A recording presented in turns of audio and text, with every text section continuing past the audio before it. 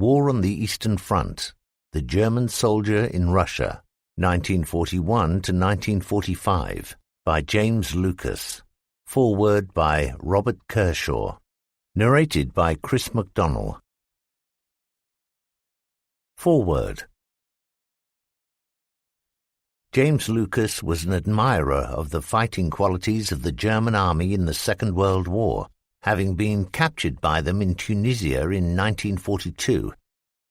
Working for the Imperial War Museum, he had unprecedented access to contacts and German documentary wartime material, which he used to the full. War on the Eastern Front, first published in 1979, was one of the first English accounts at the German soldier level on what was then a little-known conflict. Lucas offered this invaluable small-unit perspective when there were so few definitive soldier accounts of the Russo-German War of 1941-5. Few of these early accounts, Lucas included, dealt satisfactorily with the Vernichtungskrieg, or War of Annihilation, that occurred on the Eastern Front.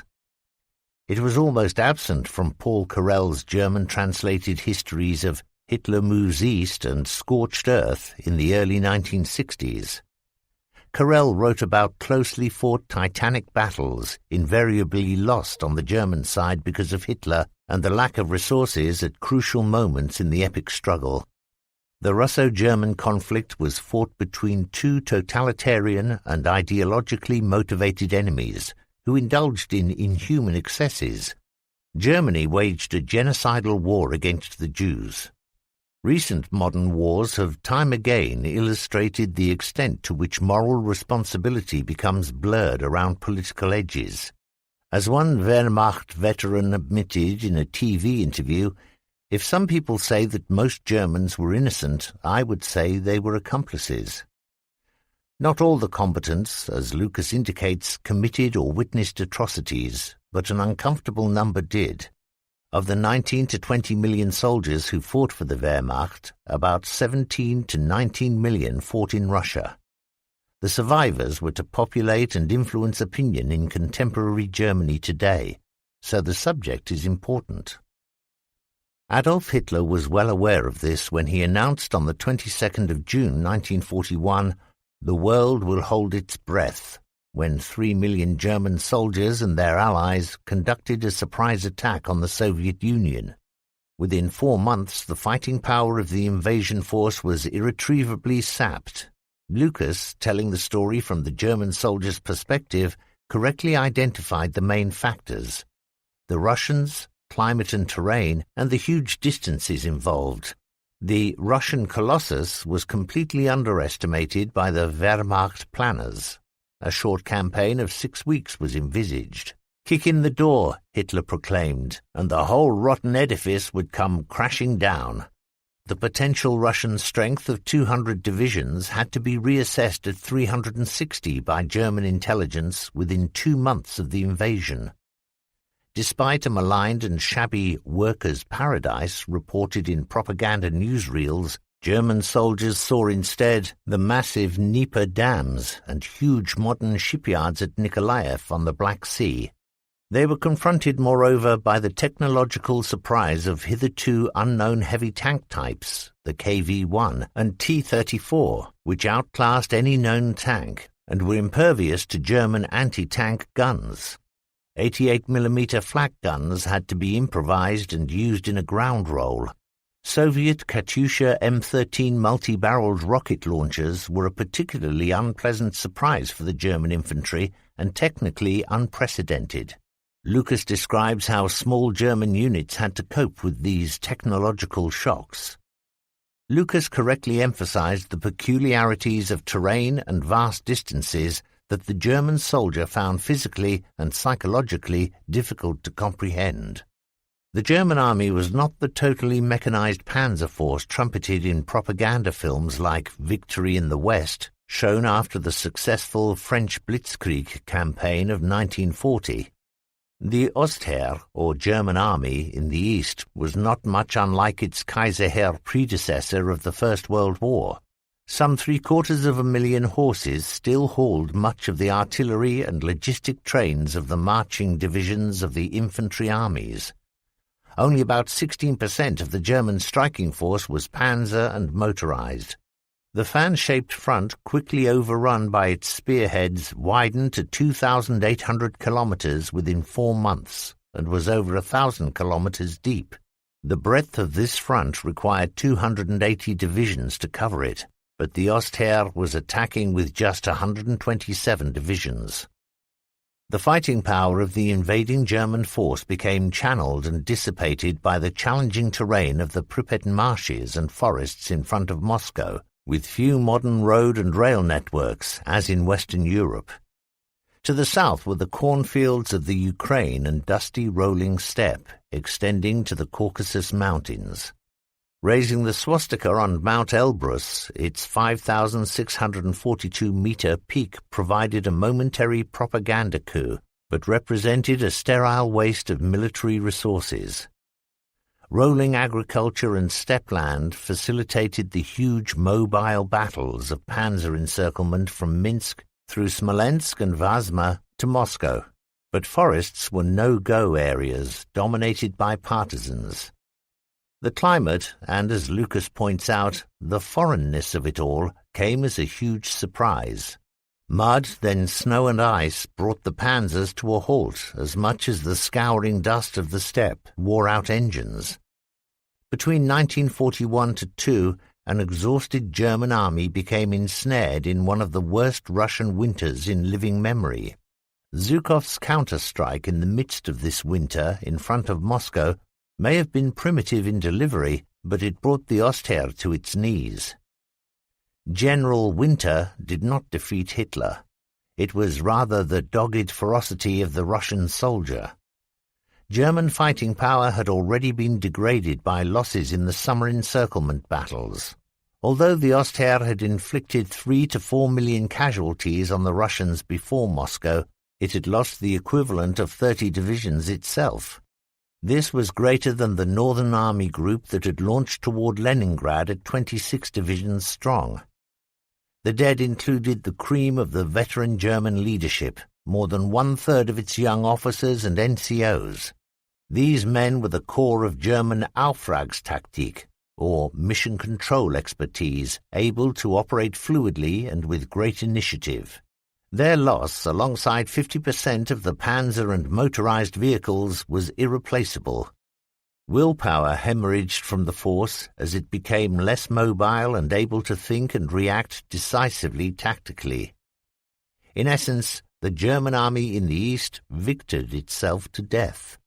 Hitler took over in the midst of the 1941 winter crisis, and his hold in place and die order ushered in a period of inflexible and dogmatic leadership.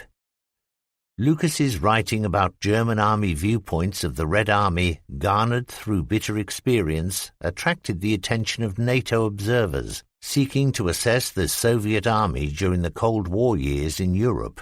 The stoicism of Red Army soldiers was juxtaposed against the poor leadership and lack of initiative displayed by its officers. The innate cunning and excellent individual fieldcraft of Russian soldiers was recognized. Wild human wave attacks and seemingly inhuman powers of resistance could suddenly result in illogical herd mentality instances of mass surrender. The Red Army soldier was an enigma. Lessons were drawn by the modern NATO armies for combating mass Soviet tanks at close quarters. Interest was also shown in the German army's response to dealing with the practical problems of winter warfare in sub-zero conditions. Wehrmacht training publications were translated and incorporated into NATO winter survival handbooks.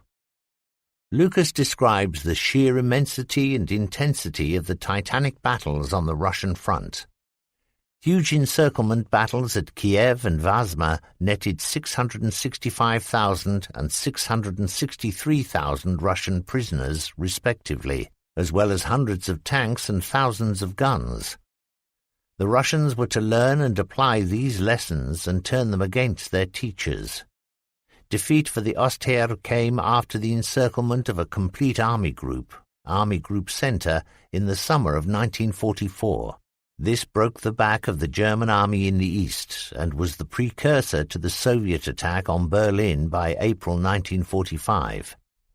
Lucas has vividly presented the listener with the simple German soldier's view of these epic events by narrating a series of small unit actions set amid the titanic battles on the Eastern Front. Robert Kershaw, 2014. Introduction and Acknowledgements. The imposing vastness of the space in which our troops are now assembling cannot fail to strike a deep impression. The Chief of the General Staff, June 1941.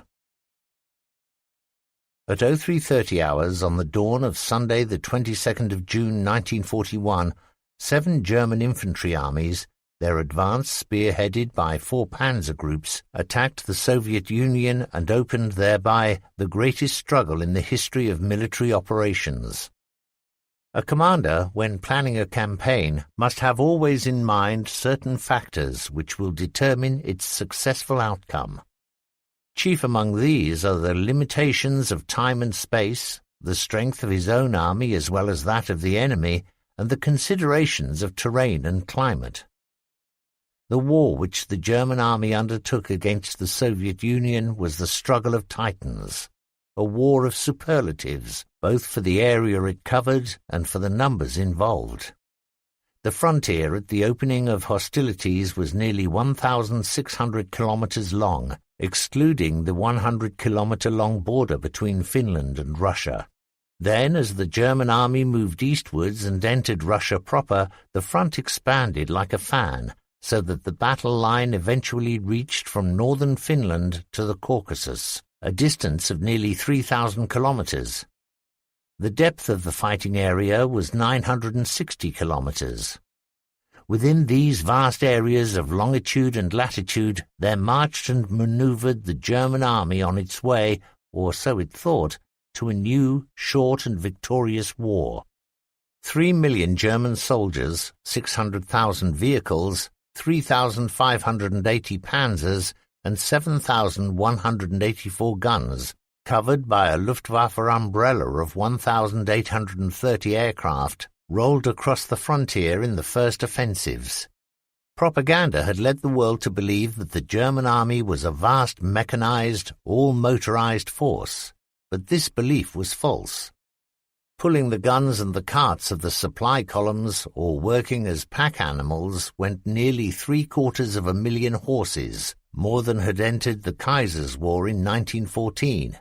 The imposing half-tracked troop carriers were few in number, and the German infantry foot-marched vast distances, often covering 70 kilometers per day for periods of several weeks together. The army which contested the German invasion was the Red Army of Workers and Peasants, an unknown factor, and an army which Hitler had dismissed as being a clay colossus without a head. It was known to be mighty in numbers, with a huge field force backed by a vast reservoir of reservists. It was thought to be poorly commanded and badly armed, but, unknown to the OKW, Oberkommando der Wehrmacht, Supreme Command of the German Armed Forces, planners, was the fact that the Russian host was equipped with some weapons, particularly tanks, which were qualitatively superior to those on issue to their own divisions. These shocks were yet to come. The country into which the armies were advancing was a vast landmass made up of every type of terrain. From the pine-forested emptiness of northern Finland, the line ran through the wide expanses of Russia's western border zone. Much of that region was covered by almost impenetrable swamps, the greatest of which extended for a distance equivalent to that between London and Carlisle. South of this, and crossing the wide and monotonous steppes of the Ukraine, the land changed and was succeeded in the extreme southern part of the battlefront by the subtropical climate and terrain of Georgia and the Caucasus. Across whole regions of the line from Finland to the Caucasus were great forests of such density that they were almost jungle. The presence of the natural obstacles of mountain, desert, marsh and jungle forced the German armies into predictable routes of advance, and it was to break through these passages, defended by the Red Army, that many of the bloodiest battles were fought. The appreciation of terrain which von Greifenberg, at one time Chief of Staff of the 12th Army, wrote, can be applied to regions other than the one about which he was reporting. East of the Bug-Zan line in Poland, he wrote, terrain conditions and the shortage of roads restrict movement. The rivers often overflow and cause widespread flooding. This disadvantage becomes more pronounced the farther east one penetrates, particularly in the marshy, heavily forested regions of the Pripyat marshes and the Beresina River. The terrain was usually bad, the river obstacles were wide, the roads few in number and poor in construction, and the main railway lines could be counted on the fingers of one hand. The German army, which was armed for and had prepared for a short and tactical war, was expected to use the equipment designed for operations in Western Europe in all the types of terrain which were contained within the Soviet Union. 3 of the 4 military considerations had been considered. Only that of climate needed to be added to the calculation, and this factor, OKW was confident, could be disregarded, for it was planned to finish the war with Russia before the onset of bad weather.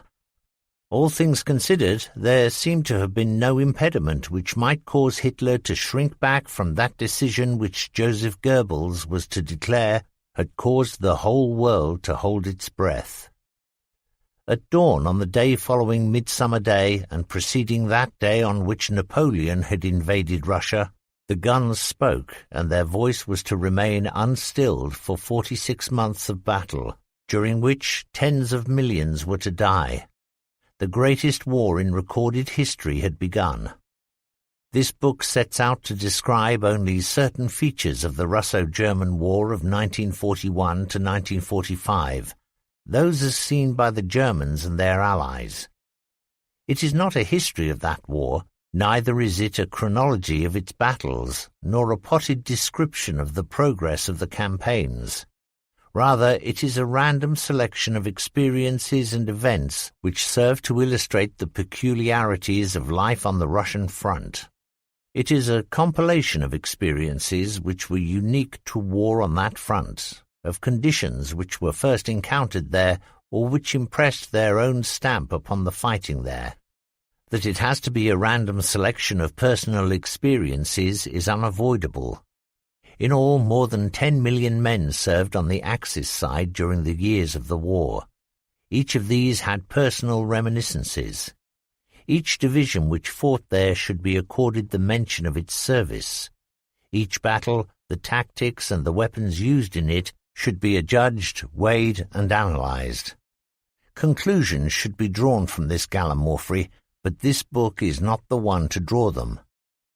It will also be seen that there is a heavier emphasis on the first 2 years of the war. The principal reason for this is that by 1943, the weapons, tactics and experiences which had made the Russian front unique had become commonplace.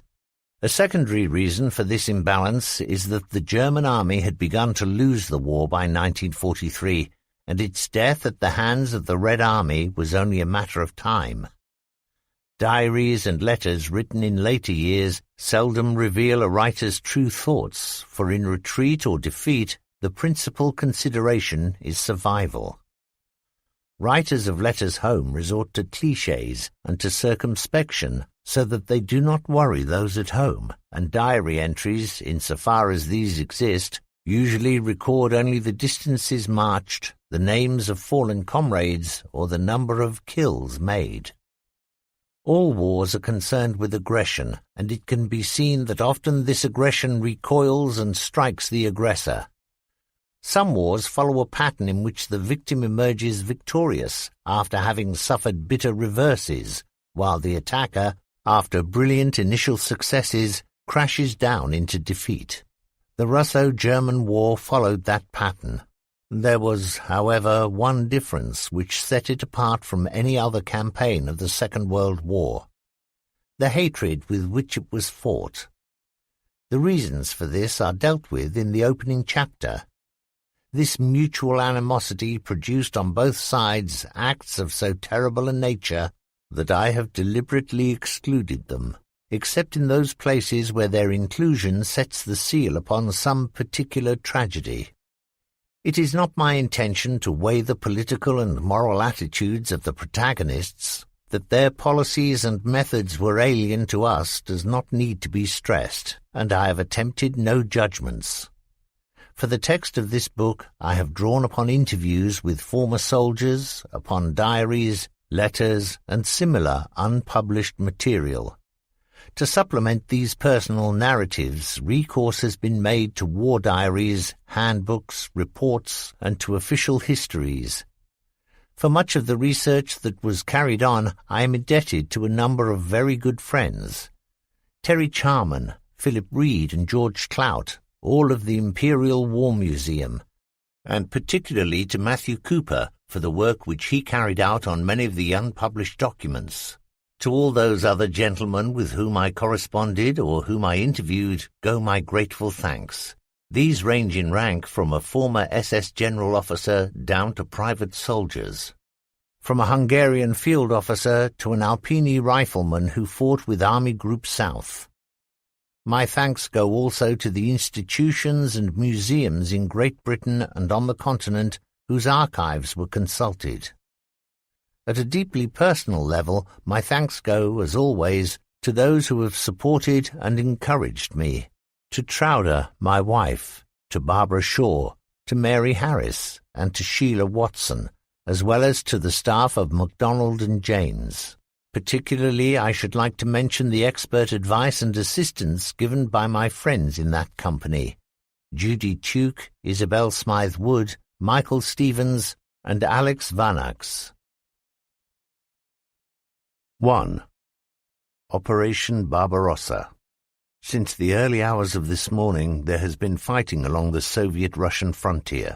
OKW Communiqué, 22nd of June, 1941. At the end of the summer of 1940, Adolf Hitler was the master of continental Europe. The armed forces of the Third Reich, whose supreme commander he was, had conquered an empire which ran from the Channel coast to the river Bug in Poland, and from the North Cape to the Alps. Surveying the situation at the end of that victorious summer, Hitler could be pleased. Taking as a starting point March 1938, the month in which German troops occupied Austria, a country outside of Germany proper, he had gained much through diplomacy, bluff, and short campaigns. He had taken Czechoslovakia in 2 bites between September 1938 and March 1939. Memel, that city emotive to the German mind, had been absorbed in the autumn of 1939, and then had come the invasion of Poland. Within a month Poland had been destroyed. 2 short campaigns had captured the Scandinavian countries of Denmark and Norway, and had reduced to the status of vassals the empires of France, Belgium, and Holland. Only 2 countries stood outside the influence of Greater Germany. The one was Great Britain, now bereft of allies on the mainland of Europe, and the other the Soviet Union, an ally of Germany through a non-aggression pact signed in 1939. There was a partial demobilization of older age groups of servicemen, but at the same time on the western coasts of France, army divisions were practicing embarkation into and debarkation from barges in which they expected to cross the Channel and invade England. Luftwaffe squadrons had begun the softening-up process of bombing airfields from which the RAF might attack any German seaborne landing upon the coasts of Sussex or Kent. All seemed set for Operation Sea Lion, the invasion of the United Kingdom. But the Führer lacked enthusiasm for the enterprise. Indeed, he retired to Berchtesgaden for a holiday at the end of which he announced that the projected invasion would not take place. His mind was made up. He had decided upon his next move, which would make Germany's the only voice in Europe. He would destroy Russia. In a speech on the 21st of July 1940 to the heads of his armed forces, he announced his intention, made necessary, he claimed, by Stalin's flirtation with Britain, and during the discussion which followed, the strategic outline of the new war was drawn. The notes made by Halder for his war diary and dated 22nd of July 1940 record that the intention was the defeat of the Russian army or the capture of at least as much Russian territory as necessary to prevent enemy attacks against Berlin and the Silesian industrial areas. Strength required, at most, 100 divisions. This last sentence is significant, for such was the confidence of the German military commanders in the ability of their own army, and such was the low opinion of the fighting qualities of the Red Army, that they considered 100 German divisions to be more than enough to win the war. When a comparison is made between the campaign in France during 1940 and the plan for the assault upon Russia, the astonishing fact emerges that for the new war it was proposed to commit only a handful of divisions more than were used during the second stage of the war in the West. In terms of area, the German army was to be deployed in about 1 million square miles of Russia, whereas the area of Western Europe in which victory had been gained in 1940 with slightly fewer divisions had been approximately 50,000 square miles.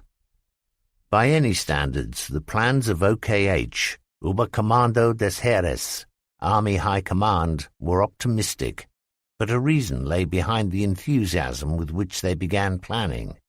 It was not that they were keen to attack the Soviet Union. The generals all realized the menace to Germany which that nation represented, but there were considerations of grand strategy which suggested to the Army Command that there were more urgent priorities than the attack upon Russia. As they saw it, there was a far greater need to reduce Great Britain and her empire. The defeat of the Italian army in North Africa by the British army under Wavell convinced OKH that, necessary though a war against Russia might one day be, the first priority had to be to destroy Britain. The principal reason for the army's keen acceptance of the Führer's directive for a new war lay in the desire of the General Staff to make Hitler realize that he needed their professional skills.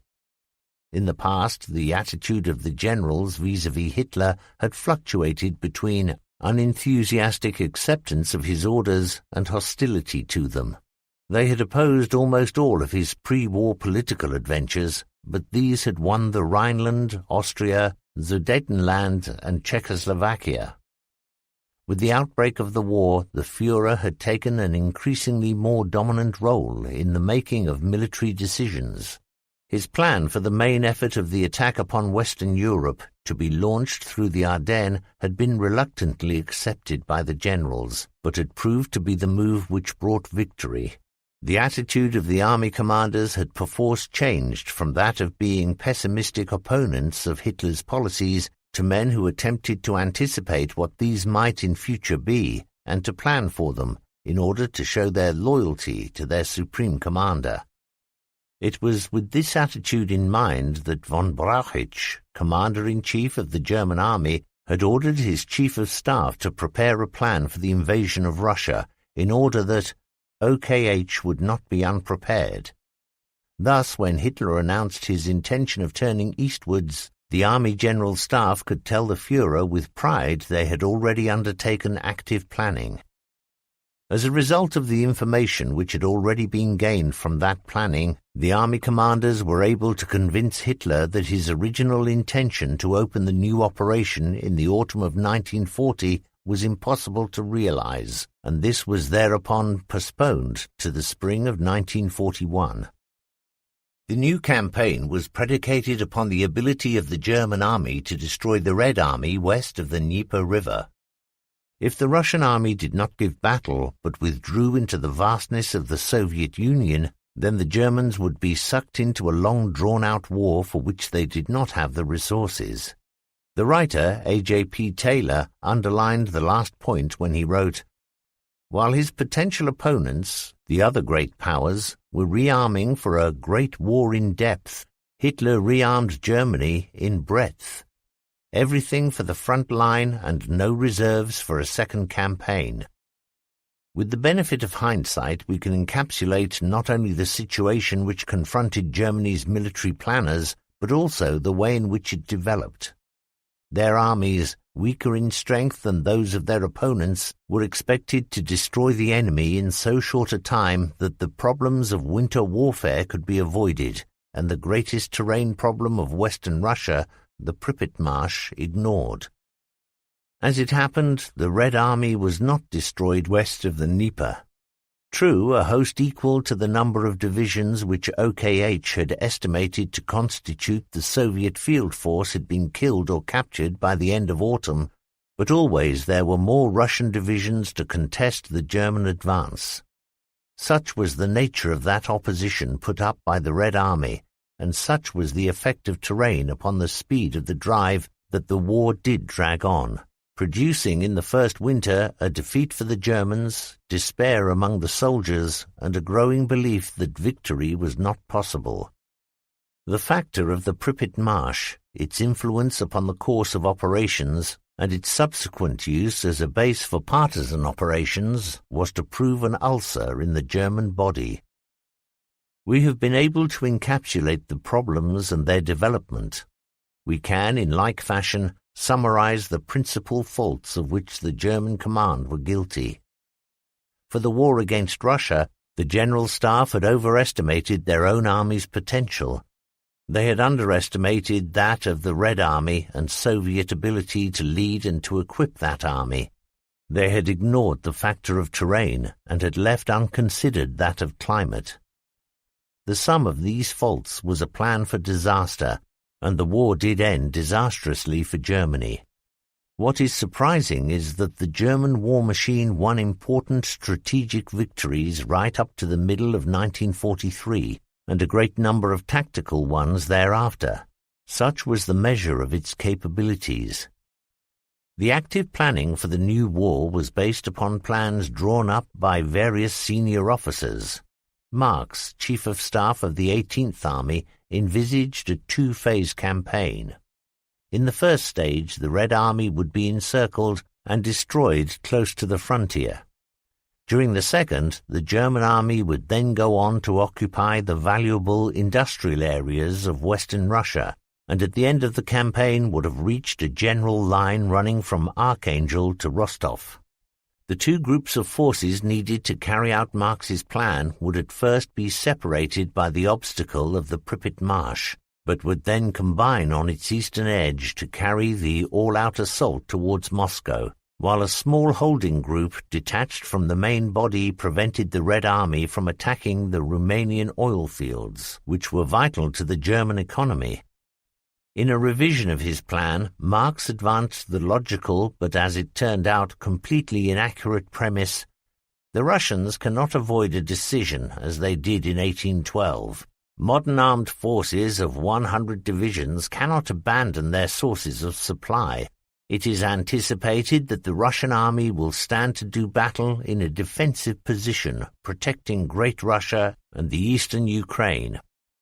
Marx was not to know that the Soviets had developed other sources of supply than those in western Russia, and that a relocation of Soviet heavy industry was underway, which would place the factories east of the Ural Mountains.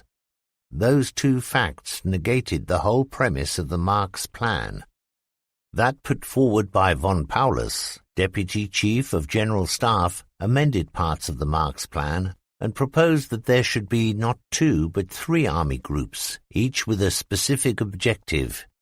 He too made Moscow the prime target, and according to Halder's war diary, the capture of Leningrad and the Don Basin beyond Kharkov would depend upon the progress of the general offensive against Moscow.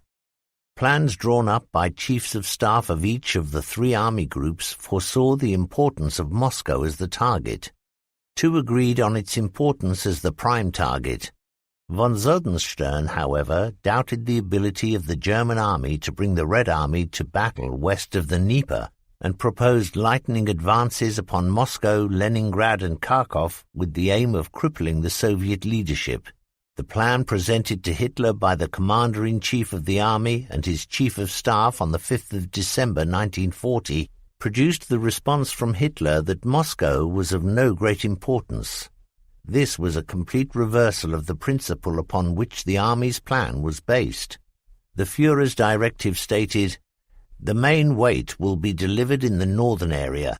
The more southerly of the two army groups of this northern grouping will have the task of advancing and routing the enemy forces in White Russia, and will help to destroy the enemy forces operating in the Baltic area.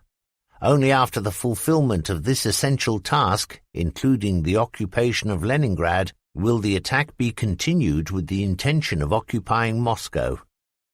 By March 1941, there were fears at OKW on whether the German forces were sufficient in number. In view of Hitler's reluctance to use troops of nations allied to Germany, the southern thrust had to be weakened, and the Führer also claimed the Pripyat marshes presented no serious obstacle to a linear advance. The arguments of his senior commander notwithstanding, the final plan for Operation Barbarossa was as follows. Army Group North would attack from East Prussia in the general direction of Leningrad. Army Group Center would advance from Poland to force a breakthrough towards Smolensk. These two groups would then join to destroy the enemy formations in the Baltic area. Meanwhile, Army Group South would move from southern Poland and through Kiev to the Great Bend of the Lower Dnieper. There then followed a vague statement that once the northern objectives had been attained, freedom of movement for further tasks was assured.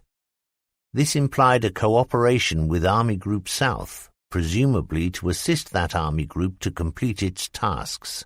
Thereafter, there would come the advance towards Moscow. The German dispositions. Army Group North, commanded by von Lieb, had two armies on its establishment. Busch's 16th with 8 divisions and the 18th Army under Küchler with 7. To lead these infantry forces there was a panzer group, Hüppener's 4th, made up of 3 panzer, 3 motorized and 2 infantry divisions. There were 6 other divisions, 3 infantry and 3 security in Army Group Reserve, and 2 more infantry divisions in the OKH Reserve held behind Army Group's front. The strongest of the army groups was that of the centre under von Bock. The 4th Army, von Kluge, had 14 divisions, while that of Strauss, 9th Army, had 9. With this army group there were 2 panzer groups, Guderian's 2nd with 15 divisions, 5 panzer, 3 motorized, a cavalry and 6 infantry, and Hoth's 3rd with 11 divisions, including 4 panzer and 3 motorized. Army Group Centre had 1 infantry division in reserve and a further 6 in OKH reserve. Von Rundstedt's Army Group South disposed 3 armies. The 17th, under Stulpnagel, had 13 divisions. The 6th, commanded by von Reichenau, had 6, and the 11th Army with 7 divisions was commanded by von Schobert. The 1st Panzer Group, von Kleist, with Army Group South, had 14 divisions, of which 5 were panzer and 3 motorized infantry. Army Group South Reserve was 1 infantry division, and the OKH Reserve was made up of 6 divisions. Thus, on the 22nd of June 1941, a host made up of 7 armies and 4 panzer groups was ready to move across the frontier. The whole force consisted of 134 divisions, of which 17 were panzer, 13 armoured infantry, the only cavalry division in the German army, 4 mountain divisions, and 9 security. The remainder were infantry. To this purely German force must be added the armies of her allies, of which there were 14 Romanian and 21 Finnish divisions. Later these would be joined by Hungarian forces, a Spanish division, a whole Italian army, together with a number of smaller contingents from other European nations. Later still, the number of foreign units would include regiments and divisions of the Waffen-SS, raised from French, Belgian, Dutch and Scandinavian volunteers. The presence of those men in the war against Russia is dealt with in another chapter. Although the number of armoured divisions available for Barbarossa had more than doubled, 15 in May 1940, 32 in June 1941, the number of vehicles had increased by only a third, 2,574 to 3,332. Hitler, aware of the importance of the armoured thrust to the new campaign, had raised the number of panzer divisions by the simple expedient of cutting in half the establishment of existing divisions and thus creating 2 divisions out of 1. It will be appreciated that, of course, the regular formations retained the best equipment and parcelled out the remainder to the new units as these were formed. Those who were among the last to be raised were issued equipment of the most diverse nature. The 18th Panzer Division, for example, had no vehicles at all until June 1941, when French trucks were supplied. With no delay, the troops were then carried straight from the 18th Division's concentration area to the form-up zone, east of Warsaw, and put into action. When the division entered the fighting, it did so with 162 different types of soft-skin vehicle, among the 21 major groupings of which it was composed. One of these groupings had 17 different types of lorry within a unit establishment of 33 vehicles. The artillery regiment had 445 vehicles on establishment, and there were 69 different types of lorry. The problem of spares for these many and often unusual different types of machine can best be imagined. There was, however, one vehicle which was not included on the war establishment and which was yet to be found in every unit. This was the Russian pannier cart, a horse-drawn wagon, robustly constructed, light and extremely mobile. One transport officer was to remark bitterly, "The pannier cart was the only standardized transport we had, and that was not even an official issue." 3 million German soldiers went into Operation Barbarossa, supported by more than 7,000 artillery pieces, and with their advances led by 3,332 tanks. When this mighty force moved forward on the dawn of the 22nd of June 1941, a turning point was reached in the Second World War. Britain, which for a whole year had stood alone and unconquered against Hitler, once more had an ally, and the spectre of a two-front war arose again to haunt the German General Staff. All that they had feared was coming true. The Red Army's dispositions. The Soviets, conscious of the threat imposed by the growing power of Hitler's Germany, had deployed the Red Army in 4 special military districts along the common frontier. In the belief that Germany's aim would be to seize economic prizes, and in particular the oil and wheat of southern Russia, the Red Army's High Command had concentrated the greatest number of its armies in the districts which covered the Ukraine. The Soviet line of battle, starting in the south and working northwards, had at its most southerly point the Odessa Special Military District, with 9th Army under command. This army controlled 12 infantry and 2 armoured divisions, which were deployed in the area between the rivers Prut and Dniester, covering a front which ran from the Black Sea and along the whole length of Moldavia. The next special military district was that of Kiev, and this disposed 4 main armies. These were running from south to north, 12th, 26th, 6th and 5th. Behind those front-line armies a new one had been raised, 28th, whose task it would be to act as a deep reserve. The Kiev district had 40 infantry and 16 armoured divisions in its command, excluding the divisions of the newly formed 28th Army, and the line which the district held stood along the Carpathian Mountains and continued northwards, conforming to the line of the lower Bug. Of the 4 districts, the next, the western, was in the most exposed position, for it projected strongly into Poland as it followed the river Bug, which formed the frontier between Germany and Russia. One of the Western District's armies, The 10th, grouped around Bialystok, was outflanked both to the north and south by 2 German panzer groups. The Kiev district had 3 armies in the line, 4th, 10th and 3rd, with the newly raised 13th Army in reserve. Of the 36 divisions under command, excluding those of 13th Army, 26 were infantry and 10 armoured. The most northerly of the 4 special military districts facing the German army was the Baltic, with 11th and 8th Armies under command. Like the Kiev and Western District, the Baltic had a newly formed army, the 27th, in reserve.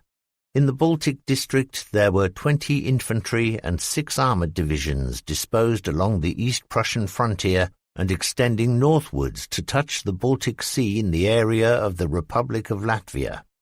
Thus 10 Russian armies were in the line, with a further 3 in reserve. A force of 98 infantry or motorized divisions and 34 armoured divisions was in the field, together with a number of cavalry and other divisions. The German appreciation of Russian strength was based on summaries completed during 1938 and 1940, and therefore grossly underestimated the forces which the Soviets could produce. The frustration which was felt at the outpouring of men can be seen in Halder's war diary. During mid-August there is an entry which admits, "We reckoned with 200 divisions, but now we have already identified 360.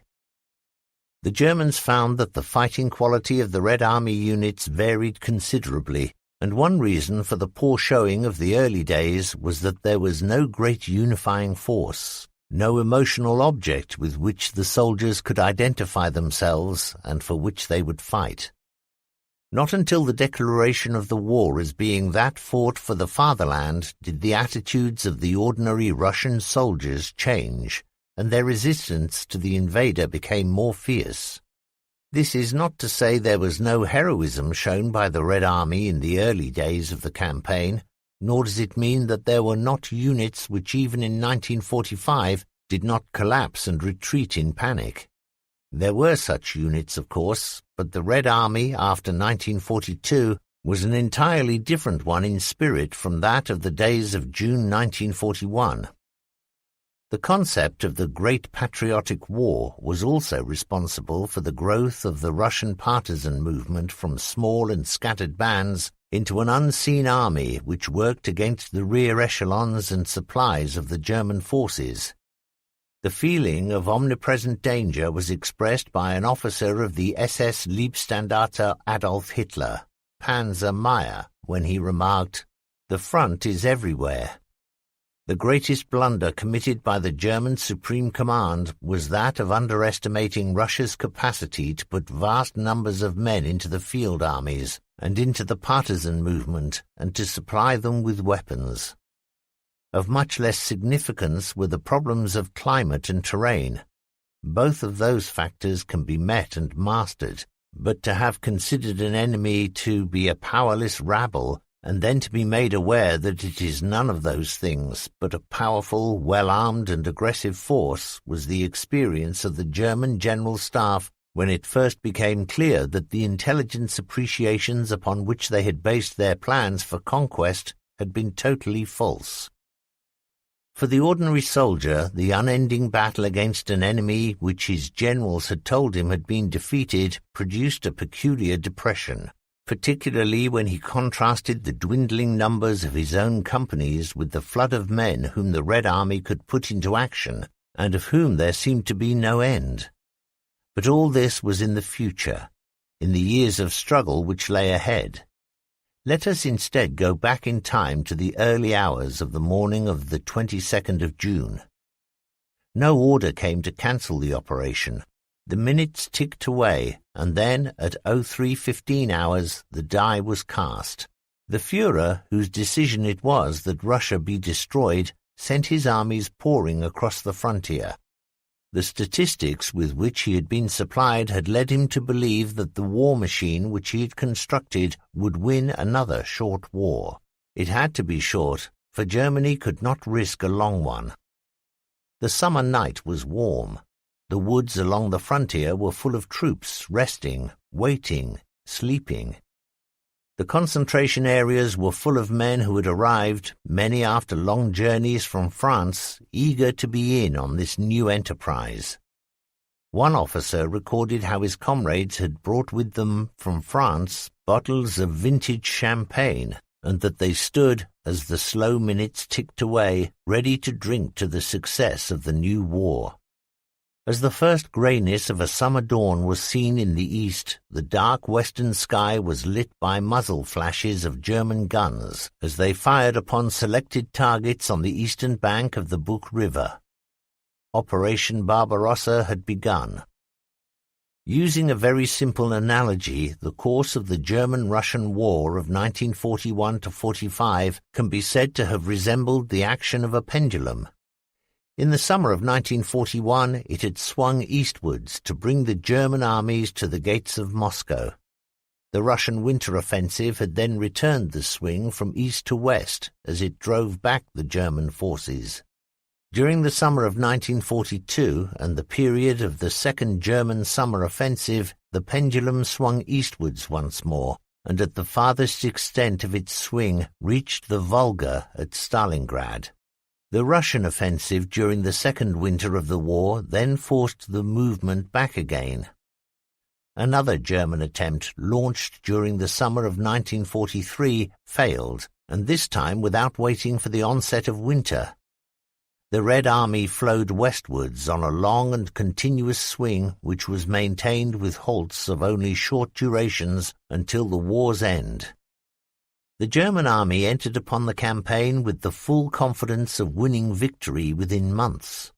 Because of this falsely engendered belief, there had been no forethought, no proper planning to equip the armed forces with modern strategic weapons, and even to hint at the possibility of a need for winter clothing was tantamount to doubting Hitler's word that the war would be quickly won.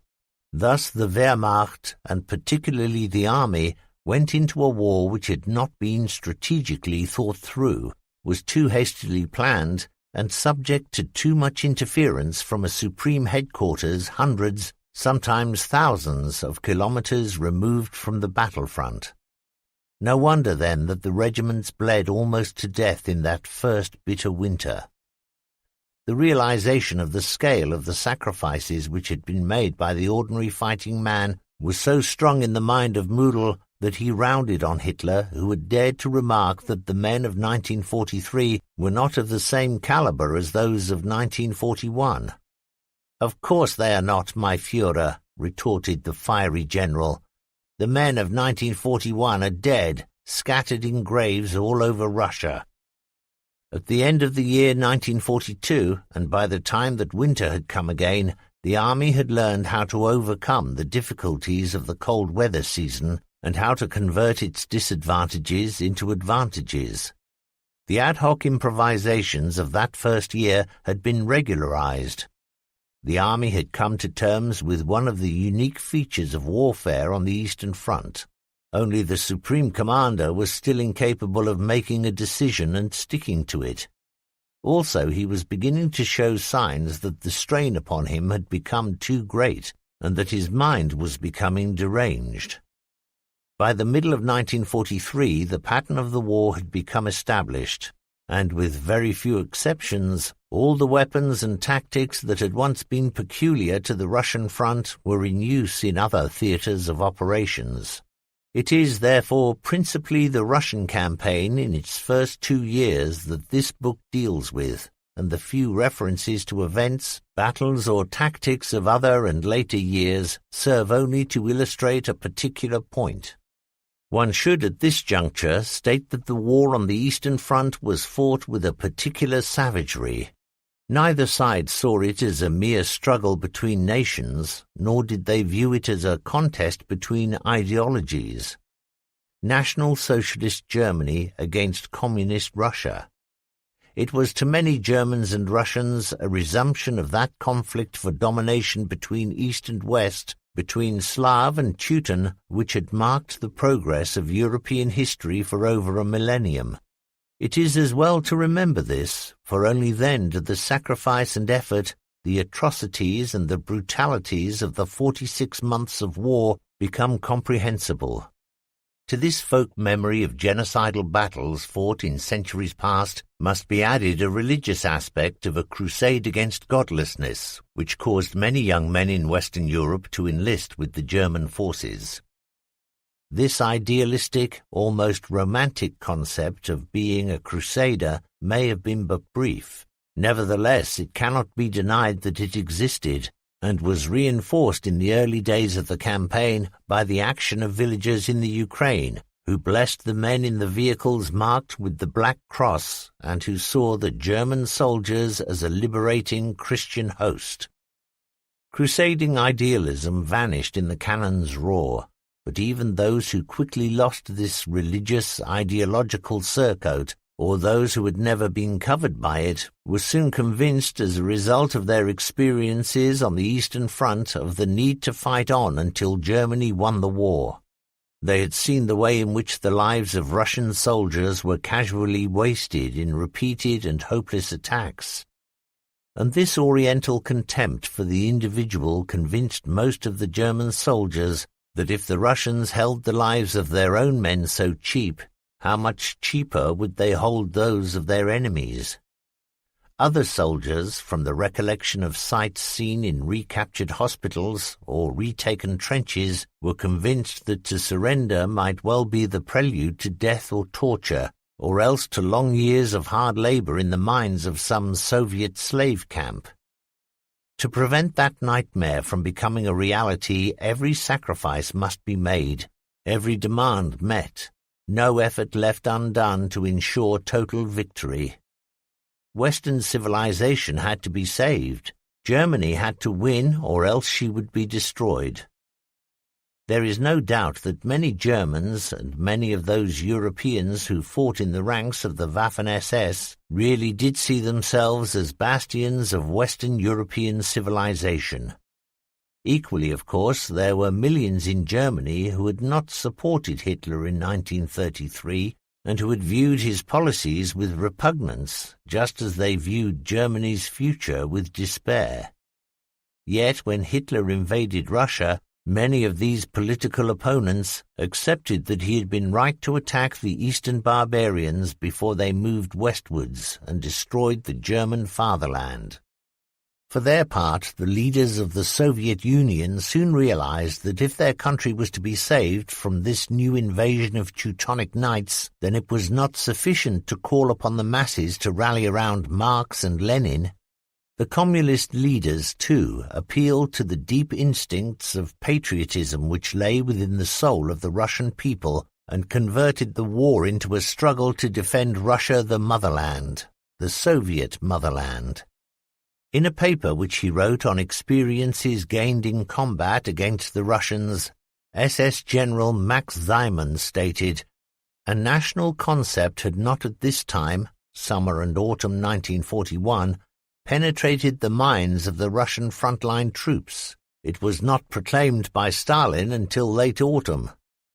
From that time on, the tenacity with which the Red Army fought changed to become a fanatical determination to drive the invaders from their homeland.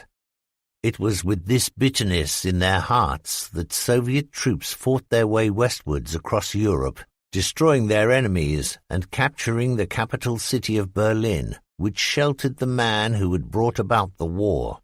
The Red Army men had seen their country invaded and had witnessed the results of that war and its effects upon the Russian people. Their vengeance was terrible.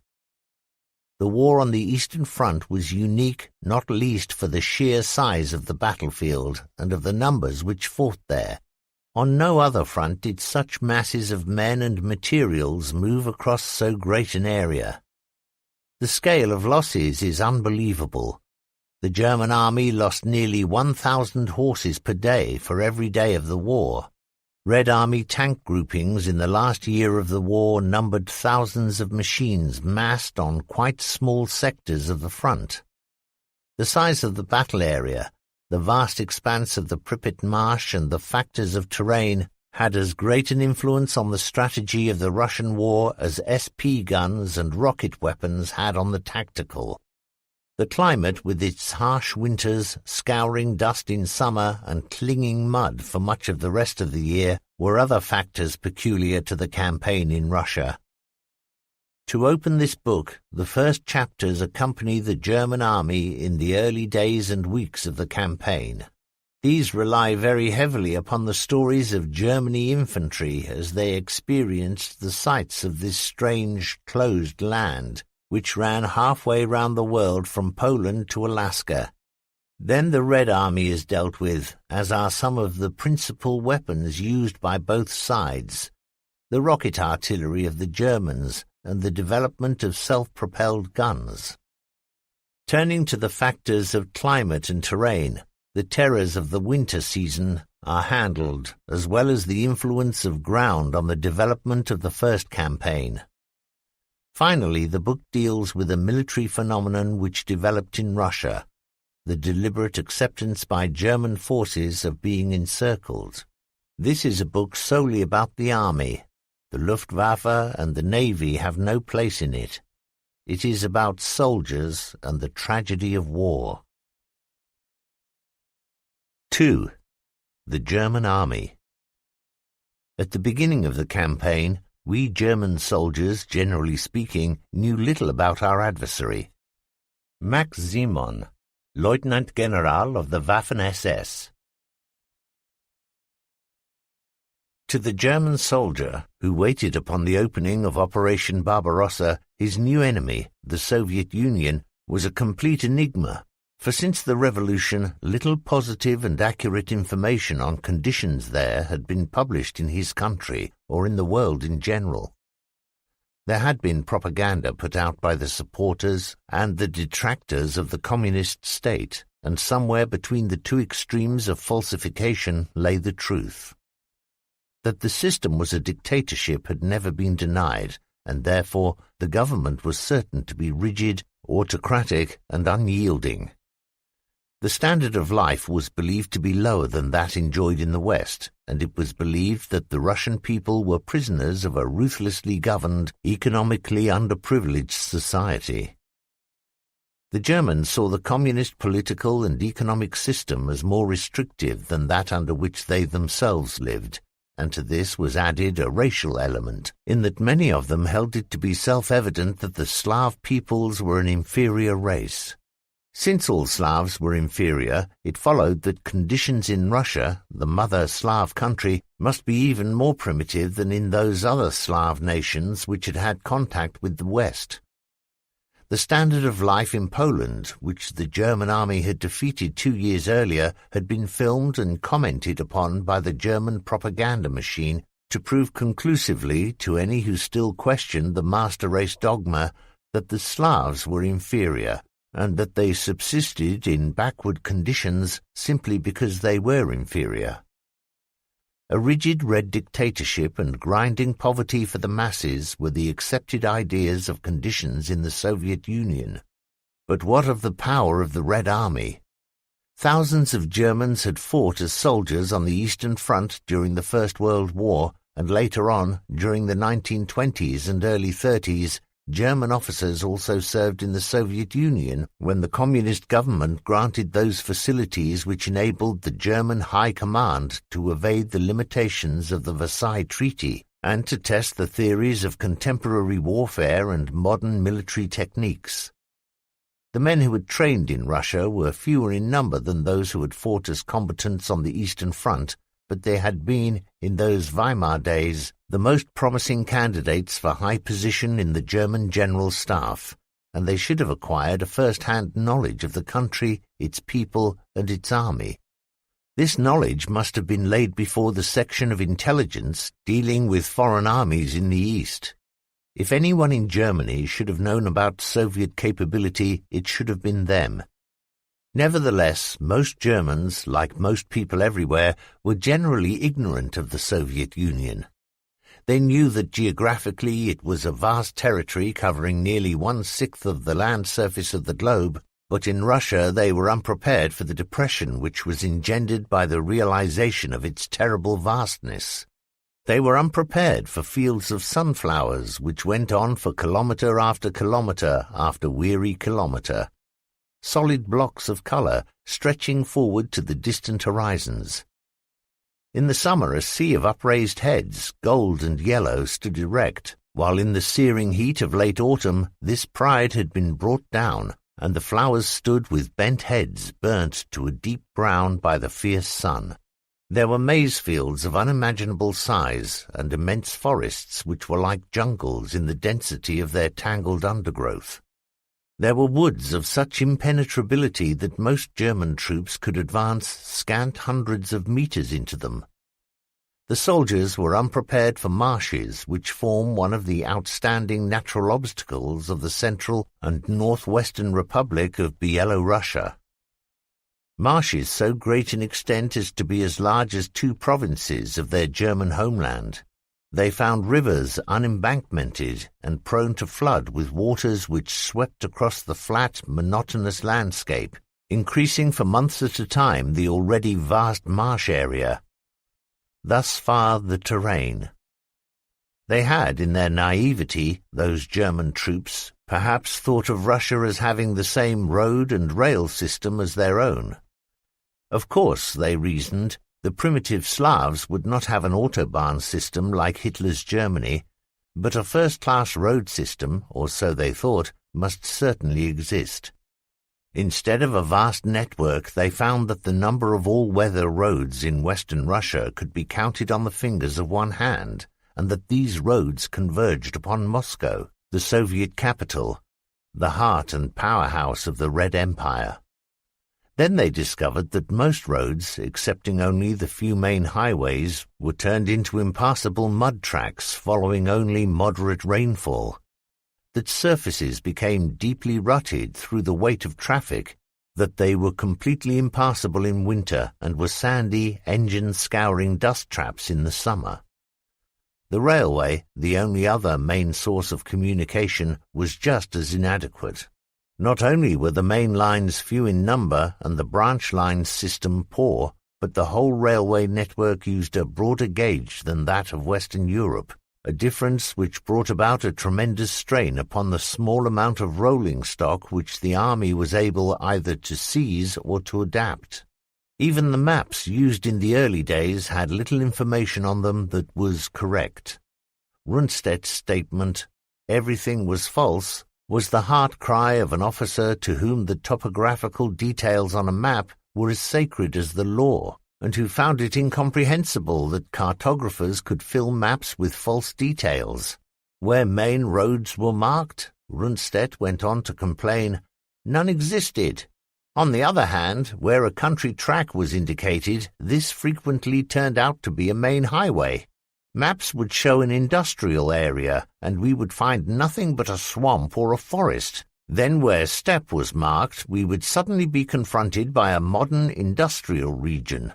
Little or nothing on the maps with which we were issued was true. It was, however, in the attitude of the masses of the Soviet peoples that the ordinary soldier of the German army found such a contrast between his own country and that in which he was fighting. The great mass of the population was made up of peasants, and these mujiks were passive. In bad weather or in the periods of the greatest mud, after having laid in sufficient stock of fuel and food, they went into a form of human hibernation, emerging only rarely, and then just to feed the cattle or to draw water. To attempt to work in such conditions was unheard of. As a peasant, one retired indoors and waited for the bad time to pass by. A dumb submission, a humble acceptance of fate's blows, whether it was drought or flood, a party ukase, a German occupation, or the destruction of his primitive house, all were accepted without demur. The eternal mujik remained unmoved. He knew that basic things mattered and remained. The soil mattered and would still be there whether Tsar or Commissar ruled. For the rest, if the hut burnt down or blew away, it would not take long to build another.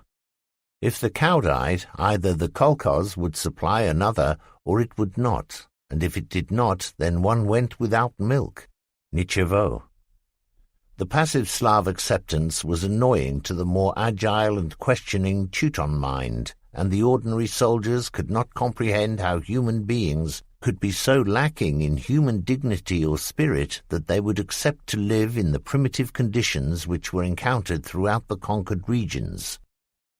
They had known that Russia must be less well endowed with the good things of life than was their own German homeland, but they were shocked to find that the ordinary peasant lived little better than the animals with whom he shared his quarters. In letters, diaries, and reports, the German word Sauberkeit, cleanliness, was the most frequently recurring one when the writer dealt with the living conditions of the Russian peasant. Another great contrast between Germany and Russia lay in the climatic conditions. In Germany there were certainly cold winters and hot summers, but not the extreme differences in temperature encountered in the Soviet Union. The bitter cold of 30 or 40 degrees below zero, the searing heat of summer when temperatures rose to unbearable levels, both were strange phenomena. One question posed in post-war years was whether the appalling hardships suffered by the German army during the first frightful winter might have been avoided, or at least minimized, had the Russian road and rail system been more widespread and able to overcome the climatic conditions. If OKH had the ability to bring fresh troops into the line or to withdraw those exhausted by the privations, then this mobility might have gone a long way to sustain the German army. It might have been able, perhaps, to have held in check the great Soviet winter offensive. Climate may be, as the opening statement of one chapter says, a series of natural disasters, but these might have been less disastrous had a competent road and rail system existed, or had the German engineers built them. Lacking efficient channels to support their life system, the regiments on the open steppes were the victims of every catastrophe from frostbite to pneumonia and typhus. These ranged from long marches retreating through waist-high snow where progress could be as little as 5 kilometers in a day, to enduring attacks by wave after wave of well-equipped and warmly clad Siberian riflemen who, completely at home in the sub-zero temperatures, swept out of the blinding snowstorm to harry and to kill. The presence of such elite troops leads inevitably to the German opinions of the Red Army. Those who had fought the Russians in the years of the Great War were very much aware of the tremendous courage of the ordinary Russian soldier and his ability to suffer great privations, but they had little belief in his ability to think for himself or to act upon his own initiative. Those senior German officers who, as young soldiers in the days of Weimar, had practiced and maneuvered on the steppes around Kazan, thought of the leaders of the Red Army as competent to command corps, but felt that they lacked the stature to command armies or army groups.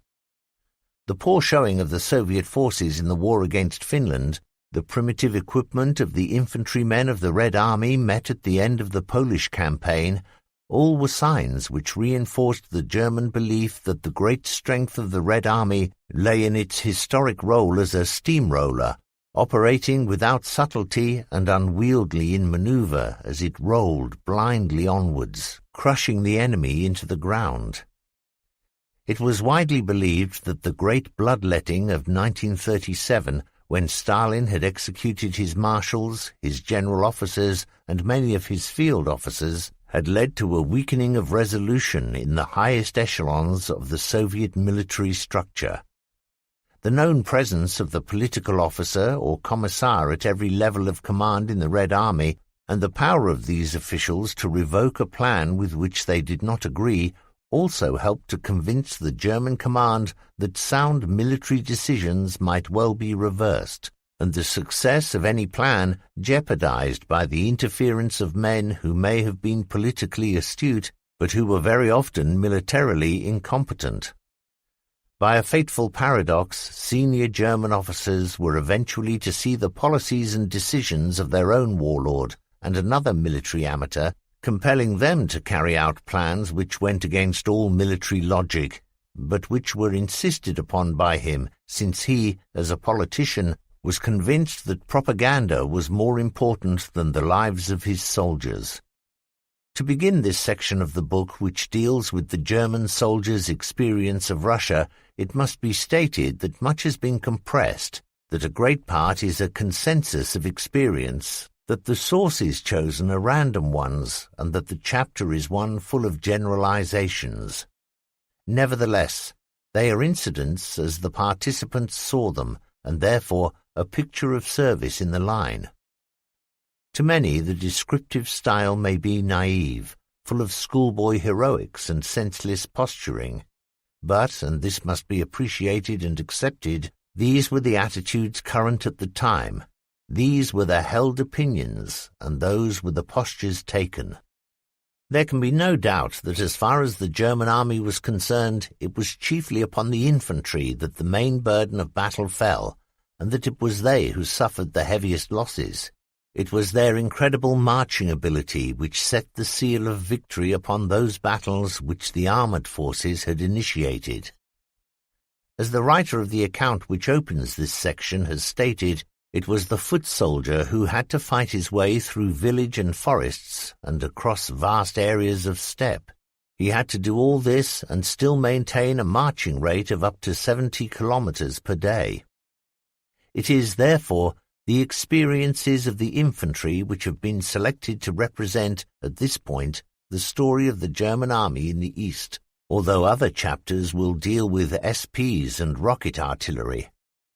Both arms of service were important, but ever and always it is the foot soldier, with a light and mobile personal weapon, who secures the ground, captures it, defends it, and holds it, and who is the irreplaceable factor.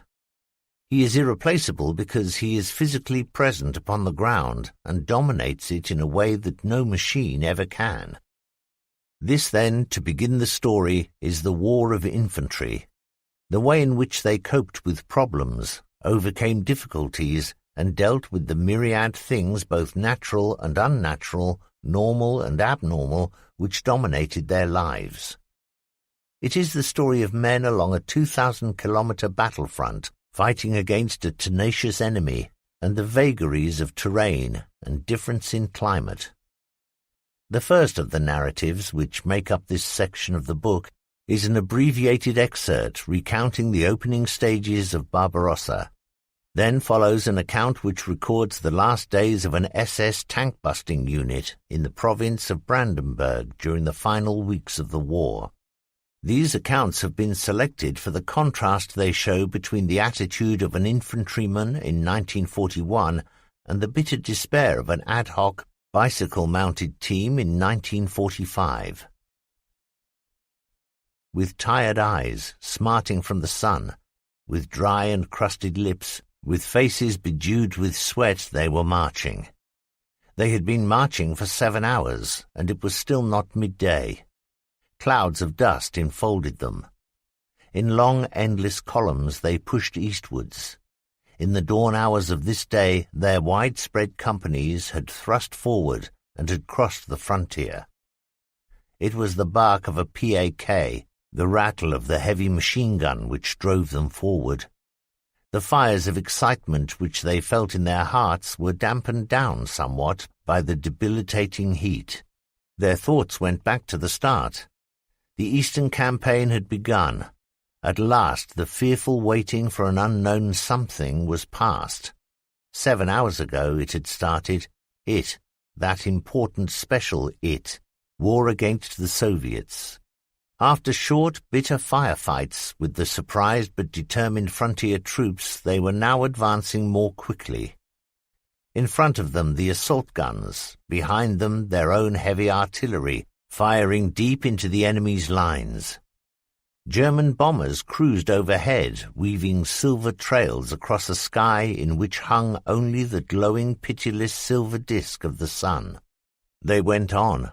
Feet sank into dust and puffed it from soles of boots, so that it rose to lay a crust upon them.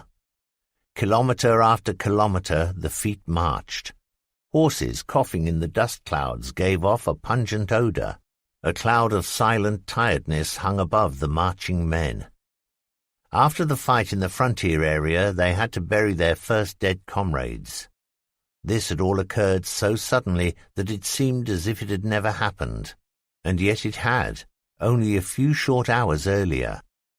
The hands of the watches had shown 3:05, and they had rushed forward, springing in quick steps to reach the Soviet frontier pillboxes. A few short bursts had been sufficient to beat down the resisting enemy, who were dressed only in vest and pants. Only a few were killed. In the short minutes of the first contact, they knew what had now come, inescapable and unbelievable. War. Then they had moved on into the first villages. This picture was repeated everywhere along the battle line from the Baltic to the Black Sea. Strange huts, wooden walls, some fitted with tiles but most covered with mossy green straw. Foreign people who stared with inquisitive eyes, shocked by the force of the explosion, by the burning, crackling houses set alight by artillery shells. There lay the first dead, earth-brown uniforms, pale faces, pointed and white, thin noses projected from dead faces. It was war. Everywhere on the long frontier they had been the first, the infantry. Certainly they had been accompanied by engineers and anti-tank teams, but the first shots were fired from their machine guns, and theirs were the first prisoners. Red Army men brought out of the houses and swept into captivity as an arm sweeps clear the table. The sun was pitiless in its intensity. There was no water, only sweat that burned in the eyes and made the shirt flap wetly against the skin. The companies, battalions, regiments had regrouped after the breakthrough and now were on the march again. Fast reconnaissance groups from the motorized elements of the division and regiments set out along the deeply rutted roads, through patches of loose sand and clouds of dust, heading away eastwards. Securing the flanks were squadrons of cyclists, cavalry, and armoured cars. All were seeking an enemy who had pulled back to high ground and to the field fortifications on riverbanks where he would offer resistance. The scene repeated itself along the whole front from Tilsit to the mouth of the Danube. The infantry advanced through the sticky, hot woods, through small villages dozing in the sunlight, or along the side of the great road to the east. On the few main highways, the advancing armour was followed by motorized units. Behind the virile panzer thrusts, the infantry marched, and there, where resistance was met, they went in to destroy it. At Memel, at Brest-Litovsk, at Przemysl, and in front of Lemberg there had been fighting, and the end result had been the defeat and destruction of the enemy. The first days passed. In between the fighting, the infantry had marched, sometimes 70 kilometers each day, and this they had achieved in enemy territory, where waving cornfields hid the crafty Kalmuk, where trees carried not only the heavy fruits of summer, but the wily sniper. Burning villages, staring bodies of fallen Soviet soldiers, swollen carcasses of dead horses, rusting, blackened and burnt-out tanks were the signposts of the march. Soviet cavalry, enemy tanks, dive-bombing aircraft and Rata fighters skimming low, fast and straight as arrow flight all tried to halt the advance, but none succeeded. More tired now were the feet, more dry the throats, and the lips of those who marched and marched were long since silent. The sun stayed in the sky for hours, and only slowly did night approach. The heat, however, did not die. The head of the marching columns halted. The battalions closed up and took up all-round defence positions. Even when that was done, patrols still had to go out, moving on tired and painful feet to seek out the enemy. Rapid, heavy firing betrayed the Soviet positions and showed how watchful they were.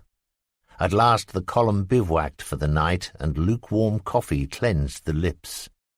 The soldiers began to chew on their rations, and the first words were spoken. The soldiers forced their tired bodies to wield entrenching tools and dig shallow slit trenches in which they could take cover. but not in which they could rest, for during the night there would be no rest for them. They lay waiting for the enemy who lurked out there in the darkness. The Soviets attacked. In the treacherous light between dusk and total darkness, the Reds either made infantry assaults or called down a rain of artillery shells which fell around the German positions.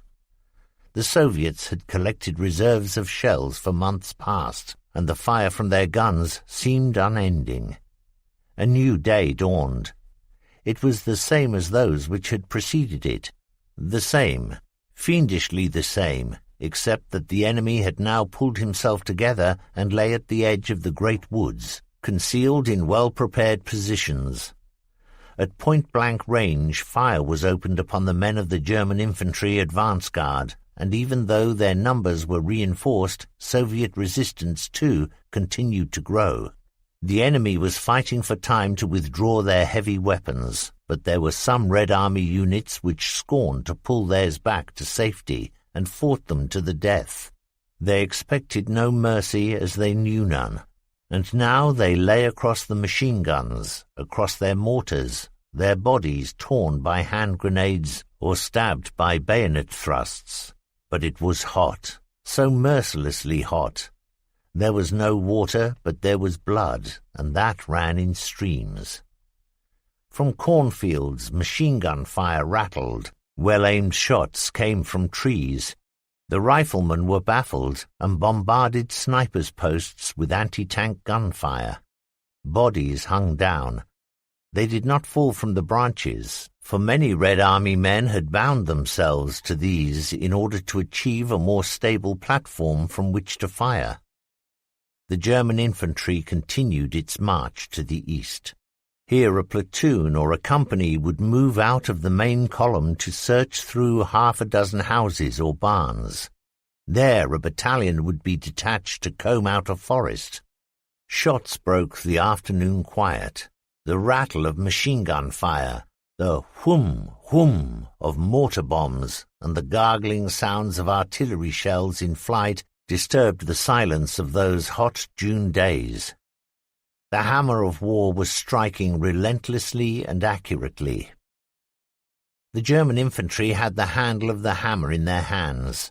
They were the strong arm of their commanders.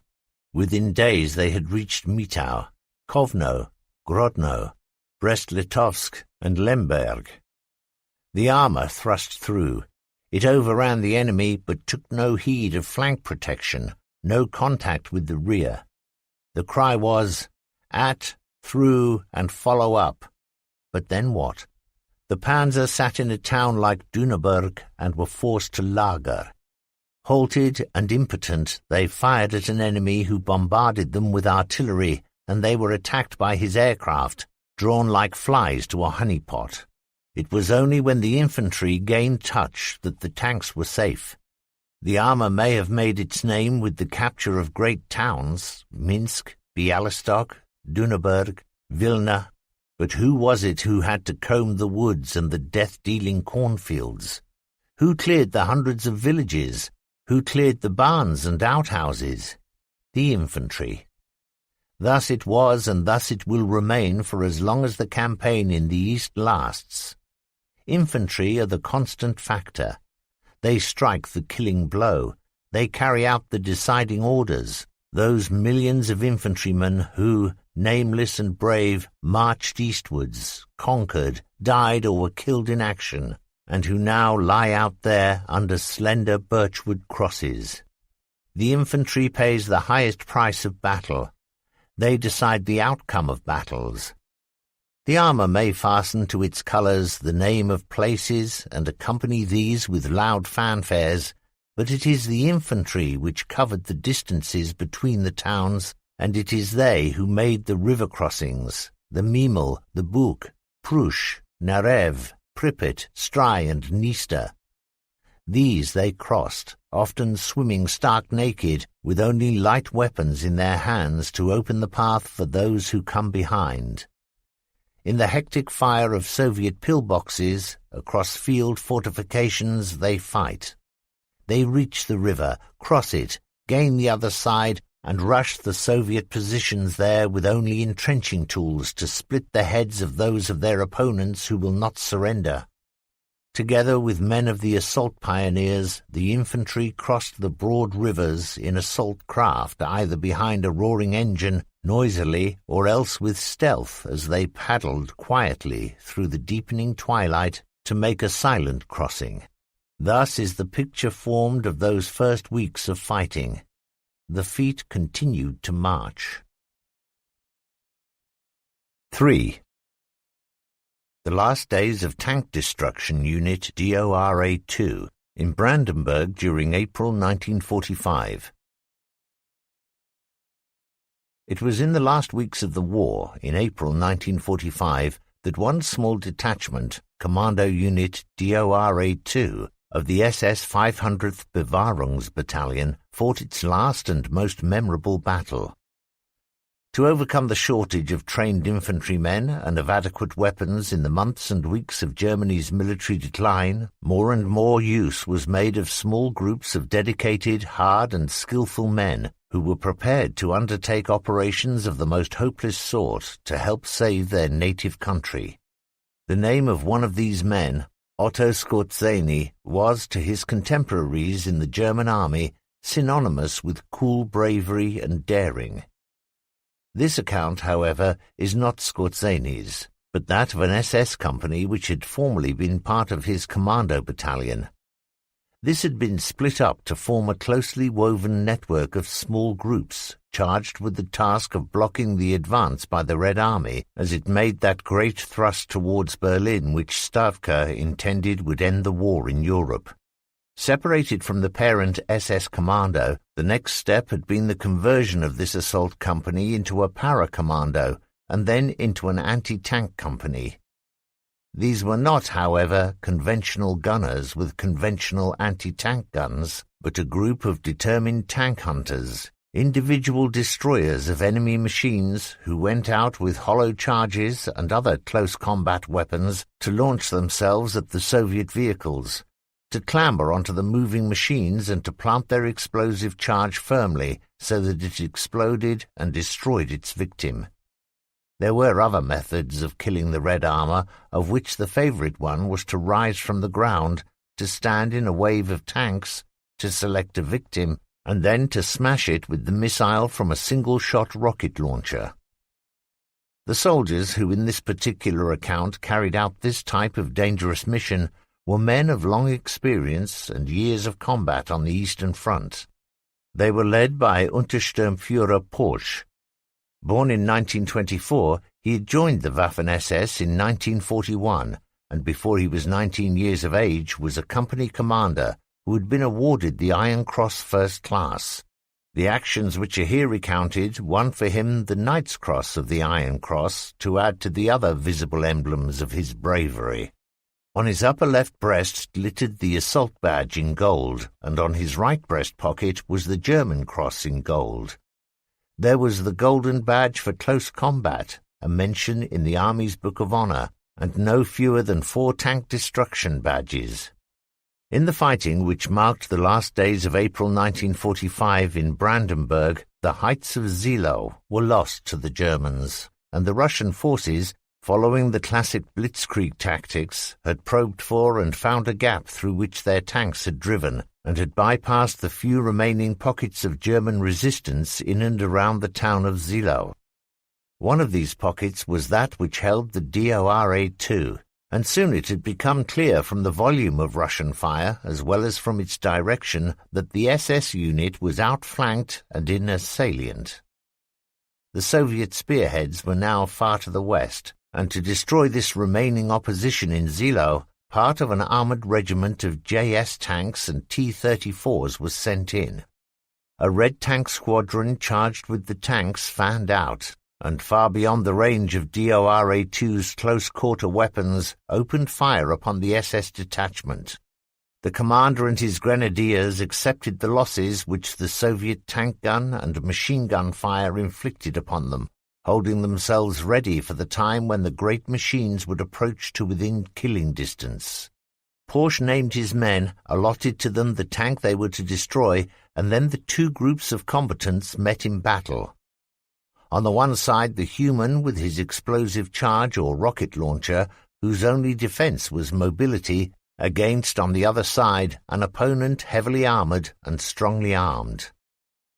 One JS tank which rolled towards the small group of men who made up the company headquarters suddenly swung on its tracks, halted, and began to burn. A Panzerfaust had torn into its vitals, and fire consumed the vehicle so quickly that none of the crew escaped. This first kill was the signal for a general melee as the men within the tanks and the men outside them fought to destroy each other. A sudden change of direction was made by the Russian commanders, aiming to take DORA-2 in flank, but this failed when their machines were caught and destroyed by Skorzeni's group, holding position on Porsche's right. Vehicle after vehicle stopped, brewed up, or blew up. In Porsche's company area, 6 were on fire, and the remainder pulled back to allow waves of Red Army infantry to storm forward, hoping to achieve the victory which the tanks had been unable to gain. The MG-42s, whose rate of fire had been increased to over 2,000 RPM, came into action, swinging backwards and forwards along the brown-coated files, smashing the cohesion of the attack and destroying it before the assaulting Russian regiment had time to shake out into tactical formation. The killing was prodigious, and the survivors of the crumpled Red battalions pulled back and withdrew out of range of this small group of determined defenders. For the outflanked German groups in the salient there was only one course of action, and the exhausted detachments were pulled back, but not to rest. DORA-2 was ordered to move on Libus, and there to attack a Soviet tank group which was concentrating around the town. The road forward was choked with retreating troops and columns of refugees who hindered the advance, so that it was not until just before dawn that the small SS column of men and machines reached the objective. They had arrived too late. The town had fallen, and under the relentless pressure of massed Soviet tank assaults, DORA-2 and its flank detachments were pushed further and further back. But there were successes even on that black day. The company scored its 100th kill, and Porsche his 12th and 13th victims. At nightfall the detachment rested in a farm set some 300 meters behind the main German firing line, which was held by men of a dozen mixed subunits separated from their parent bodies.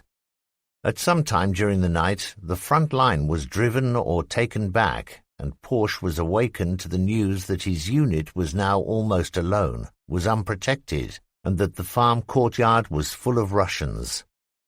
These were killed, and then a cautious reconnaissance showed the village to be empty of all German troops except for a detachment of about 80 assault engineers, who joined forces with Porsche's 100-strong company.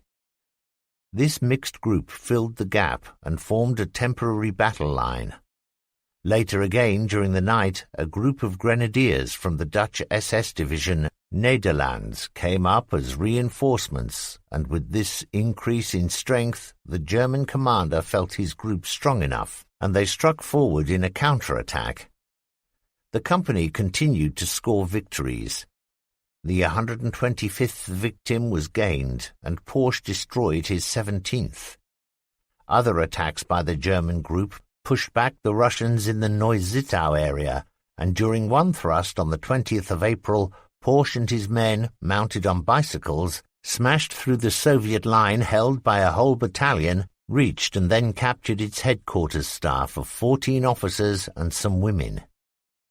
On the 26th of April, Porsche was informed that he had been awarded the Knight's Cross of the Iron Cross, and as if to set a seal upon this decoration, he destroyed with Panzerfaust and machine pistol fire a pair of Russian anti-tank guns which had sought to halt his company's advance.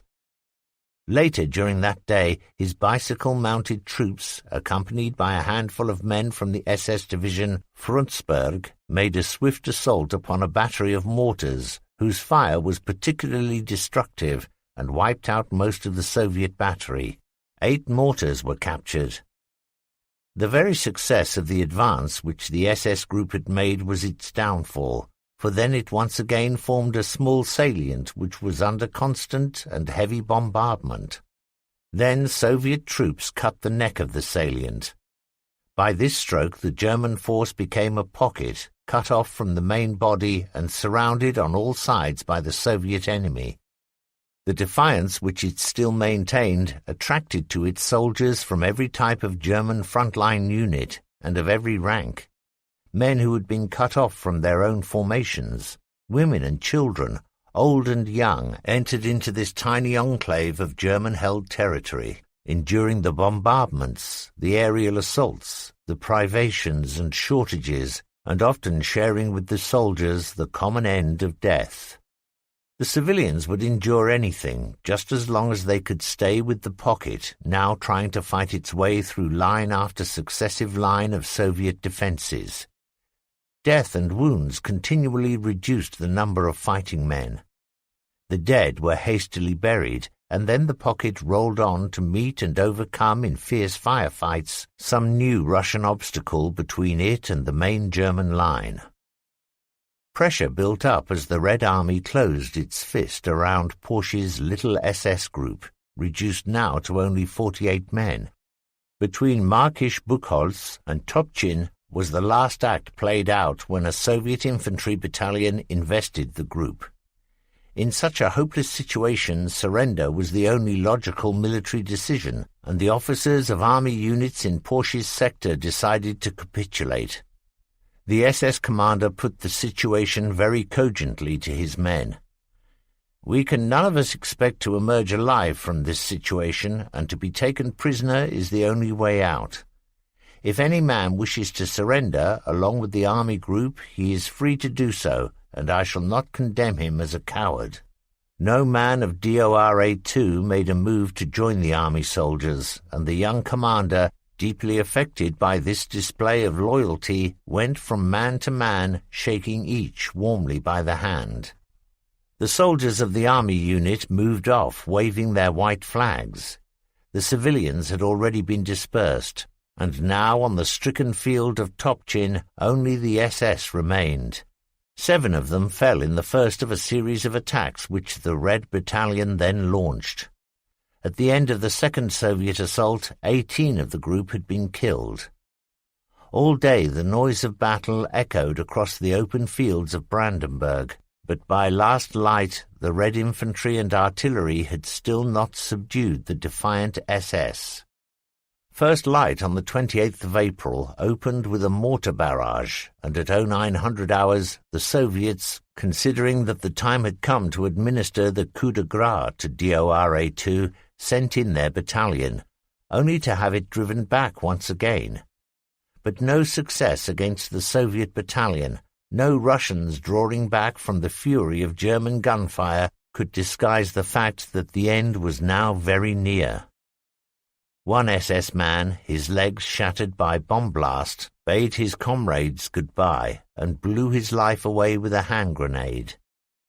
A mortar bomb destroyed 3 more of the little group, and in another shell hole 2 more badly wounded men ended their lives by committing suicide. The Soviet battalion was reorganized, and under a mortar barrage came in again to the assault. A quick check among the SS men showed that only 1 round of ammunition remained.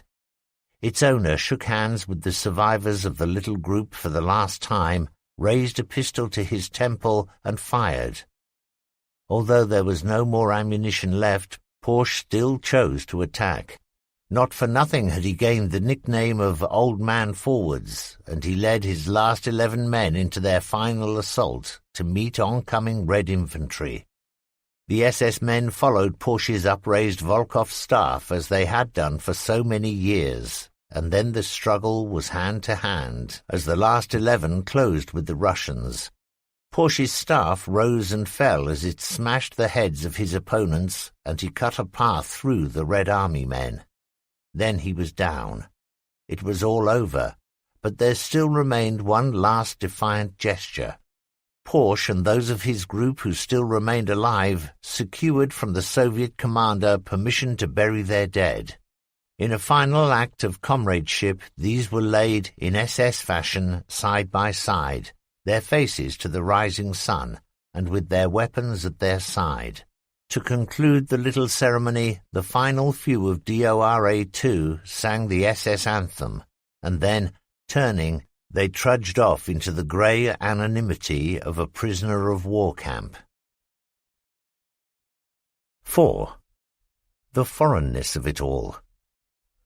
Few Western Europeans have any idea of the actual habits and mode of life of the Russians. Max Simon, Lieutenant General of the Waffen-SS.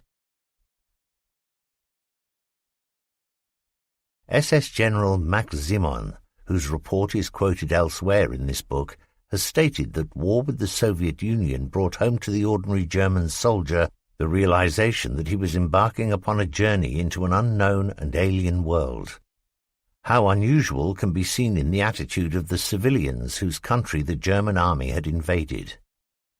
Excepting always the determined, usually bitter and frequently fanatical resistance of the Red Army, most German troops found that they were met with warmth and acclamation by the population of the extreme western provinces of Russia, whose native inhabitants had been citizens of the once free and independent states of Poland, Latvia, Lithuania, and Estonia.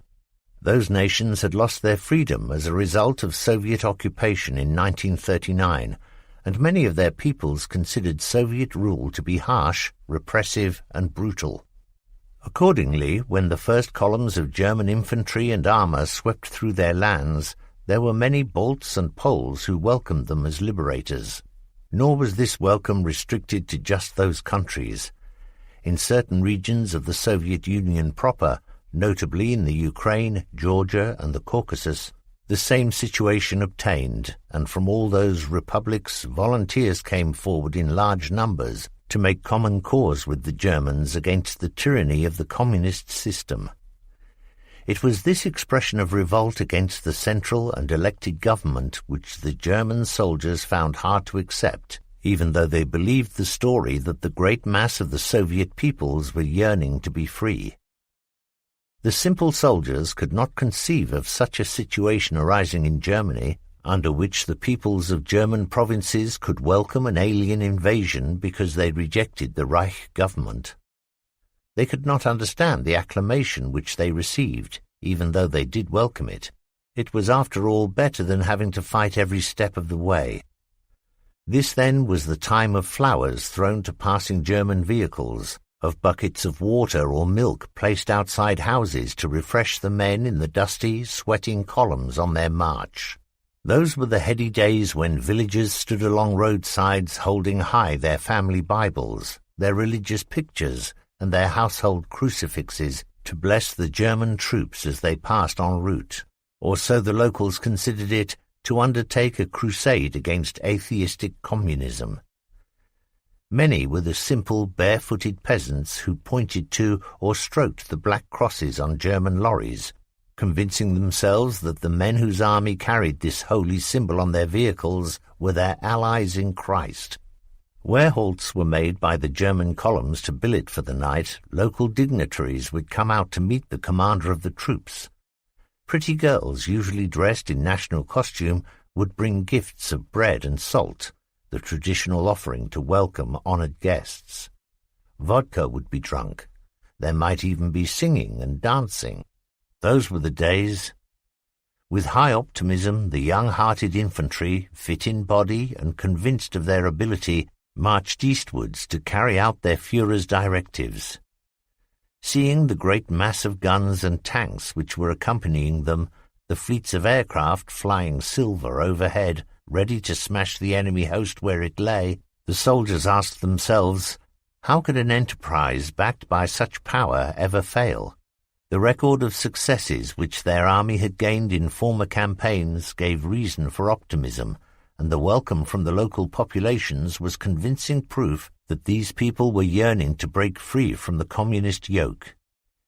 It was this civilian fervour which was most frequently commented upon by German soldiers, who found it hard to reconcile the fact that although they had been welcomed by the civilians as liberators, Red Army rearguards would fight to the last man, and that behind the German line in those regions in which they had been welcomed, civilian-supported partisan activity would spring up and produce actions of so bitter a nature that any act of clemency could almost be construed as aiding and abetting the enemy. Many commanders, officers and men, being faced with situations for which no solutions had been given, no firm guidelines laid down, and who needed immediate results, decided on the seemingly easy option of execution and repression. Repression begets resistance. Terror produces a counter-terror. Fanaticism brings forth a greater fanaticism. Thus it was that those who fought as front-line infantry, and who, in the opening months and years of the war on the Eastern Front, had marched forward to the cheers of the peasant peoples, found on their bitter road of retreat westwards that the same civilians were prepared to attack them, to kill them, to torture them if they were captured alive, and to collaborate wholeheartedly with that regime from which they had hoped to be freed. In this section of the book, which deals with infantry, it is neither apposite nor indeed fitting that the actions of those Nazi Party officials who filled the senior administrative positions in the occupied territories of Russia should be recorded. These were the golden pheasants, the brown and gold uniformed ones, whose greed, lust for power and brutality, as well as their contempt for the Slav and Balt peoples, converted those who would have been prepared to help construct Hitler's new order in Europe into some of its most bitter and hate-filled opponents. Because of the hate and desire for vengeance, it was the infantry rearguards who suffered most as the German army was driven out of Russia, out of Poland, from Eastern, Southeastern and Central Europe. When the last German heavy tanks and artillery had rumbled through the villages and towns of occupied Europe, heading westwards towards the fatherland, partisan groups emerged and waited to attack the trudging infantry. Now marching, now turning at bay to fight off a persistent and pressing Soviet group, the grenadiers, who represented to the civilians the bitter years of war, would come under attack. The peasants had old scores to settle, and they killed as they themselves had been killed, terrorizing as they themselves had been terrorized. The road back was a calvary for the German infantry. Files of grenadiers would come into sight, moving as the infantrymen move, with economy of effort, swaying with the weight of the equipment, feet sliding forward without excessive movement, each man wrapped in a cocoon of thoughts or memories, silently cursing the weather, the poor food, the shortage of cigarettes, and the few peasants whom they saw, the flat, expressionless Slav eyes which watched them pass and which held no hint of emotion. Then from out of the trees there would be a burst of firing. Grenadiers would fall, and the sections would move out across the sodden fields or through the dripping forests, taking casualties from snipers as they advanced. "The worst things in Russia," had written one man, "are lice and snipers." And here the sharpshooters were indistinguishable from harmless civilians. The guerrillas would usually avoid pitched battles, preferring to weaken, to slow down, to tire out the retreating German troops, and thus make them easy prey to the Red Army. At other times the grenadiers would find the mutilated bodies of German soldiers hanging obscenely from the trees. Men, drivers perhaps of ration trucks, or else motorcycle dispatch riders, captured by the partisans, tortured and then hanged.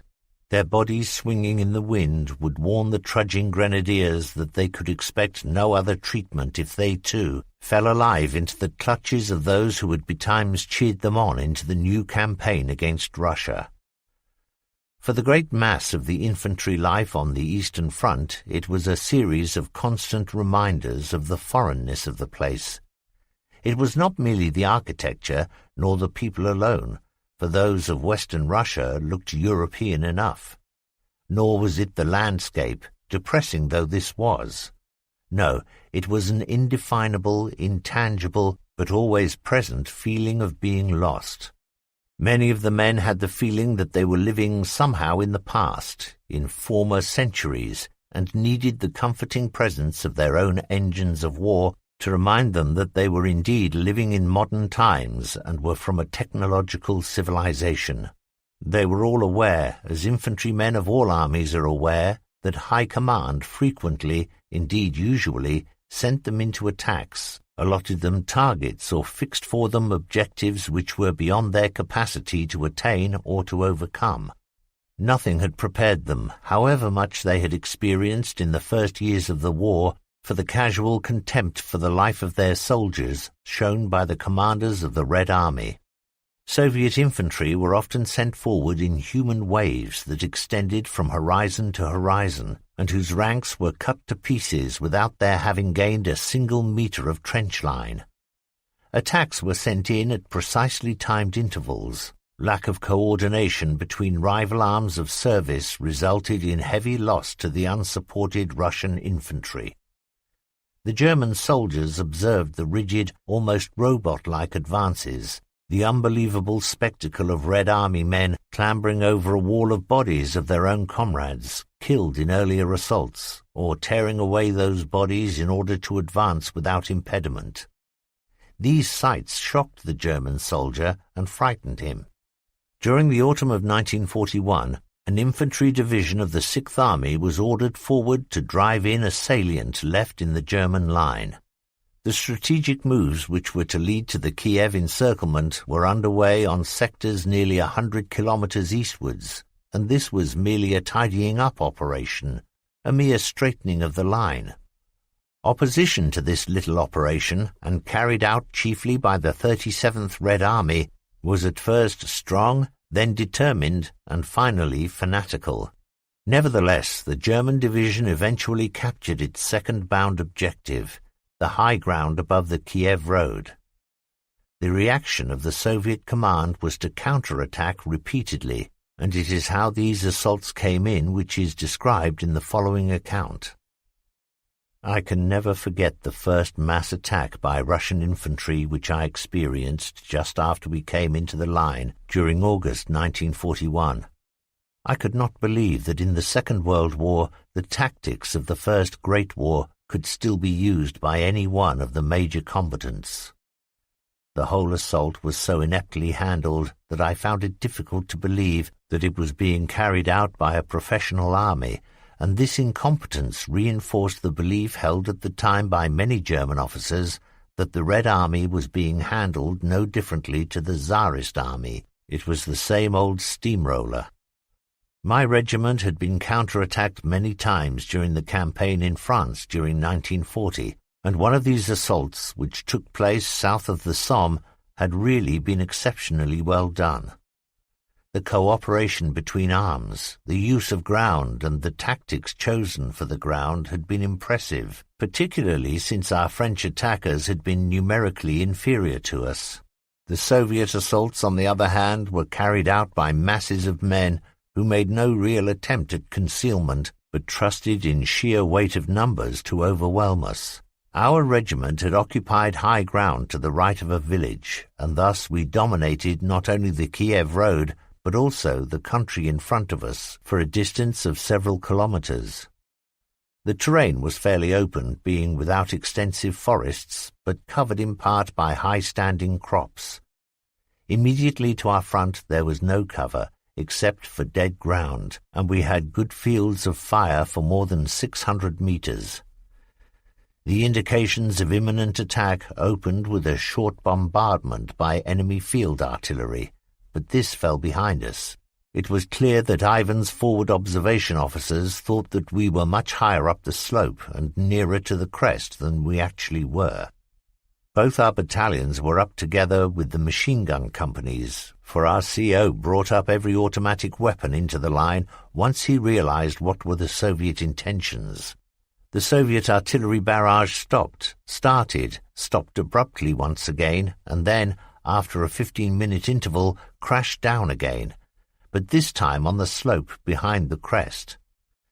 The Russian gunners expected us to have our main body on the reverse slope and had hoped to catch our rifle companies as they moved forward. Then quite a long distance from our positions there were lines of brown uniformed men tramping forward. The first of these crossed a small river and was followed at about 200 meters distance by a second line. Then there rose out of the grass, literally from out of the ground, a third wave, then a fourth and a fifth. The lines of men stretched to the right and left of our regimental front, overlapping it completely, and the whole mass of Russian troops came tramping solidly and relentlessly forward. It was an unbelievable sight, a machine gunner's dream target. It was rumored that the commissars worked out the number of machine guns which we had, multiplied that number by the number of rounds per minute that we could fire, calculated how many minutes it would take a body of soldiers to cross the area, and added to the final total a couple of thousand men. Thus some men would get through to our line. The others could expect to be killed or wounded. The execution of this particular attack certainly seemed to have been carried out according to such calculations. At 600 meters we opened fire, and whole sections of the first wave just vanished, leaving here and there an odd survivor still walking stolidly forward. It was uncanny, unbelievable, inhuman. No soldier of ours would have continued to advance alone. The second wave had also taken losses, but closed up towards the centre, round and across the bodies of their comrades who had fallen with the first wave. Then, as if on a signal, the lines of men began running forward. As they advanced, there was a low, rumbling "Hooray!" which they kept up for some time. That they could run and shout at the same time surprised me. The first 3 waves had been destroyed by our fire, but not all of the men in them had been killed. Some who dropped were snipers, who worked their way forward through the grass to open fire upon our officers and machine gun posts. The rush by the 4th wave came on more slowly, for the men had to pick their way through a great carpet of bodies, and as the Soviets moved towards us, some of our men, forgetful of the danger, stood on the parapets of their slit trenches to fire at the oncoming Russians. The machine guns became hot from continual firing, and there were frequent stoppages to change barrels. Some of the enemy were mounted. These were field officers, I suspect, and one of them rode backwards and forwards along the lines of his men, waving his arms and obviously urging them on. He was too good a target to miss, and he fell in the way which he must have hoped to have been killed, at the head of his men, leading them in a charge. The great mass of the Soviet troops was now storming up the slope towards us, but our fire was too great and they broke. About an hour later, a further 5 lines of men came on in a second attack. We smashed this, and then crushed a 3rd and 4th assault. The numbers of the enemy seemed endless, and the new waves of men advanced across their own dead without hesitation. I cannot remember ever seeing in that series of assaults a Russian stretcher-bearer. All the waves were made up of armed men. The Ivans kept up their attacks for 3 days, and sometimes even during the night. Suddenly they stopped and withdrew for some considerable distance, and our subsequent advance on that sector was uncontested for nearly 2 days. The number, duration, and fury of those attacks had exhausted and numbed us completely. Not to hide the truth, they had frightened us. Our advance had been no great strategic drive, but an ordinary move on a fairly narrow sector, and yet they had contested it for day after day and with masses of men. If the Soviets could waste men on our small move, and there was no doubt that these men had been sacrificed, how often, we asked ourselves, would they attack and in what numbers if the objective was really a supremely important one? I think that on that autumn day in 1941, some of us began to realize for the first time that the war against the Soviet Union was going to be bigger than we had thought it would be, and a sense of depression, brought about by a fear of the unknown, settled upon us.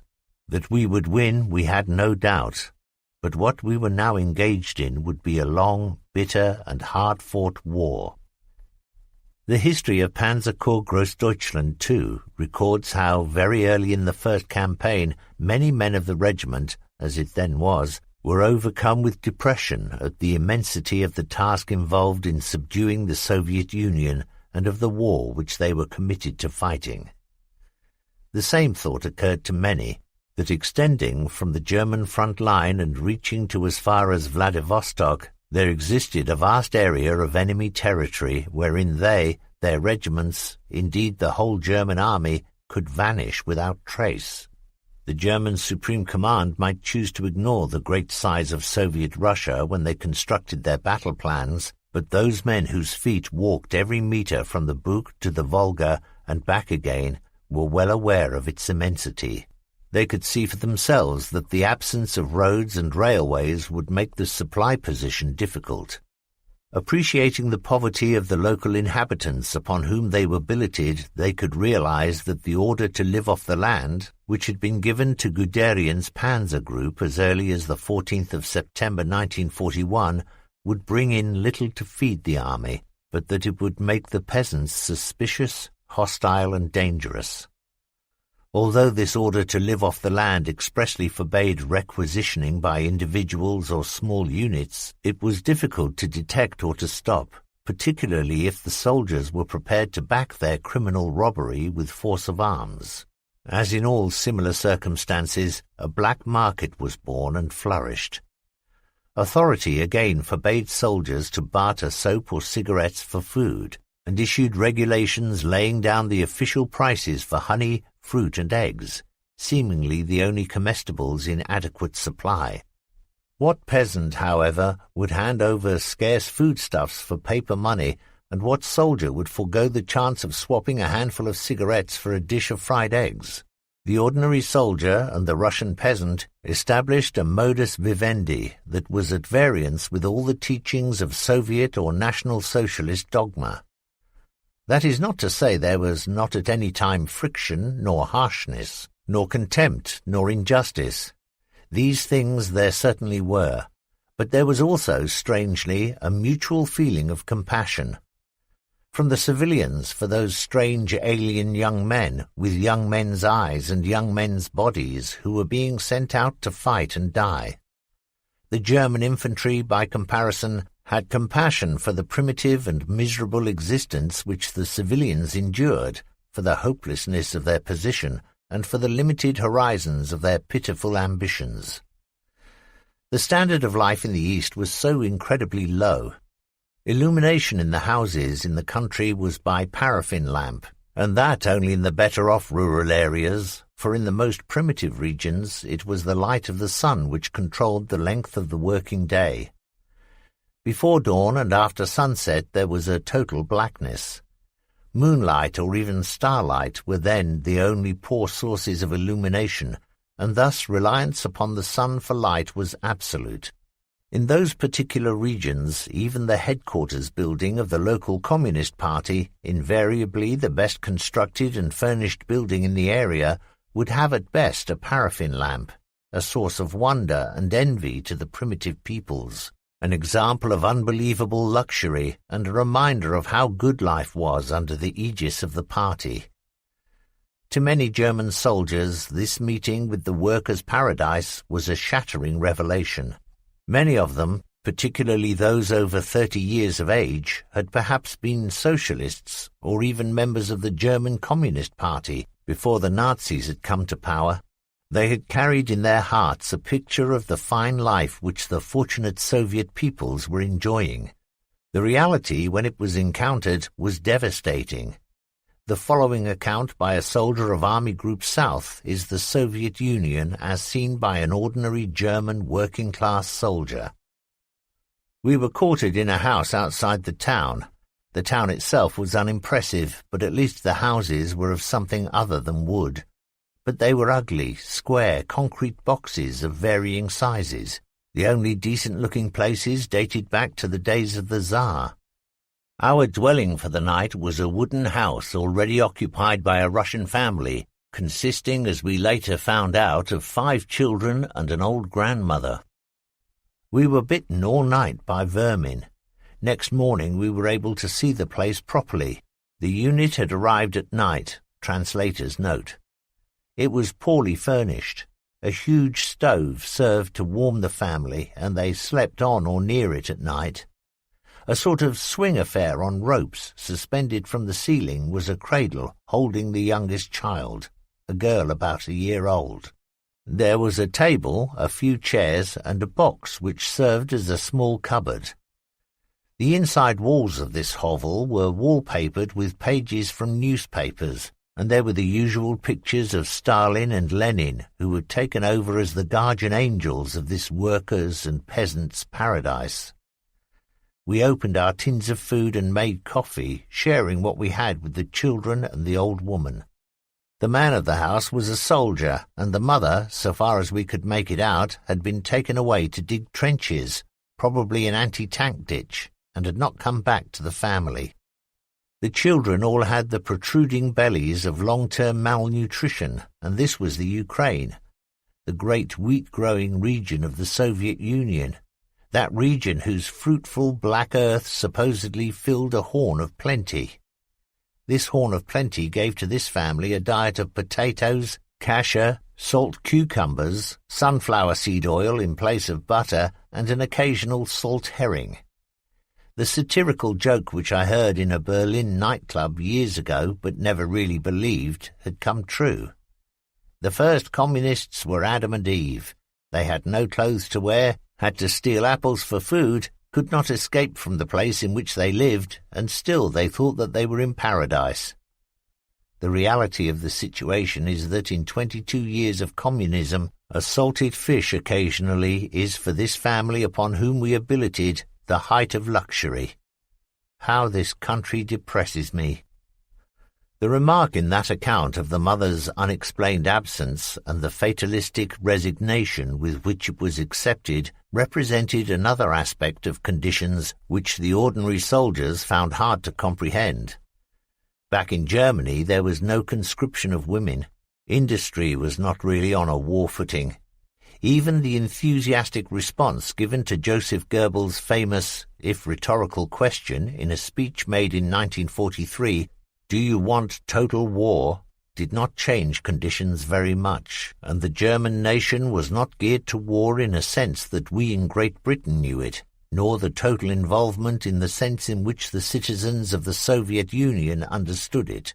The ad hoc, impersonal, unfeeling attitudes and methods of the Communist Party, when applied to the peoples of the Soviet Union, brought home to the German soldier, and quite forcibly too, the degree of control which was exercised upon the Russian masses by their masters.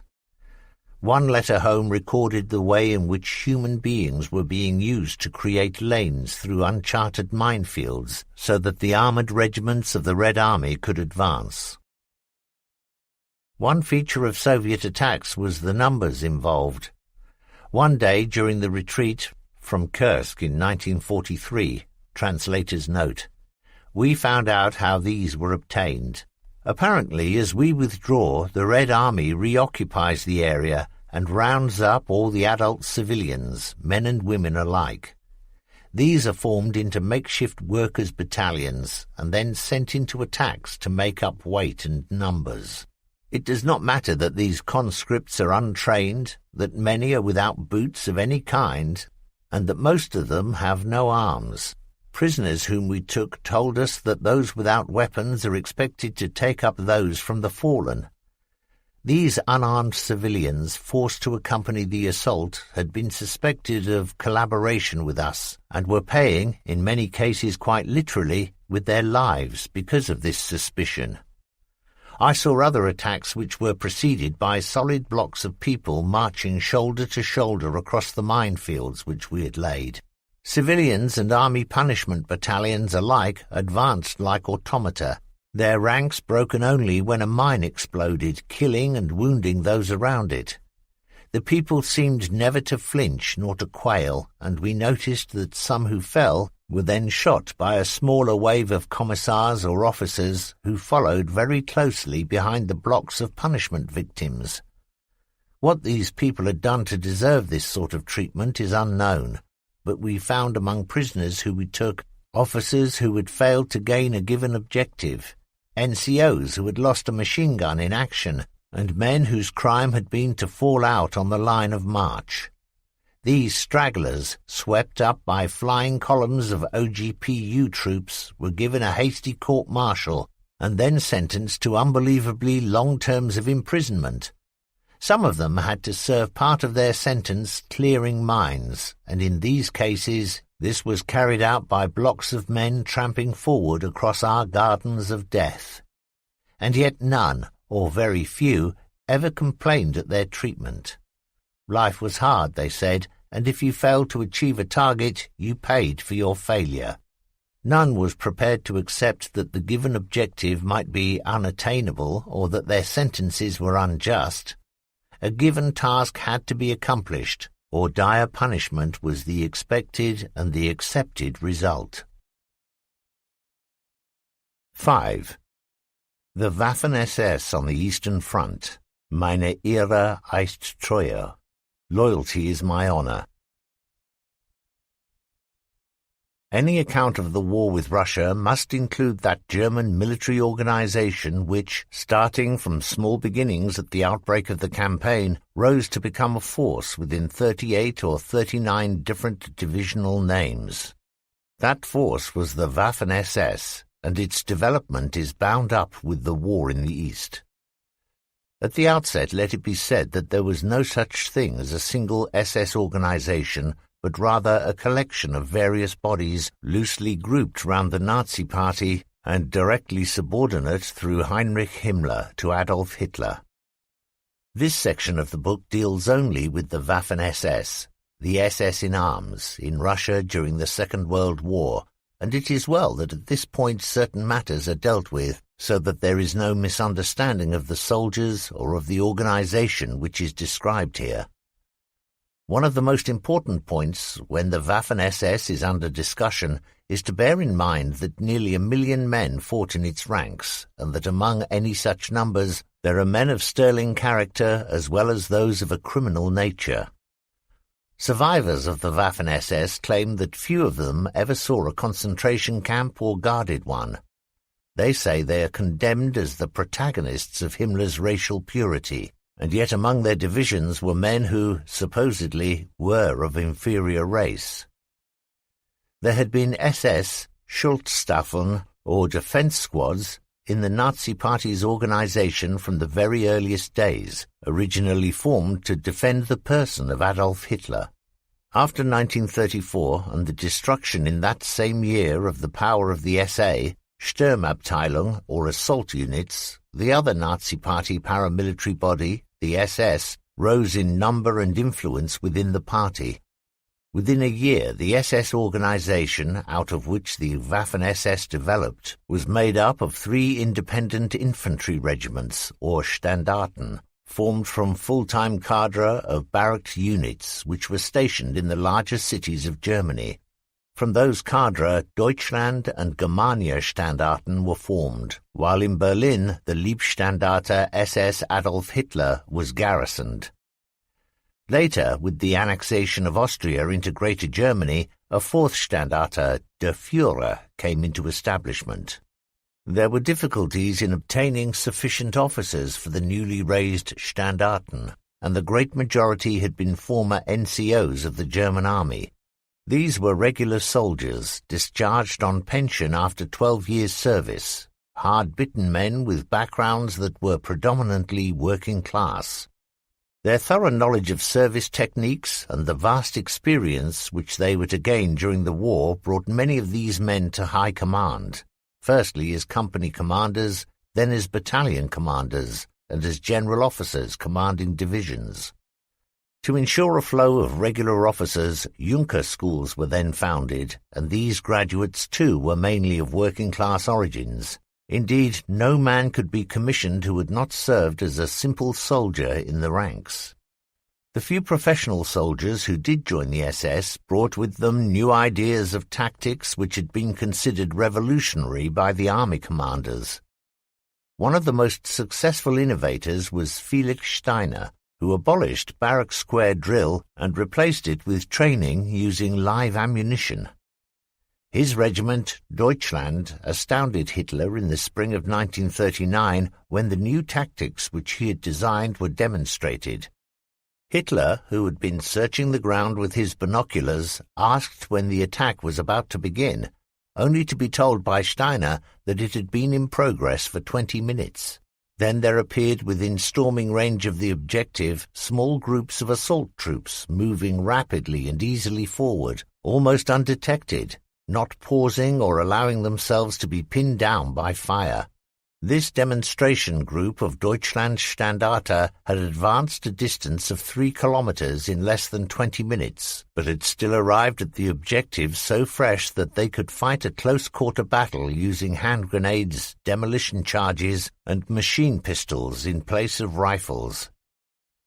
This was a time when expansion of the force should have taken place, but recruitment lay in the hands of the army authorities, who deliberately withheld men from the SS.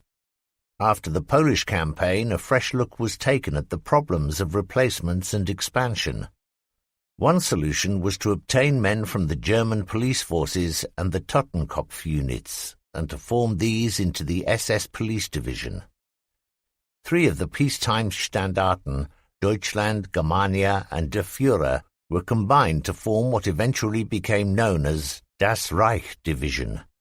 Not until 1942 did Leibstandarte reach divisional status. These original Standarten were made up of Germans or men of what Himmler defined as Germanic or Nordic stock. Upon those foundations was built an organization drawn from all the nations of conquered Europe and including men from non-Nordic races. Those foreigners had joined the SS because they could not join the German army. There were divisions and armies of foreign nationals fighting alongside the German units, but these were major groupings of organized bodies, for there was no apparatus in the early days for accepting individual recruits. Realizing the potential that existed and being themselves starved of recruits, the SS set out on a vast recruiting drive. A great number were composed of foreign personnel stiffened either with Reichsdeutsche, Germans from Germany proper, or Volksdeutsche, Germans living outside Germany and living in colonies in other lands. The purely Germanic divisions formed the elite of the Waffen-SS insofar as the scale and type of equipment issued was concerned. The fighting spirit of all the units of the Waffen-SS was high, but there were some which fought with a desperate courage that made them noteworthy. That is certainly true of the Charlemagne Legion of the French Waffen-SS, which fought in Berlin, and whose devotion to death has been remarked upon by every writer who has dealt objectively with the fighting for the German capital city. One of the most interesting features of the war against the Soviet Union was the enthusiasm with which this was taken up by certain European peoples as a crusade against communism. It might have been expected that the extremely Catholic countries would have sent contingents, but the enlistment of men of such widely diverse cultures as Scandinavians and Muslims was an unusual feature. They and the other men who fought, whether they were Dutch, Norwegians, Christians or Muslims, as well as those who accepted some mystic Nordic belief, all fought together and for any one of a number of reasons, some for political beliefs, some for racial, some for sheer adventure, others for the sake of Western civilization, for that vaguely felt struggle of West against East which has been alluded to earlier. The reasons are not important. Rather more interesting is the fact that they fought, and, according to the SS, as a supranational European army. The losses suffered by the SS were enormous. After the first winter in Russia, during which Der Führer regiment had been fighting without reinforcement around the strategically important town of Rzhev, it was eventually relieved and moved out of the line. The commander of the Ninth Army, Model, visited the unit and asked Der Führer's commander for the combat strength of his unit. Obersturmbannführer Kumm pointed out of the window to the 35 men standing in the snow. The Standarte had gone into the line over 2,000 strong, the strength of half a platoon. The survivors were on parade. Nor was this scale of losses remarkable in later days. It became usual for SS units to hold the line, to be a fire brigade, or else used to spearhead new and desperate assaults. Within the first year of the war with Russia, it had become clear that between the SS front soldiers and the political organization back in the Reich, there were differences that could not be met. The men in the trenches became more and more disillusioned with the senseless and peremptory demands from the Führer's headquarters. During the battle for Kharkov in the early months of 1943, Hitler's direct order was that the SS should hold the town, but the SS Corps commander realized that to obey such an order would destroy his divisions. The SS had all sworn personal loyalty to Hitler. Indeed, their belt buckles were inscribed with the legend, "Loyalty is my honor," and it was this loyalty to their sworn commander that was their raison d'etre. The field commander, Hauser, chose to save his men and to disobey Hitler's order and ordered the city to be given up.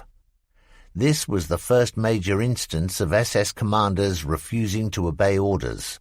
Faced with bizarre orders from SS main office, they felt that their men were being deliberately sacrificed. Then, too, there was the feeling that the Army High Command was making them bear a heavier burden of fighting, so as to wipe them out as rivals to the Army's monopoly of military power.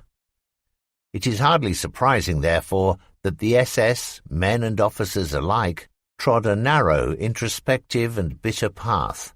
True, there were many instances of glowing orders of the day, praising the SS for its ability in battle, of which Guderian's "The longer the war lasted, the more they became part of us," the army, is the most famous. But the feeling was always present that they were the victims of any order which was issued ordering some senseless attack.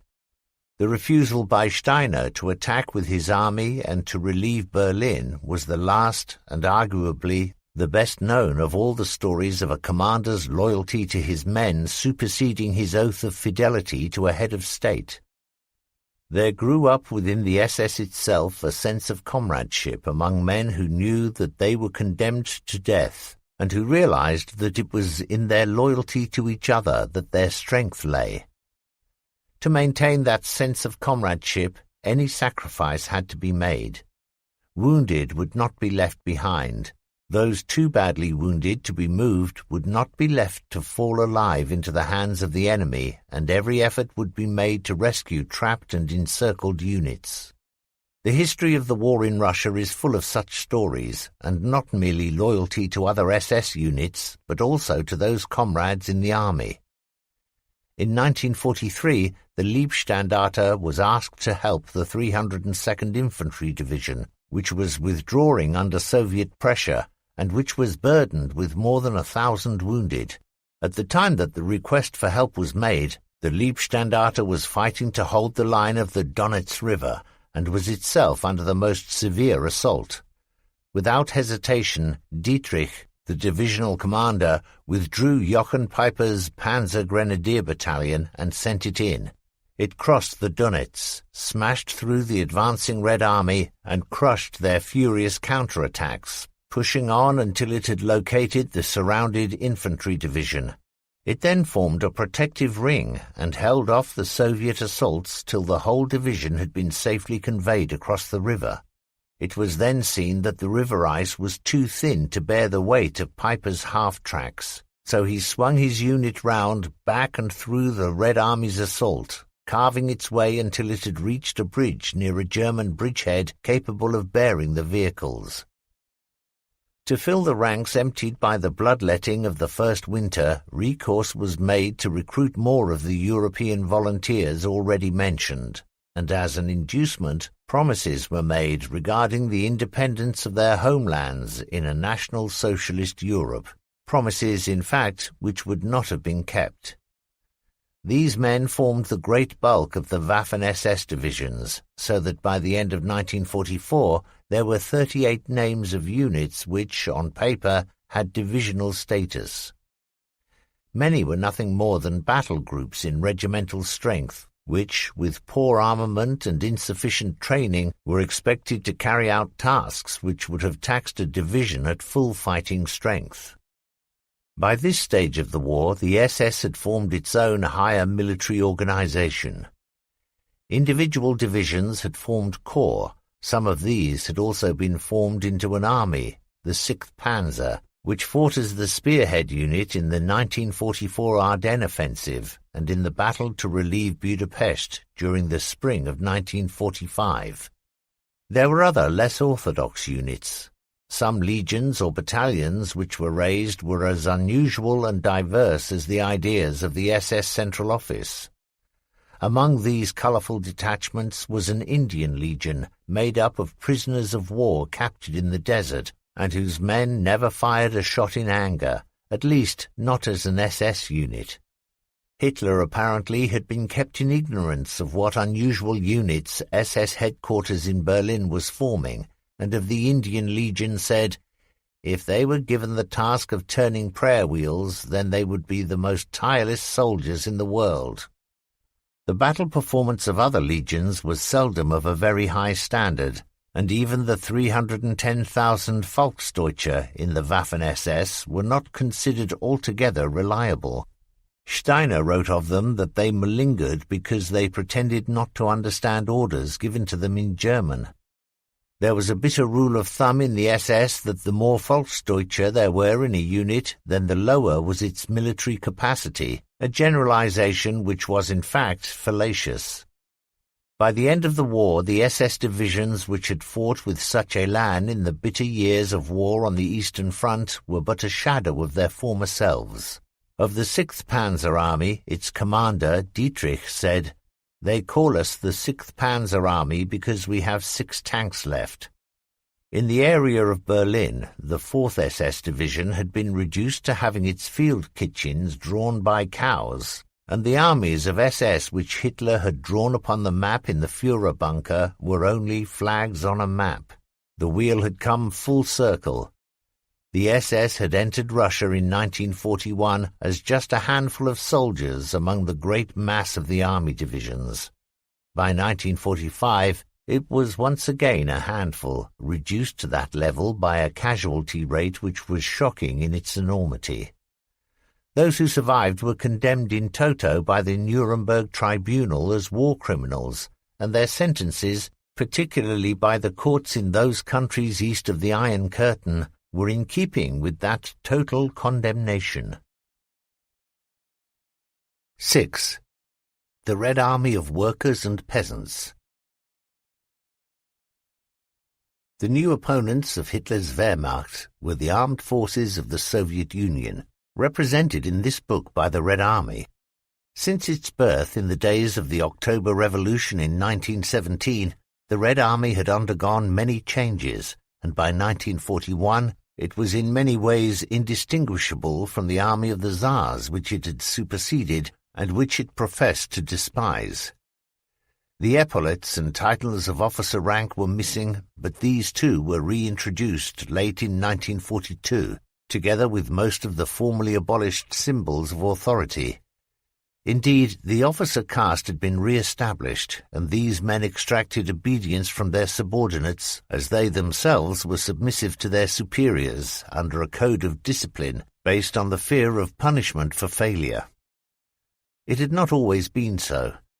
The contingents raised in 1917 to protect the Soviet system had been volunteers, dedicated communists whose enthusiasm and courage had helped the Red government to survive the wars brought about by Allied intervention and the battles begun by the White armies in the first difficult years following the seizure of power.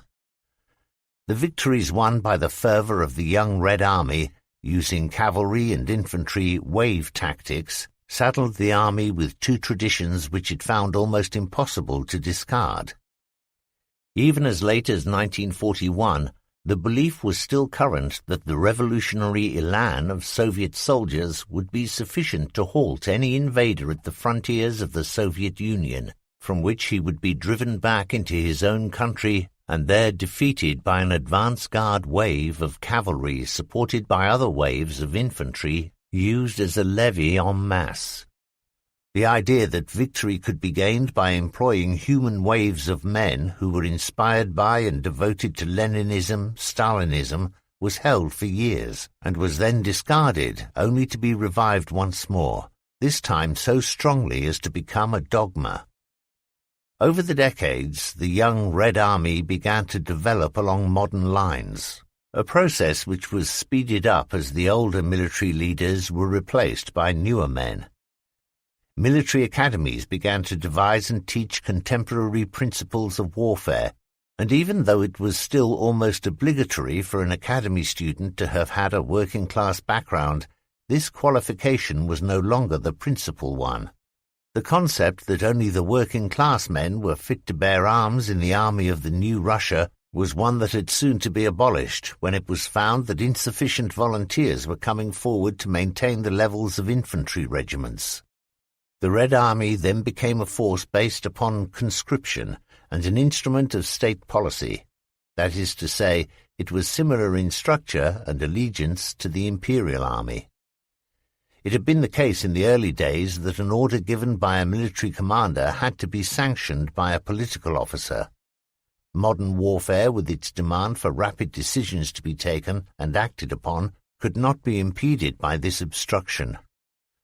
The military slowly won freedom of action from political control, but all that progress vanished when Stalin challenged those who he thought to be his military adversaries and defeated them as successfully as he had confronted and smashed, only a handful of years earlier, those who, in his opinion, opposed him politically. The bloodletting was enormous, and the Red Army, cast in the revolutionary mould, was shattered. When the military purge had been completed, and it lasted from 1937 to well into 1939, 3 marshals out of 5 had been executed, together with 13 army commanders, 57 corps commanders, 110 divisional generals, and 220 brigadiers. The number of field and subaltern officers shot to death ran into thousands. Those who survived the purge and had seen comrades vanish into the execution yard or into prison were a cowed remnant, incapable of opposition to Stalin's rule. The whole army was riddled with an extensive system of informers, and they became a frightened force in which an infringement of regulations by an inferior had to be punished ruthlessly by a commander who might, otherwise, find himself accused of dereliction of duty.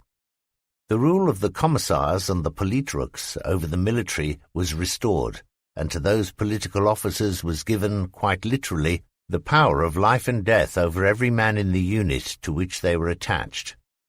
Stalin and his party machinery destroyed an army which had experimented in the use of armor en masse, on the use of armor as an arm of service in its own right, as well as even more advanced techniques of paratroop landings and the air transport of large bodies of men.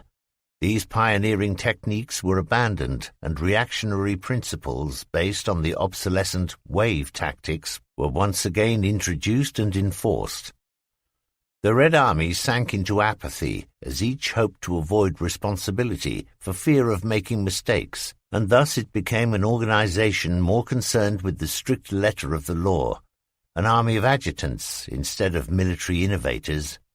The military shortcomings evidenced by the war against Finland was seen as need for even closer political control, and this resulted in an even tighter party grip on the army's organization and personnel. And this, too, was a reinforcement for those officers who supported the wave tactics. Many of these were old Bolsheviks, Stalin's friends, or the protégés of such commanders, and now theirs was the only military voice. It was their plans which were followed, their ideas of the dominance of cavalry, which had once been swept aside by the adherents of armor, which were reintroduced.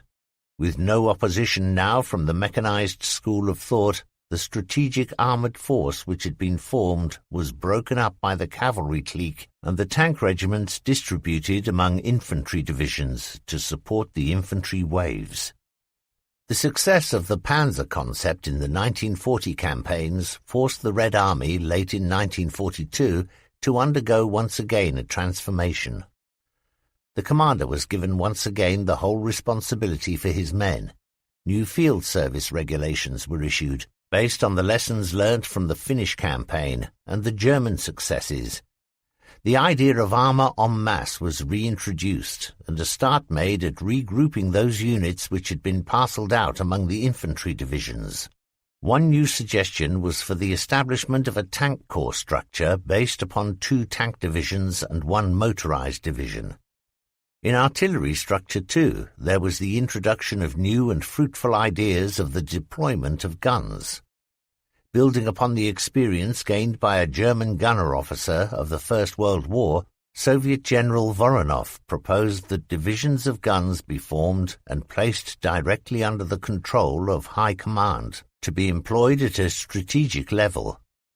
During the war, these divisions were increased in size until eventually they were of corps strength and included within their establishment all calibers of ordnance, ranging from super-heavy cannon to multiple rockets. Proposals for radical changes require time in which ideas can be evaluated and tested in order that they may be either implemented or rejected.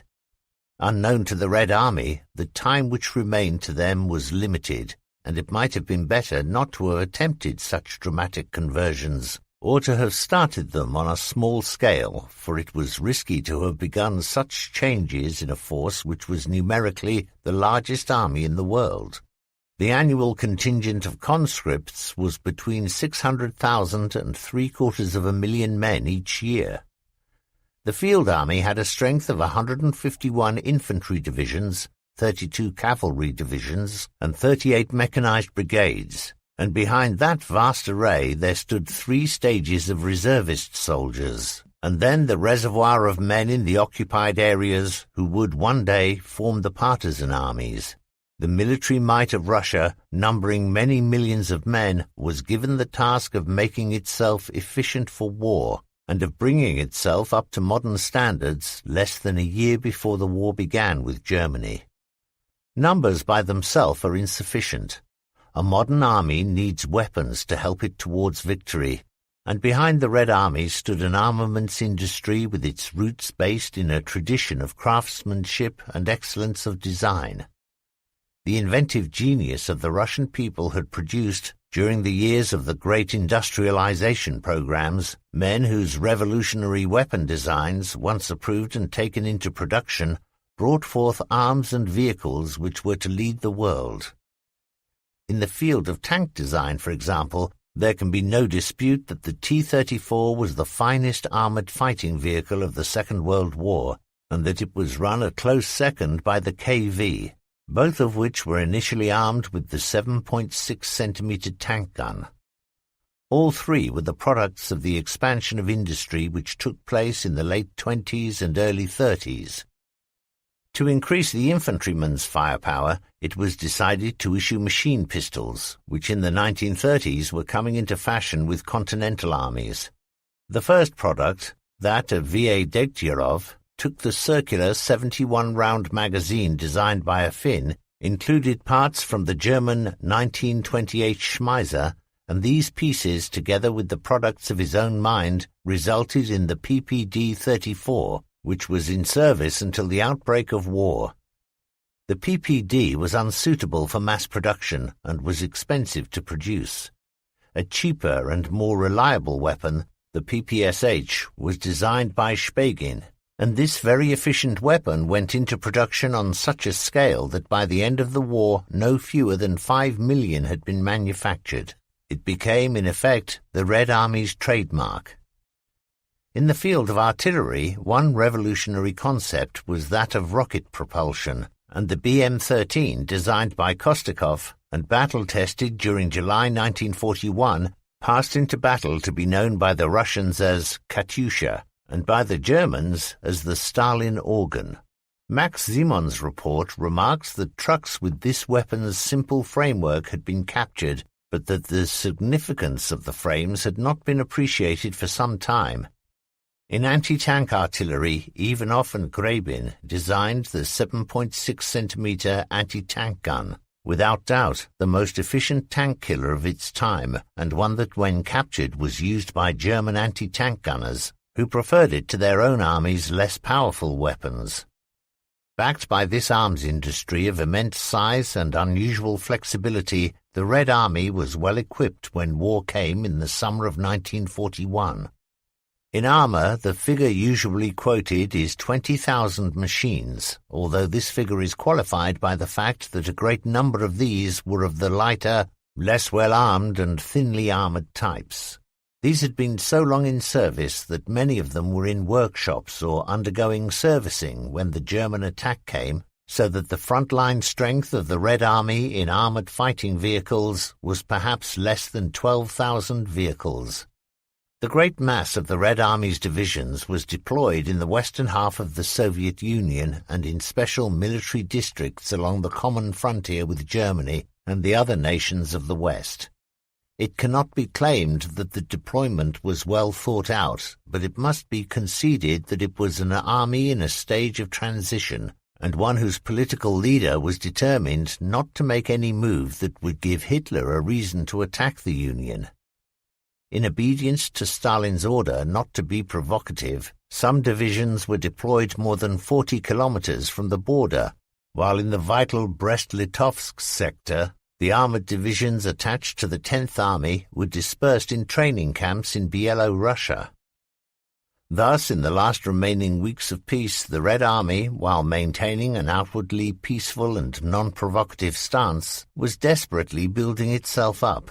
In the Baltic, Western and Kiev special military districts, new armies were formed, the 27th, the 13th, and the 18th, respectively, whose task it would be to act as long stop to the front-line armies.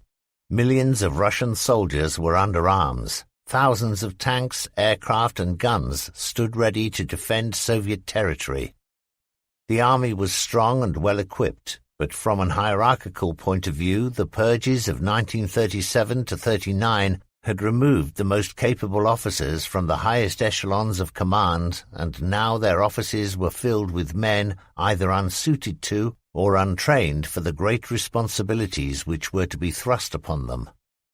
In contrast to the old Bolsheviks with their outmoded tactics, there were others who worked diligently to ensure that their particular arm of service would be used to its best advantage. These, however, were few in number, and the ranks of the militarily incapable were many. Thus it was with the belief that fervor could overcome bullets and party slogans could win victory that the Red Army went to war.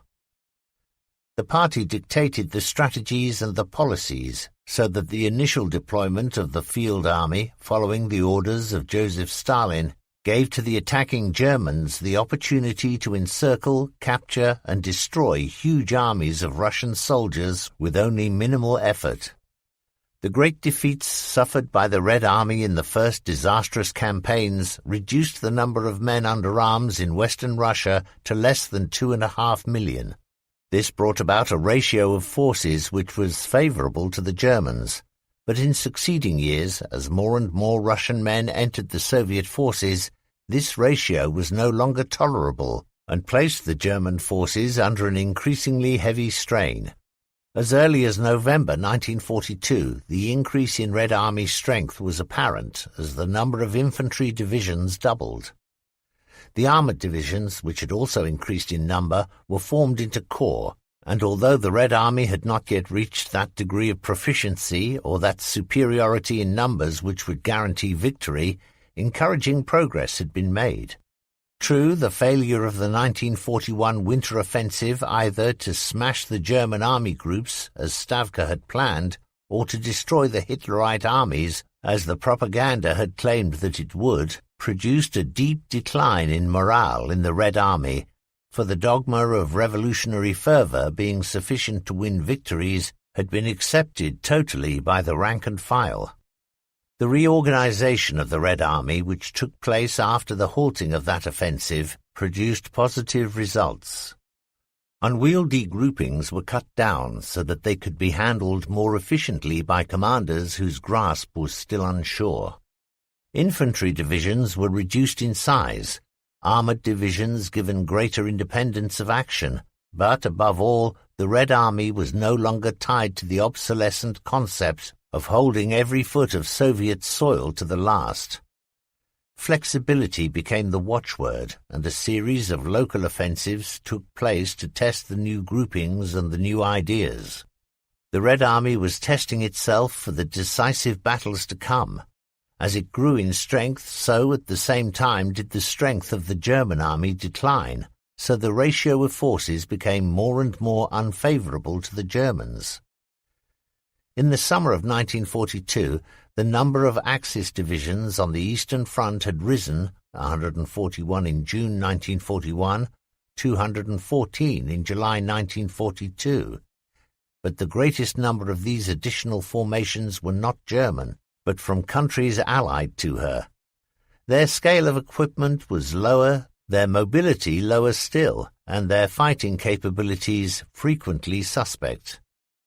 This was shown when in the winter of 1942-3, these materially understrength units guarded the flanks of the Sixth Army as it fought in Stalingrad. It was against those satellite forces that the massive blows of the revitalized Red Army came in, and when they collapsed in the face of the Soviet assault, not only was the Sixth Army doomed, but the hopes of a German victory in Russia died too. This is not to say that the Germans were already defeated. Their greater experience enabled them to seize advantages which were presented to them as a result of the slower reactions of the Soviet commanders. By the end of the winter of 1942-43, the Soviet army had more than doubled in size, from 175 infantry divisions in June 1941 to 442 in 1942, and rising to 513 in 1943. The Red Army was well equipped and had regained the confidence lost in 1941. The size of its force in Western Europe had risen to over 5 millions, and the output from Soviet factories had equipped the armoured and artillery divisions on an unbelievably lavish scale. During the wet spring of 1943, while the German army was making good its losses and trying desperately to build up its strength for a major offensive in the Kursk salient, the Red Army was increasing its already massive strength for a final contest. When this came during July 1943 in an operation called Citadel, the result set the seal upon the success which had been gained earlier that year at Stalingrad. The Red Army now felt itself strong enough to launch a summer counter-offensive as a riposte to the unsuccessful German blow, and the success of this stroke showed conclusively that the German army no longer had any hope of defeating the Russians in ground combat. There then followed a number of offensives at separate and often widely spaced sectors of the battle line, and almost without interruption, until at last the spring thaw of 1944 brought mud which halted all offensive operations. As if to confound Hitler's strategy, the autumn rainfall in 1943 had been unusually light, and had not produced the barrier of mud upon which the Führer had depended to halt the Soviet advance. Another factor, too, was in part responsible for the Russian offensives being halted. The Red Army had outrun its supplies. Its lines of communication were now running across those areas of the Union which had been devastated by war, with the resultant lack of roads and railways to nourish the advance.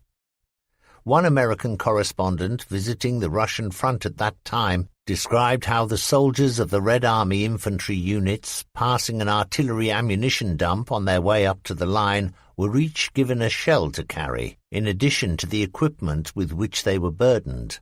These they carried for miles before they set them down in readiness for the assault artillery to use in the forthcoming assault. Early in 1944, the Red Army stood at the peak of its power, and the successive blows by the various fronts first drove back the German armies investing Leningrad. This was the first of what were later to become famous as Stalin's 10 blows, each of which brought a victory and laid the foundation for the final offensive which was to end the war.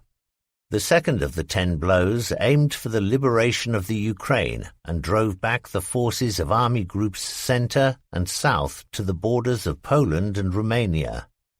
Then the Crimea was reconquered, and once again Striking at the far end of the long battle line, the Finns were attacked. It was the sixth blow which was the decisive one, for this smashed Army Group Centre and destroyed more than 30 of its divisions. To add to the catastrophe, Germany's allies were suing for peace and voiding the field one by one. For the final assault upon Germany, every detail was worked out and the most thorough training was given. On the 13th of January 1945, the Red Armies in Poland struck with the strength of 275 infantry divisions and 22 armoured corps. The superiority, according to Soviet official sources, was 7-1 in infantry, 7-1 in artillery, and 4-1 in tanks. The offensive cut off East Prussia and reached the Oder River. There was another short halt to regroup, and then, on the 16th of April, the final act began. The massive fist of the Red Army closed round Berlin, and although military activities continued even after the capital fell, they were the death throes of the German army, and by the 9th of May, the war in Europe had ended. 7. Two German views of the Red Army. How did the average German see his new opponent, and what were his reactions to the Red Army? In his wartime work, Wiedersehen mit Sowjet-Russland, the German soldier-poet Erich Dvinger sets out to rediscover those factors which had first drawn him to Russia many years before. The description of his feelings as he waited to cross the river upon whose further bank he would once again tread on Russian soil are illuminating, for they express that love-hate relationship already referred to between the Teutons and the Slavs. In a few minutes I shall feel under my feet that secret land which I loved as much as I hated it, which satisfied me as no other country did, and yet let me hunger as none had done before, in whose hot deserts I had thirsted, and in whose icy tundras I had wept because of the cold. That land which robbed me of 5 years of my young life, but which repaid me tenfold with a wealth of experiences. The long-forgotten smells came back, old leather mixed with the odour of sour bread, the stink of coarse Russian tobacco, and there was also a new smell, a gamey odour, the sort of smell met with in gypsies, and which Dvinger found was most noticeable among the captured Mongolian troops. The chapter then describes the stoicism of the Red Army wounded. Among the prisoners waiting to be ferried back across the river were wounded, many of whom had been badly burnt by flamethrowers. Their faces had no longer any recognizable human features, but were simply swollen lumps of meat. One of them also had his lower jaw torn away by a bullet, and this wound he had bandaged roughly. Through the rags his windpipe, laid bare, was visible, and the effort it made as his breath snorted through it. Another soldier had been hit by 5 bullets, and his right shoulder and his whole arm was a ragged mass of flesh. He had no bandages, and the blood oozed from his wounds as if from a row of tubes. Not one of them was moaning as they sat there in the grass. Why did they not moan? But this was not the most tragic picture of that day. Some of our soldiers brought out barrels of margarine and loaves of Russian bread. They began their distribution more than 30 meters distant from the place where the badly wounded were lying, and these rose up. Yes, even the dying rose up quickly, and in an inexpressible stream of suffering hurried toward the distribution point. The man without a jaw swayed as he stood up. The man with the 5 bullet wounds raised himself by his good arm, and those with burned faces ran. But this was not all. A half-dozen men who had been lying on the ground also went forward, pressing back into their bodies with their left hands the intestines which had burst through the gaping wounds in their stomach wall. Their right hands were extended in gestures of supplication, As they moved down, each left a broad smear of blood upon the grass, and not one of them cried. None moaned. They were all dumb as the poorest of God's creatures. The prisoners he saw had brutal, close-cropped heads with eyes deep-set and expressionless. Yet he found confidence and optimism among some prisoners. One such was a young communist who claimed that the Soviet Union would win the war because of 3 advantages it enjoyed. The first of these was that the sand of the Soviet Union would ruin the engines of the German vehicles and render the army immobile. Secondly, the partisans would cut supply lines and compel the High Command to withdraw frontline troops and to garrison the rear areas with huge armies. The third advantage was the winter, and when that began, then our war will start, for until now it has been only your war. Dvinga was not alone in his comments on the incredible ability of the Russian soldier to bear wounds. Another author described how the turret of a Soviet tank, which it was believed had been destroyed during the fighting around the citadel at Brest-Litovsk, began to swing and align its gun on a divisional headquarters set up in the grounds of the citadel. When the machine was finally disabled, 3 of the crew were found to be in an advanced state of decomposition, and the 4th man, although badly wounded, had held on without food or water, medical aid or support, and in the stench of the decaying bodies of his comrades for more than a week. He had obeyed the teaching to strike one last blow for his country. General of the Waffen-SS, Max Simon, also remarked on this bravery unto death. The Russian infantryman, however, always defended himself to the last gasp. Even crews in burning tanks kept up fire for as long as there was breath in their bodies. Wounded or unconscious men reached for their weapons as soon as they regained consciousness. And yet the army was a mass of contrasts and conflicting experiences. There were soldiers like those described before, who fought to the last, who held out in situations that were hopeless, not merely for fear of the Commissar's bullet, but because their resistance was for Russia. There were instances related of a rearguard fighting off massed panzer assaults, attacks by panzer grenadiers, and dive-bombing by waves of Ju-87s, and yet cracking under an old-fashioned charge carried out by Hungarian cavalry. There were instances of some obscure position being held tenaciously, and once it had been taken, no more resistance being offered for scores of miles. Of men who fought to the last, and others who broke at the first assault. Of a blinding patriotism by some peoples to the land and its government. A white-hot flame of loyalty which held the wavering battle line intact.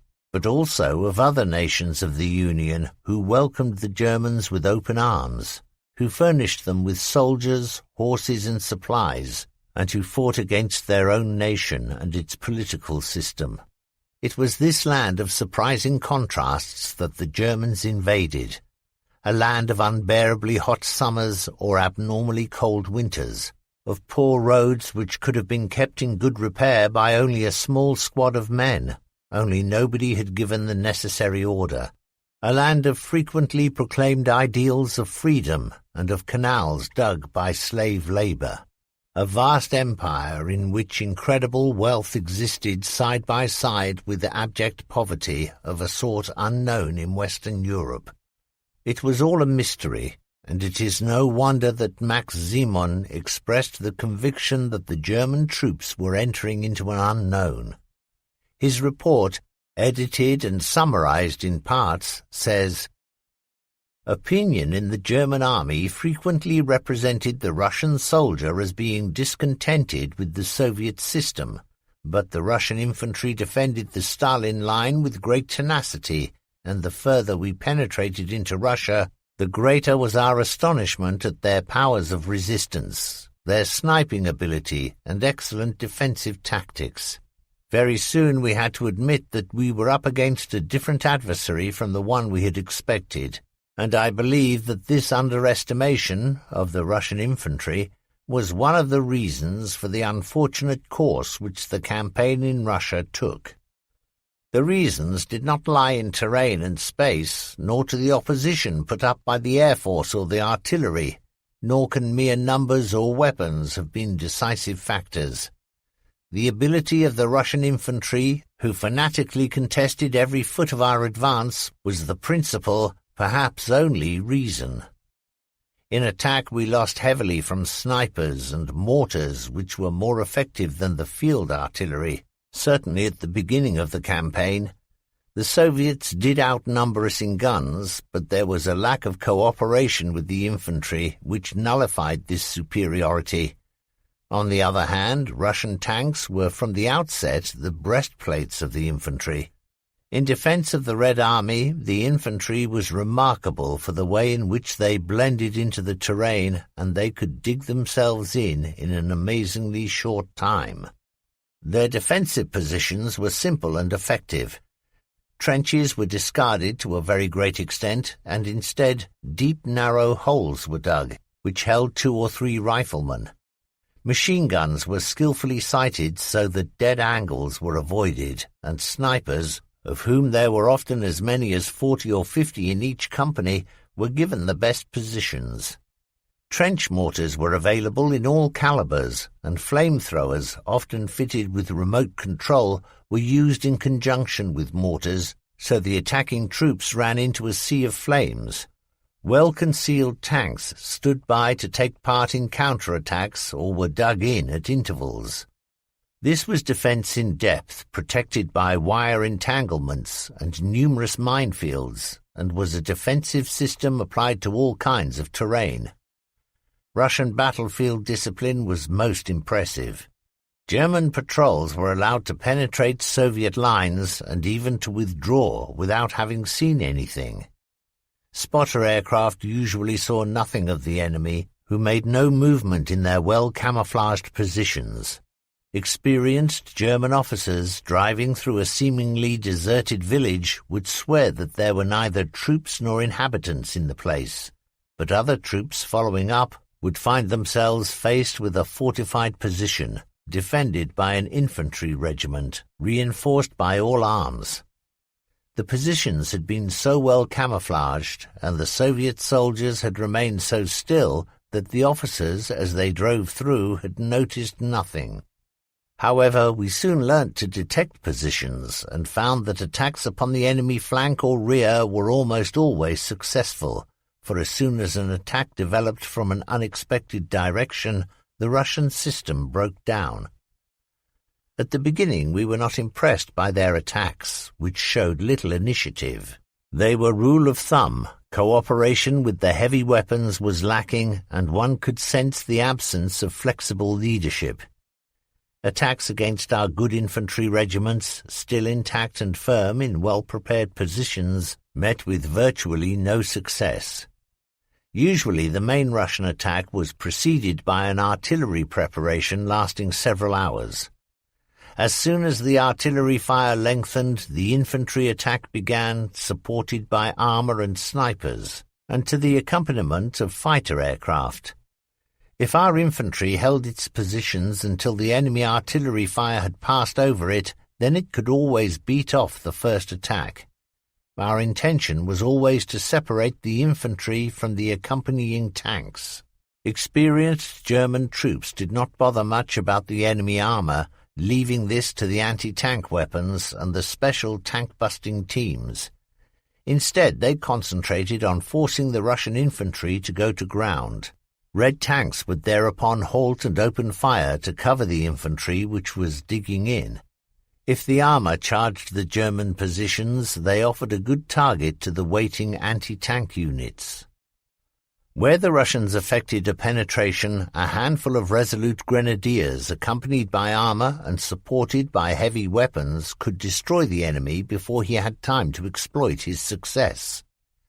The first attack was certain to be followed by a second, third, fourth, fifth, or even more. Never in my experience did these successive assaults differ from the first one. Russian commanders were made responsible for failure, and always strove to be able to report that their orders had been carried out. Failure to achieve success in frontal assault forced the Russian commanders to have recourse to infiltration, to penetrate undetected behind our front. We found that no water or swamp was too deep, and no forest too thick for them to find a way through. Other examples of infiltration were the appearance in the latter part of the war of officers in German uniform bringing fictitious orders. It was most important to remain alert against any type of infiltration because a Russian patrol driven off from our line would leave behind a small detachment which could remain concealed for days and be gradually reinforced until at a specified time and place a large body of enemy troops would emerge and cause havoc. 8. The development of the Red Army. Former chapters of this book have dealt with the Red Army's disposition at the outbreak of war and have seen how that force was viewed by 2 German officers. Other accounts to be found throughout this book have shown or will show the stubbornness of the Russian soldiers in defense, their defiance in attack, their ability and their disabilities. But what it was like to have served as a soldier in the ranks of an infantry unit, for example, is not easy to say, for very few objective accounts of life at that level have been produced. A collation made up of experiences recounted by former Soviet soldiers living in the West, as well as extracts from combat reports, the few books or articles produced during and immediately after the war may help to make an assessment of life in the Soviet forces.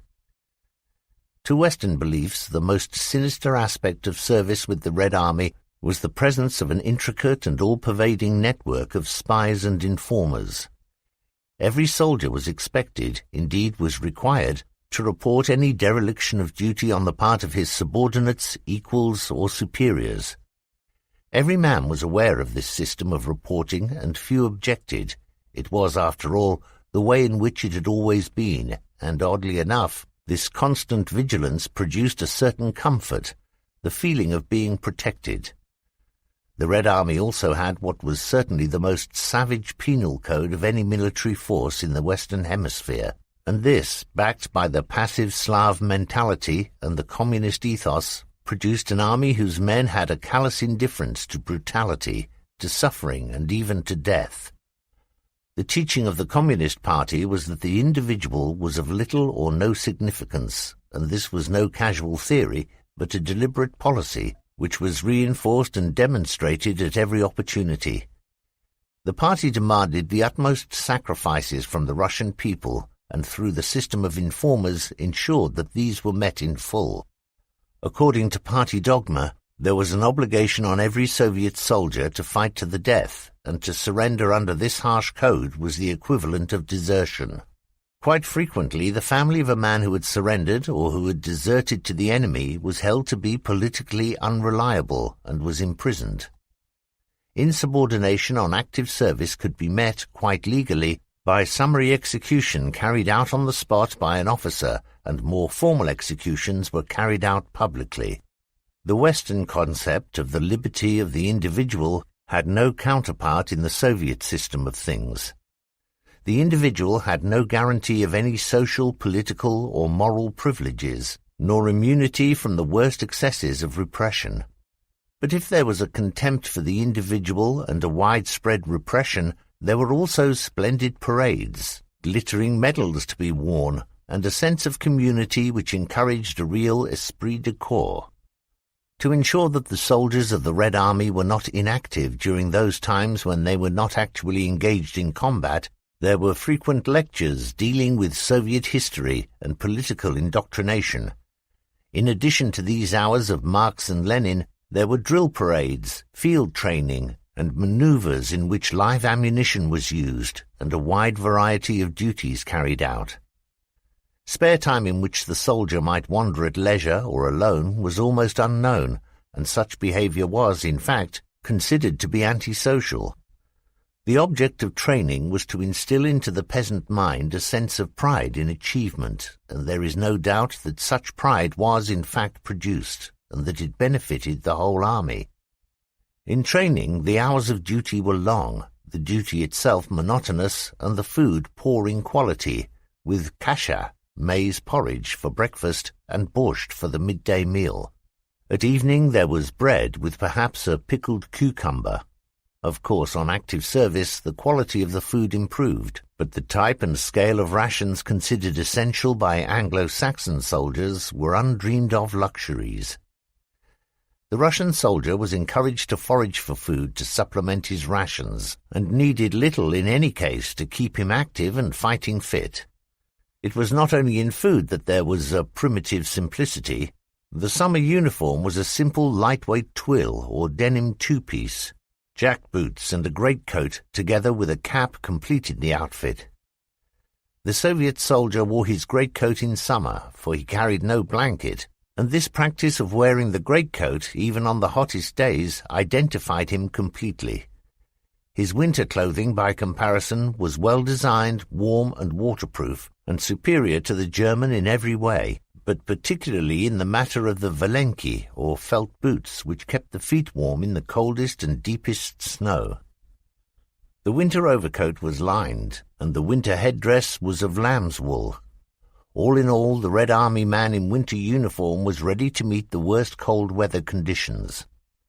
Aware that the great mass of the army was not familiar with mechanical equipment, the weapons were also kept deliberately simple. The standard weapon which was carried until late in 1944 was the M1891-30, a rifle which had been on issue in the army of the Tsar. In the last 2 years of the war, a massive distribution of the M1944 carbine and the Spargin machine pistol increased the firepower of the Soviet soldier. There were, however, severe gaps in the equipment on issue, and many men carried their 2 hand grenades in a pocket or in the linen haversack. Until the automatic weapons came on issue, each man had carried 120 rounds of small arms ammunition, but the number of rounds was more than doubled to feed the machine pistol. In full battle order, the Soviet soldier carried 28 kilograms of equipment and ammunition in summer and 35 kilograms in winter. This then was Ivan, as the Germans called him, a simple, enduring, capable and skillful soldier. Usually from a rural background, he tended to lack individual initiative and was capable of bewildering changes of mood, veering erratically between confidence and despair. The winter offensive of 1941, to quote one example, had begun with the wildest belief in victory and the realization that the war had not been brought to a conclusion by that great assault cast the Red Army into the deepest depression.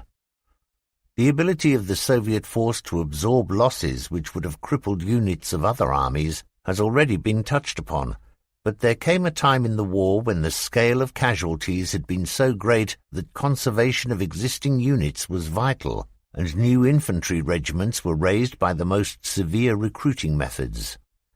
The interrogation of Red Army deserters and prisoners showed that late in 1943 a severe combing out of existing units took place with the object of producing more infantry soldiers. The places vacated by the men drafted into the foot regiments were filled by women soldiers who took over such tasks as signallers, telephone operators, laundrywomen, ambulance personnel, and as drivers. From some interrogation reports it was clear that there were some ladies on establishment who had no greater military task to perform than to be the officers' women. There was conscription of women in the Soviet Union, and more than 2 million served in the forces. Earlier it has been mentioned that out of the revolutionary cadre a new officer caste had been developed in the Red Army. Their rates of pay were, of course, higher than those of the other ranks, and officers' supplements for combat pay were 50% of their basic wage. For other ranks it was 10%. The following account compares the German and Soviet forces and the changes in outlook which both underwent in the course of the war. The German army which entered Russia wore a very smart uniform. Officers and NCOs carried silver lace on their shoulder straps. There were coloured bayonet knots. General officers wore gold and scarlet. Everywhere there was colour on our uniforms. During the campaign, medals were awarded, all of which added to the decoration on the jacket.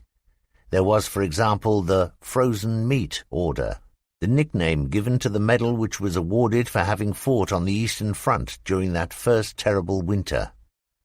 Then there were infantry combat badges, the Close Combat Award, various arms shields, and finally, in the last 2 years of the war, silver lace badges on the arm to denote an enemy tank killed at close quarters by a single man. Despite this lavish bestowal of awards, there was a deterioration in the uniform we wore. It was not merely in the quality, although it began with that, nor was it the colour which changed from the traditional field grey to a green colour. The jackboots had been a distinctive mark of the German soldier, even though they were not only uncomfortable but impractical in wet conditions, and particularly in snow. We eventually wore anklets like the British, and then our tunics changed in cut so that they too looked rather like the British battle dress. Throughout the last 3 years of the war, our uniforms were being simplified, and many units, particularly in the SS, took to wearing camouflage-patterned suits as a mark of distinction. All in all, we took on the appearance of mechanics in dungarees, and were no longer soldiers in a distinctive and smart uniform. While we were thus reducing our uniform to a basic and simple dress, the enemy was embellishing his. Within a year of the opening of the war with Russia, that cunning devil Stalin had turned the whole concept of the war from a defense of the communist system into a fight for Mother Russia. This spurred the masses, but the officer class too needed its reward, and so Stalin restored to them the old Tsarist symbols of silver-bored epaulets. The soldiers were awarded medals for each resounding victory, and, of course, they wore these complete. That is to say, there were no medal ribbons issued. One wore the whole thing. As the officers of our army became more democratic and comradely, at least in the front-line units on active service, Ivan's officers were acting in a way that can only be described as aristocratic. A report was circulated within our corps to the effect that Russian officers had reverted to practices current in the old Imperial Army.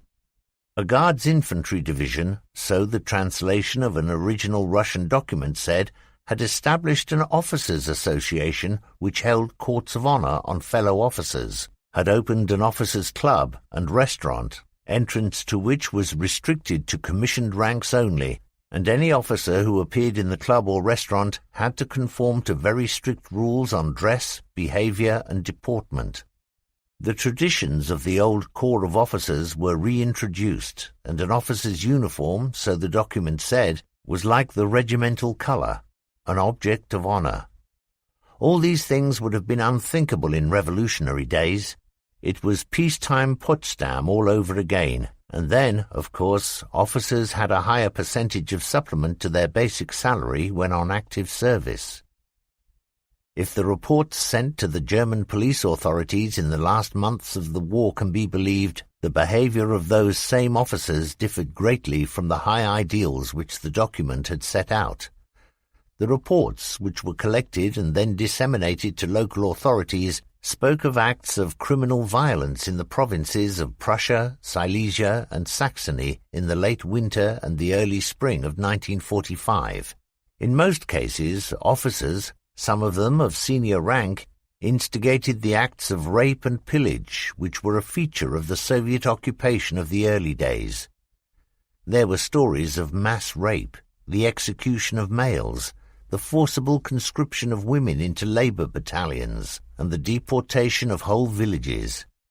To see the whole picture and to view it objectively, it can be claimed for the Red Army that the forced labour battalions were drafted to clear the roads so that food convoys could reach the towns and feed the people. It may also be claimed, and with a high degree of likelihood, that the deportation may have been the attempt by the Red Army to remove from the combat zone all civilians who might otherwise have become casualties in the fighting. These things may well be claimed, and may equally well be true, but to the German civilians, frightened, cold, and desperate, those acts which they witnessed were the outrages of a horde of murderers. It was widely believed that outside every uncaptured German village, the political officer of a unit would read a declamation by Ilya Ehrenberg, inciting the Red Army men to wreak vengeance. Of course, there were atrocities, summary executions, and outrages. One of the most serious atrocities, and remarkable because it was, perhaps, unique, was the murder of the Königsberg Volkssturm, a sort of home guard, which was declared by the Soviet authorities to be an illegal organization made up of partisans. Francs-tireurs could be executed according to the interpretation of Soviet military law, and that was the fate of the Volkssturm of Königsberg. To conclude this chapter, let us reflect that at the end of the Second World War, the Red Army was the largest, best armed and most tightly organized force in the world. The theory of Suvorov, a commander in the campaign against the French, was that the strength of the Russian army lay not in its handling by its officers, but in its composition based upon a peasant mass. This theory was shown to be inaccurate the longer the war lasted. True, there was a peasant mass to begin with, but it was never an unwieldy horde, and after 1943, it was seen to be a vast army directed by a highly intelligent leadership supported by an absolutely competent staff system. The Russian army was not only the giant which it had always been, but it was a giant with a first-class brain. The steamroller of 1939 and 1941 had become a world-shaking influence. The Red Army had come out of the military shadows. 9. Partisans. For psychological reasons, the term partisan is not to be used. Order of 23rd of the 8th, 1942. It was during the campaign in Russia that there began a series of centrally organized operations in the rear of the German invaders. These were not the undeveloped assaults of uncoordinated groups of patriots, but a well-organized and skillfully directed national movement, the blows of whose guerrilla bands were intended to integrate with the offensives of the Red Army. This organization and the men and women who fought in the hidden war were the partisans. Their part in the great Soviet Fatherland War is remarked on and described by almost every author who writes about the Russo-German conflict, and the vital role they played during that war can never be overstressed. It would have been interesting to compare the role of the SS in Russia with that of their counterparts in the Soviet politico-military organization, but this is not possible, as no histories of the NKVD have come down to us. There was one Russian force which fought the war as mercilessly as did the SS, and since they, the partisans, formed an official part of the army on the Eastern Front, then they must feature in any account of the operations which were carried out there. As with the introduction to the section on the SS, so with this chapter on guerrilla warfare in the Soviet Union, there are certain conceptions about those activities which need to be challenged. Firstly, the claim that the hidden war had a direct and important influence upon the strategic conduct of German military operations. This statement has been shown, in the light of post-war research, to be untrue. There were outstanding successes at tactical level, but there was only one offensive, that during the summer of 1944, in which success was achieved by a combination of blows struck by the Red Army and the partisan forces. Secondly, there was not, as some German writers have claimed, an embryo partisan organization in existence in the Soviet Union before the outbreak of the war with Germany. No state could form an underground organization in peacetime to combat a possible occupying army. Such a move would have been defeatist, and in any case there would always be the fear, certainly in dictatorships, that such a clandestine movement could form the basis of a counter-revolution. Thirdly, the Soviet legend of a great partisan movement springing immediately and spontaneously into life following the outbreak of war is a total myth. It is true that as early as the 7th of July 1941, Stalin called upon the inhabitants of areas occupied by the Germans to rise in revolt, but there was little response. This is hardly surprising, for at that time the German armies were advancing through those regions of the Soviet Union which had been until quite recently independent countries. In those lands, as this book has already stated, the Germans had been received as men who would bring freedom from Soviet domination, and there were few locals in those regions who would have been prepared to engage in partisan warfare against an army that was welcomed by the great mass of their fellow countrymen as liberators. One can perhaps count as partisans those bands of armed men belonging to the Red Army who had been bypassed during the German advance. These were still free behind the German lines and were a menace to the Germans and to the Russian civilians alike. Lacking food supplies, those remnants of Soviet military units terrorized the villages, forcibly requesting food and horses before disappearing into the countryside.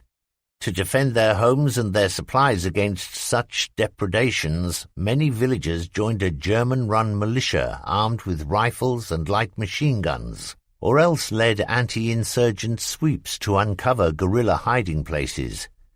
In such operations, the German forces were at a disadvantage, for the size of the battlefield, as well as the nature of the terrain, inhibited their efforts, although they would not always admit it. The writer of the following letter seems to have realized the full measure of the partisan menace. On anti-terrorist patrols, smell is as important as sight.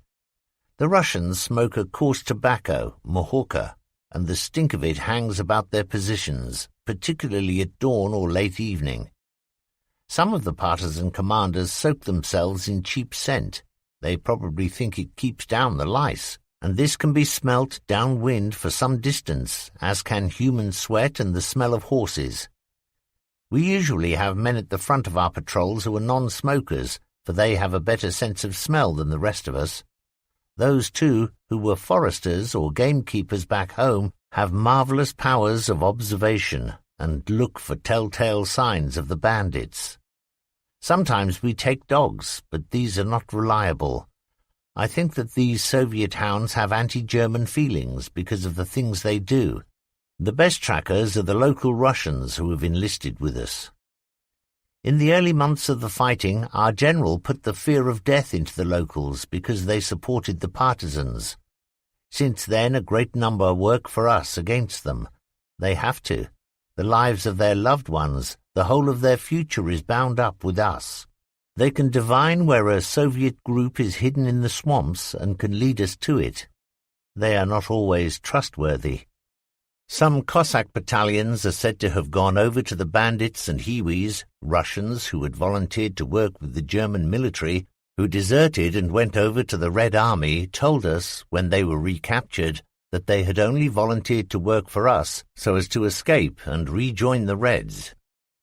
According to the interrogations, the bandits are said to be well organized and even have an airfield somewhere deep in the marshes. This is a measure of the menace which has grown up. They kill indiscriminately, Germans and Russian civilians. They blow up railway tracks and lay mines. We never seem to be able to capture them, for as soon as we have one area quiet, they start their sabotage in another district.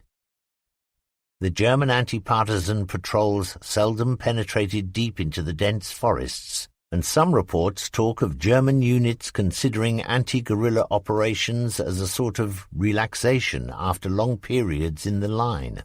This naive attitude and the failure of patrols to make deep penetrations into the forests led to an unnecessarily high casualty rate. To enlarge upon the qualifications which were made at the opening of this chapter, a time scale shows that from the opening of Barbarossa in June 1941 to the end of the German summer offensive of 1942, there was little partisan activity.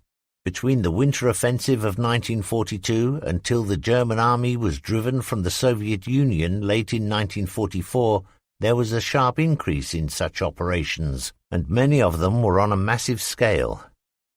With Russian soil freed from German occupation, there was no longer any need for a Russian guerrilla movement after the autumn of 1944, but there were in other parts of Eastern Europe local resistance groups, often led by communists, which harried German lines of retreat, or even, in the case of Yugoslavia, had raised partisan armies which went into the field and which scored considerable victories.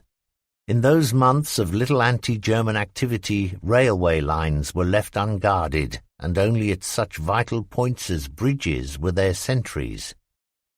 The German rear was, by and large, untroubled. That this peaceful situation changed radically was due to several reasons, of which a principal one was the attitude of the behavior of many of the Nazi Party officials administering the occupied territories.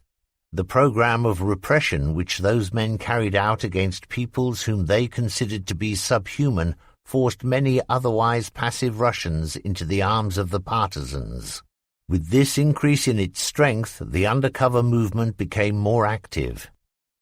From the time scale, we have seen that the situation in Western Russia until the end of 1942 showed there to have been an ineffectual partisan organization.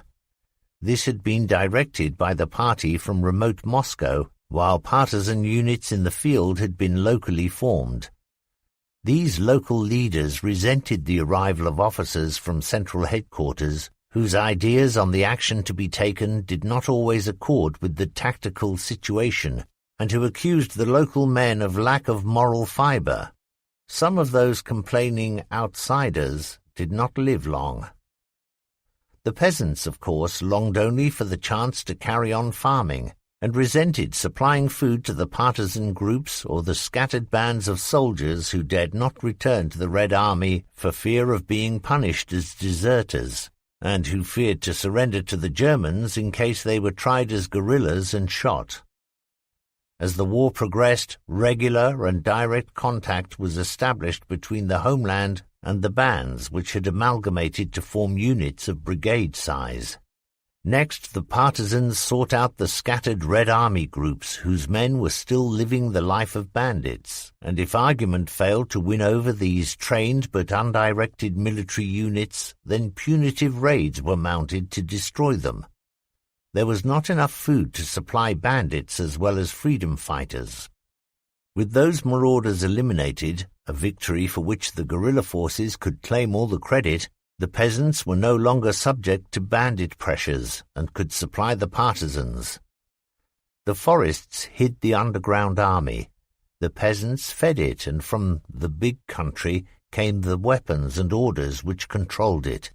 The partisan forces had now become almost as important an arm of the service as any of those in the regular forces. Partisans and their operations can be viewed in two lights. The army under attack sees them as francs-tireurs, as the enemies of the native population which has accepted defeat and which wishes only to carry on some sort of life under the occupying forces. The nation which puts the partisans into the field sees these men as freedom fighters and as soldiers of a special type who have no Geneva Convention to protect them. Being thus constantly exposed to danger, the partisans have a right to demand anything of the local population, whose obligation it is to meet those demands. The nature of insurgent operations makes it impossible for either side to fight a clean war. To force a hostile reaction from the occupying forces, partisans often carried out attacks in the area of villages whose inhabitants were friendly to the Germans, and would then leave the mutilated bodies of German soldiers whom they had taken prisoner and then murdered to be found by the counter-attacking German troops. Reprisals would then follow against the villagers, and that German reaction would normally prove sufficient incentive to ensure that the locals supported the guerrillas. Those who still did not were subjected to threats, and those who actively collaborated with the Germans, as, for example, men who had been elected mayor of a village, would be murdered quite frequently, together with their entire family. It was indeed a dirty war, for the partisans were absolutely ruthless. There was, of course, no Geneva Convention for civilians, and those unfortunates were put under severe pressures from native partisan groups, as well as from the occupying forces. The lot of the peasants was a desperate one. To the German military mind there has always been something abhorrent in partisan warfare. In the Kaiser's war, harsh punitive actions against francs-tireurs carried out by German troops as they advanced through Belgium and France in the west and through Poland and Serbia in the south and east, aroused international condemnation. The Germans had executed hostages during the First World War, frequently without trial and often upon the flimsiest of evidence. During the Second World War, in addition to a military hatred for a civilian attacker, there was added the Nazi belief that the Slavs were inferior beings. The German army had always fought in a traditional fashion, and this inability to understand the concept of guerrilla operations may have been the root cause of their lack of absolute success in anti-partisan operations. A reading of war diaries and the reports of anti-partisan operations leads frequently to the belief that many innocent Russian civilians were arrested and shot merely on suspicion of being partisans, and also to the realization that even large-scale anti-partisan operations produced very little positive or long-term results. For some missions, several divisions of infantry were employed, and these men fought against the natural obstacles such as swamps, and all the time aware that the elusive enemy would seldom come to battle. In the marshes, any patch of firm ground was certain to be thickly sown with the little wooden mines which could not be detected by mechanical means, but which could blow off a foot. There were pits lined with sharp stakes into which the unwary would fall and be impaled. And then there were the snipers, whose sudden and unexpected shots would come from a thicket or from the thick undergrowth, killing or maiming. In the history of the 10th Infantry Division is recorded one operation which took place in an area 10,000 square kilometers in extent, of which the greatest part was forest and swamp. A massive force including 2 panzer divisions, 3 German infantry and a Hungarian infantry division, a cavalry detachment, 2 SS battalions, and a number of deserters from the Red Army was put into this sweep. The whole operation lasted 9 days, and the net result was 150 enemy killed and 1,500 prisoners taken. These latter included women and children. The scale of partisan and anti-partisan operations is shown by the fact that special security divisions had to be formed and large numbers of soldiers taken from frontline duty to pacify the rear areas. In the summer and autumn of 1942, the Germans fielded 25 whole divisions on such operations, as well as 30 regiments and more than 100 battalions of police. By the following year, this number had been increased by the addition of nearly 500,000 auxiliaries of Soviet origin. The scale of the hidden war had grown, and with it the forces needed to combat it. There were neither political nor military guidelines laid down for the German occupying and administrative forces on the treatment of civilians in partisan-infested country. Thus each political official had his own interpretation. The task facing the civilian administrators was to make the occupied territory produce the wheat, oil, coal and iron to feed the German war machine, and it was the task of the army to ensure that those materials were guarded until they reached Germany. These were difficult tasks to accomplish, for the guerrillas were determined that nothing would reach Germany, and being elusive, could strike at a cargo and vanish before the military could come into action. Hitler's viewpoints are interesting, for his early opinions soon gave way to a determination to destroy the bandits, who would not give in. A military instruction summarized his words and said, "The Führer has issued orders regarding this matter, anti-partisan operations, and in this context has given freedom of action against any evilly disposed civilian enemy encountered during the course of a military operation. On the other hand, individual acts of reprisal against the civil population in pacified areas are wrong. Those guilty of such acts are to be punished, and if soldiers act against the persons or property of defenseless civilians are not punished, then their superior officers are unsuited for their posts." In contrast to this is the preamble to Combat Procedures for Anti-Partisan Operations in the East, issued on the 16th of December 1942. This stated, "Basically, anything that leads to success is proper. The object must be to destroy the bandits and to restore order." The document went on, "The enemy is using in his bandit struggle fanatical, communist-drilled soldiers who do not hesitate to commit any act of terror. It is more than ever a question of to be or not to be. This struggle has nothing to do with military chivalry or the limitations of the Geneva Convention. If this battle is not fought using the most brutal means, then we shall not master the plague." It is interesting to note that as early as the summer of 1942, the word partisan was discontinued in German official reports. The following document is indicative of the increase in partisan activity which took place about that time. OKH, General Staff of the Army, Operations Section, 23rd of the 8th, 1942. Guidelines to bring about a more intensive combat of bandits on the Eastern Front, based on the Führer's Instruction No. 46. General. 1. For psychological reasons, the word partisan is not to be used. 2. The increase in activity has become a threat to supplies reaching the front and to the economic utilization of the country. The bandits must be defeated before the onset of winter, and to bring this about, there must be an intensification of anti-bandit activity and of propaganda. A. In this context, it is essential to maintain supplies to the civilian population, and there must be no cheating, for this leads to their becoming sympathetic to bandit beliefs. B. The support of the local population is essential to combat the bandits. Rewards to those who help us to defeat the bandits must be substantial, and reprisals taken against those who support the enemy.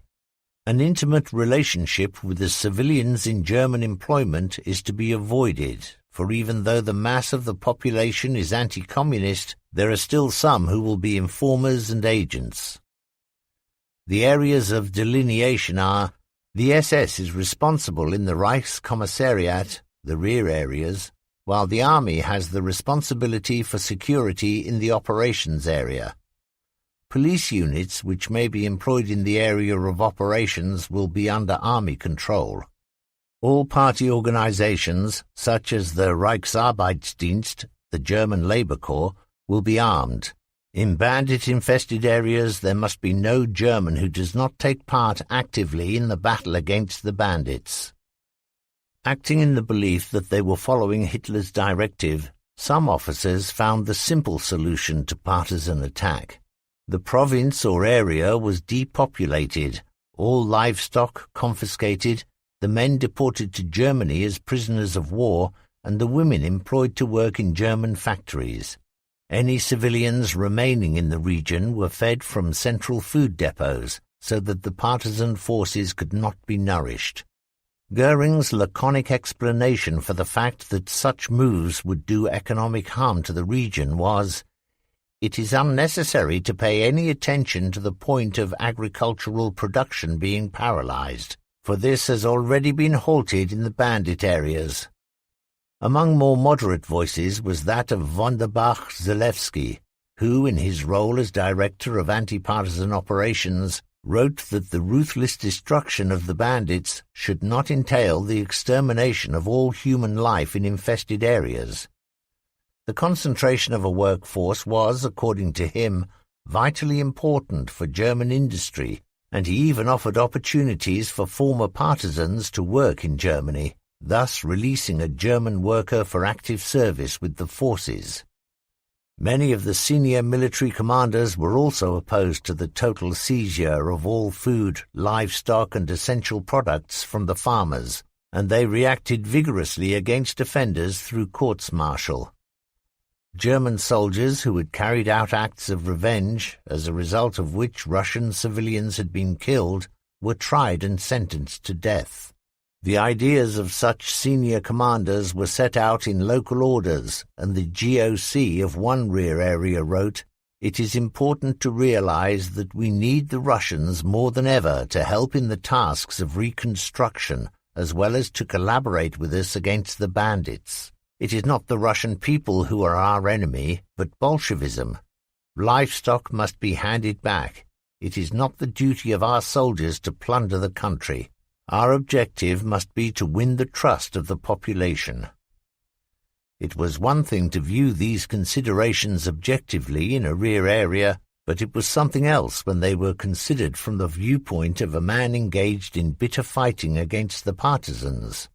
Under the frightening conditions of the hidden warfare, the uncertainty of who the enemy was, the lack of sleep, the strain and the fear, it is understandable, if not forgivable, that harsh and sometimes unjust measures were used against the civilians.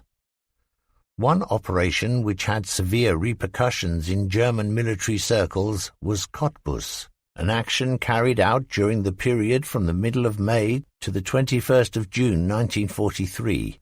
The intention was to seal off the guerrilla-infested area between Borisov and Lepa, and to destroy the so-called partisan republic which had been set up there. More than 16,000 German soldiers and Russian civilians were involved in this cordon, search and destroy operation. The offensive opened badly and closed disastrously. Resistance had been expected. Indeed, fanatical resistance had been anticipated. But the bitterness of the battle fought against partisans, indistinguishable from the civilians among whom they concealed themselves, led to a chain of atrocities which degenerated into mass executions.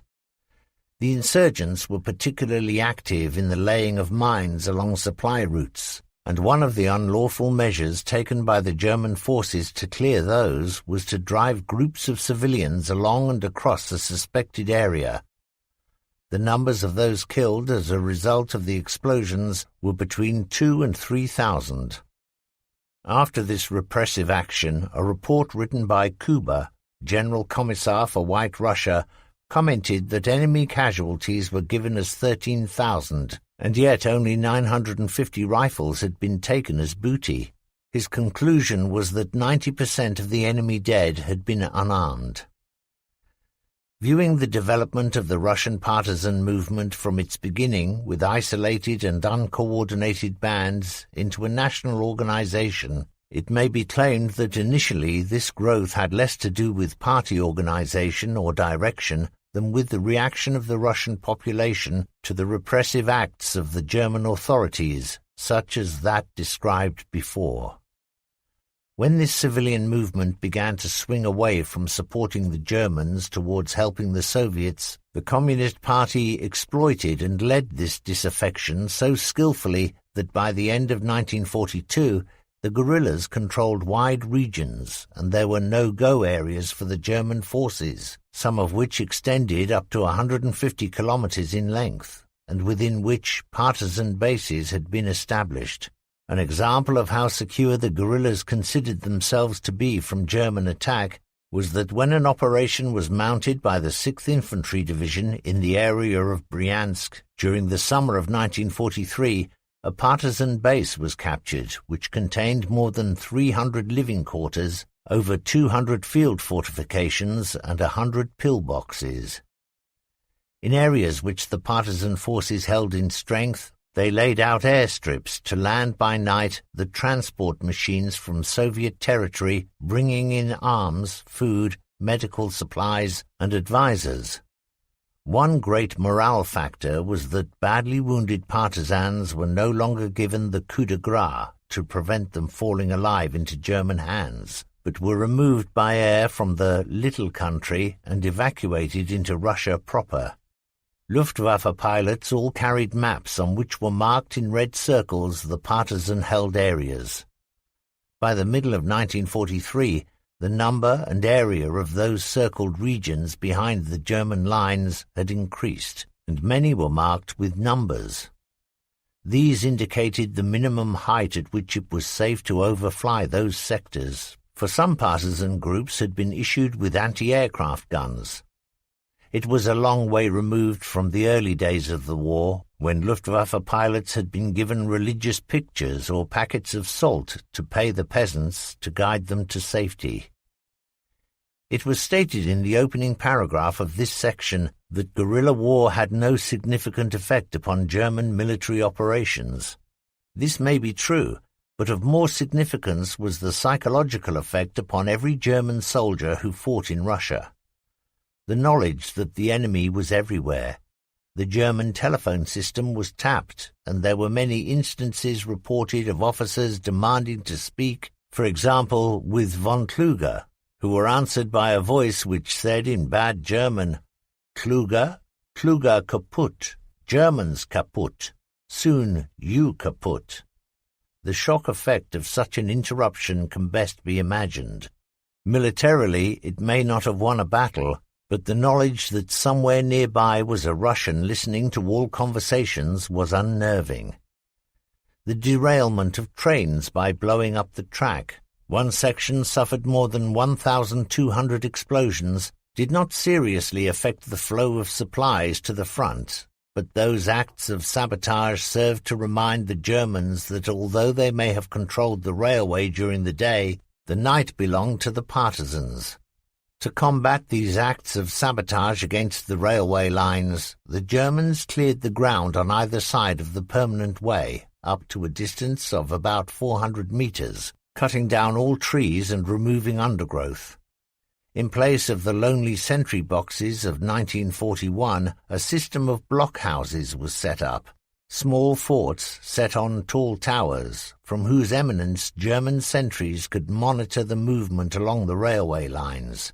Sandcars were fitted ahead of the locomotives and were effective until Russian explosive experts laid remote-controlled mines to detonate under the engines.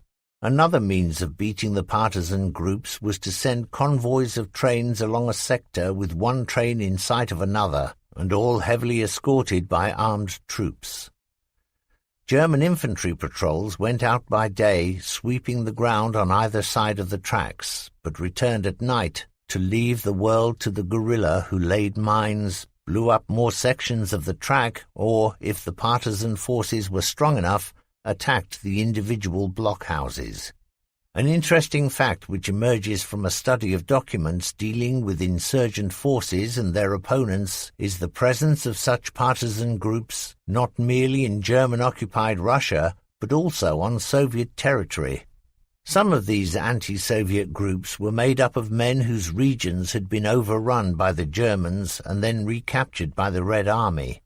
These native bands did not disarm when the Soviet authorities came back, but illegally retained their weapons and continued to fight for the freedom of their homelands. A certain number of these anti-Soviet freedom groups were the result of agents sent in by the German Brandenburg Regiment, an Abwehr intelligence organization, to foment revolt, but most were local expressions of dissatisfaction. An even stranger fact is that there were more than 100 anti-Soviet partisan groups in regions which had never been occupied by the Germans. Despite its use of partisan soldiers and its direction of their operations, the central administration in the Soviet Union was never at ease with popular movements, except where these were under its complete and total control at all times. That is to say, where the party directed every movement from Moscow until such time as the Red Army occupied the region. The partisans were then immediately disarmed and their men dispersed, so that neither their weapons nor their knowledge could be used against the central government. In the Red Army's conquest of former Soviet territory, there had been several occasions when the NKVD had to be brought in to crush separatist movements or local governments set up by the partisans. The actions of the NKVD were as brutal as any operation carried out by the SS in attempting to destroy these centers of resistance. Yet for many years after the end of the war, reports were still received of guerrilla groups in the wilder regions of Soviet Russia still active in the fight against the communist government. The lot of the partisans in Russia during the Second World War was not a happy one. Hated by the villagers from whom they extorted supplies, feared by those who only wanted to carry on living, even if under a German occupation, pursued by German forces, invariably badly fed and living in primitive conditions, the guerrillas fought on until liberation came. And when it did, it brought back with it the secret police, interrogation for some, imprisonment for others, and at best a medal. The party was accorded the honor of having organized and directed the guerrillas. For the partisans themselves the honor lay, so the party told them, in having fought. 10. The influence of terrain. East of the Bourg-Saint line, terrain conditions and the shortage of roads restrict movement. General von Griefenberg, Chief of Staff to 12th Army. Terrain has influenced the conduct of military operations throughout the history of warfare. Commanders of the attacking side have always attempted to overcome natural obstacles, while the defenders have always sought to exploit these barriers to their best advantage. In bygone days, armies, being smaller in number, could generally select the ground on which they would fight, the one side endeavoring to rest its flanks upon features impassable to the attacker, while he sought by maneuver to detach the defense from its anchors, located in some natural obstacle.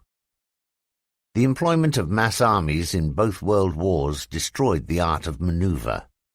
The corps and divisions of those armies moved as a single line in the attempt by the whole force to break the enemy's front, and therefore some parts of the attacking army was compelled to cross that bad terrain which armies of the past would have bypassed. In the campaign fought in western Russia, terrain was an important factor. Russia is a land within whose vast and sprawling territory is to be found every type of terrain.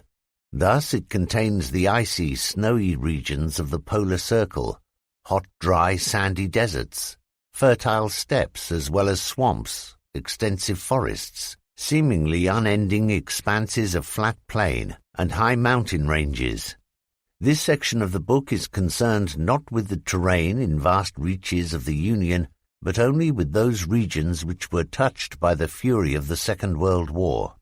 It can be seen from the map that the vast area in which the bulk of the fighting took place is well protected by nature to halt an aggressor coming from the west. The main rivers in the combat zone flow on a generally north-south line, and each, therefore, constitutes a barrier against an east-west assault. The rivers become wider and deeper the further east one penetrates, and most of these are fed by numerous tributaries, each of which is itself a water barrier. The rivers were generally unembanked and were prone to flooding in spring and autumn. Great regions of the western and northern provinces of European Russia are heavily forested, while others, through a combination of poor soil, river flooding, and heavy precipitations of rain and snow, are extensive marshes. A whole belt of forested swamp protected Moscow and Leningrad, and this defensive belt extended from the White Sea southwards via Leningrad and Vitebsk through Kolin, Lutsk, and Kiev. It thus impinged upon the territory of southern Bessarabia, the western Ukraine, southern Volhynia, Galicia, Byelorussia, Lithuania, and Latvia. A stretch of that swamp, which was located west of the Dnieper River, extended for a distance of 600 kilometers and had a width of over 200 kilometers. This was the Pripyat, or more correctly, the Rakitno Marsh.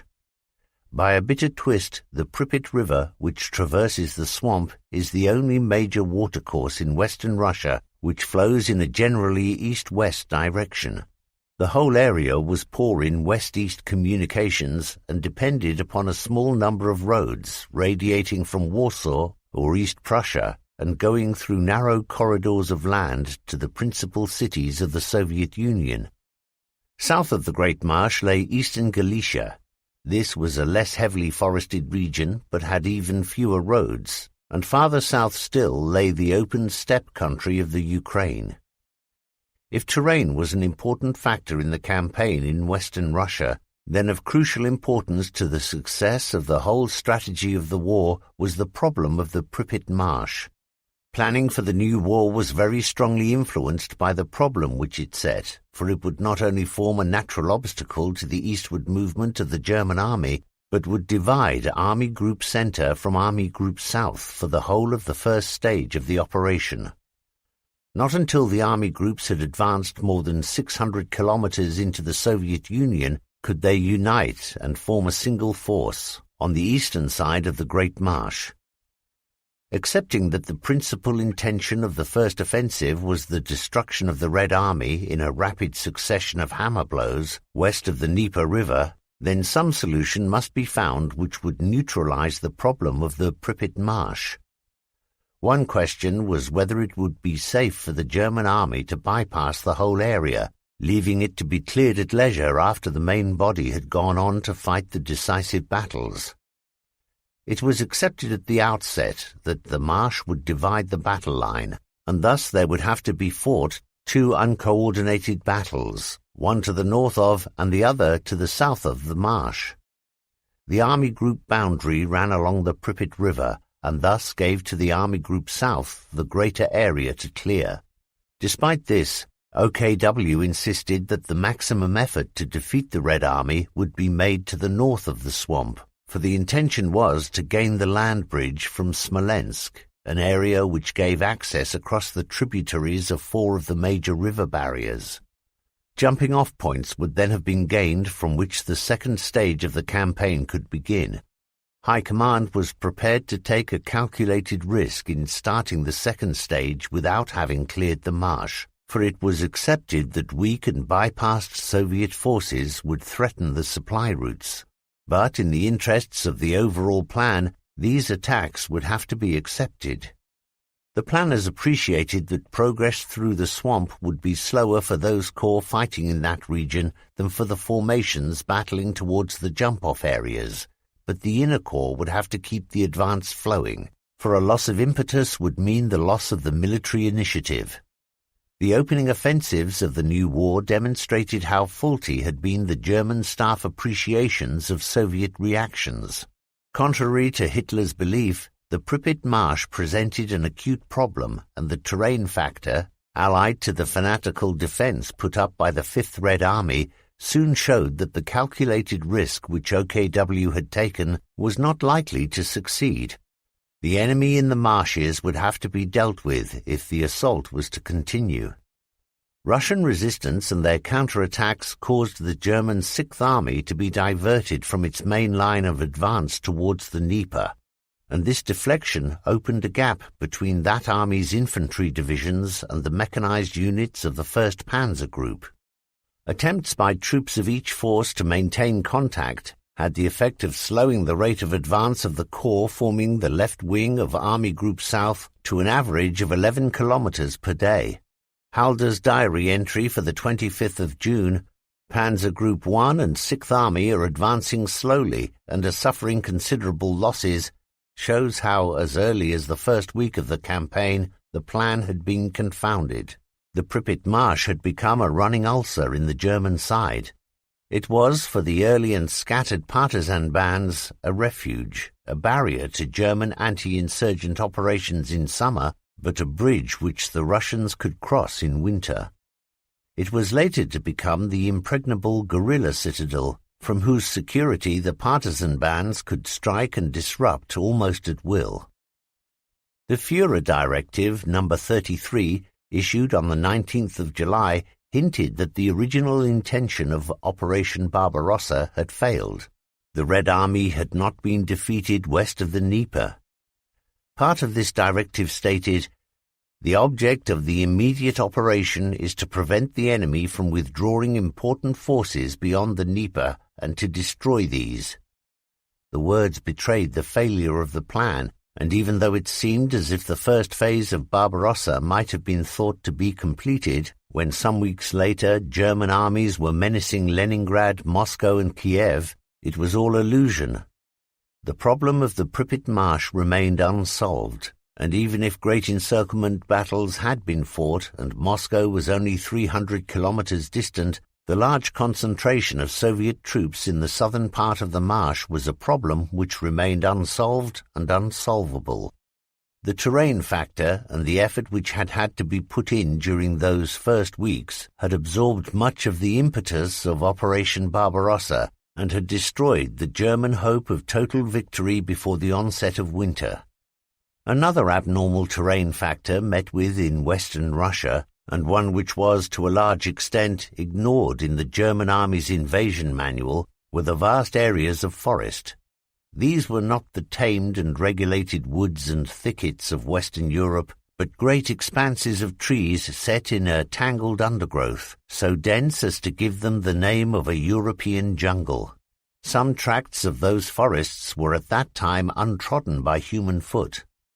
German troops who fought in the first months across the regions covered by these forests mentioned that these were seldom penetrated very deeply by their patrols. It was not merely that the impetus of the assault left no time for the infantry to comb the woods as carefully as they should have. Rather, it was the sheer impossibility of forcing a way through the undergrowth and the trees that became closer the deeper one went. We do not usually go very far into the forests. You can have no idea of what they are like. The trees are mostly deciduous, and centuries of fallen leaves lie rotting on the forest floor. The stink is indescribable, but out of this rich soil spring weeds and bushes to form a barrier through which nothing but the smallest woodland creature can go. If we do have to move farther into the wood, then we look for the spoor of larger beasts and follow these trails, but often they pass into low tunnels made in the bushes and are not to be negotiated by a soldier in battle kit. The flies and mosquitoes are a plague, and I wonder what these blood-sucking pests lived on before we came along. We wear nets over our helmets, but the beasts work their way up the sleeves and inside the collar. To halt is to be covered in a mass of these terrible biting insects and the inevitable flies. We are in a swamp, but there is little water fit to drink. It is all brackish. Even water taken from wells tastes unpleasant, and we have to boil every drop that we drink. Fighting in such conditions, it is not surprising to learn that the German army never completely cleared the woods, and that they therefore also failed to destroy the partisans, who, although not at home in the terrible jungle-like conditions, were nevertheless aware of them and were familiar with them.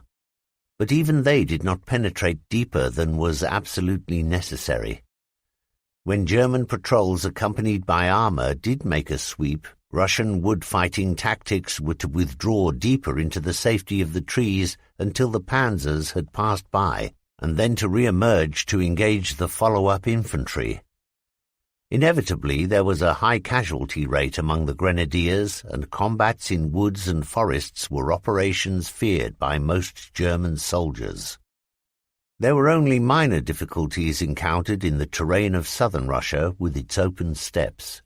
It was good tank country, and although there were few roads, the ground was usually firm enough in dry weather for it to be used by wheeled or tracked vehicles. One unusual feature were the bolka, high and steep-sided, dried-up watercourses which could obstruct the advance of a tank column until a bridge had been built or a diversion found. The steppe was another region notorious for its lack of drinking water, and many letters refer to the melons with which the advancing soldiers tried to slake their thirst. It was not until the autumn of 1942 that the German army was required to fight in mountainous country, and an account of a small morale-raising operation by Gebirgsjäger which conquered Mount Elbrus, the highest peak of the Caucasus Range, completes this section on terrain factors. As an example of a flamboyant and futile gesture, it would be hard to find one in the whole of the war that equaled the raising of the German war flag on that mountain peak. Militarily insignificant though this gesture may have been, it is recounted here as an example of how German troops overcame this particular difficulty, how they conquered a mountain range which separates European from Asian Russia. The background to the operation is interesting. The German army had as a specialist group of infantry no fewer than 6 divisions of mountain troops or Gebirgsjäger. These highly trained and specialized troops had no opportunity to use their skills while fighting on the flat and empty plains, but then in the summer offensive of 1942 their opportunity came. For that operation, the former Army Group South had been divided into two groups of armies, one of which was sent to fight its way to the Volga River and the area of Stalingrad. The second group, Army Group B, was directed southwards to gain the Soviet oil fields of Baku, but barring access to the distant objective lay the Caucasus Mountains. An Alpine Corps, the 49th, with 1st and 4th Divisions under command, was ordered on the 28th of July to break off the battle in which it was engaged and to proceed with best speed to penetrate the mountain barrier and to reach the Tuapse-Sukhum road with their open flank protected by a German Jaeger Corps and a corps of Italian Alpini. The orders to the German Alpine Corps commander were direct and brutal. It was his task to gain the mountain passes before the onset of winter, and the first snows had usually descended to the 4,000-metre line by the end of September. This would have been a difficult task under any circumstances, but 49th Corps was in action more than 300 kilometres from its future start line in the mountains, and to reach that point it would have to cross the lines of communication of other corps of Army Group B. Once in position, there would be no time for a slow, methodical advance. A single all-out punch must gain the victory before the onset of winter. By the 13th of August, the divisions had fought their way from the start line to the foothills of the Caucasus region and were preparing to assault the main range. A week later, each division had seized a pass, and both were preparing to exploit the success. The narrow defiles along which their supplies and reinforcements came were a thin lifeline, and it is not surprising that it was against this that the furious assaults of the Red Army defenders came in day after day. The Soviet defenders were not trained alpinists. Russia had not at that time taken seriously the problem of mountain warfare, but the Russians were men in superior numbers, holding a naturally strong defensive position against the assaults of a numerically inferior foe. The virile thrusts by these German mountain troops brought the advance slowly forward across the peaks.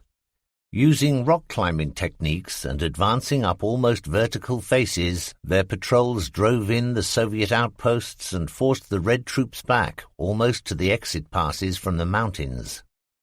Each advance was met with a counterattack, and these furious Russian assaults came in day after day against the handful of Gebirgsjäger in the advance guard.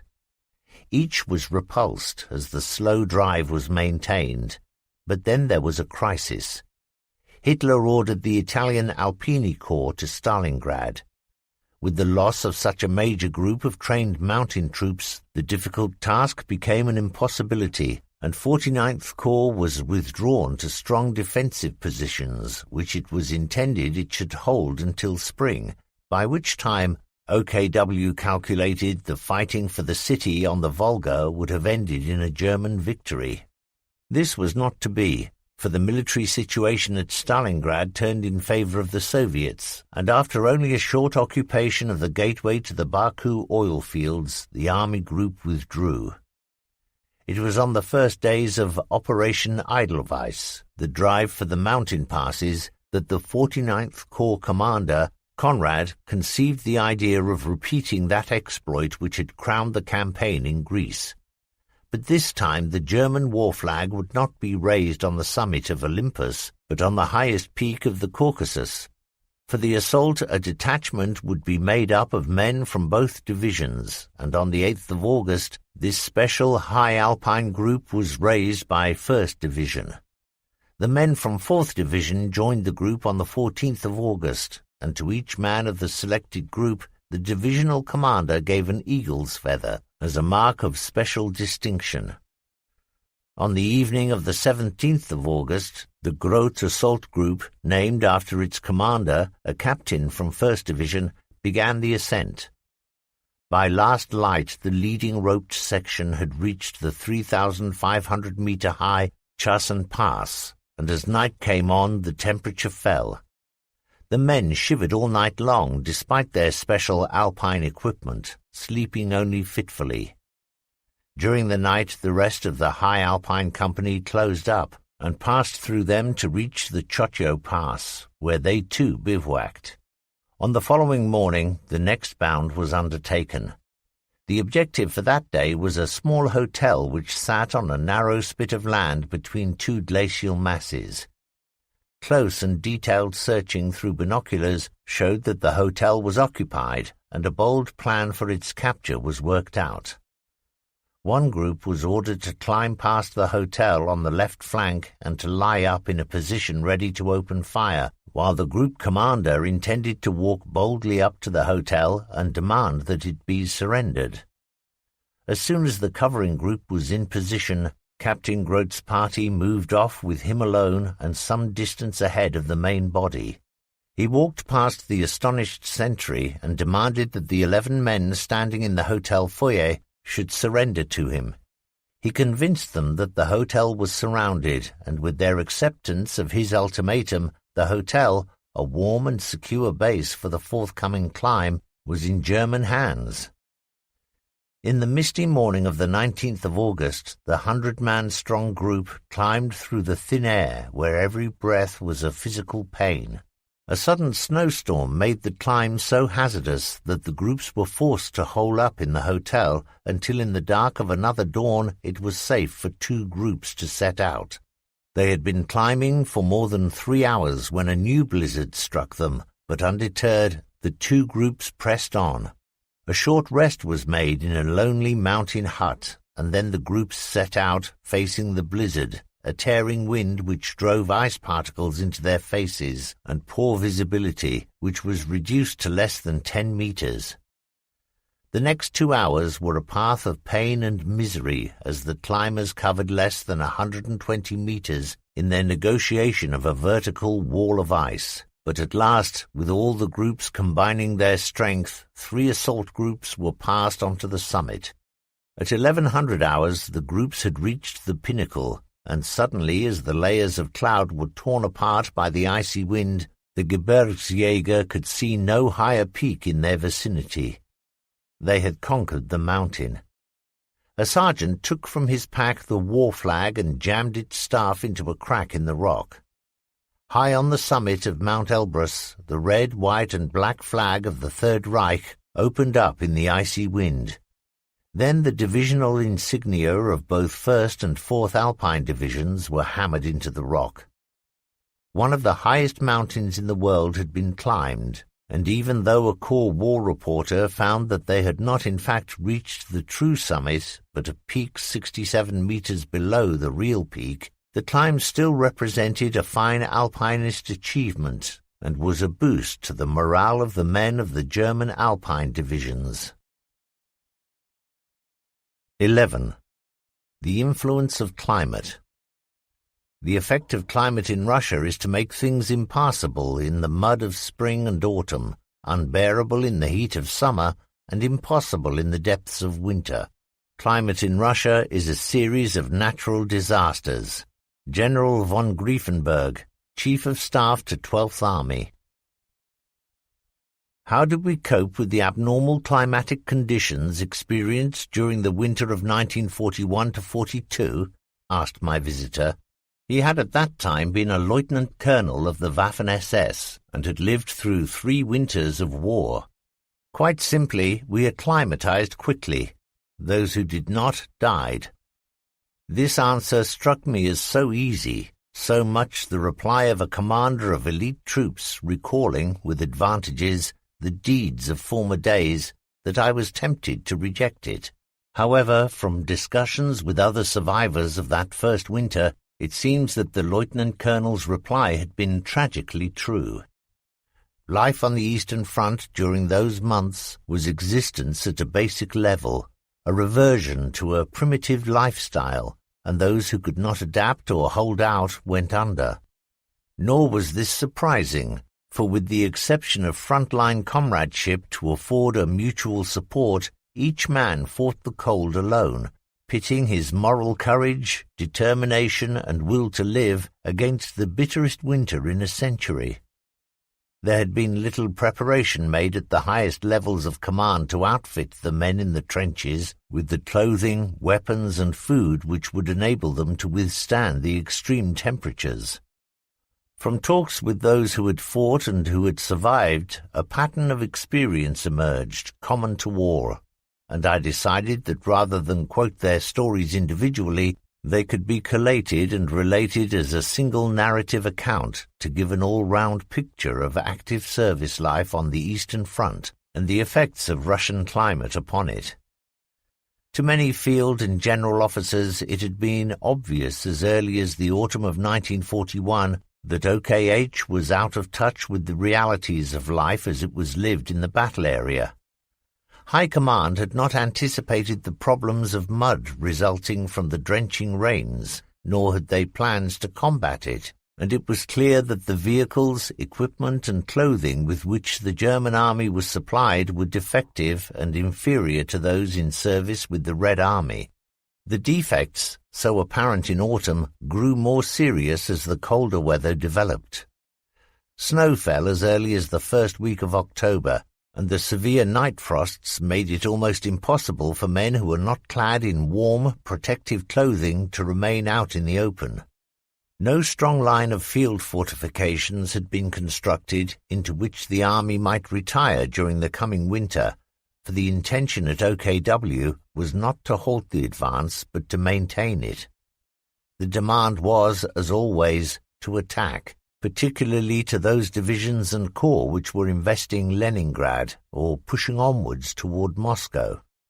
By the time of the first snows, most frontline units had been in action, without relief, since the opening of Operation Barbarossa.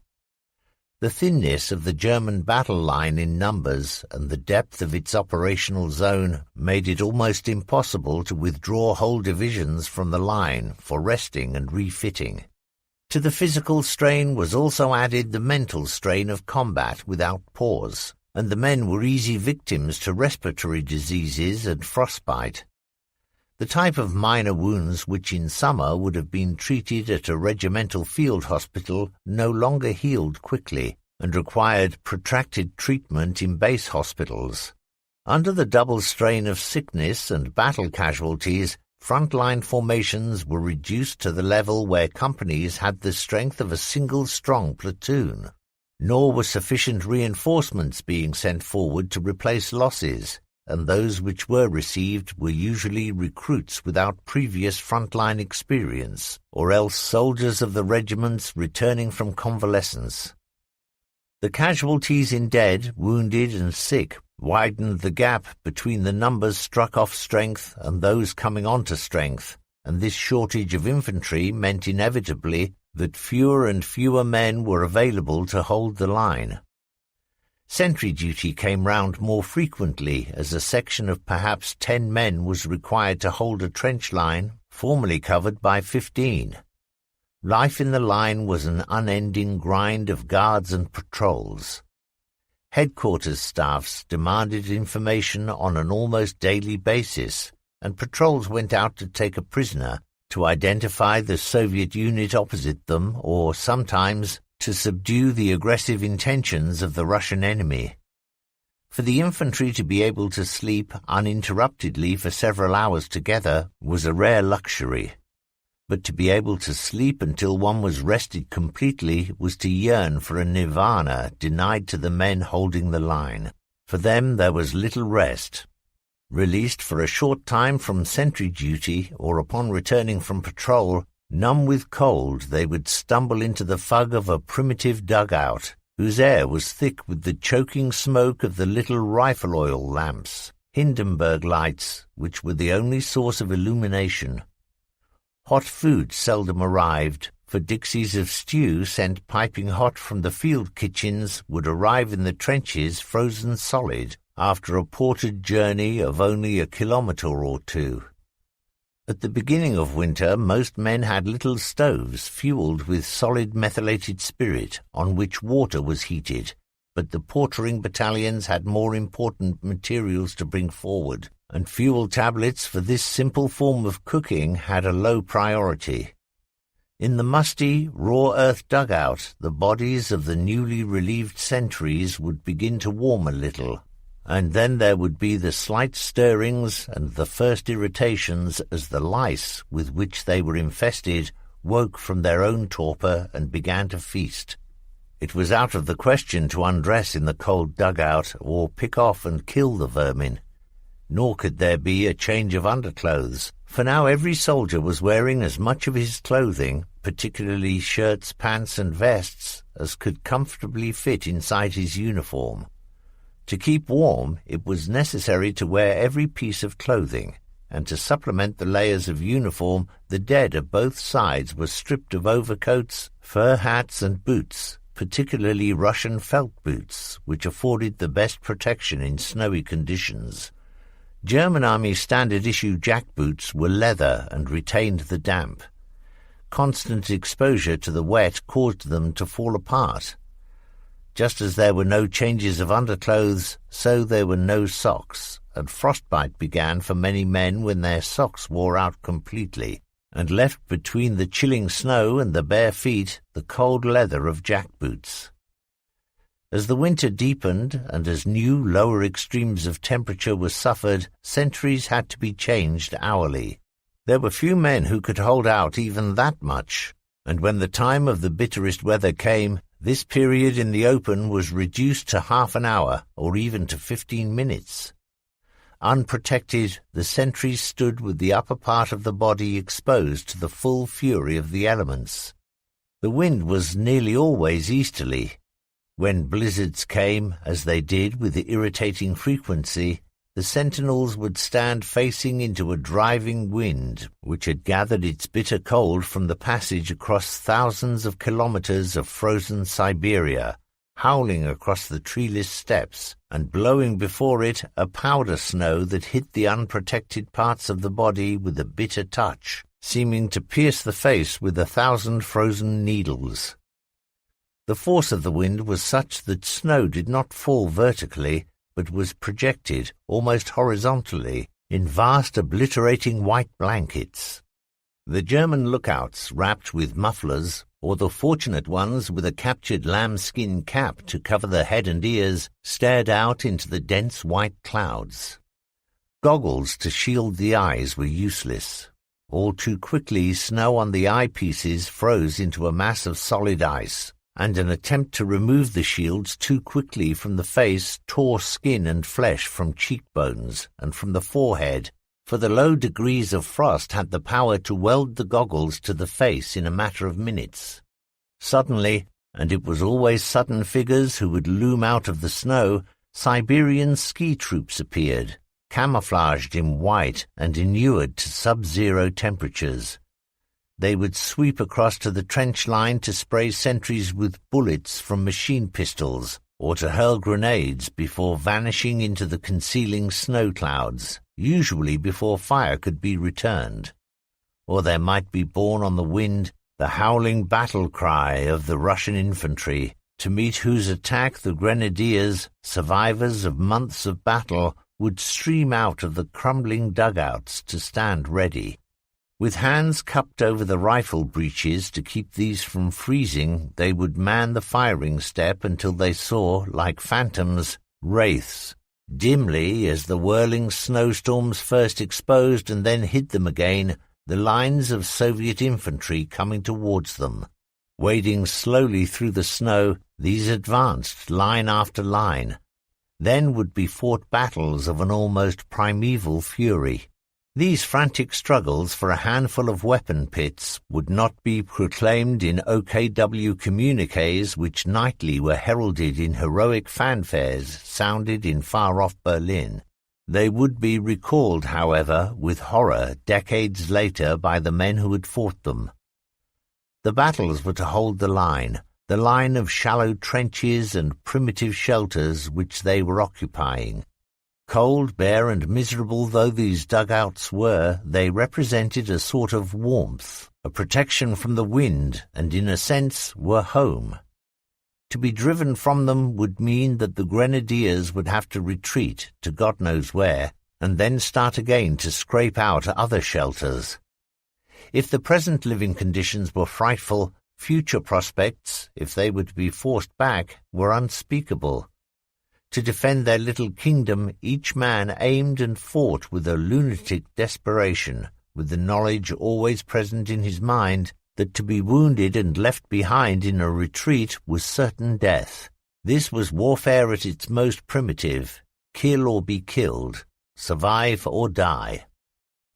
No eyes sighted along rifles more carefully than did those of the grenadiers of the Eastern Front in those winter months. Every man prayed that his rifle or machine gun would function. They had all known cases where intense cold had made metal as brittle as glass, and the slender firing pins had snapped, rendering the weapons useless. There had been occasions when the bolt actions of machine guns had seized up in temperatures which reached to 30 and 40 degrees below freezing. It was a cold which numbed and deadened from the feet up until the whole body was one aching mass of frozen misery. Yet in the fury of battling against a Russian attack, or when they themselves were launched into the assault, the pains of cold would vanish as more urgent priorities filled the mind. Soon the grenadiers in their trenches could see the first Russian troops clearly, and in their mind's eyes saw the steamy breath ejected from panting and open mouths as, gasping with exertion, the Red Army infantry struggled slowly forward through the deep snow.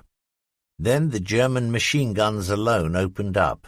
Mortars were as useless as artillery in such extremes of temperature, for even if their fuses detonated, the effect of the explosion was nullified in deep snow. From left to right the machine guns traversed the Russian line. Belt after belt of ammunition jerked through the breaches. A sudden jam soon put right when overeager hands tried to force the bullets faster into the feed slit. From the wide spread-out rifle pits came rapid and sustained fire into the mass of men moving towards the German line. Red attackers collapsed in the snow, staggered as the bullets hit them. Great gaps appeared in the extended lines where a long, continuous burst of machine gun fire had found its mark, and soon the huddled bodies marked the progress, the awful slow progress of the Russian assault.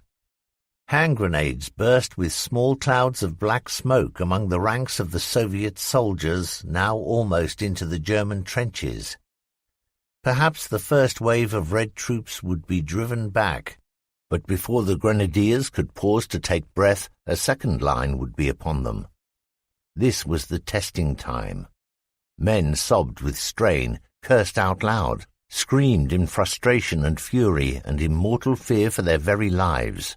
Steadily and inexorably an anger grew within them, against the snow which cut visibility, against the cold which numbed the brain, against the weapons which did not fire fast enough, and against the stubborn, stupid enemy who would not halt his futile attacks.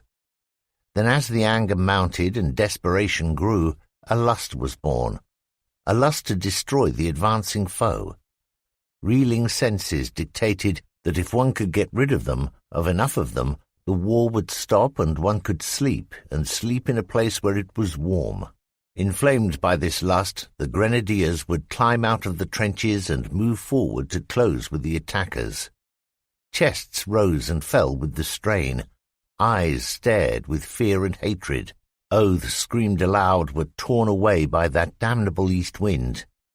Then it was no longer the time for the impersonal rifle or machine pistol, but for close combat, man against man. The knife, the bayonet, or the entrenching tool with its sharpened edge that would cut or pierce or cleave the enemy. Hacking and chopping, gouging, stabbing and killing, until suddenly it was all over and the enemy had gone. If that really was the result, then would come a feeling of anticlimax, of being drained completely. Exhaustion would sweep in, covering the body with great waves of tiredness and of lethargy. This was the hour when the body trembled uncontrollably, but not with cold, of men who sat with their heads buried in their cupped hands and who would suddenly become conscious that these were bleeding. Bayonet blades had torn the skin, Knives had slipped through the fingers, or else ungloved trigger fingers had frozen to the metal. Pieces of skin and flesh would be left on the trigger when the fingers stopped firing, and blood, dark red in that cold, would run slowly at first, and then more slowly as it began to freeze only inches from the wound. Quickly a handkerchief would be wrapped round the finger to staunch the bleeding and to protect it from the cold, for cold was a killer. It either weakened a badly wounded man, causing him to slide into sleep, then coma and death, or else it mortified to the extent that a simple wound would require amputation if the life was to be saved. As the fear died away, the consciousness of the cold flooded back, and then it was a return to the abnormal normality of the everlasting sentry-go and the unending patrols that made up frontline life. But the initiative was not always with the Red Army. The German offensive continued, but hopelessly now for the fighting troops who bore the suffering. More confident of victory was the Supreme Command, and one further indication of how isolated it was from reality was the objective set by it to follow the fall of Moscow. Even as the frantic assaults of the German army to reach the Russian capital were freezing into immobility on the open steppes, the new target was given, a town 400 kilometers east of the city. Supreme Command seemed not to know that the flower of the German army was dead.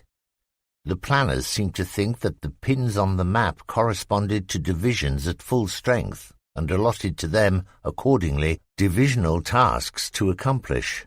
The true situation can be seen in the few examples given here. One panzer division leading the advance towards Moscow had a battle strength of just 5 tanks, and in most infantry divisions the company strengths had been reduced to those of weak platoons. The commander of one SS division pleaded, with eyes filled with tears, for socks to issue to his men. They were still keen to fight, but needed to protect and to cover their feet. Their own socks had worn out. The number of frostbite cases was increasing, and there was no frostbite cream. The SS Grenadiers were freezing to death. The official solution to the problem of frozen feet was that jackboots were to be lined with straw or paper, but there was little of these two commodities in Russia's icy wastes. Instructions, tips, and practical hints were all that could be given to the men in the frozen boots and uniforms struggling through the snowstorms. Sustained by pride in their army and by a fierce moral discipline, the German soldiers pressed home their attacks. But the army, which had once gone forward in a flood, was reduced to a grey-green rivulet crawling towards its goal, Moscow. In day-long blizzards, the freezing foot soldiers struggled forward. Their assaults were not like those of the Red Army, massed thousands of infantry, but were handfuls of men making despairing efforts to achieve impossible tasks. They reached the outskirts of Moscow, the tram terminus of a line which ran near the Kremlin. Their goal was only a handful of kilometers distant. One more push and the objective of Army Group Center would have been attained. But this was not to be. Across the Red Square were marching fresh regiments of Siberian riflemen, swinging past the saluting bases and tramping westwards out of the city, prepared to drive back the fascist invaders. Behind the thickening line of riflemen, red guns and tanks were massing. Holding the line were the battalions of workmen, hastily conscripted, scantily armed and put into battle. Their defence had been short of duration, but it had been sufficient to slow down the grenadiers until the counterstroke could be launched. The domes of Moscow, shining in the brief bursts of sunshine in those short December days, were all that most German troops were ever to see of their army group objective. On the 5th of December there crashed down upon them a hail of fire, behind whose destructive curtain advanced the infantry masses of the Red Army. For their counter-offensive, Stavka had taken the artillery principles of General Voronov and had enlarged them. He had proposed that divisions of artillery be formed, and in pursuit of this objective had actually taken from combat divisions, fighting for their very existence, batteries and even whole regiments of field guns. In the short term, the Soviet infantry had paid dearly. but the Red Army had a mighty hammer which it now wielded to smash open the German front. For the opening barrage, the Soviet artillery was massed not in divisions but in corps, and began a bombardment which could only be adequately described as earth-shattering. Thousands of guns of every caliber, marshalled under Stavka direction and well supplied with ammunition, fired simultaneously. It was claimed that for this single bombardment on the Central Front, more guns were brought together than had been assembled in the armies of all the major powers throughout the First World War. The storm of steel smashed down upon the grenadiers, and behind it, moving into the assault, were 1.5 million Red infantrymen, whose attacks were spearheaded by the Siberians, whole battalions of whom were armed with machine pistols. Opposing this giant wave were the freezing and lousy survivors, 600,000 of them, who had once been in the divisions of Army Group Center, forming the cutting edge of the German sword. In guns, the Soviet superiority was immeasurable. In armor, the imbalance was, in places, more than 20-1, and in infantry it was more than 3-1. The aim of the Russian command was not merely to save the capital, but to destroy completely Army Group Center. Local penetrations of the German line became breaches, and these were then expanded, as division was separated from division and corps was split from its neighboring corps. The adjustment of the battle line then became a tactical withdrawal, and soon much of the army which had marched eastwards with such high hopes was struggling westwards in the throes of a bitter retreat. In vain were orders given to hold fast. The retreat continued and began to suck into its movement other corps, other armies who moved back westwards to conform with the general maneuver. It did not, however, deteriorate into a rout. Indeed, in some sectors, commanders mastered the situation quickly and moved back by bounds from one sketchy defense position to another. Each of these would be a so-called hedgehog, centered around a village, a cluster of houses, even an individual house, some place in which the men could find a little rest or warmth, some fixed point in which they could hold, turn at bay, and resist the assaults of the on-storming Red Army. During the middle weeks of December there was a partial thaw, a not unusual phenomenon of winter in Russia. The ground unfroze, there was mud again, soaked boots and saturated uniforms before the cold returned to hold the country once again in an iron grip. The few days of mud immediately preceding Christmas had been enough to bog down the Russians, and strong hedgehogs were established within which the German troops sought to obey Hitler's direct order to stand fast. Behind these hedgehog positions, reserves were being assembled for a counterattack, which would not only seal the gaps in the line, but would sweep back the advancing Russians. Thus it was that another feature of military tactics was developed, for the first time on the Eastern Front: deliberate encirclement. In this, troops stayed put and held out, allowing Cossack cavalry, Siberian ski troops, T-34s, and the Red infantry masses to sweep past their positions, but inflicting upon them during this passage damage and casualties, and all the time denying to the Russians the road and rail junctions, the strategically and tactically important places they needed to nourish and to maintain their advance. Later there are described some of the encirclement operations fought on the Russian front. By the end of December, the line had been partially stabilized. On some sectors there was still a desperate retreat fought by men weakened by privation and exertion, frightened by the hostility of the severe weather, by the fierce assaults of the enemy, and obsessed with fear of being wounded and left behind. Those were the days during which the legend was born that officers of SS units would administer the coup de grace to those of their men too badly wounded to be moved, for fear that they should fall alive into the hands of the Red Army. On other sectors of the German line, wise commanders had used the mild weather of autumn to prepare or to restore defensive positions, against which the Red infantry flung itself in vain assault. In other areas there was little fighting. Supplies and post came regularly, and there was at Christmas and at New Year the opportunity to take a mental break from the primitive conditions and to remember past Christmases. The following accounts recall the situation of that first Christmas in Russia. The dying hours of New Year's Eve along those sectors of the German front not immediately under attack were filled with unusual light and activity. Shortly before midnight our divisional artillery opened up, and this bombardment was followed by that of our regimental mortars. The Russian area, one cannot speak of a line under such conditions, was filled with the lights of explosions. Then the sentries in our trench fired very lights, and our machine gunners fired streams of tracer into the Russian positions. It really was a very pretty sight. The night was clear, and the vast expanses of snow reflected the little light there was and seemed to magnify it, so that visibility was quite good. Clearly visible were the dancing points of light from shell explosions, green and red beads of tracer arching across the snow, and then the very lights, white, green, violet, and red, rising and falling along the line. It reminded me, as I watched from the doorway of our house, of pictures I had seen of Flanders during the First World War. We had a Christmas of sorts. We even had a Christmas tree. Not a big one, but it was at least real, and had been brought back from Germany by one of our returning convalescents.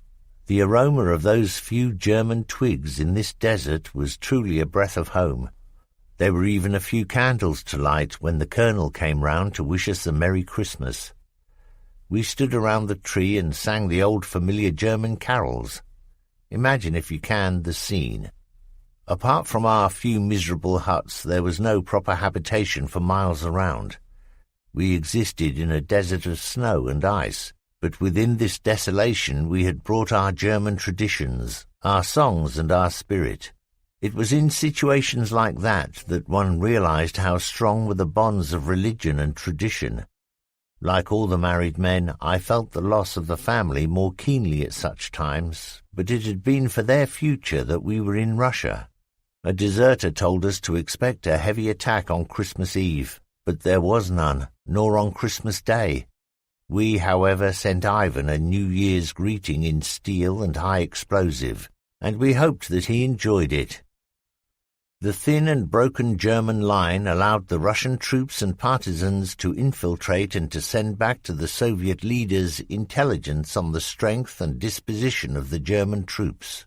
Hidden in woods and concealed in dugouts, those agents watched for smoke rising from chimneys, indicating that the houses were occupied. The grenadiers stayed indoors as much as possible, for they were aware of those sharp eyes watching them and waiting for careless movements. In some cases, the German commanders forbade the lighting of fires by day so that no wisp of smoke could betray the positions. In the weeks of the deepest freezing temperatures, when it was vital to bring every man under cover at night, there was often too little room for all the men of a unit to lie down or even sit down at the same time. So they stood or lay down in shifts, pressed close to each other for warmth, the strongest men giving up the chance of a lay-down in favor of weaker or lightly wounded comrades. Life was basic.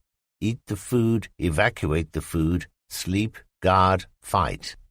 The rations, although usually cold, were sufficient to keep the senses alert and the body fit to carry out the combat activities. The more basic requirement to evacuate the food was a tiresome procedure, so much so that many men were glad that they were suffering from constipation, even though this brought with it headaches and stomach cramps. Lavatories in rural houses were usually a small shed on the western side of the house, so as to shield it from the prevailing east wind. Inside the shed would be a primitive latrine trench, although in some houses the lavatory was actually in a room, in which there was a bucket. Within the shed or room there would be an unpeeling of layers of clothing, then a few agonized minutes, and then, once again, the cocooning process. Those in hedgehog positions who caught dysentery suffered more than most, for the first traces of blood were often a sentence of death, As long and as agonizing as were the black and stinking evidences of frost gangrene in the feet or hands. The latrine shed, even though bitterly cold, was still better than the open steppe.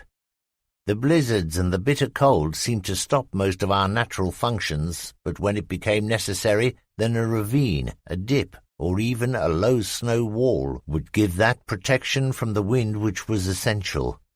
Of course, the winter of 1942-43 was neither so severe nor were we unprepared, so that there were not the great number of frostbite cases which we had suffered in the first year. We had had in that first year also many cases of cystitis and the inability to urinate quickly, as well as the intense burning sensation which accompanied the act, which made even this simple toilet procedure a long and painful business. Out of fear of frostbite, most men wrapped that part of their body in a thick cloth that was used over and over again. Together with all the odours produced by unwashed bodies, feet and clothing, you can imagine that we did not smell very sweet. The term Russian winter of 1941 brings back to me very strongly a compound of smells: stale urine, excrement, suppurating wounds, Russian tobacco, and the not unpleasant smell of kascha, a sort of buckwheat porridge. As the Russian offensive slowed and began to falter, there was a certain return to the pre-winter confidence among many German soldiers. They knew that the winter through which they had passed had been a testing experience, and that they had emerged from that test and had survived. Now, in the first weeks of January 1942, the worst seemed to be past, and spring, with its promise of warmer weather, was only 10 or more weeks away. They had survived, and they were going to get a medal to prove that they had been there at that time of crisis. There was also the possibility of being granted privilege leave. Orders had come round well before Christmas, asking for the names of 2 men from each company or its equivalent. But the Russian offensive had destroyed all chances of furlough, and indeed, many of the men told off for leave had been killed during the winter fighting.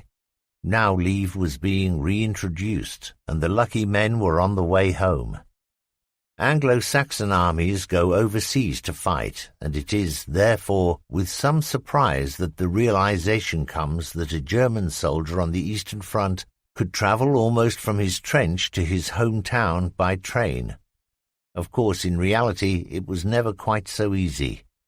At a collecting point behind the line, the leave men would be formed into anti-partisan detachments. The slender lifeline of the railway was a major terrorist target, and passengers on the train had to be able to move out to fight and destroy the partisan groups. One can well imagine the feelings of men going on leave who were confronted with the demand to fight pitched battles against an enemy who were indistinguishable from the peasants among whom they moved. At Przemysl, Smolensk, or some other large collecting point, delousing stations were set up to cleanse the combat soldier before he re-entered the fatherland. For some there would be a change of uniform, but for most it was the same old combat clothes, with the lice baked dead from the infestation cleaners. The appearance of the furlough men in the first trainloads excited comment because they were wearing Russian fur caps and felt boots, as well as other miscellaneous items of Red Army uniform. As leave from the Russian front swung into a regular routine, checks were carried out to see that each man was correctly dressed as well as being properly armed and duly authorized. The leave trains were not elegant, nor were they heated in winter. In this context it should be mentioned that there was also a lack of heating in ambulance trains, which had been halted and shunted into sidings to allow supplies to go up to the front. In 1941-42 and 1944-45, ambulance trains arriving in the rear areas were found to be conveying corpses, for the wounded had frozen to death in their beds. Even though the leave trains lacked comfort, they were heading westwards, and that was the most important thing. Commanders of certain corps had set up regular, properly staffed meal halts.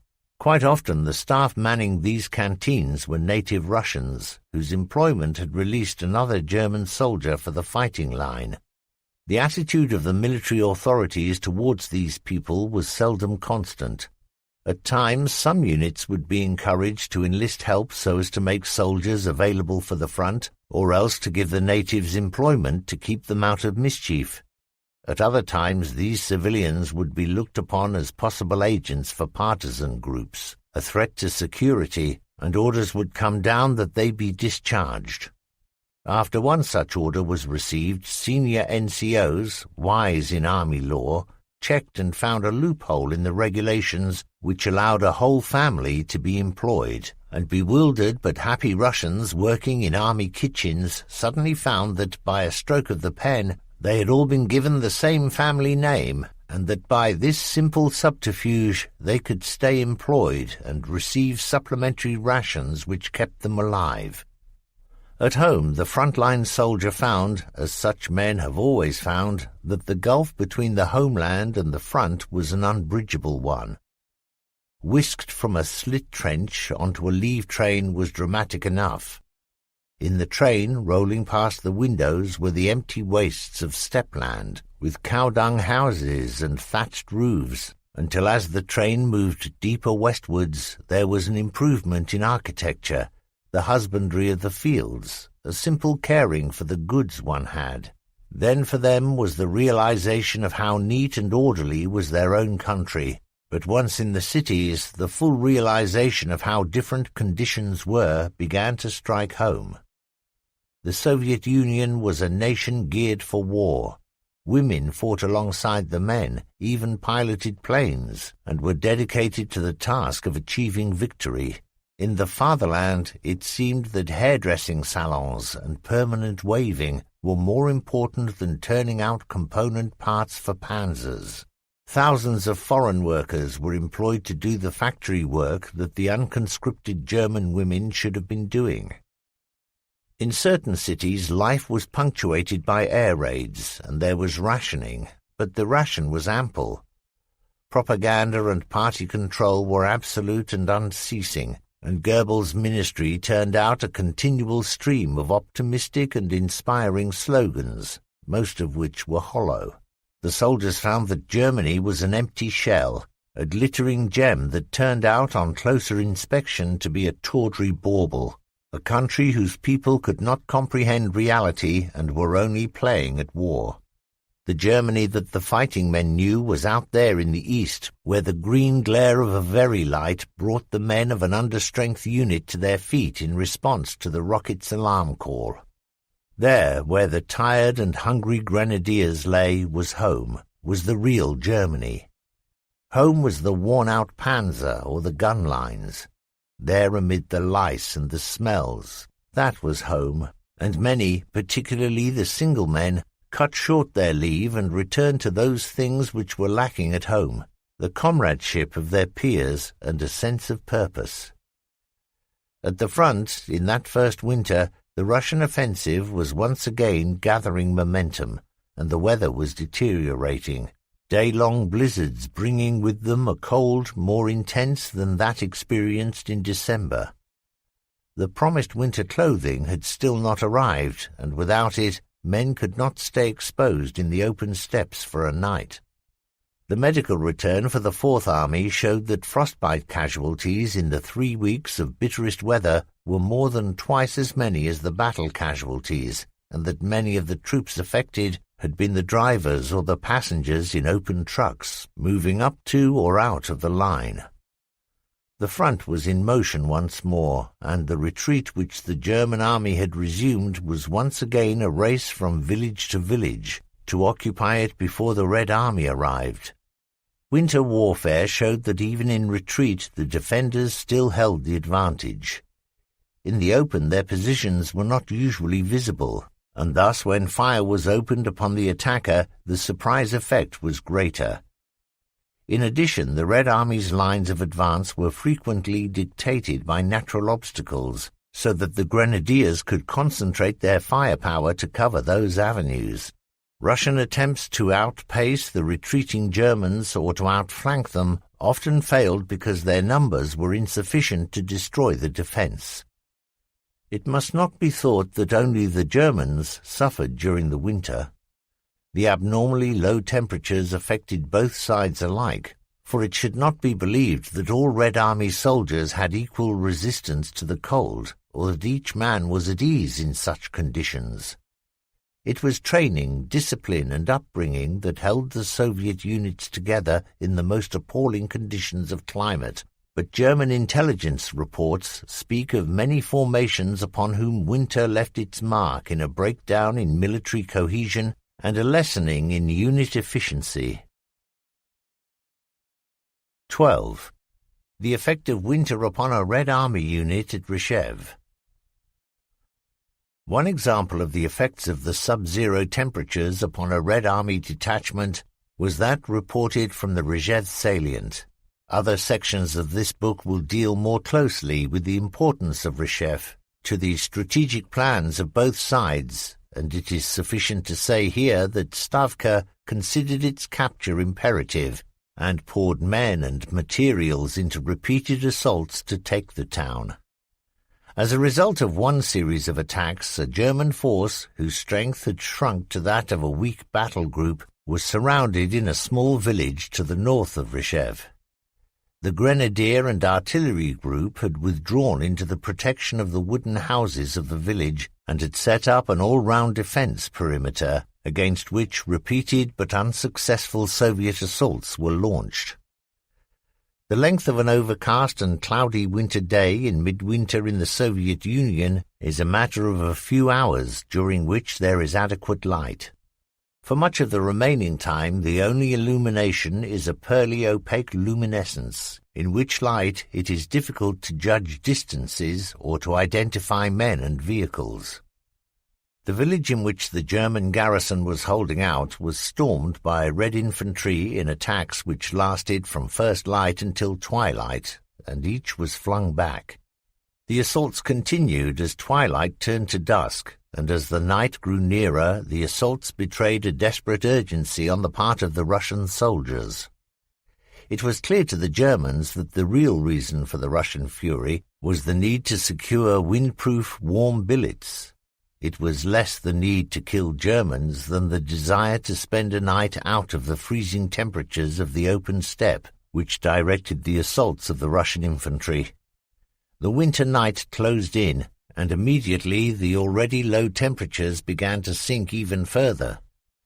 The Russian regiment searched about with feverish intensity for shelter, but there was none, and the men stood in thin ranks or lay in the snow. Even their superb woolen greatcoats, fur caps, and felt boots could not prevent the cold from slowly chilling them. Field kitchens with hot food had not come up. These, the leading troops of the Russian offensive, had outrun their supply columns, and for the battalions forced to spend the night on that frozen swamp there was neither shelter nor food. Stand to for the grenadiers in the village was well before sunup, and then as the light grew stronger they could see the massed ranks of Soviet troops grouped round the village and encircling it. From those solid blocks of brown-coated soldiers there came neither sound nor movement, and the first thought of many of the defenders was that this was some sort of new Russian infantry tactic. Minutes passed, and still the enemy gave neither sign nor sound of life. Meanwhile orders had come through to the grenadier commander to withdraw the battle group through the Soviet ring and to strike southwards towards Rzhev and the main German line. The German troops were well aware of the dangers which they faced in running a gauntlet of Russian fire. They all knew the simple equation of the Eastern Front: a bad wound equaled death. A battle patrol was sent out to find a way through the Russian investment. Wading through the deep snow was tiring, but at least the action warmed the body, and sweating furiously, the patrol moved laboriously closer to the blocks of Soviet infantry. No shot greeted them, and the grenadiers were convinced that the Red Army soldiers were dead, frozen to death in temperatures which had sunk to 30 degrees below freezing point. Slowly, uncertainly, hesitatingly, the grenadiers moved nearer to the silent Soviets, and they then saw that there was some sort of trembling motion in the ranks. The Russians were shivering. The Red battalions were not dead, but had been numbed by cold into such a comatose state that only the trembling and the misery in their eyes showed them to be still alive. They made no move to intercept the German patrol. It might be, reasoned the patrol leader, that their senses were not functioning clearly, and that they had not appreciated the danger of the appearance of the German soldiers. This was a tactical advantage which could be exploited. Here was a chance for the German garrison to escape through the Russian ring. Quickly the information was taken back to the commander in the village. The artillery pieces were limbered up. The engines of the few remaining serviceable vehicles were started, and a small convoy assembled. The snow-covered dirt road out of the village curved to skirt a piece of woodland before straightening up and running straight southwards, parallel to the railway line which lay some kilometres away. Behind the first bend, and on either side of the road, there was a large body of Russian infantry holding a defensive position. Cautiously the German lorries moved towards the Red Army group, and being unchallenged, then drove slowly past it. Not a Russian soldier moved to stop the vehicles as they moved along the icy road, their engines roaring with the strain and the artillery pieces swinging from side to side as they skidded on the slippery road surface. The whole battle group passed out of the encirclement, and even though, at times, the nearest Soviet post was within 100 meters, there was no interference. The effects of having been exposed to the cruel cold without shelter or food for an entire night had weakened the Russian soldiers' capacity to act to destroy the Germans. 13. The German Army resolves the problems of winter warfare. The 1942 Handbook. When the first really low temperatures were recorded during the winter of 1941, the Quartermaster's Department of the Army was inundated with urgent demands for grease, oil, and lubricants with cold-resistant properties. Units needed these special supplies to keep vehicles and guns in action, for the lubricants on general issue were found to be ineffective in the cold of the Russian winter. There were, however, no special cold-resistant materials. None had been developed for the German Army because there had been up to that time no need of them. The Red Army, for its part, had faced and overcome the problem of special lubricants many years before, and the research work of Russian scientists in those fields had been aided by the simple, natural fact that oil produced from native wells had fewer impurities and was usable at temperatures lower than that from the sources available to the Germans. The German Army made recourse to ad hoc methods. It was found that to prevent the action of rifles and machine guns from freezing solid, every trace of oil and grease had to be removed. To ensure a smooth bolt action, a finely ground powder was sprinkled on the action. One SS unit on the central sector found that finely textured flowers of sulfur to be particularly effective.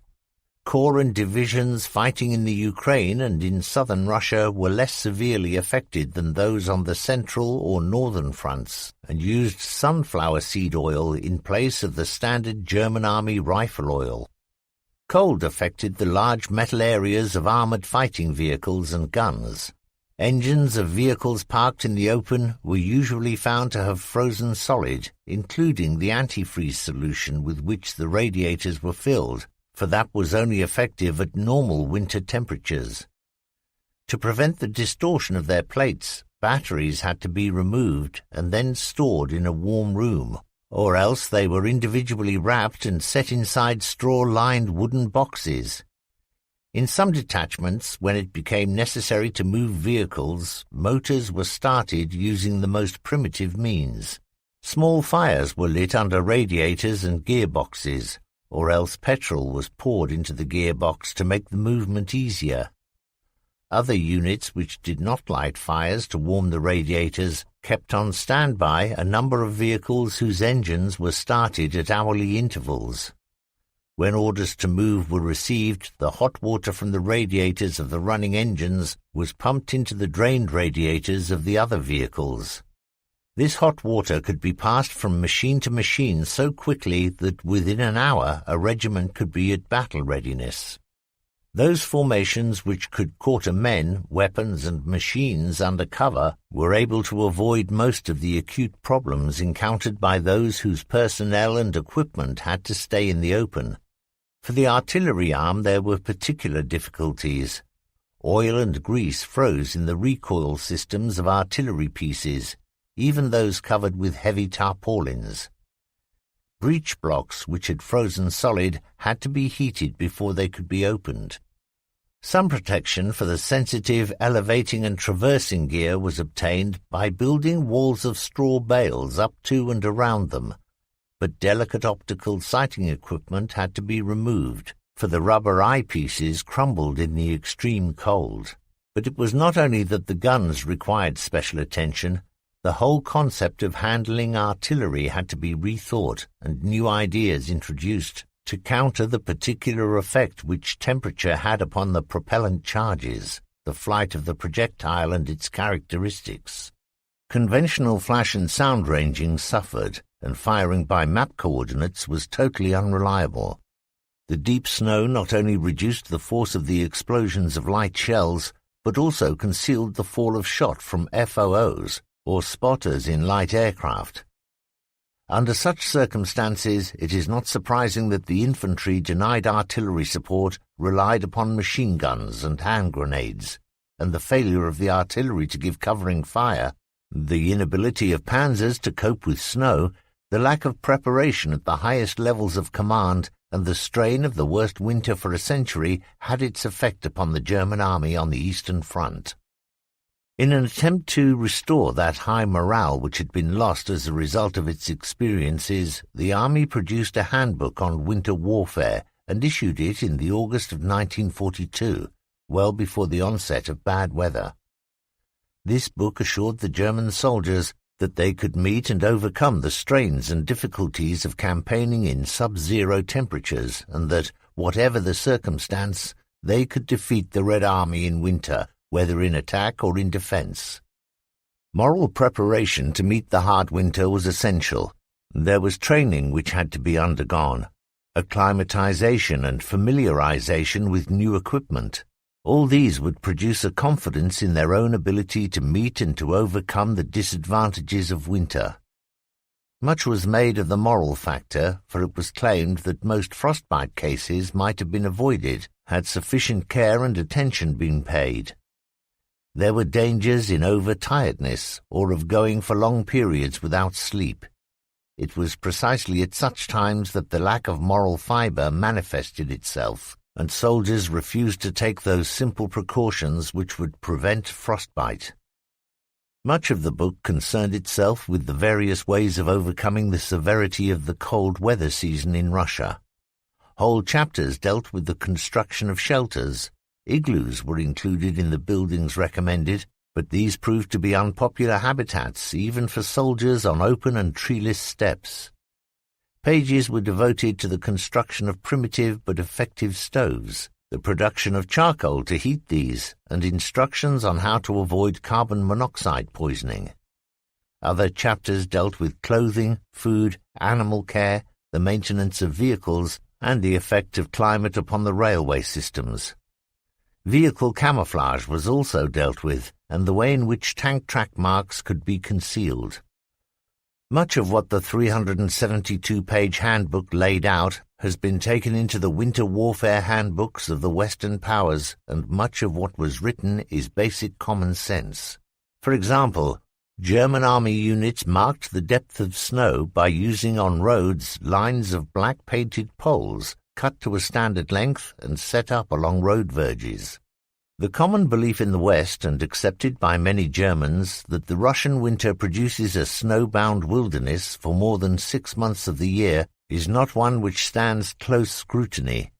It was seldom appreciated that the snowfall amounts differed from region to region, and that the depth of the amounts impeded operations to a greater or lesser degree. The period of time which snow stayed on the ground also varied.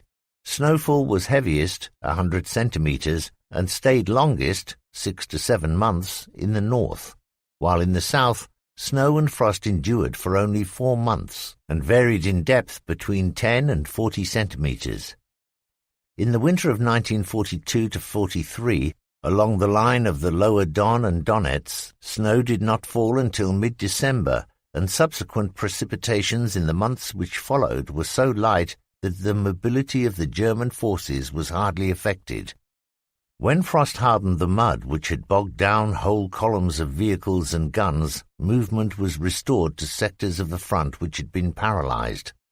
Not only did the frost harden the ground, but it also froze streams and lakes, enabling these to be used as auxiliary roads by light carts. Heavier or longer periods of deep frost were sufficient to freeze a river so solidly that it could be used by quite heavy vehicles. A chapter within this section of the book describes how, in the winter of 1941 to 42, German engineers constructed and ran a railway across the frozen surface of one of the major rivers of western Russia. Although the handbook mentioned that swamps were usually covered by only a very thin layer of ice, this is not borne out by the evidence of a letter written by an officer of a security division. He was stationed in a partisan-infected area along the southern edge of the Pripyat marsh, and wrote that in the fairly mild winter of 1942 to 43, the bandits make their way across the frozen marsh sliding on a type of low sledge. Some whom we killed the other night were carrying food. I suppose they pushed themselves on their sledges using feet and hands. Everything in this country seems to be against us. In summer the swamps are a barrier, halting the movement of our men. In winter they make a bridge across which our enemies attack us.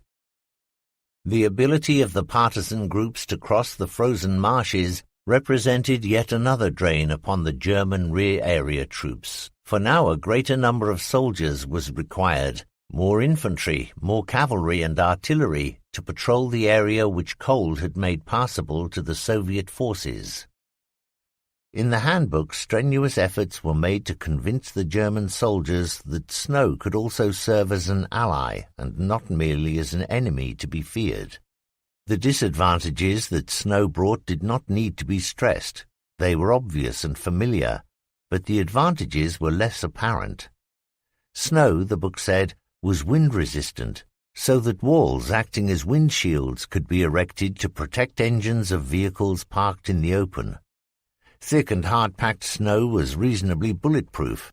It was particularly easy to work, and trenches, particularly communication trenches, could be easily cut out of this soft and plastic material. It also had excellent camouflage properties, and trenches could not be easily detected as there was no spoil to betray the position. It was absolutely vital for camouflage to be effective that there was no unusual mark or feature in or near the trenches which might betray the positions. To a good observer, a single thing out of place or unusual startled birds or animals moving in panic flight indicated the presence of man. In the following extract from a letter written by an NCO of the SS Viking Division, he relates how a patrol was saved from ambush by a sharp-eyed observer. A few days ago we carried out a reconnaissance patrol into the Russian zone. It was a beautiful, clear day. On such days the visibility is quite unbelievable. One can see literally for miles, and every detail is pronounced and clear. I mention this because it had a bearing on the patrol. From our form-up position we crossed open ground and then moved into a wide, shallow depression. This was the limit of our first bound. We lay down in this and took up defensive positions, recovering our breath before making the next bound, which was a small wood. Our Sturmführer looked through his glasses at a low ridge in front of which we would have to pass. The Sturmführer called to me and pointed at something on the ridge. I looked through the glasses and saw it immediately. Clearly seen in the bright sunlight, there were long black streaks across the snow, the marks made by a machine gun which had been firing for a long time. Through the glasses I was then able to pick out a white cloth which covered a hole in the snow wall of a trench, and through which the machine gun had been fired. This was something so surprising as to be completely abnormal. Ivan has the ability to camouflage his positions in such a way as to make him almost invisible, and will spend hours removing every trace of his presence. Yet here he had left marks which were distinct, clear, and unmistakable. Thanks to the slackness of one red machine gun group, the whole position, a trench system not marked on our maps, had been betrayed. There were circumstances in which the extreme low temperatures immobilized completely. It was frequently found, when attempts were made to withdraw heavy guns in the face of a Soviet advance, that they had frozen to the ground, forming solid blocks which defied every effort to move. Some German units acquired Russian-built tractors, simple in construction, but with a power out of all proportion to their size. It was not unusual to see a single one of these machines acting as a prime mover to 2 or more heavy guns. When the task was too great for even the Soviet vehicles to achieve, and the guns could not be withdrawn, and thus prevented from falling into Soviet hands, they were destroyed by a commando of gunners, who had had to be specially trained for this unhappy task. In the early days of the campaign, when artillery had not accepted the fact of Soviet infiltration, the sight of a Red Army patrol had often caused artillery pieces and vehicles to be abandoned. Such penetrations of the German line eventually became commonplace, and gunners were then trained in infantry combat methods so that they could defend both their guns and themselves. The maintenance of mobility and the task of maintaining road or rail communications were repeatedly stressed, for the fear of a complete breakdown in the supply system haunted the German staffs. They had need to be concerned. In 1941, Hitler had been given a choice. He had been told that the amount of Russian-gauge rolling stock in German hands was sufficient to supply the armies in the field with only one of the 3 most urgent priorities: warm clothing, food, or ammunition. Hitler had chosen ammunition, and the results of his decision are clear from earlier. Even so, although only one main material was being transported, in that first winter, the railway lifeline had often failed, and on the sector of Army Group Centre, to quote just one example, only 9 out of the 27 trains which were required daily to sustain the front had ever completed the journey.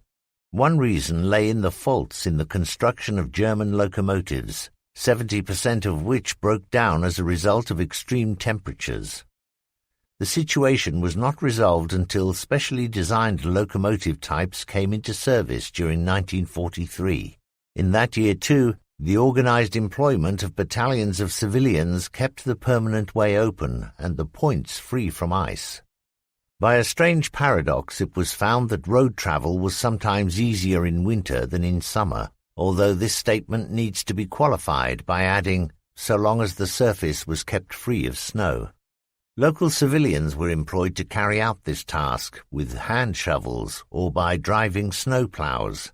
The work battalions were not committed until the blizzards or snowstorms had blown themselves out, but once in action, the civilian workers achieved rapid results, and a single battalion could keep clear a 48-kilometre stretch of highway.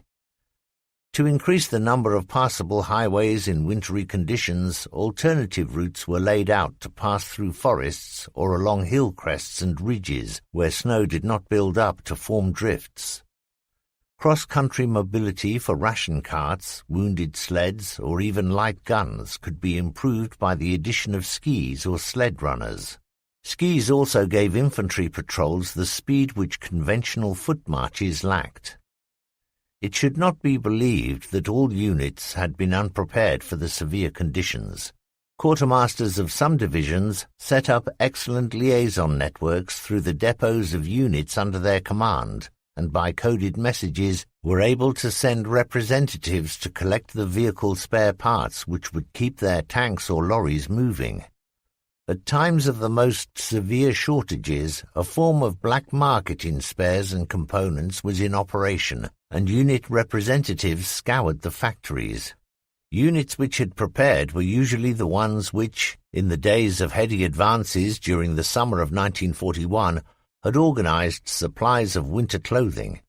In those few weeks of clear weather which occur between the end of the autumn rains and the first snows of winter, the quartermasters had brought forward into the combat zone and had organized in well-guarded and weather-proof dumps the food and fuel supplies, the warm clothing and ammunition with which to equip their men. The number of such quartermasters was few, and their men were the fortunate ones during that first winter. Too many quartermasters believed the propaganda stories of the war being over before winter, had organized no supplies, and their men had suffered accordingly.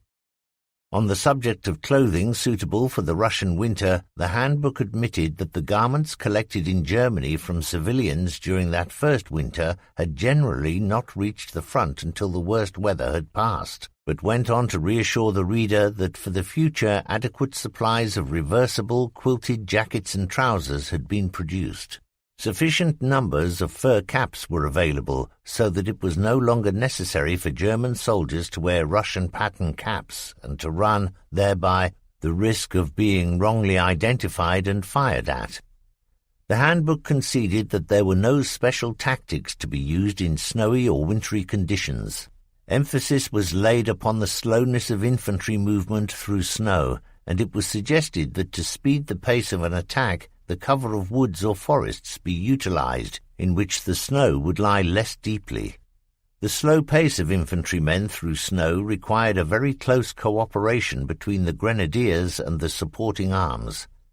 If artillery was meshed into the attack, it was necessary for the forward observation officer, up with the infantry, to be in close and immediate contact with his batteries, so as to switch targets or to call back the guns which were increasing their range too quickly.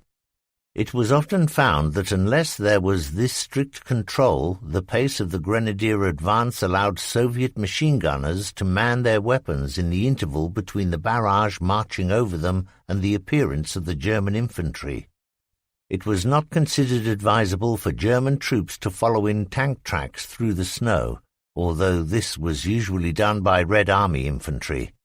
Although admitting that the going was easier for the foot soldiers, it was emphasized that a tank drew artillery fire which might cause casualties to the grenadiers.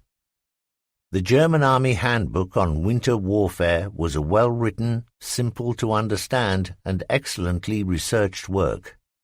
Much of its text was obvious to anyone who had lived in a cold climate, and much was based upon the results of trial and error.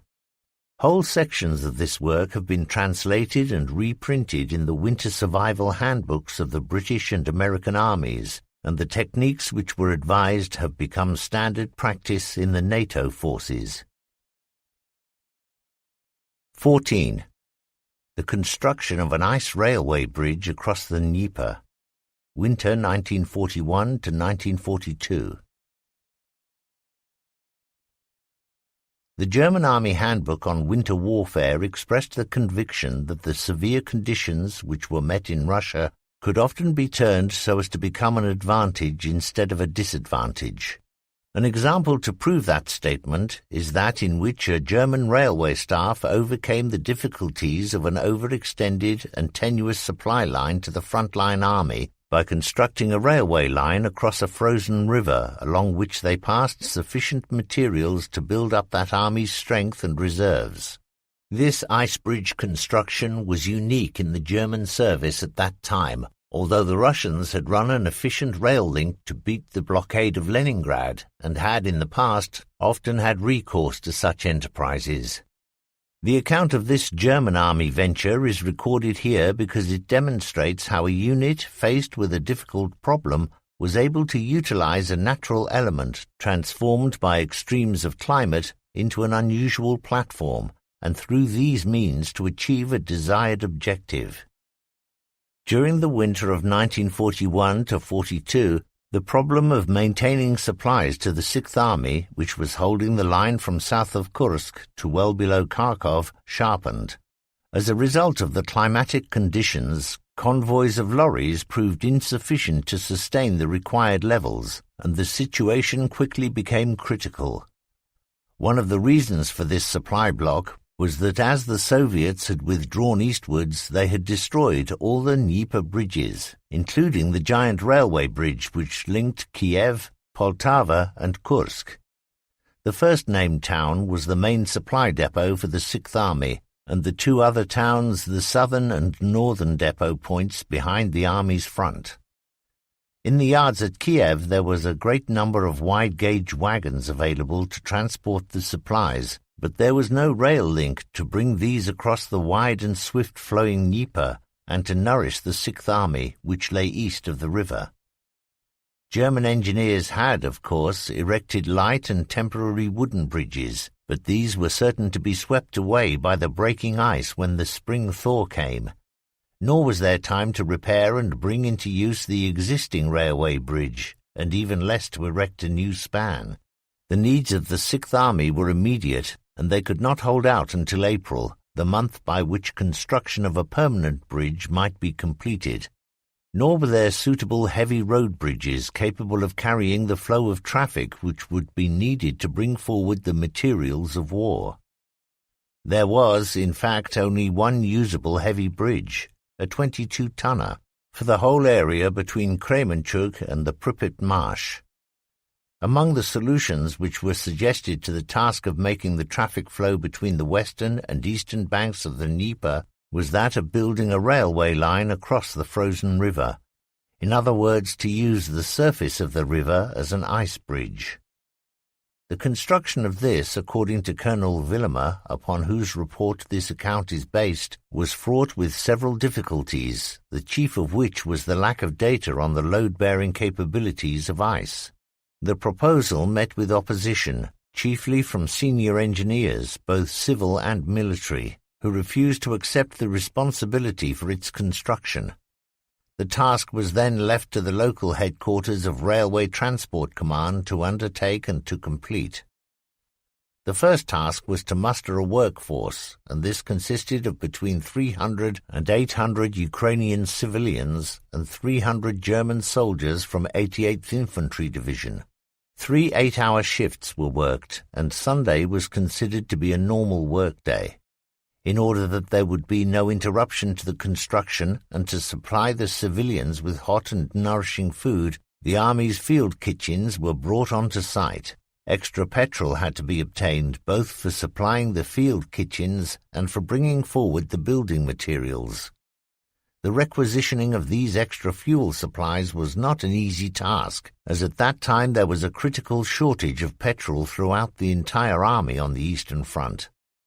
To save on fuel, horses and sledges were obtained and used to porter the building materials from outlying areas to a central point from which they were picked up by motor transport. Sledges were also used to transport the blocks of ice from the downstream cutting areas to the ice bridge site. A thorough reconnaissance was made, and a site which contained several natural advantages selected. Firstly, the banks were low enough not to require special gradient treatment. Secondly, between the eastern and western banks of the river, there was a natural island of some 150 meters in width. And thirdly, the eastern and western terminals of the ice railway could be connected to existing railway lines. The ice bridge would, therefore, be in 2 halves, each supported by the central island and the river banks. To overcome the problem of gradients on the island, the soldiers of 88th Division dug a cutting 3.5 meters deep across its width. The western terminal of the ice railway connected to a spur line in a timber yard, which then joined a main line. The eastern terminal also connected with a spur line in the grounds of a sawmill, and this line also joined a main line. Weather was a great difficulty, and temperatures encountered during the building time sank to 29 degrees below freezing. There were also severe snow showers, which slowed the pace of the work.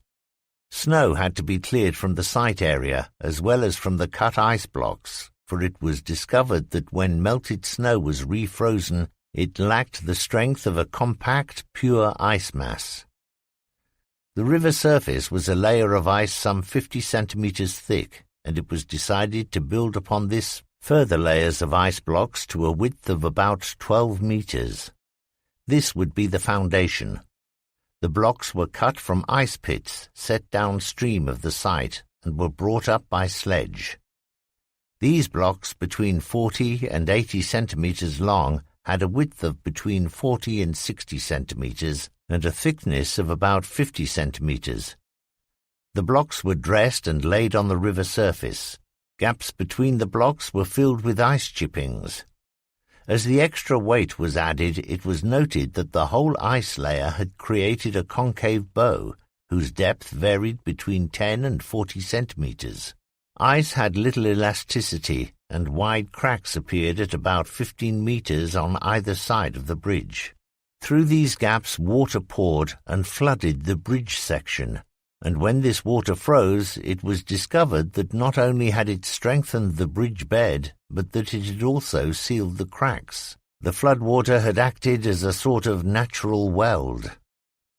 A second layer of ice blocks was laid to a width of 5 meters upon the first layer, and once again there was the concave effect which caused the construction to sink by a further 30 centimeters at its maximum and 10 centimeters at its minimum. As there were no breaks in the ice to bring about the desired flooding, holes were bored and water hosed over the 2 layers.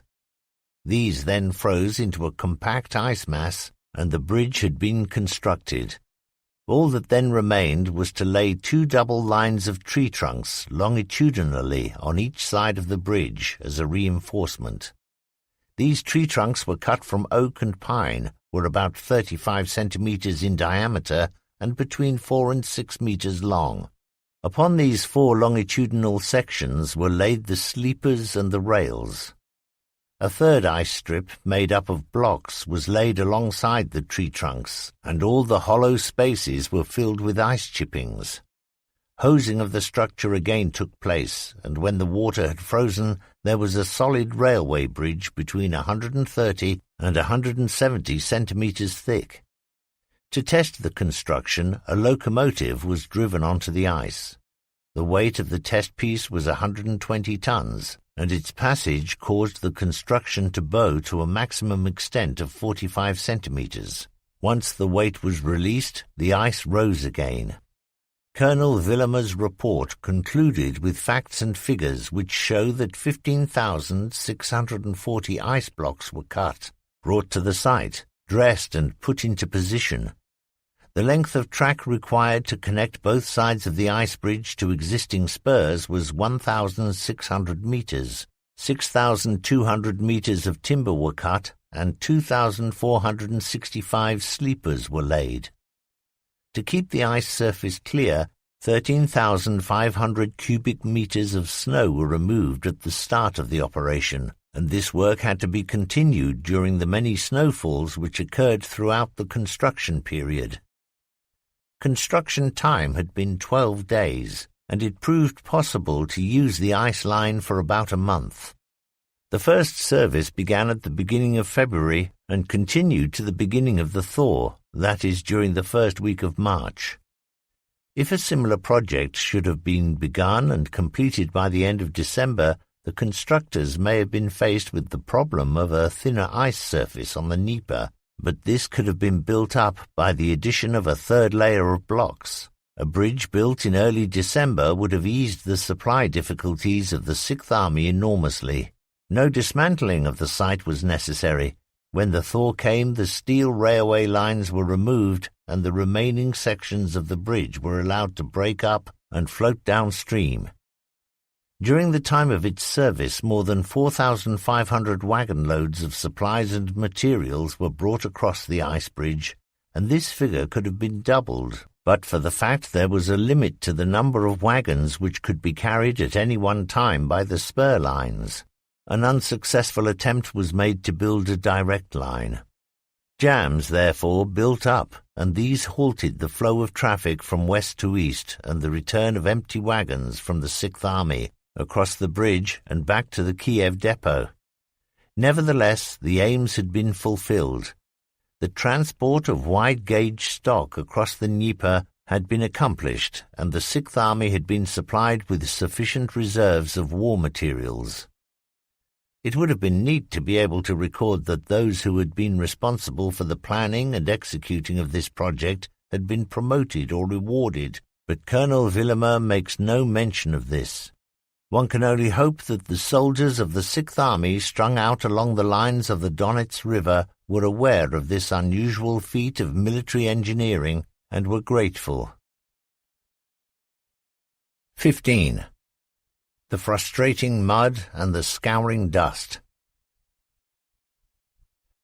From the previous chapter it can be appreciated how the cold weather affected the nature of the campaign, but there was another product of the Russian climate which the German army met as early as the opening weeks of the new war, and whose grip, if not as iron as that of winter, was as tenacious.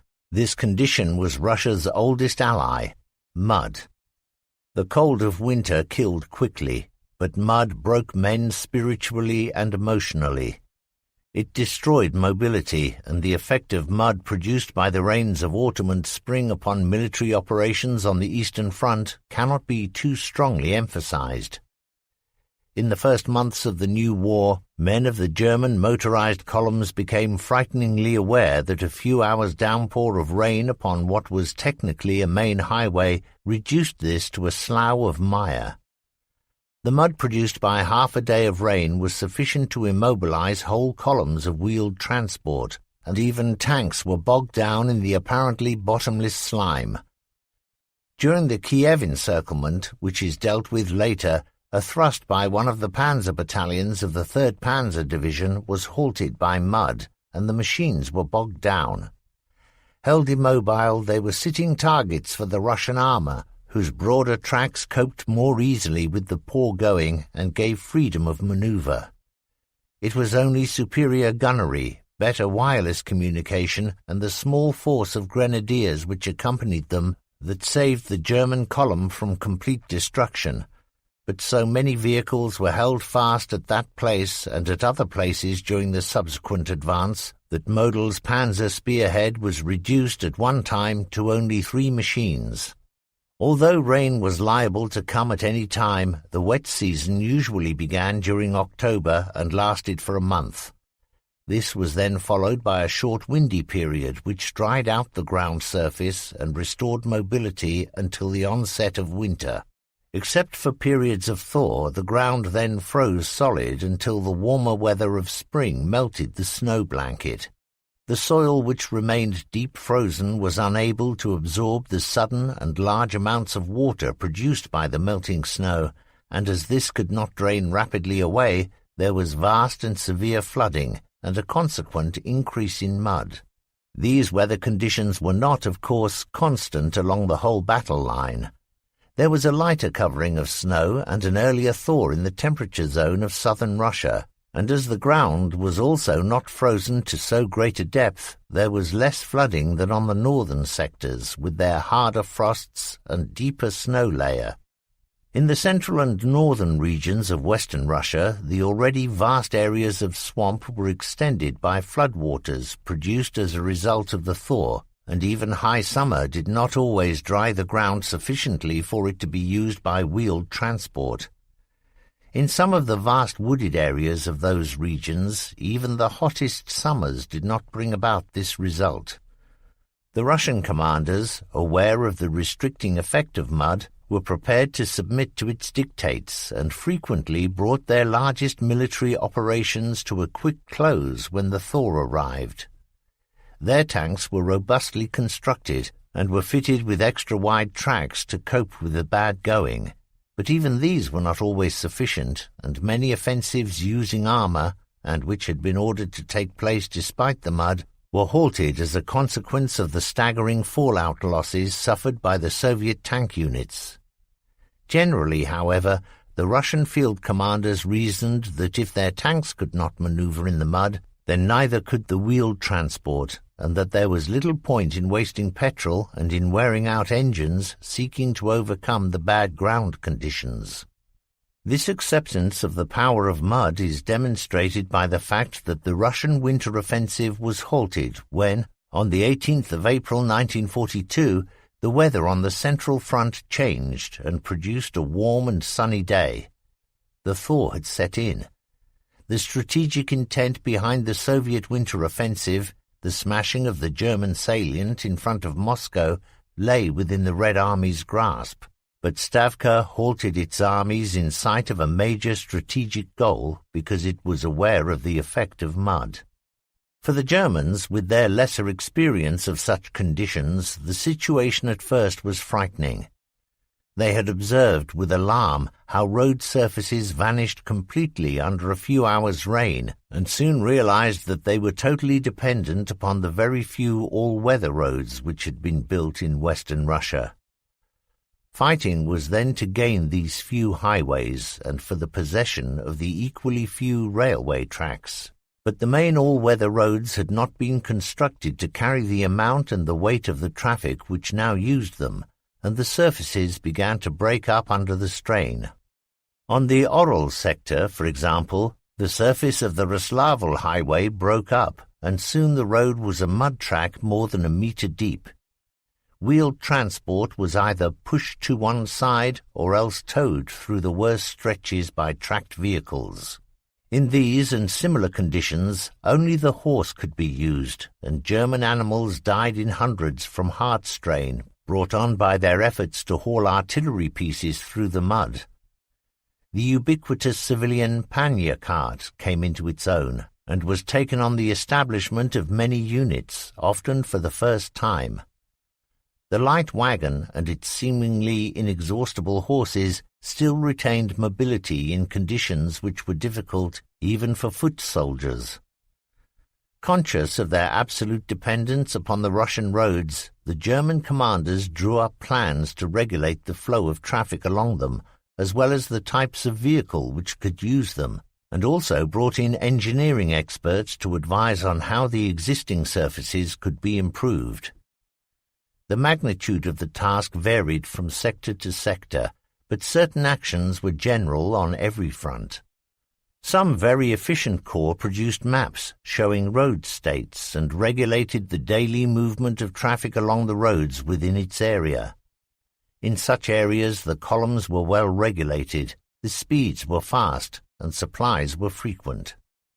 As a general rule, in muddy conditions, minor roads which could not be used for wheeled traffic were blocked off completely, even though diversions to reach a major road added considerably to the length of a journey and a higher petrol consumption. Main roads were restricted generally to priority-class vehicles such as ammunition columns, petrol lorry convoys, and the reinforcements needed to nourish the advance. Of course, no civil traffic was allowed to use the main roads, chiefly because this would have slowed down the pace of the military traffic, but also because there was always the fear of partisan attack upsetting the flow of supplies and reinforcements to the front. In extremely muddy conditions, all wheeled traffic was halted and removed from the road, leaving it clear for tracked and half-tracked vehicles. Single lorries were allowed to use a track parallel to the main road, but only under a strictly controlled block system. Where the road was of sufficient width, 4 lanes of traffic could be accommodated. One lane was for slow, single-wheeled vehicles going up the line. Then there was a mainstream up, a mainstream down, and a slow down lane. Maintenance of the road surface was all important, and in the early days the Reichsarbeitsdienst, or the Organisation Tot, had been used to carry out this task, but then locally recruited labour groups were formed into construction battalions and made responsible for carrying out repair over a given distance of the road. One simple but effective measure to drain the road was to dig ditches, and, where time allowed, the whole surface of the road was often removed and then laid afresh to prepare it for the next crisis of climate. German engineers improved many of the main highways and, using civilian labour, often built up the roads to a standard of all-weather capability that they had never had. These improvements and the rigid application of road discipline reduced the influence of mud so that in later years its onset was disliked, but it no longer held the awful terror that it once had. The story of Russian mud is not confined to its influence on road traffic alone. It affected cross-country movement, particularly in regions in which the fiercest battles were fought. The nearer one approached to the battle zone, the worse did the mud become, for the action of the vehicles upon the ground was to churn it up and to turn this into a swamp. In an attack using armoured fighting vehicles, there was often little cohesion, for each driver was more concerned to find a good firm going and to maintain the forward movement than with keeping formation in a concerted assault. An army as flexible as the German reacted quickly to counter the limitations placed upon it by the effect of mud. They seized every initiative which would aid their operations. In March 1944, to take one example of this flexibility, one of the corps belonging to the 1st Panzer Army, which was threatened with encirclement, realized that a sudden rise in temperature had dried out a road which had been, until then, impassable. The German vehicle columns were quickly assembled and passed along this road at fast speeds. The suddenness of the German action surprised the Russians, who were unable to bring their own units into a countermove at such short notice, and the German corps escaped from the ring which Stavka had planned to cast around it. German armoured fighting vehicles, constructed for the terrain conditions met with in Western Europe and therefore less sturdily built, broke down more frequently than the less sophisticated but more robust Russian machines. The losses from fallout in German units were so high that 40% of a unit's establishment in workshops at any one time was acceptable. Losses in the 2nd Panzer Group rose on one occasion to as high as 60%, and this at a time when German industry was still producing fewer than 100 tanks each month. The gap between losses and replacements inevitably widened, and unit strengths already reduced by long months of campaigning fell to a dramatically low level. There were some formations which lost most of their effective strength not to Russian armour but to mud. A full chronicle of the misery produced by the mud of Russia has never been told, and the cost in suffering has never been computed. Artillery units made local and limited attempts to overcome the problem of ammunition supply by building corduroy roads, logs placed side by side, from an access point to the battery positions. Even though the roads betrayed the guns' positions, this was acceptable. The most important thing was that the guns should be fed, and this could only be accomplished by the construction of corduroy roads. The need to bring forward supplies in good time and well before the onset of the two great periods of muddy weather was stressed in divisional and corps orders. Some units were able to build up sufficient reserves, but the majority were accorded very low priorities on the road dispatches list. There were many times in that first autumn when we had no bread at all for days at a time, and there was little that could be requisitioned or even bought from the civil population. Attempts to overcome the supply problem by using aircraft were initiated, but proved to be so costly both in terms of petrol consumption and aircraft lost that this was discontinued. This same inability to maintain a regular flow of supplies and reinforcements led to the premature evacuation of bridgeheads, for often the sense of isolation was increased by the raging floodwaters which cut off the lonely outposts from the main body. The whole story of the German army's experiences in Russia is dominated by stories concerning mud. It was a phenomenon unparalleled in the experience of those who fought there, and stories of jackboots being sucked off the wearer's feet are commonplace. However serious the problem may have been, not once in any diary, letter or interview did I hear or read the equivalent of stories current in Britain following the Battle of Passchendaele in 1917, where Flanders mud simply swallowed up many of the wounded. In addition to the difficulties of supply and transport, the rainy season also brought with it medical problems, different from those met with in the cold and hot months. Some regions of the Soviet Union were malarial, and to this mosquito-carried illness there were other insect-borne sicknesses as well as fevers brought about by the damp conditions. Despite the wet conditions, there were few sufferers from trench foot, and indeed, those who contracted this were considered to have a self-inflicted wound. There were many types of stomach illness brought on by the swampy conditions, wet clothing, and the damp, warm air. Mild dysentery, colic, and inflammation of the bowel were common, and lice were, as always, a problem. To conclude this description of the effects of mud on military operations is an account of the effort made by the 6th Panzer Division in the opening weeks of Operation Barbarossa. The first offensives of the new war in the sector of Army Group North had been very successful, but as 1st Panzer Division pushed westwards and closer towards Leningrad, the resistance put up by Soviet units of the 8th Red Army became stiffer, and soon the forward movement of Hübner's Panzer Group was threatened. To add weight to 1st Panzer's faltering advance, the 6th Panzer Division was brought forward and diverted northwards.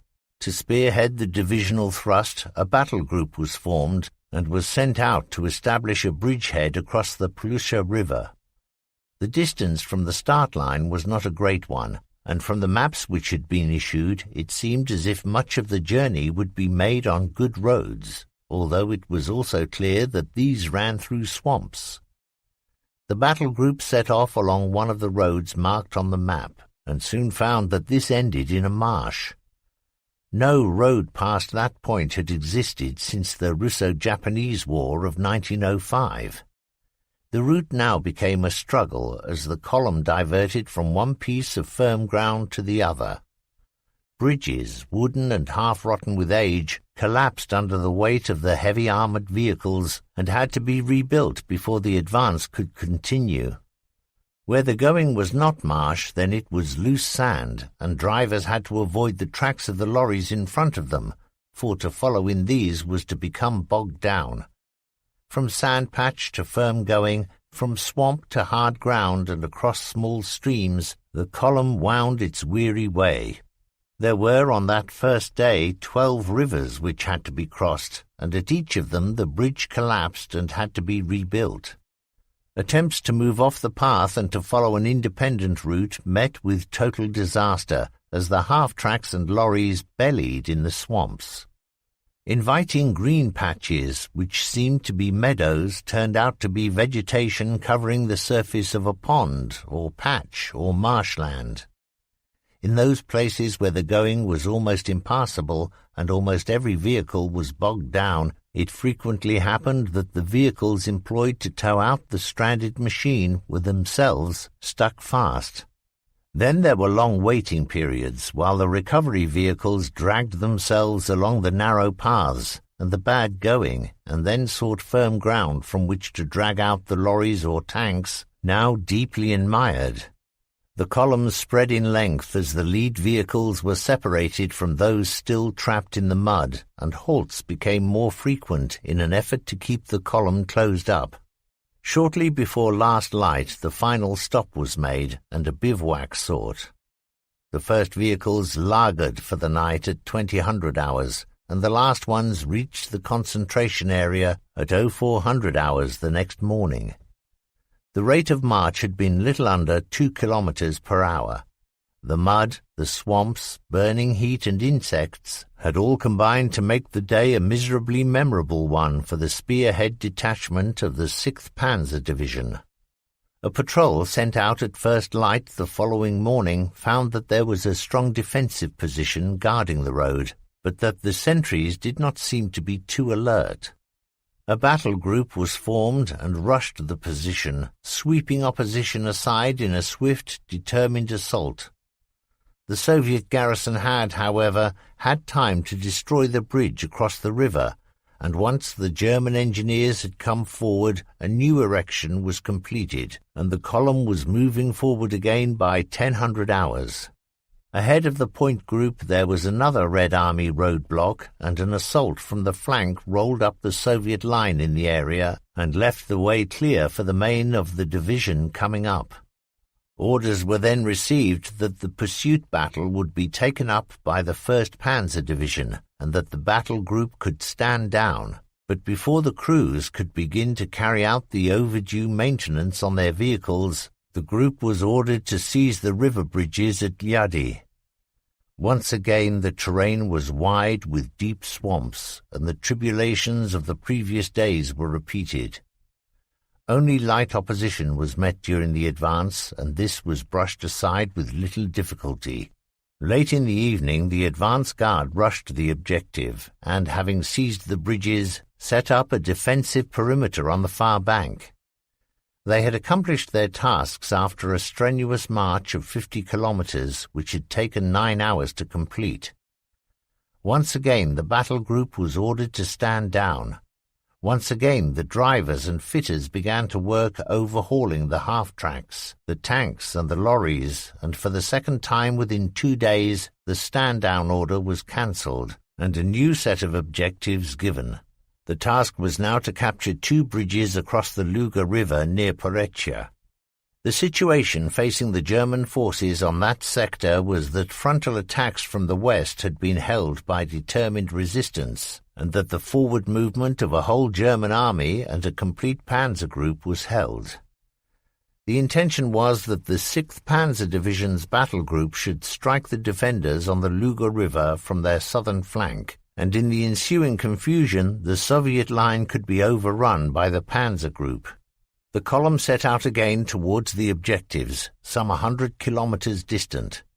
Progress was fast along a good road, but south of Lake Samaros the going deteriorated, and soon the road had vanished into the worst swamp conditions which had been met. The whole column was stuck fast.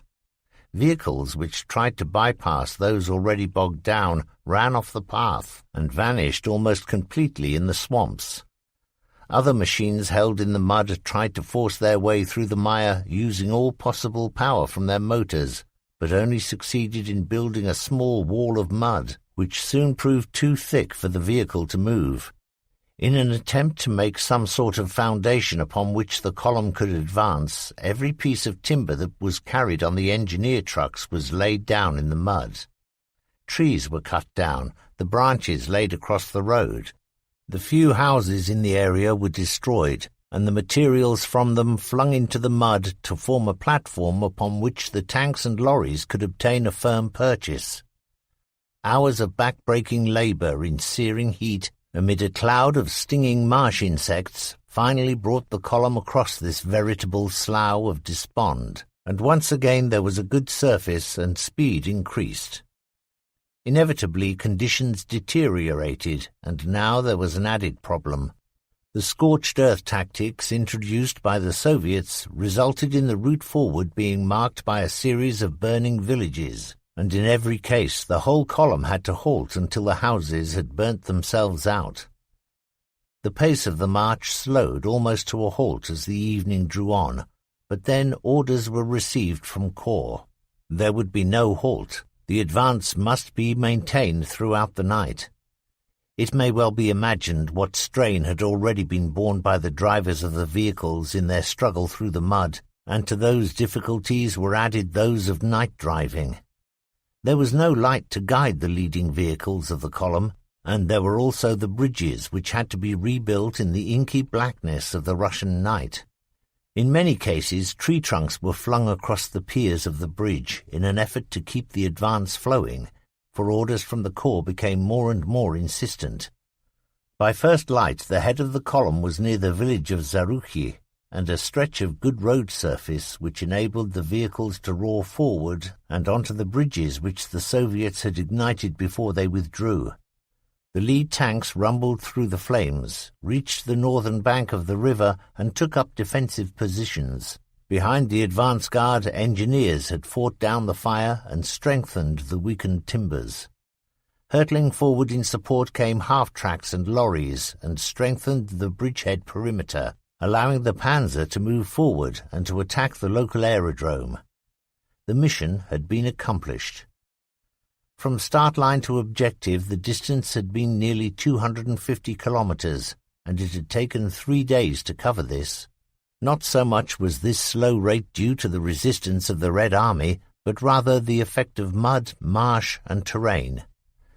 The capture of the two bridges had brought the battle group to a point only 120 kilometers from Leningrad, and it had traversed an area which the Russians had believed to be impassable to motorized traffic, and which they had, correspondingly, held with only weak forces.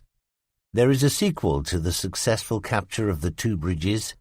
The very success of the mission had been its undoing, for in its passage it had torn up the roads and the ground to such an extent that the follow-up troops could hardly use them. New roads had to be constructed and paths for light traffic laid alongside the main track.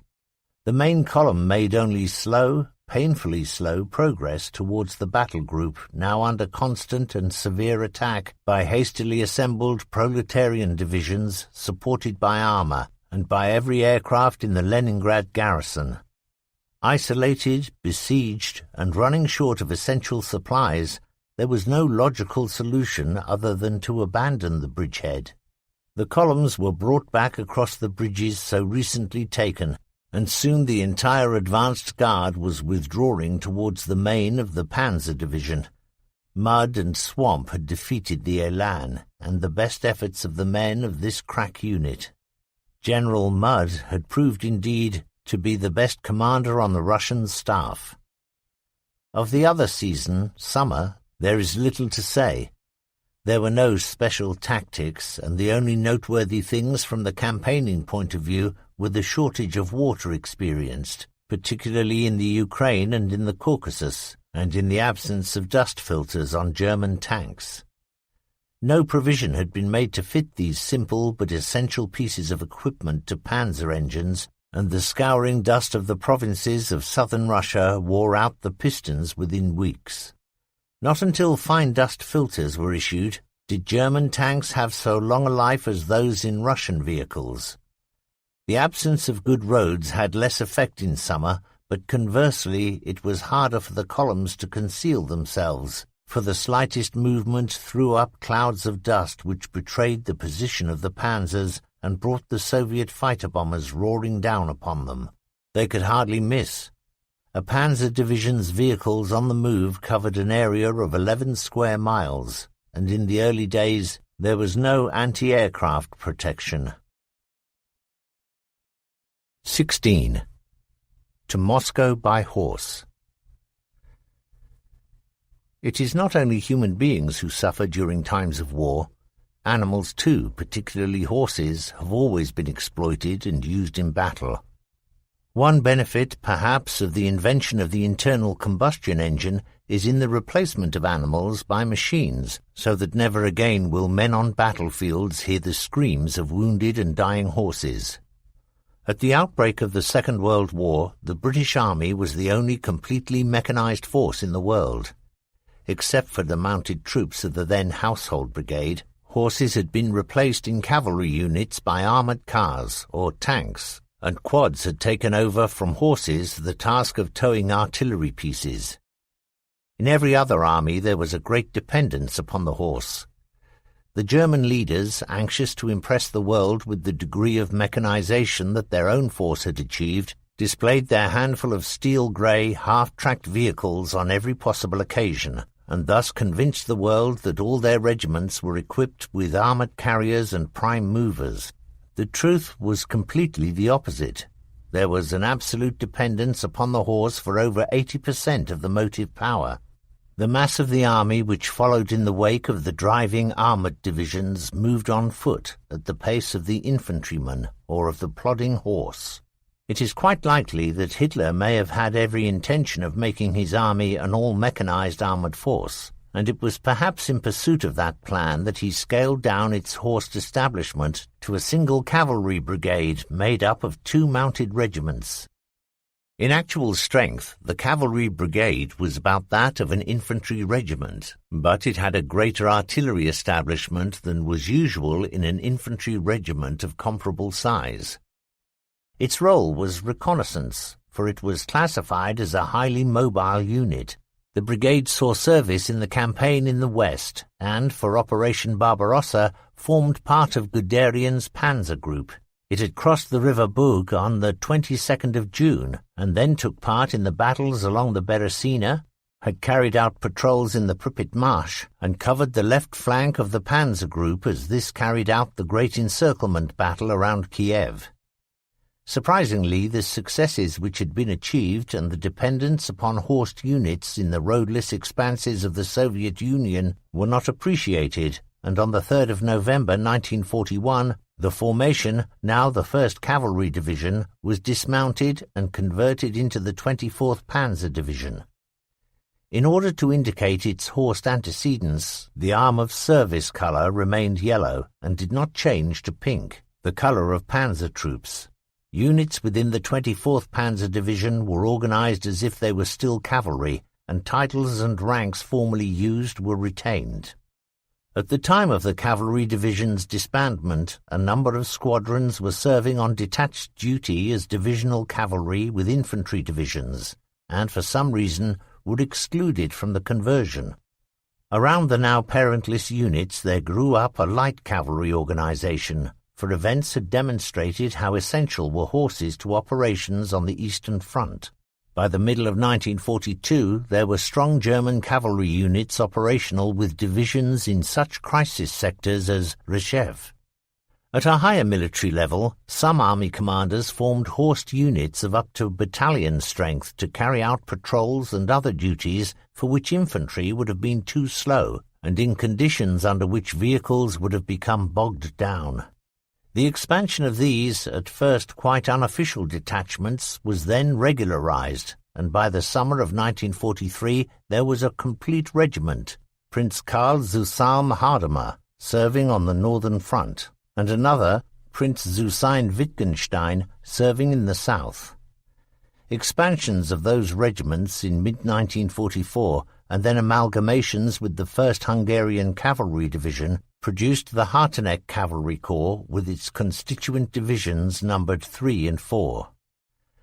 Cavalry influences in the German army must have been unusually strong, for once again special distinctions were permitted. The 3rd Cavalry Division, for example, carried the Schwerte Eagle, and the 5th Regiment wore a distinction formerly associated with the Imperial Lifeguard Hussar Regiment. How great was the reliance of the German war machine upon horses can best be appreciated by the fact that 2.5 million beasts served on the Eastern Front, and that more than 750,000 were used in the opening battles of Barbarossa. The losses were enormous. An average of 1,000 horses died each day of the war with Russia, and to obtain replacement animals, a vast remount organization was established in German-occupied Europe, and there were great cattle drives of horses from the occupied parts of the Soviet Union to the German Army's remount depots. Research has shown that the greatest number of beasts which were lost on the Eastern Front were killed by shell fire, or else fell victim to aerial machine gunning, and that 17% died of heart failure brought about by the exertion of towing guns or vehicles through the clinging mud. Disease killed the remaining 8%. Diseases brought about by the mange, lice infestation, or respiratory complaints brought on by the low temperatures. Horses had less resistance to cold than humans. Men could remain alive on the open steppe for a whole night and at temperatures as low as -10 degrees. German horses died if subjected to the same length of exposure and at temperatures of only -4 degrees. Research also found that one certain strain suffered particularly from lameness, while others were prone to ulcers or exhaustion. It is understandable, therefore, that German units tried to bring on to their establishment as many of the native pannier horses as they could, for these were immune to most diseases, could resist lower temperatures of cold, and were almost tireless. The beasts used by the Cossack and Kalmuk soldiers who volunteered for service with the German army were, of course, riding horses, but they too were smaller than German cavalry mounts, although they retained the qualities of stamina and endurance found in the pannier horses. It may seem strange that it is in a chapter on animals that I shall include a short account of those men of the peoples of Russia who fought for Germany. The reason is that it was the mounted units which actually saw active service with the German forces.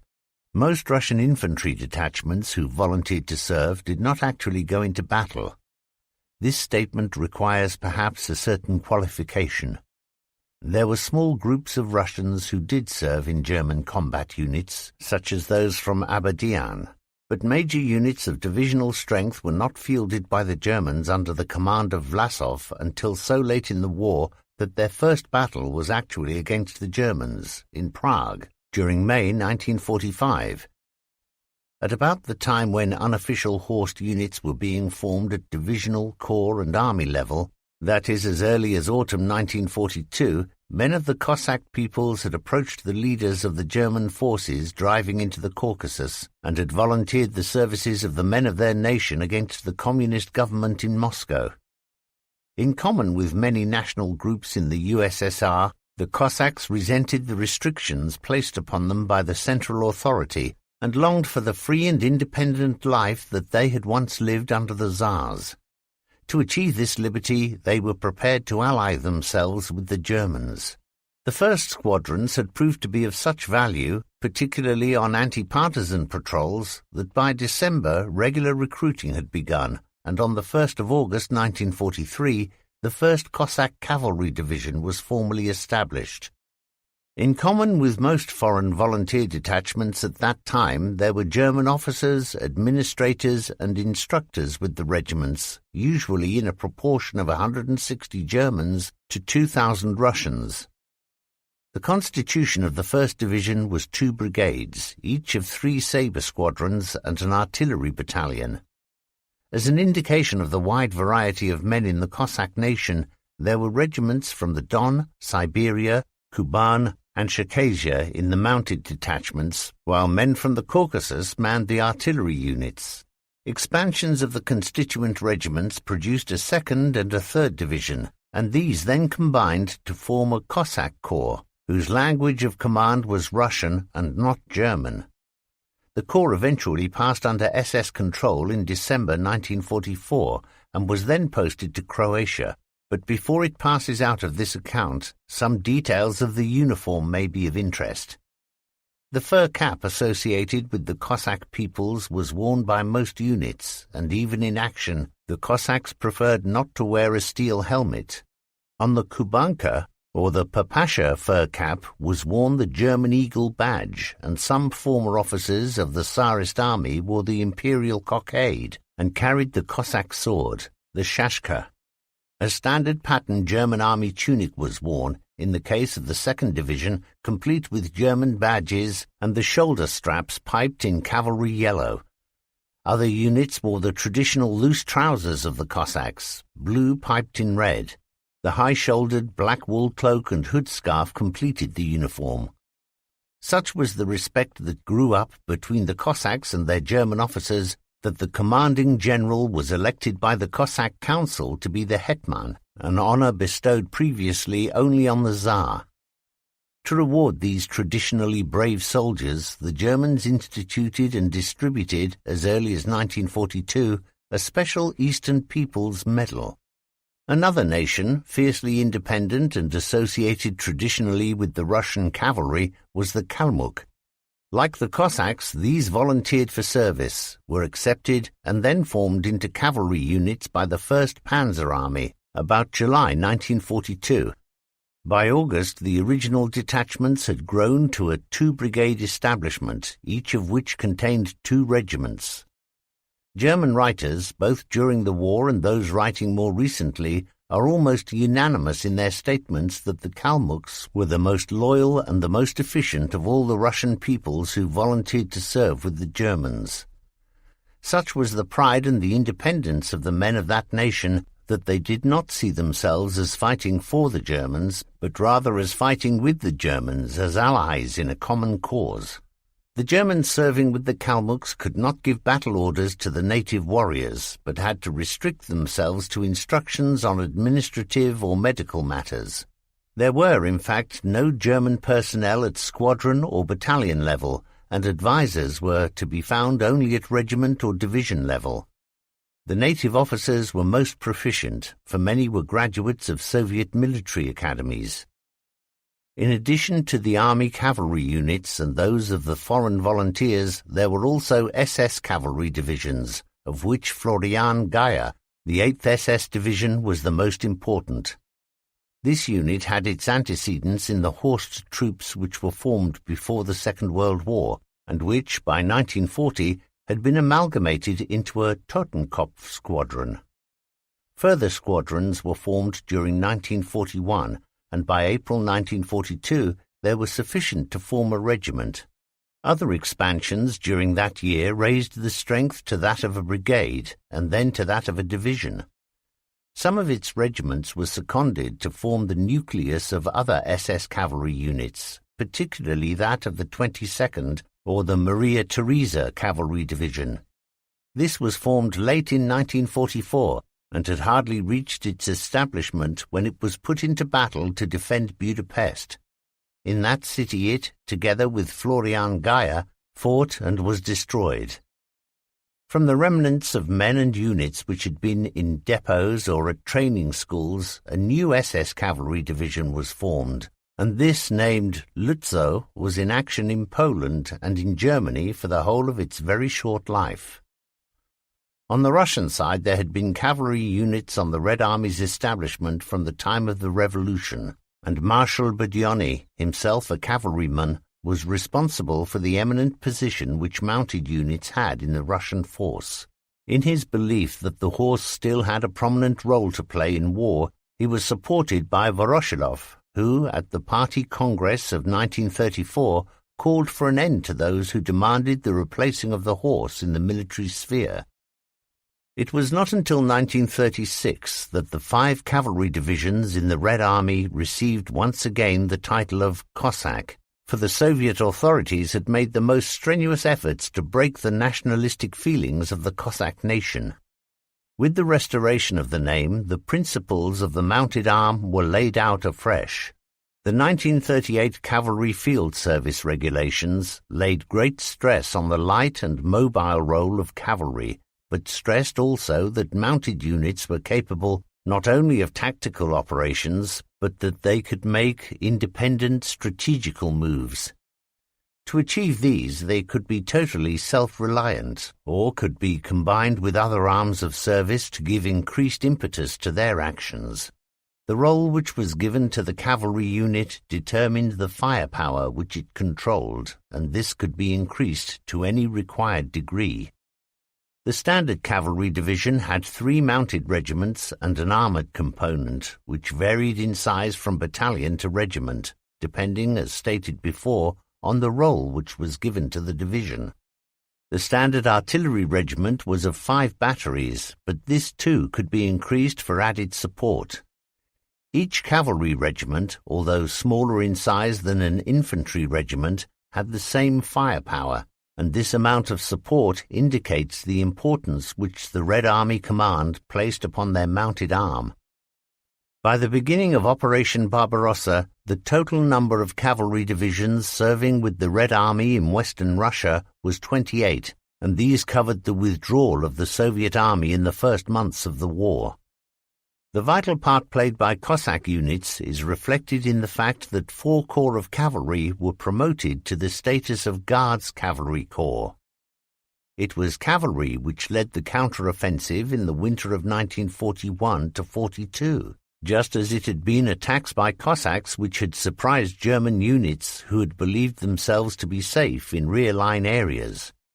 The Soviet cavalry proved that no part of the hinterland was safe from their infiltration, that no river was a barrier and no terrain condition an obstacle.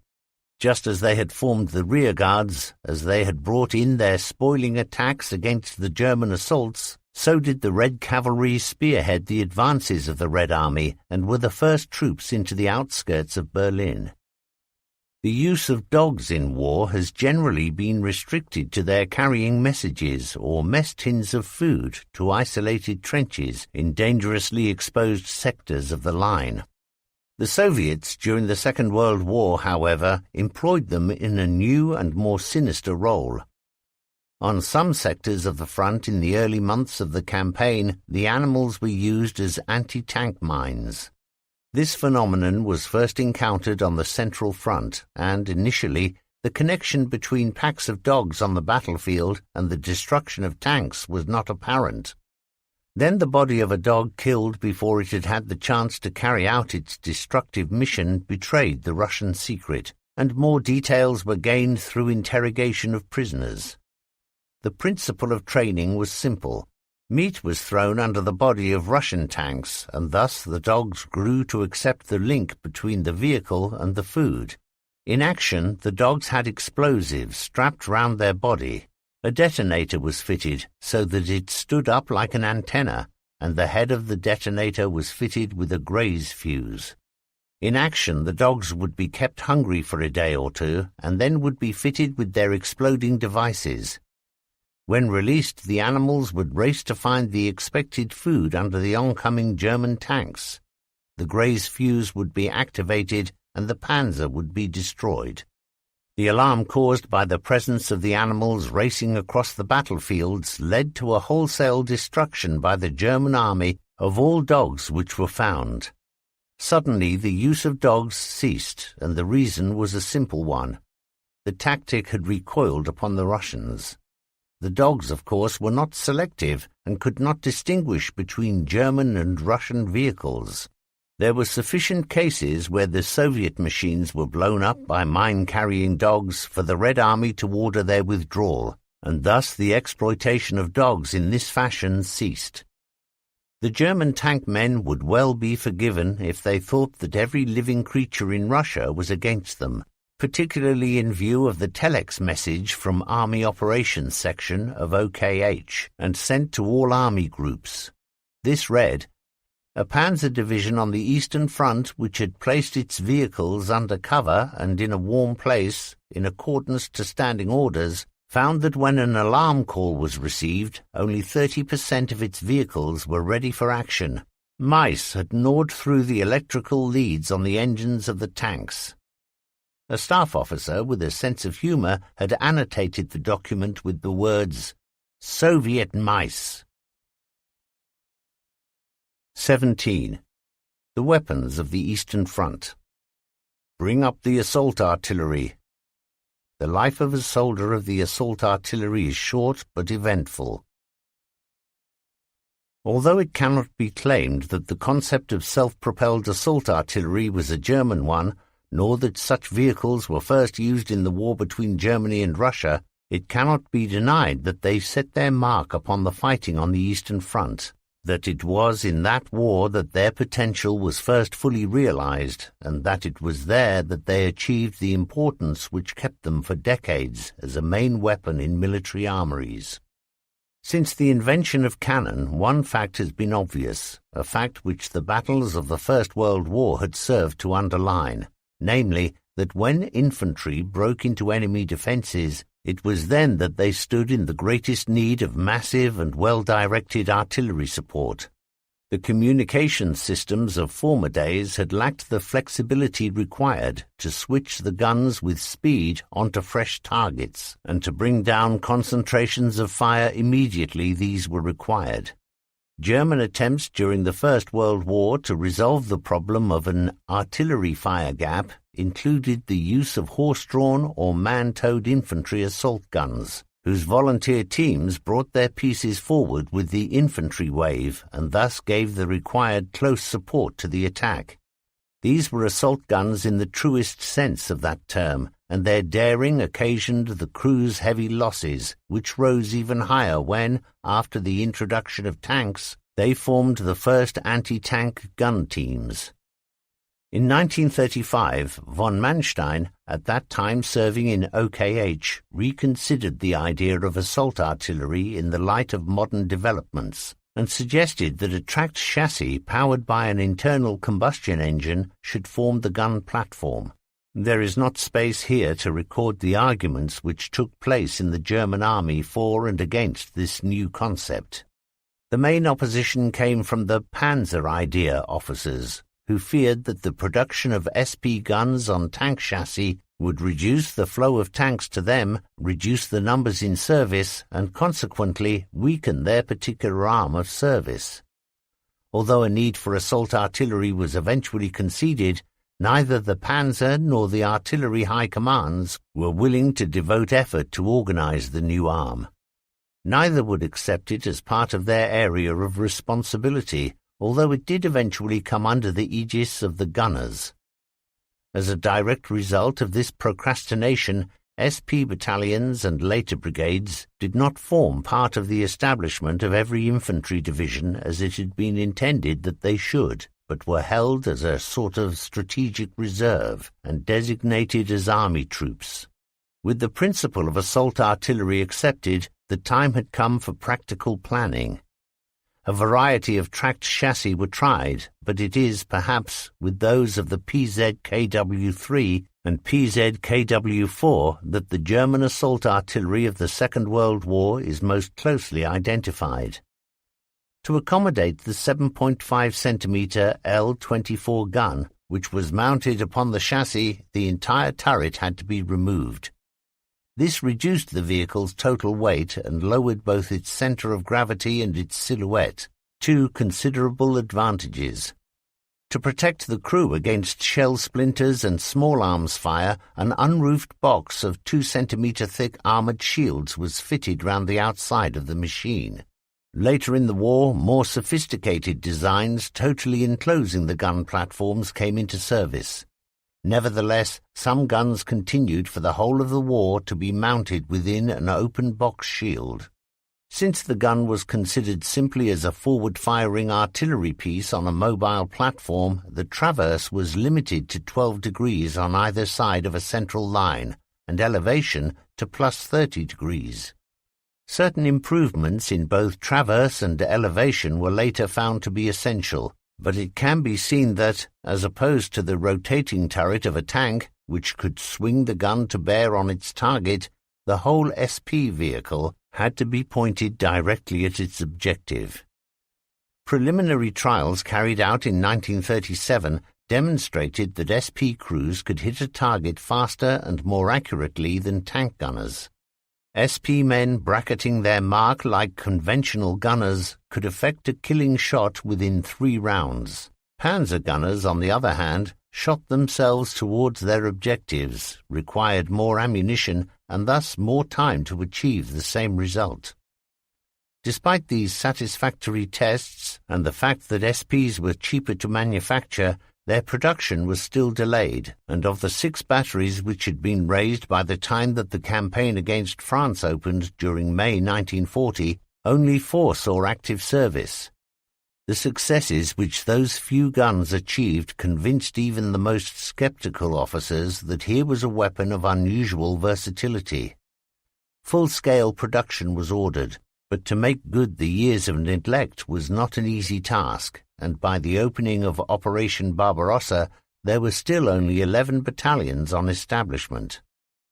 An immediate and dramatic expansion was ordered when SPs demonstrated their great value and flexibility during the opening months of the campaign in the East. Although there were many changes and improvements in the gun carriage, the standard weapon remained the 7.5 centimeter gun. In 1943, the L-48, a longer-barreled version of the original L-24, was introduced, and the increased range of which it was capable allowed it to kill Russian tanks at great distances. A further upgunning was carried out between the end of 1944 and the beginning of 1945, when the L-70 version of the 7.5 centimeter was fitted. For as long as the SP was considered solely as a piece of assault artillery to accompany the infantry, it was clear that, in addition to the flat trajectory field gun, a high-angle weapon for indirect fire was also needed. Retention of the 10.5 centimeter howitzer, after the circumstances on the Eastern Front had changed completely, did not find total approval. This reluctance on the part of SP crews was justified when the role of the SP vehicle changed to that of a tank destroyer, a task for which the howitzer was completely unsuited. In the context of that change in the war situation, which came about during 1943, it must be mentioned that, in addition to the standard SP gun, There were others in service which were, in effect, purely anti-tank guns on SP chassis. In the latter stages of the war, it was not possible to distinguish between the SP and AT roles, for both types of artillery were then used for the same purpose. Thus, it was possible to find in early 1944 units named as assault artillery brigades, SP anti-tank battalions, and tank hunting battalions, all carrying out the same tasks in the same fashion. There was a range of vehicles as varied as the names they bore, and some types of chassis lent themselves to their new role more readily than others. Among the most successful can be considered the Hetzer, a 16-ton Czech PZ-38T chassis carrying the L-48. The Jagdpanzer IV, a tank destroyer on a PZ-KW-4 chassis, was fitted with the L-48 when it first entered service during 1943 and was then upgunned with the L-70. In the same year, the Ferdinand, later to become the Elephant, was introduced. This was a piece of SP anti-tank artillery armed with an 8.8 centimeter gun, L-71, carried on the chassis of a Porsche Tiger, the PZ-KW-6. During 1944, the Jagdpanther, an 8.8 centimeter L-71 anti-tank gun on a PZ-KW-5 chassis, was introduced, and towards the end of the war, a 12.8 centimeter gun, L-55, was fitted into the chassis of a Tiger II, the Henschel Tiger. Only a few of these vehicles ever saw action. Keeping pace with the development of the SP guns was the parallel development of close-quarter anti-tank weapons capable of being used by a team of two or sometimes by a single man. These constituted such a danger to SP guns that a permanent escort of infantry had to be assigned to each gun. Thus, to sum up this introductory section, the concept of assault artillery within the German army changed from the initial idea of a mobile gun whose task it would be to blast a way forward for the infantry to become a mobile anti-tank gun, so vulnerable to assaults by enemy close-range weapons that a permanent guard was needed to protect it. That SP guns were successful cannot be doubted, and their achievement in the German service can be assessed in the number of kills which were claimed. By the end of May 1944, more than 20,000 had been logged, and this figure rose to 30,000 by the end of the war. The greatest number of victories were achieved on the Eastern Front against the T-34 and other Soviet tanks with their 7.5 centimeter and 8.5 centimeter guns. So successful were the German SP gunners that it was a standing order to Russian tank crews to avoid a duel with an SP if at all possible. The startling number of kills claimed by SP crews were met with skepticism until certain senior officers carried out personal inspections of battlefields and were convinced that the tallies had indeed been accurate. To quote the example of only one brigade, this, during a 15-month period in Russia, destroyed more than 1,000 Soviet machines. When it is considered that the average daily strength of the brigade was 20 runners, and that the unit must also have spent some time out of the line refitting and resting, then the full measure of the fighting ability of the gun crews can be gauged. According to Alfred Müller and Hugo Primozic, two of Germany's most able SP commanders, the secret of the German victories lay in the fact that they were better gunners than the Russians, and in battle usually scored the first shot. A comparison between the assault artillery and the panzer arms also shows that gun for gun, the SPs gained more kills than did the tanks.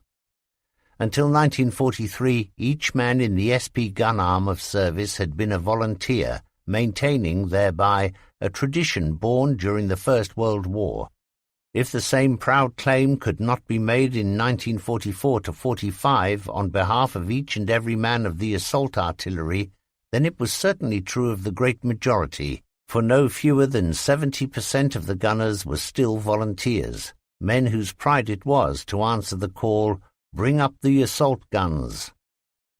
Tactics developed for new weapons are often rules of thumb, elementary and sensible practices put into writing, then refined, codified, and set out as guidelines for the successors of those who pioneered them. Before going on to describe the actions of a few assault gun units and personalities, let us consider the instructions as these were laid down in 1945 in Leadership and Employment of Assault Artillery, a document brought out by the OKH. From the 10,000-word text, the following points have been taken and must be considered as the way in which, theoretically, it was intended that assault artillery was to be used.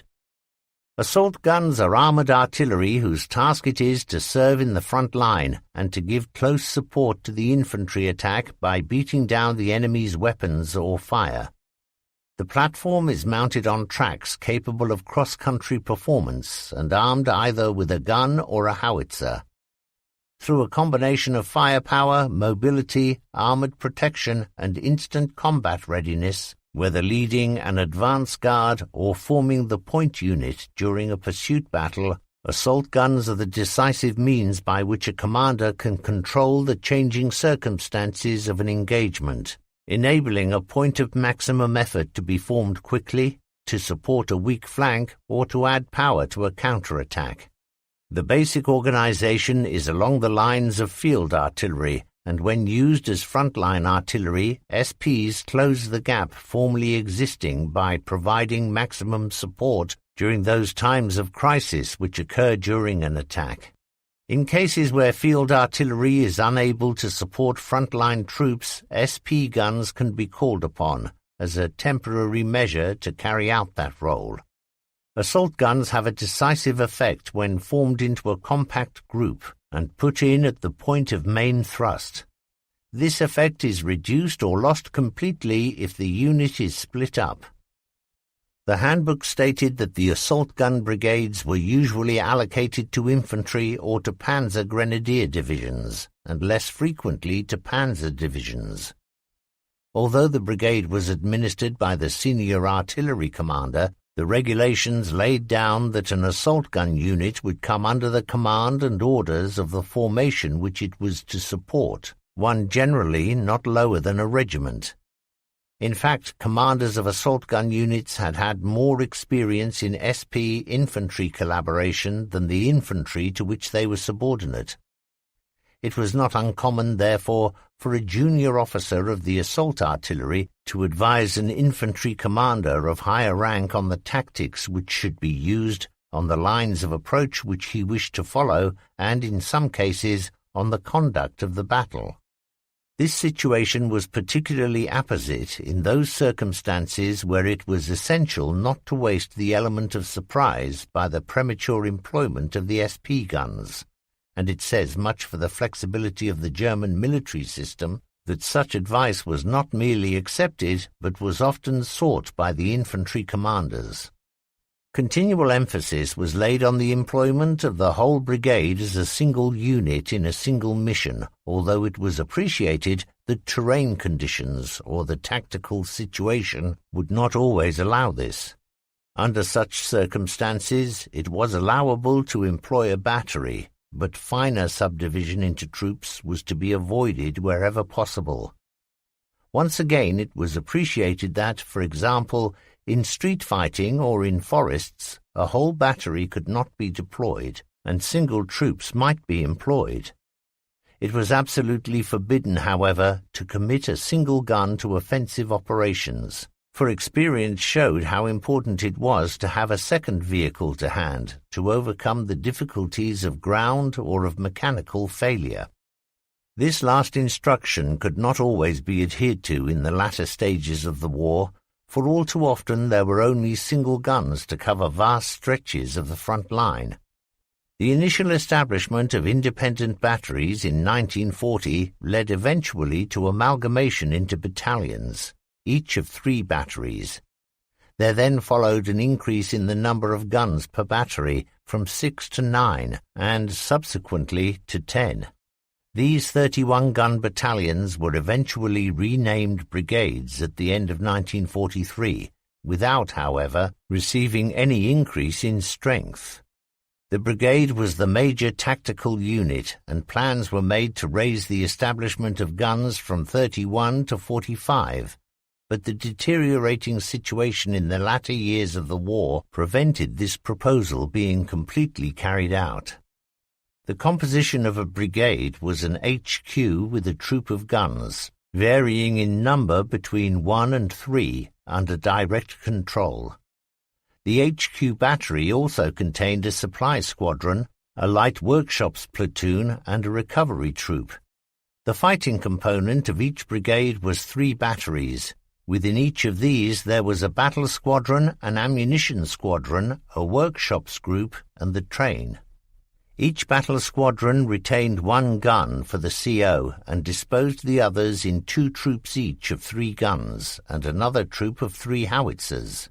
The war establishment of an assault artillery brigade was HQ Staff and Headquarters Battery, 143, all ranks including 8 officers. Each fighting battery, 101, all ranks including 3 officers. The Grenadier Escort, 198, all ranks including 2 officers. Motorcycles or tracked vehicles, 9. Light trucks and cars, 23. Heavy trucks, 62. Half-track vehicles, 8. Trailers, 18.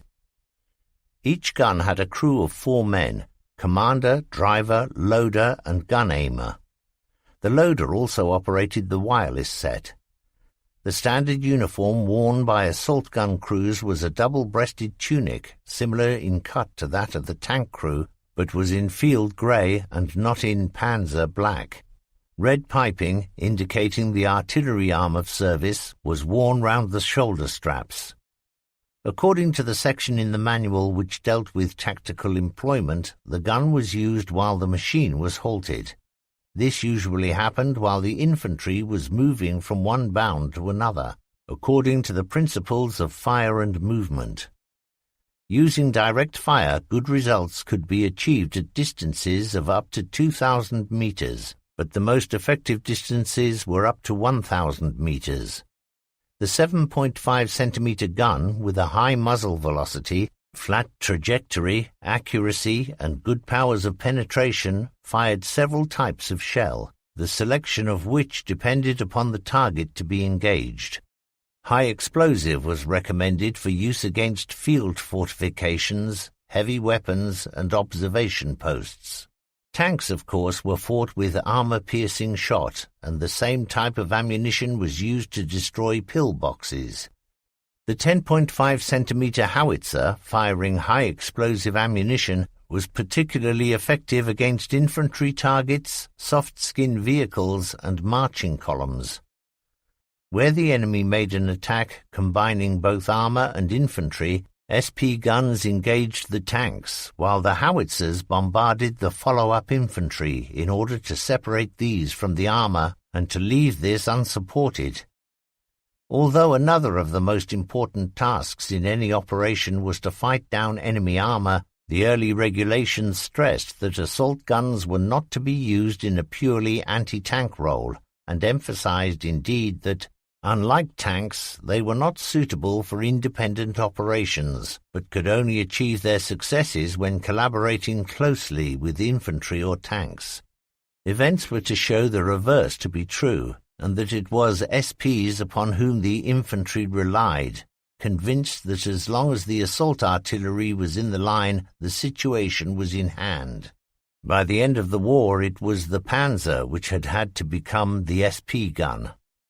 The greatest advantage possessed by SP units was the element of surprise.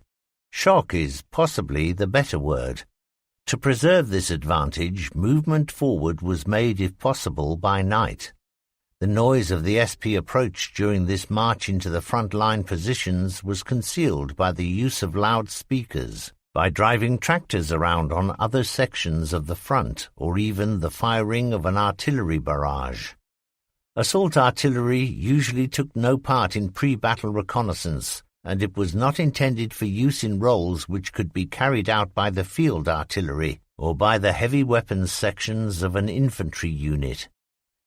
Experience soon showed that not only could SP artillery undertake approach marches to battle by night, but could also move long distances during the hours of darkness, always accepting that adequate reconnaissance had shown the ground to be passable, with neither swamps, heavily cratered areas, trenches, or steep slopes to negotiate. Night marches did, however, require an even closer cooperation with the infantry, and also imposed a severe strain on the vehicle driver. This was especially true of driving in wintry conditions, and where possible, night marches at that season of the year were avoided. More than 50 centimeters of snow reduced the vehicle's performance and increased the petrol consumption. Thus, except when fighting a battle, the assault artillery was tied to roads free of ice and snow. It was even more important in winter that vehicles travelled in pairs, for, in bad going, it was only towing by the second machine which enabled another machine ditched or trapped in snowdrifts to be still a runner. Across country, the radius of action of assault artillery was up to 80 kilometers, but this distance was reduced by terrain, conditions, climate factors, and the strain to which the worn-out vehicle motors had been subjected. The amount of time which could be spent in a battle depended, of course, on the amount of ammunition carried and the speed with which this was shot off. The gun platform was fitted with internal racks to hold the 44 rounds of ammunition which made up the standard load, but battle experience soon showed that this number was far too few, and most vehicles were then fitted with unofficial external racks. By this means the gun could stay longer in action without having to return for fresh ammunition, but experienced crews who were well aware that the imminent battle might be a long one, or that there might be difficulties with supplies of ammunition, would layer the gun platform floor with shells. In this fashion it was possible to onload up to 120 rounds, but it does not need to be stressed that this extra weight strained the SP's engine, reduced its performance, and shortened its life, as well as bringing about a dramatic increase in fuel consumption. In addition to these difficulties, when the L-48 gun was brought into service, the extra weight of the gun raised the machine's center of gravity and made the SP top-heavy. There was also a reduction in the number of rounds of L-48 ammunition which could be carried, and even with layering the gun platform, the maximum was 96. In the earliest days, the infantry group being supported by the gun moved on foot, but the practice was then introduced of carrying them on the vehicle and of towing the heavy weapons behind the SP. Eventually, this portering developed to the point where the infantry were lifted for long distances and thus brought very quickly into action. The ported infantry had certain duties and had to indicate to the SP commander areas of bad going, minefields, the presence of enemy anti-tank guns or enemy aircraft. The regulations stressed the importance of the SP commander advising the infantry that at certain times during the battle his vehicles would have to withdraw for refueling. To maintain infantry morale and to reassure them that they were not being abandoned, the SP commander had to ensure that not all his vehicles were withdrawn at one time, and that, if possible, there were always more guns in the battle line than were being refueled or reammunitioned. Another factor to maintain morale was that where possible, a permanent infantry detachment was allocated to a particular SP. Where this was not practicable, it was stressed that the same SPs should support the same infantry unit. In those chapters of the regulations covering collaboration with other arms of service, emphasis was placed upon the absolute need for the closest possible liaison. It has already been explained that under usual circumstances an assault gun stayed with or slightly behind the infantry line and bombarded the enemy positions. Then when the infantry moved into the final assault, the gun would pass through the foot troops to engage the enemy more closely. This stage of the assault was made in open formation, and the infantry were warned of the dangers of gathering behind the SP or of walking in its tracks. Heavy losses could be caused to men clustering close to the machine, for enemy artillery fire was always directed against the SP guns. During an advance, the gun could move ahead of the infantry, in effect blasting them on to the enemy position. But in close country, or when driving through such crops as maize or sunflowers, the infantry moved ahead of the vehicle to protect it against enemy close-quarter attacks. Later, when the development and use of short-range anti-tank weapons threatened the safety of the assault artillery, each brigade had seconded to it a permanent escort of panzer grenadiers. This escort divided on a platoon basis, one to each battery. A further subdivision allocated sections of grenadiers to troops, which then apportioned these to the individual vehicles.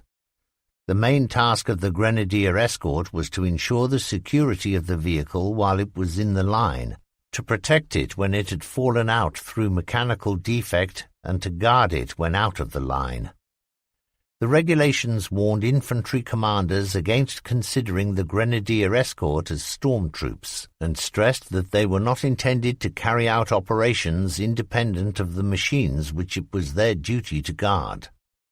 When the SP unit was withdrawn from the line, the grenadier escort went with it. Subordinate detachments of SPs with the infantry reverted back to battery control at the end of a mission, and a battery returned to brigade until the next operation. During the longer intervals, maintenance tasks were carried out, and the mechanical performance of the vehicle was checked. At the end of 4 or 5 days of combat, it was essential that assault artillery detachments were withdrawn from the line for a long period to enable vital maintenance to be undertaken. Where the withdrawal of the entire unit could not be undertaken due to the intensity of the fighting, then the local infantry commander had to accept that these would be a lower degree of support, as some part of the SP unit would always be in workshops, and that this situation would continue for considerable periods of time. These workshops were located, whenever possible, in large buildings, so that repairs could be carried out under cover and in well-lit surroundings. Warm conditions, it was stressed, were particularly important during the winter, when maintenance and repairs both took longer to carry out and to complete. To maintain the close collaboration which was required in SP brigades, an extensive and very sophisticated communications network existed, both within the brigade and from it to those whom it supported or who supported it. The means of communication were wireless, telephone, or runner. Messages passed by wireless were subject to interception by the Red Army, and the Germans, being aware of this, ordered that radio was only to be used out of the line for messages which could not be relayed by any other means, during action or at such times when an order could be immediately obeyed. Morse messages were usually sent in code, but on those occasions when they were sent en clair, no unit names were given nor positions stated. Ranks, titles, dates, times, and figures were omitted. Each SP in the battle squadrons had a 10-watt shortwave set, FU5, and there was a 30-watt command network which went out on a brigade wavelength, and whose subscribers were the brigadier, the 3 battle squadrons, and the several liaison officers. Telephone handsets were used to communicate with the grenadier platoons, where tracer, pistol flares, arm movements and verbal messages were also used to pass orders or to indicate direction. Liaison with the Luftwaffe was maintained by an Air Force officer at Brigade HQ, equipped with a FU wireless set, and who received reports from aircraft and directed the SPs on to centers of enemy resistance. In like fashion, the Luftwaffe liaison officer could bring down his aircraft to support a forward movement by the assault artillery. By day, orange smoke or markers indicated the position of friendly troops to the aircraft, and the direction or location of enemy targets was indicated by firing tracer ammunition. The regulations detailed very exactly the duties and tasks of the components of an assault artillery brigade. The document was intended to be the handbook on assault artillery and tactics, but by the time that it appeared, circumstances on the Eastern Front had changed. Assault artillery was, in the final years of the war, no longer able to be used in the sense of artillery closely supporting the attacking infantry. Rather had the role changed to that of a tank hunter, and as Germany's military situation deteriorated, the task of the SP and the tank became interchangeable. Neither arm of service could initiate extensive operations, but was put in, seldom in brigade or battalion strength, and more usually as a troop or even a single vehicle, to carry out tasks beyond their capabilities. Assault artillery brigades were army troops and were usually committed to battle in small numbers. There are left to us, therefore, only the actions of subunits, miniature dramas played out by a handful of machines in some isolated sector of the vast battle line. Thus the accounts which follow are short and deal with a single mission of limited duration. Only the barest details are given in the unit war diary, and it is the reader who must imagine for himself the drama and the feeling of the gunners as they fought from the first intoxicating weeks of the new war through bitter winters, scorching summers, grinding dust, and clinging mud against what became an ever-increasing flood of Soviet armored fighting vehicles, and who continued the fight for nearly 4 years.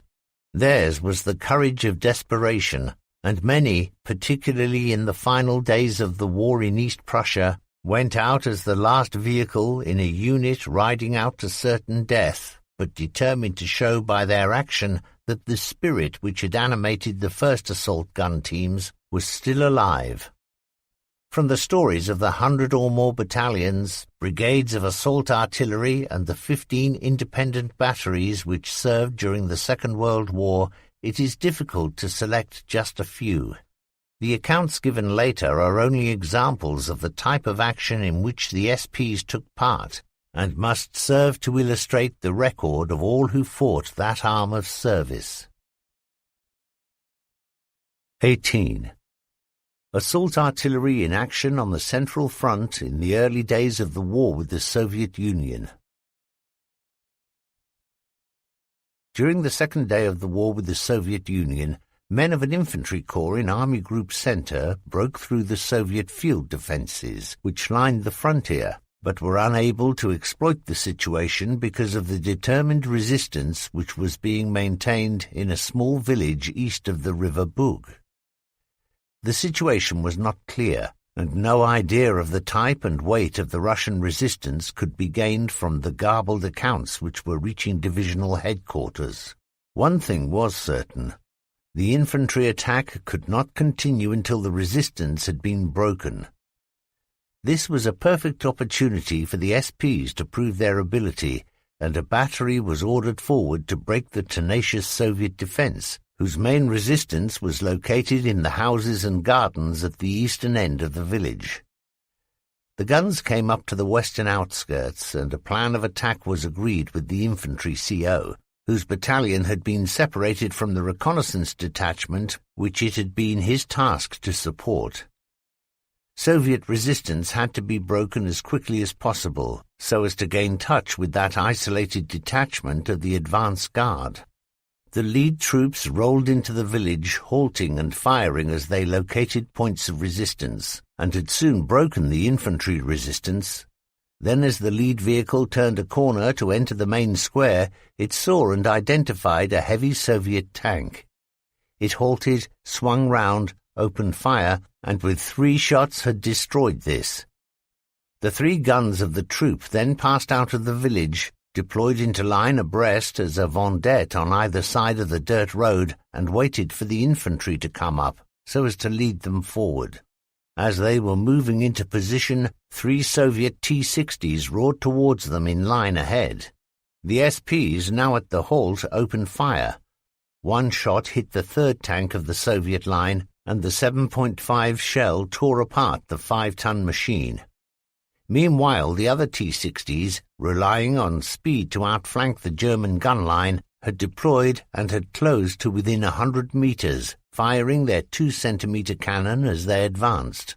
The commander of the nearest SP swung round his vehicle in a tight arc to meet the threat from the flank, and even as the maneuver was completed, his gunner reported "on target" and opened fire.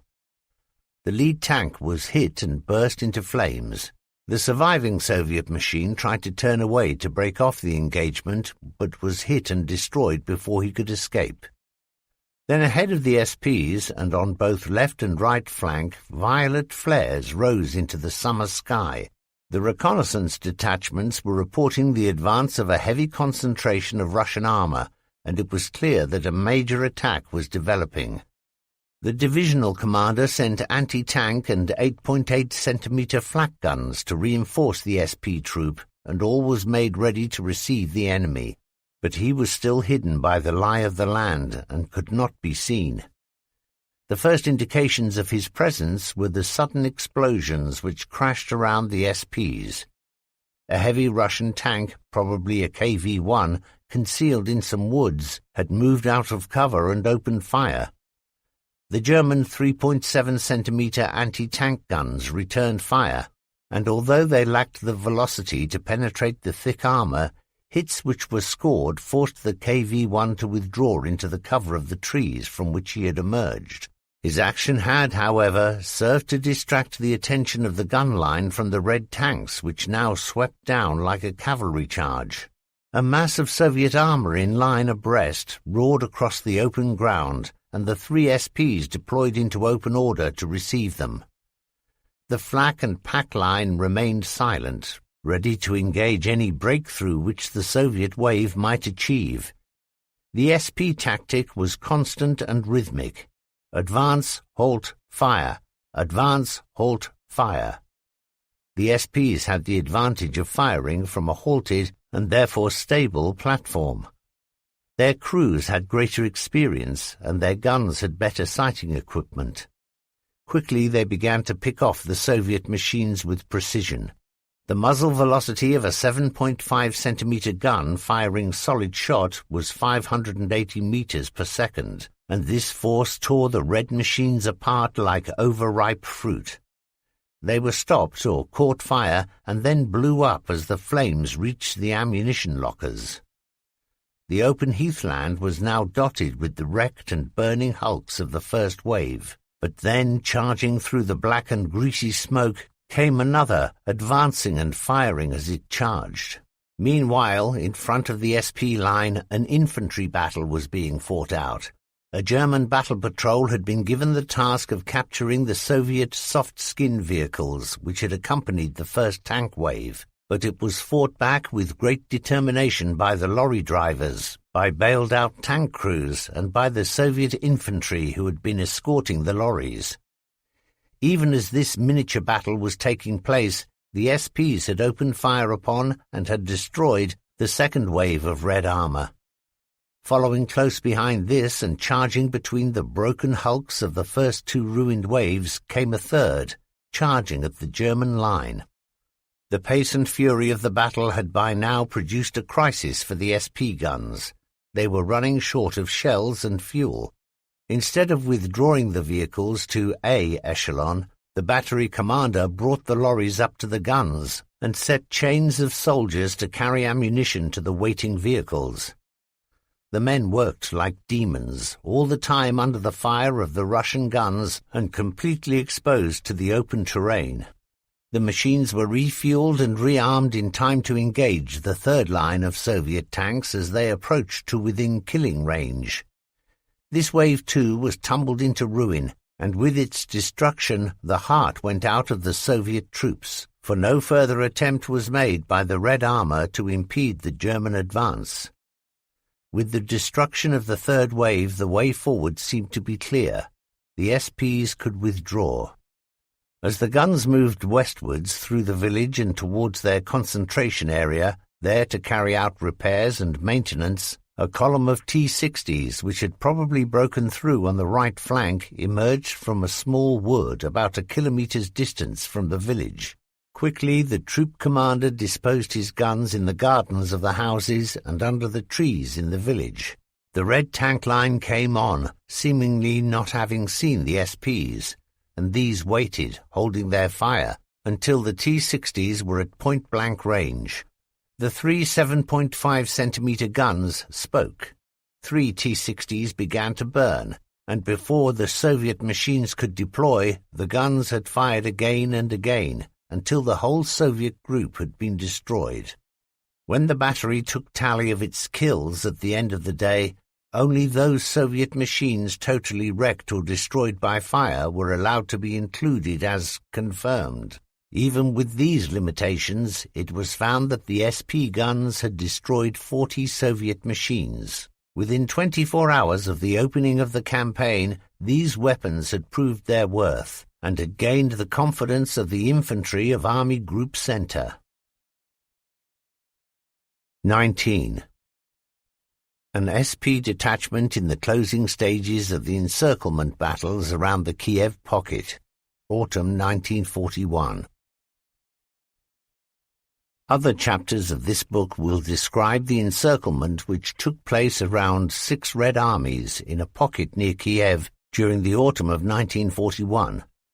From that account of the movement of armies and corps, let us pass to warfare on the Eastern Front as it was lived by one assault gun group, which battled long after the actual investment had ended, to compel the trapped Soviet forces to surrender.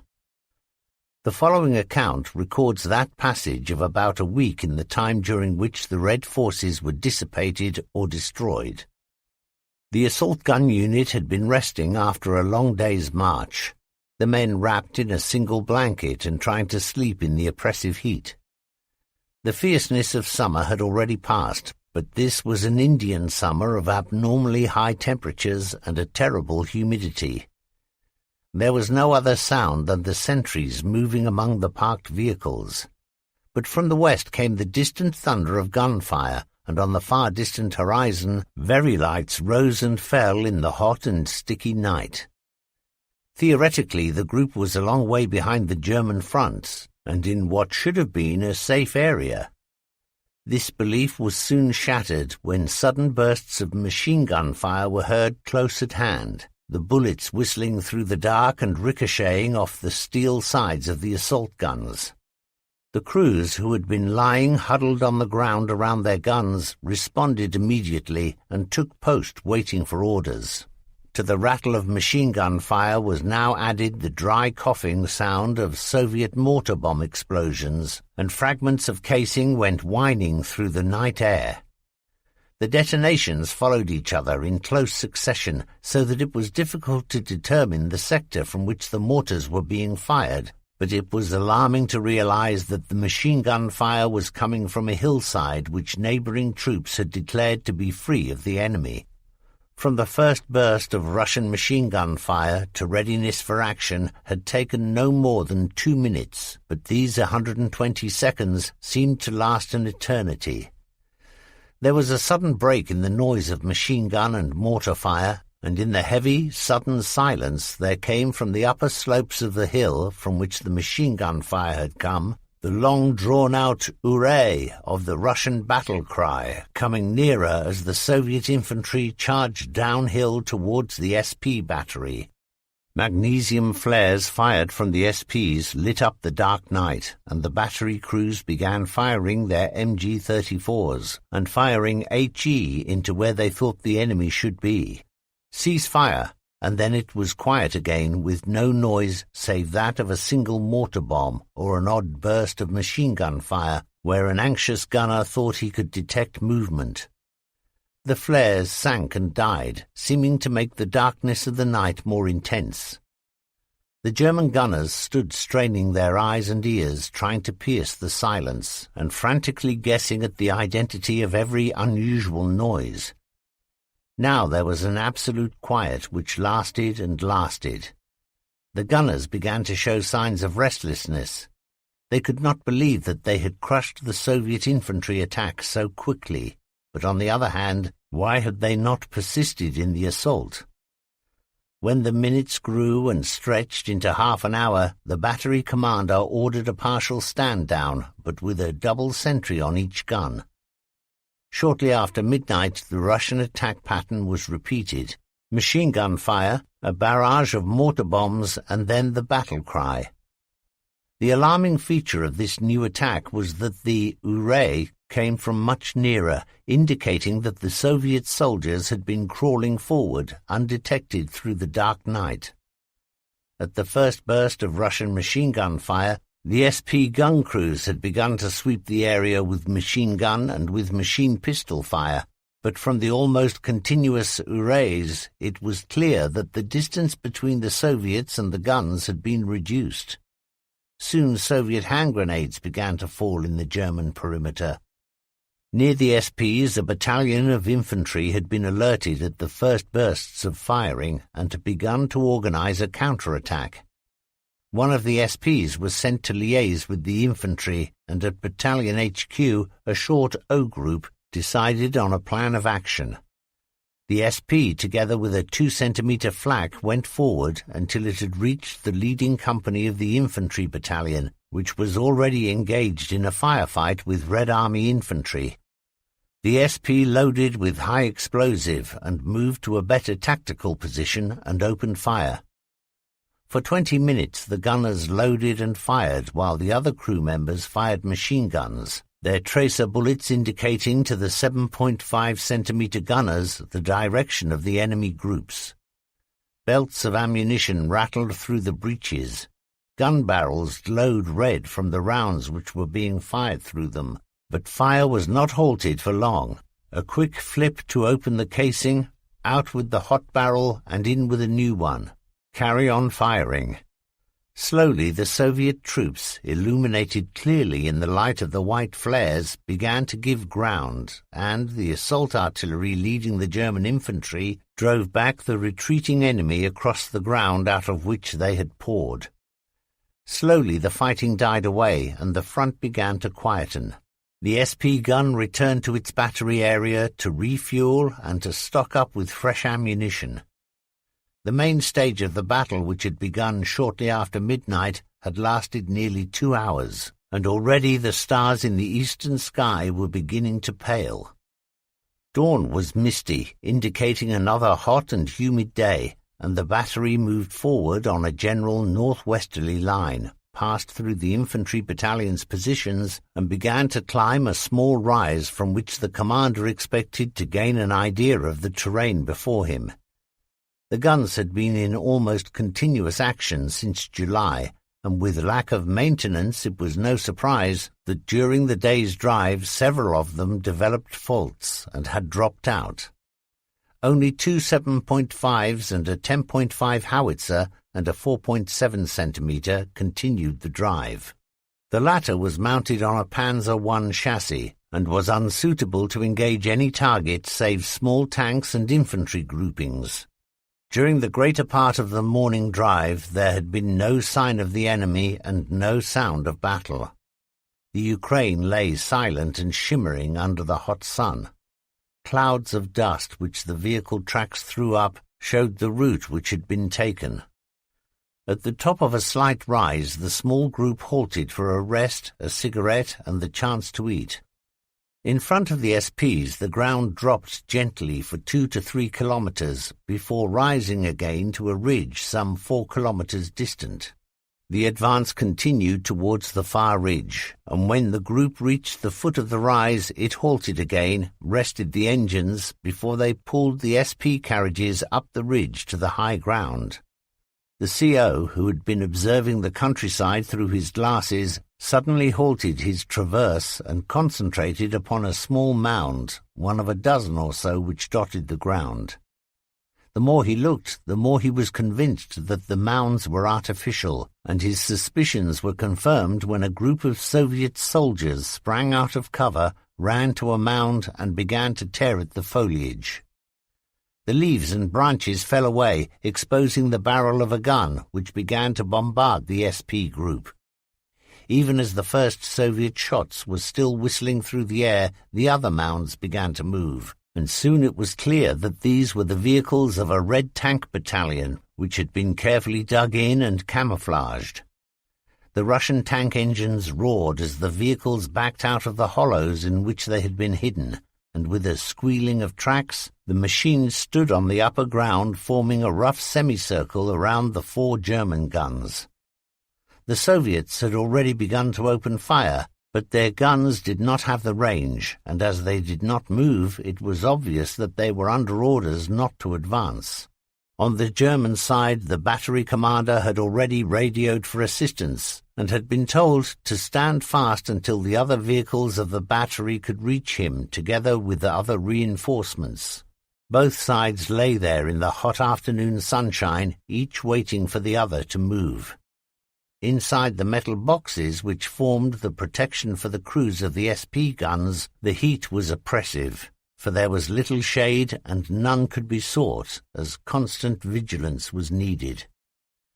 As the afternoon wore on, the heat became more intense, and by 1400 hours it was almost unbearable. A Soviet T-34 made the first move. In an obvious attempt to test the alertness of the German gunners, it was driven downhill and disappeared into a balka, one of the gullies which are a feature of the Ukrainian landscape. The intention was perhaps to attack from a flank, and the crews of the SP guns could hear the roar of the T-34 engine as the vehicle traversed the group's front. Through binoculars, the battery commander saw where the T-34 would emerge from the balka and ordered one of the 7.5s to cover the gap. The roar of the Russian tank echoed from the walls of the shallow ravine and then increased to a deafening scream as the driver revved up. The T-34 shot out of the balka, and the first shot from the 7.5 exploded behind him, for the gunner had not allowed for such a turn of speed. The second shot was a direct hit, and even though the Russian tank maintained its course for a few seconds, and even fired off a shot, there was a sudden burst of flame, an explosion, and a cloud of thick and heavy black smoke. There was again a short period of silence as both sides waited, and then a KV-1 charged downhill, firing its machine gun. The great tank then halted and opened fire with its main armament, advanced, halted, and fired again. A third advance brought it to within 1,500 meters of the German group, and then, as it drew nearer but still remained on the upper ground, an SP opened up. Simultaneously, the KV fired, and although the Russian gun had the higher rate of fire, the gun laying was poor. The second shot from the German 7.5 was a direct hit. Only 2 of the Russian crew were seen to escape. A third Soviet machine, another T-34, then made the downhill descent, but instead of pressing home its attack, concentrated on trying to drag the KV back into the Russian positions.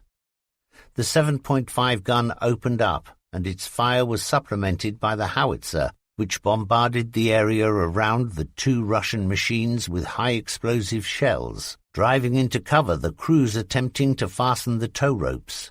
With both machines now immobile, the German SP had sitting targets, and with one shot the T-34's turret was blown off, and the machine began to burn. Another long pause followed, and then a T-34 came down to try a second rescue attempt. This machine too was shot to pieces and brewed up. Pillars of smoke rose into the still September air. A fourth T-34 made its move to rescue the KV, and to cover the charge it made, the remaining Russian machines opened fire. Their shot fell short, but the 7.5 scored another hit. There was another hiatus in the fighting, and although the Russian tanks milled about the area, none of them dared to come down to engage the Germans, who were still surprised that the Soviets had not made a mass move or at least attempted to enfilade the German guns. The hot and humid weather was followed by a thunderstorm, which now broke, and drenching rain fell, turning the churned-up surface into thick, clinging mud. It was fortunate that the supply lorries had by this time reached the battery position, for soon they were held immobile. Under cover of the pelting rain, the Soviets mounted an attack, a combined infantry and armor assault, whose approach was first hidden in sheets of rain, and not until they were as near as 800 meters did the infantry waves supported by 3 T-34s come into view, the SPs deployed ready to destroy them. The first 2 Soviet tanks were destroyed, each with a single shot, and seeing this, the third turned away, but was hit just below the turret. The force of the impact knocked this off, and it flew through the air for a considerable distance. The fire from the SPs and machine guns crushed the infantry assault, and the Red Army men retreated into dead ground. The howitzer then began to search the area, and from the shouts and screams which were heard, it was clear that the gunners had hit a strong concentration of enemy soldiers. Action finished then, and the rain slackened off to a drizzle. By last light, even that had stopped, and the battery leaguered for the night, secure in the knowledge that other troops had come up, and that another SP battery was on its right flank. Just after Stand 2 next morning, a Fiesler Storch dropped a message to the battery that 2 groups of Soviet tanks were approaching, one from the northwest and one from the southeast. This was obviously a major attempt to escape the Kiev encirclement, and all units in the area were put on full alert. A defensive line extended for about 5 kilometers in length and was manned by the SP batteries. Behind this mobile gun line was a battery of 8.8 centimeter flak guns, and echeloned in depth a company of panzers. There was no action during the whole of that day, and the 2 enemy tank groupings seemed to have gone to ground. The gun lines were stood down at last light. In the early hours of the following morning, just before first light, the German force was brought to instant readiness when tank track noises and engines were heard. Once again the morning mist reduced visibility, and the outlines of the Soviet vehicles did not become visible until the group was under 2 kilometers away. The tactic which the Red Army adopted was one of desperation. The tanks advanced in a single block, making no attempt to deploy, but charged with all guns firing. The German gun line held its fire as the Russian machines entered a killing ground.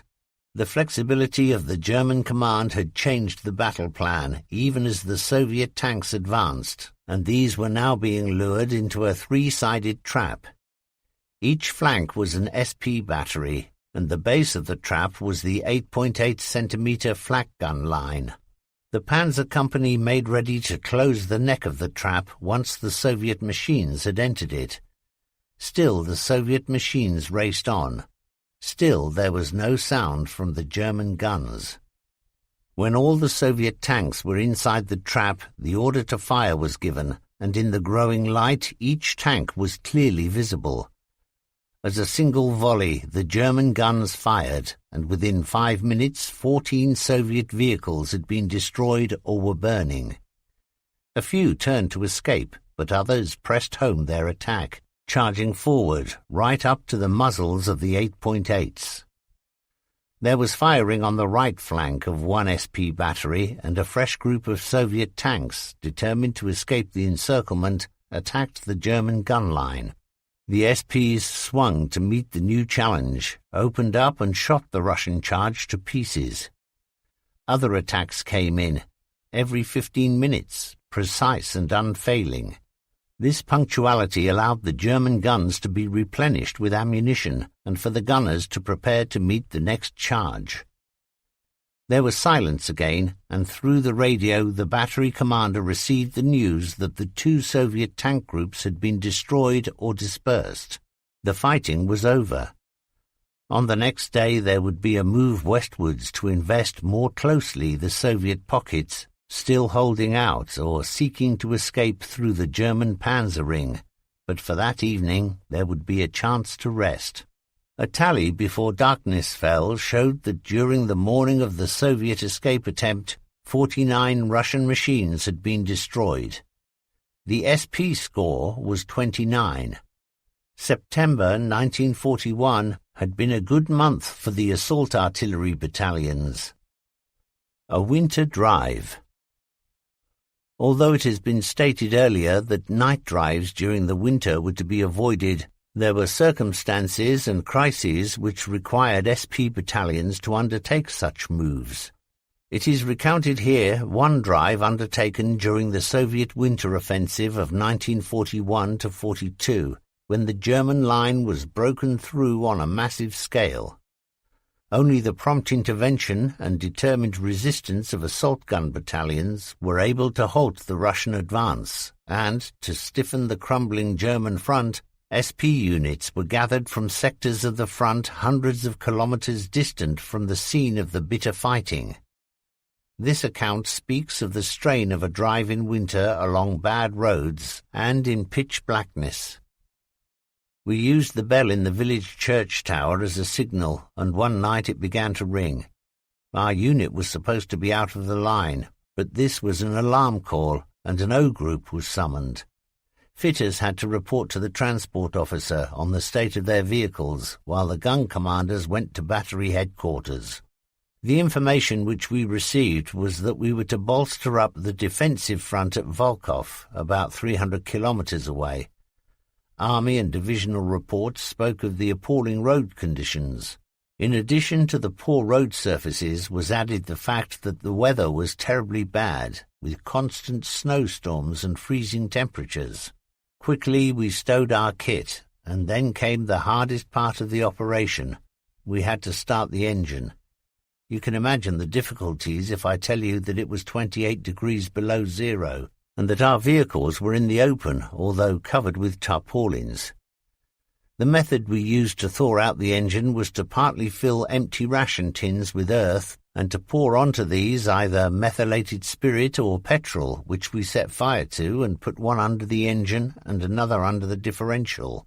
Of course, we had to do this under cover of the tarpaulin, firstly, because the heavy material acted as a windshield, and secondly, because we had to hide the light from the little Russian Rata aircraft which flew over us all night long, dropping anti-personnel bombs. The driver and his mate made the last-minute adjustments. We had to cover 300 kilometers in winter conditions, and we had to make the distance in the shortest possible time. By the time that the engines were running smoothly, we had a hasty breakfast, and within an hour of the alarm bell sounding, we were on our way through the pitch-dark night. Can you imagine what it was like for the driver? The roads were rutted and icy, and we skidded from one side of the highway to the other. Of course, we were driving without any lights. Not even the blacked-out headlights were allowed, for fear of Soviet air attacks, and it was a most difficult task to keep in touch with the vehicle in front without crashing into him. Quite frequently, one or the other of the heavy machines went into a ditch or ran off the road and had to be brought back again. It was no easy task to reverse on the road. Slowly, very slowly, while the crew wrestled to fix the towing cables onto the stranded machine. Then both motors would roar as the one tried to tow the other out. For us on the gun platform, the journey was a nightmare of freezing cold. The platform was open at the top. The wind howled through the many apertures and slits in the armor plating. The snow was pouring down, and all through the night one man of us had to be standing up, helping the driver to keep in contact with the rest of the column. The maximum period of time that any of us could stand up facing into the wind was a quarter of an hour. Quite literally, we turned blue in the face from the freezing cold. The whole body then became an aching mass of pain, and when one was relieved, to sit with one's back against the bulkhead but out of the wind, and to have the first puff of a cigarette was absolute luxury. We thought the night would never end. Although we passed through a large number of villages and towns, we made no stop until well after first light, when we halted for a meal. We had been driving for 10 hours. Some of us tied tins of food around the exhausts and heated them that way. It was quick, but if they were left in position too long, the tins would nearly explode when they were opened, pouring scalding liquid over hands that were freezing with cold. As the light grew stronger, we could see that there had been heavy fighting around the town in which we were halted. Trees had been smashed by shell fire. Snow-covered tanks and guns lay wrecked and broken all around us. We turned off the main road and bumped our way across corduroy roads built by our sappers during the summer across a swamp. It took us a couple of hours driving along those poor roads and through the dark, silent woods until eventually we came on to the main highway. The pace of the column increased and we covered 50 kilometers quite quickly and then pulled off the road again to halt under the cover of some trees. This was another meal halt, and the hot coffee helped to start the circulation going and enabled us to thaw out a little before we moved off again into the gathering darkness. To give the drivers a rest, we halted for the night in a village and were billeted in individual houses. There was no large barn into which the SPs could be parked and thus be under cover, and our drivers tried to keep the engines warm by packing them in straw and by covering the engine area with bales of hay. Others had the sentries start the engines every couple of hours. When we set off again, the area through which we were passing was said to be full of partisans, and we kept our rifles and machine pistols ready for action. Most of us held our weapons inside our buttoned overcoats, but one of us had to have his at constant readiness, and that man covered the bolt action with his gloved hands. Of course, the man on the MG-34 was also in a state of instant readiness, and our turn to stand up in the freezing cold came round as usual every 15 minutes. About midday we had a longer break, and during this the machines which had fallen out rejoined the column. The workshops detachment had worked wonders repairing the causes of the breakdowns, often with the mechanics lying on their backs in the deep snow, tinkering with something underneath the vehicle or struggling with frozen hands to repair the tracks. With the whole group once more assembled, we set off across country, up hills and down dales. In the valleys the snow was so thick that we had to shovel a way through it, even though the blizzard which was raging filled the gaps almost as quickly as we shovelled them clear. Another night halt in another village, and then we spent a day, or the greatest part of it, carrying out maintenance on the vehicles and weapons.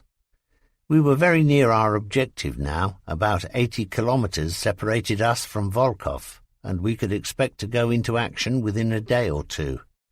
We had to be in tip-top condition. All our strength was needed. Every machine had to be put in.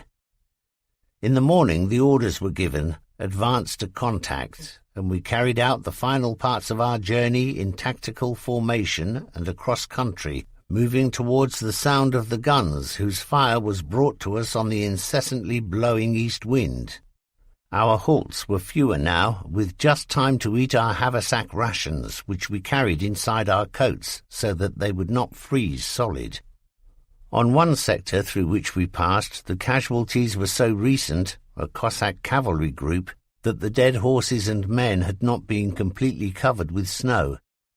This must have been a reconnaissance group which had penetrated our forward zone. By midday we had reached the frozen river on whose far side lay our objective. Slowly the drivers negotiated the steep and icy banks, skidding and sliding down onto the ice, which was thick enough to bear the weight of our vehicles. We moved across one at a time so as not to strain the icy surface. Then we climbed the eastern bank of the river, crawling up in a slalom fashion, towing other vehicles where this was necessary. The gun crews broke off branches of trees and put these under the tracks so that they could get a purchase on the slippery ice. The engines of our SPs howled like demons with the strain, and it was not until after midnight that our battery had grouped in the square of the little village which was our final objective. We were told off for billets and had just settled in when O Group was called. We were under orders to attack the next day. We were back in the line again. 20. A platoon of SP guns in action against the Soviet thrust to capture Rzhev. Autumn 1942. Among the names of the towns and localities on the Eastern Front which appeared frequently in the communiques of both protagonists, there was one, Rzhev, which gained a well-merited reputation for the bitterness of the fighting which raged around it. A glance at the map shows that Rzhev formed a springboard for any German advance towards Moscow and for any Russian offensive aimed at the capture of Smolensk. The strategic importance of the town cannot be too strongly emphasized, and the desire of the Soviet High Command to gain possession is reflected in the masses of men and machines which they poured into the fighting around it. Of all those battles around Rzhev, the following two-day account of an SP unit describes at the lowest military level the fighting as it was seen and experienced by the men of that battery during the autumn of 1942. Only 2 of the 4 SP guns which made up the battery were available for the actions which are described here. The other 2 vehicles were with another infantry regiment. Ground conditions in the area were poor, with great areas of swamp preventing the rapid movement of the guns from point to point. It was the task of the 2 remaining SP guns to support the German infantry and to break up the Soviet tank assaults. The tactical situation was poor, for along the infantry front ran a deep ravine, and on the left flank there was a wood which the Russians could use to concentrate their armour before launching it against the thinly held German grenadier line. Additional cover to a red advance was provided by the tall fields of maize. All this natural cover meant that the Soviet attacks could be concealed until at some points their troops were almost within a hand grenade distance of the German line. An open slope which ran down to the ravine had been the scene of several Soviet armor thrusts, and the hulks of smashed machines dotted the ground. Reports of fire from some of the wrecked vehicles had been unable to determine which machines still had their main armament intact, and which would therefore act as artillery to cover any future attacks. Towards mid-morning, a sudden puff of smoke from the edge of the wood heralded a barrage of shells, which crept towards and then over the German trenches and headquarters. The slight coughing sound of the Soviet field artillery was soon hidden in the bellow of the heavier guns, and curtains of black dust from the explosions hung in the still summer air. As soon as the barrage had passed over the grenadier positions, these latter quickly emerged from the slit trenches and dugouts, fully aware that close behind the drum fire and almost within range of the flying splinters of shell casing, there would be the first waves of Red infantry, accepting casualties from their own shell fire in order to cross the German line before a strong defence could be mounted. The Red infantry had not, on this occasion, kept pace with the barrage, and the time which elapsed allowed the grenadiers to make ready for action. To their front they saw advancing some way down the slope line after line of brown uniformed men, the sunlight reflecting from their fixed bayonets. Much nearer were those Red Army groups which had emerged from the ravine, and which were now advancing in long, unbroken waves across the open ground. Even though German machine-gun fire had begun to cut great gaps in the Russian lines, the SP platoon commander, observing the pace of the Soviet advance from an observation post on the crest of the hill, saw that the enemy had begun to gain ground on the left and had already begun to outflank the grenadier positions. The Soviet barrage was brought back again to bombard the German defense. Russian heavy machine guns swept the area, and the air was alive with the whistling noise of bullets and of shell splinters. Away on the left flank, the fury of the Russian artillery bombardment rose to a climax in an attempt to crush all resistance and to create a gap through which the Red assault might pass. The SP platoon commander knew his time had come and waved, "Bring up the SPs." Once inside his vehicle, he gave orders to advance and instructed the second machine to guard his back and flank and to fire independently. The 2 guns set off in echelon, driving below the hill crest and towards the threatened left flank, the gunners preparing the HE shells as the vehicles bucketed across the ground pockmarked with craters. Target, Red infantry, 800 meters. On target. Fire! And the shells smashed into the Red infantry marching stolidly forward. The force of the explosion tore bodies apart, limbs and torsos were flung about, and the steel shell fragments cut down all the men within range of the lethal fragments. Still the Red Infantry pressed forward. The gunners loaded, aimed and fired with frantic speed until there were only 3 HE shells left in the locker, and then, rolling out of the cover of the woods, through the honey-coloured maze towards the gap which the Red Infantry had forced, came wedges of T-34s, each of them covered with 60 soldiers riding into battle. The gun was loaded with AP, and the third shot at 800 metres struck the lead tank of one wedge. It caught fire and blew up, flinging the infantry into the air. The other machines tried to make their way into the ravine, but a second was hit before he could gain safety. Not until then did the platoon commander find that his gun had been in action unsupported by the second vehicle. This was nowhere to be seen, and there was not time to use the radio, for Soviet infantry had made fresh gaps in the German line. Quickly the commander warned battalion, and he asked for the ammunition truck to be sent up. With only 3 HE and 8 AP shells left, the SP rolled forward to attack once again the oncoming Soviet enemy.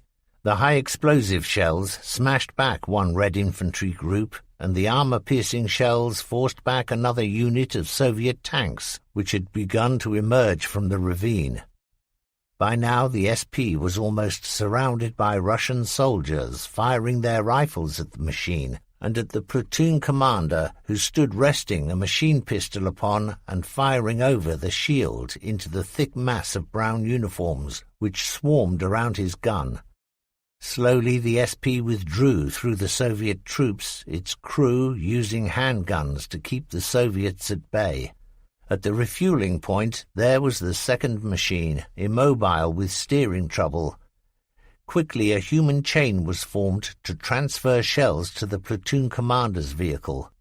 Russian artillery observers up with the forward troops and who had radioed the position of the SP gun brought down an accurate and heavy fire all round it. Fountains of earth rose up around the infantry and gunners as they sweated to transfer the ammunition. At last it was finished, in time to move forward again to support a grenadier counterattack. Keeping pace with the infantry line, the SP advanced slowly, every crew member alert for the enemy. Suddenly a small group of T-34s, 6 to 8 in number, were made out milling about in the dust and smoke which overhung the battlefield, while the Soviet infantry, which had begun to pull back in the face of the counter-attack, were moving down into the ravine. Leaving the grenadiers to deal with the withdrawing infantry, the SP opened fire upon the armour. Within minutes 3 of the T-34s were in flames, and covered by the confusion, the others escaped into the safety of the ravine. It then became clear that the Soviet artillery observers had found the SP again, for another heavy barrage fell around the machine. It was time to pull back and refuel, and to load up with fresh ammunition. It was now late afternoon, and the fighting had lasted for the better part of the day without the Russians having forced a breakthrough, or the Germans having been able to force back the Soviets from the gains which they had made. Over the radio came the news that Stukas were coming in to dive-bomb the enemy in the ravine, and there was a bustle of activity in the German line, as men laid out markers to show the front line and draped swastika flags across the front and rear deck of the SP guns.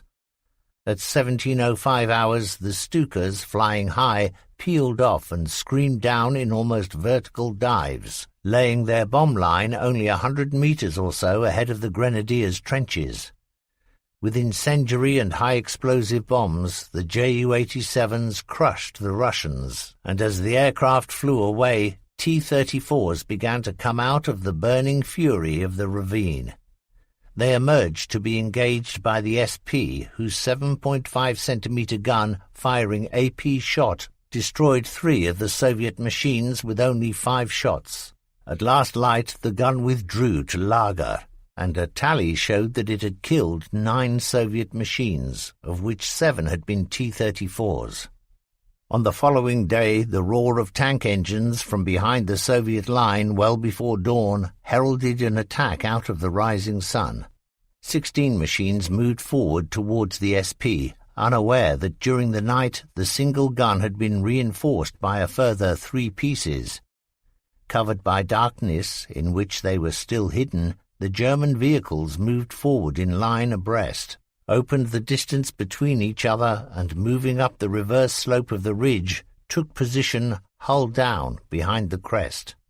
The light of a late summer dawn shone on one T-34.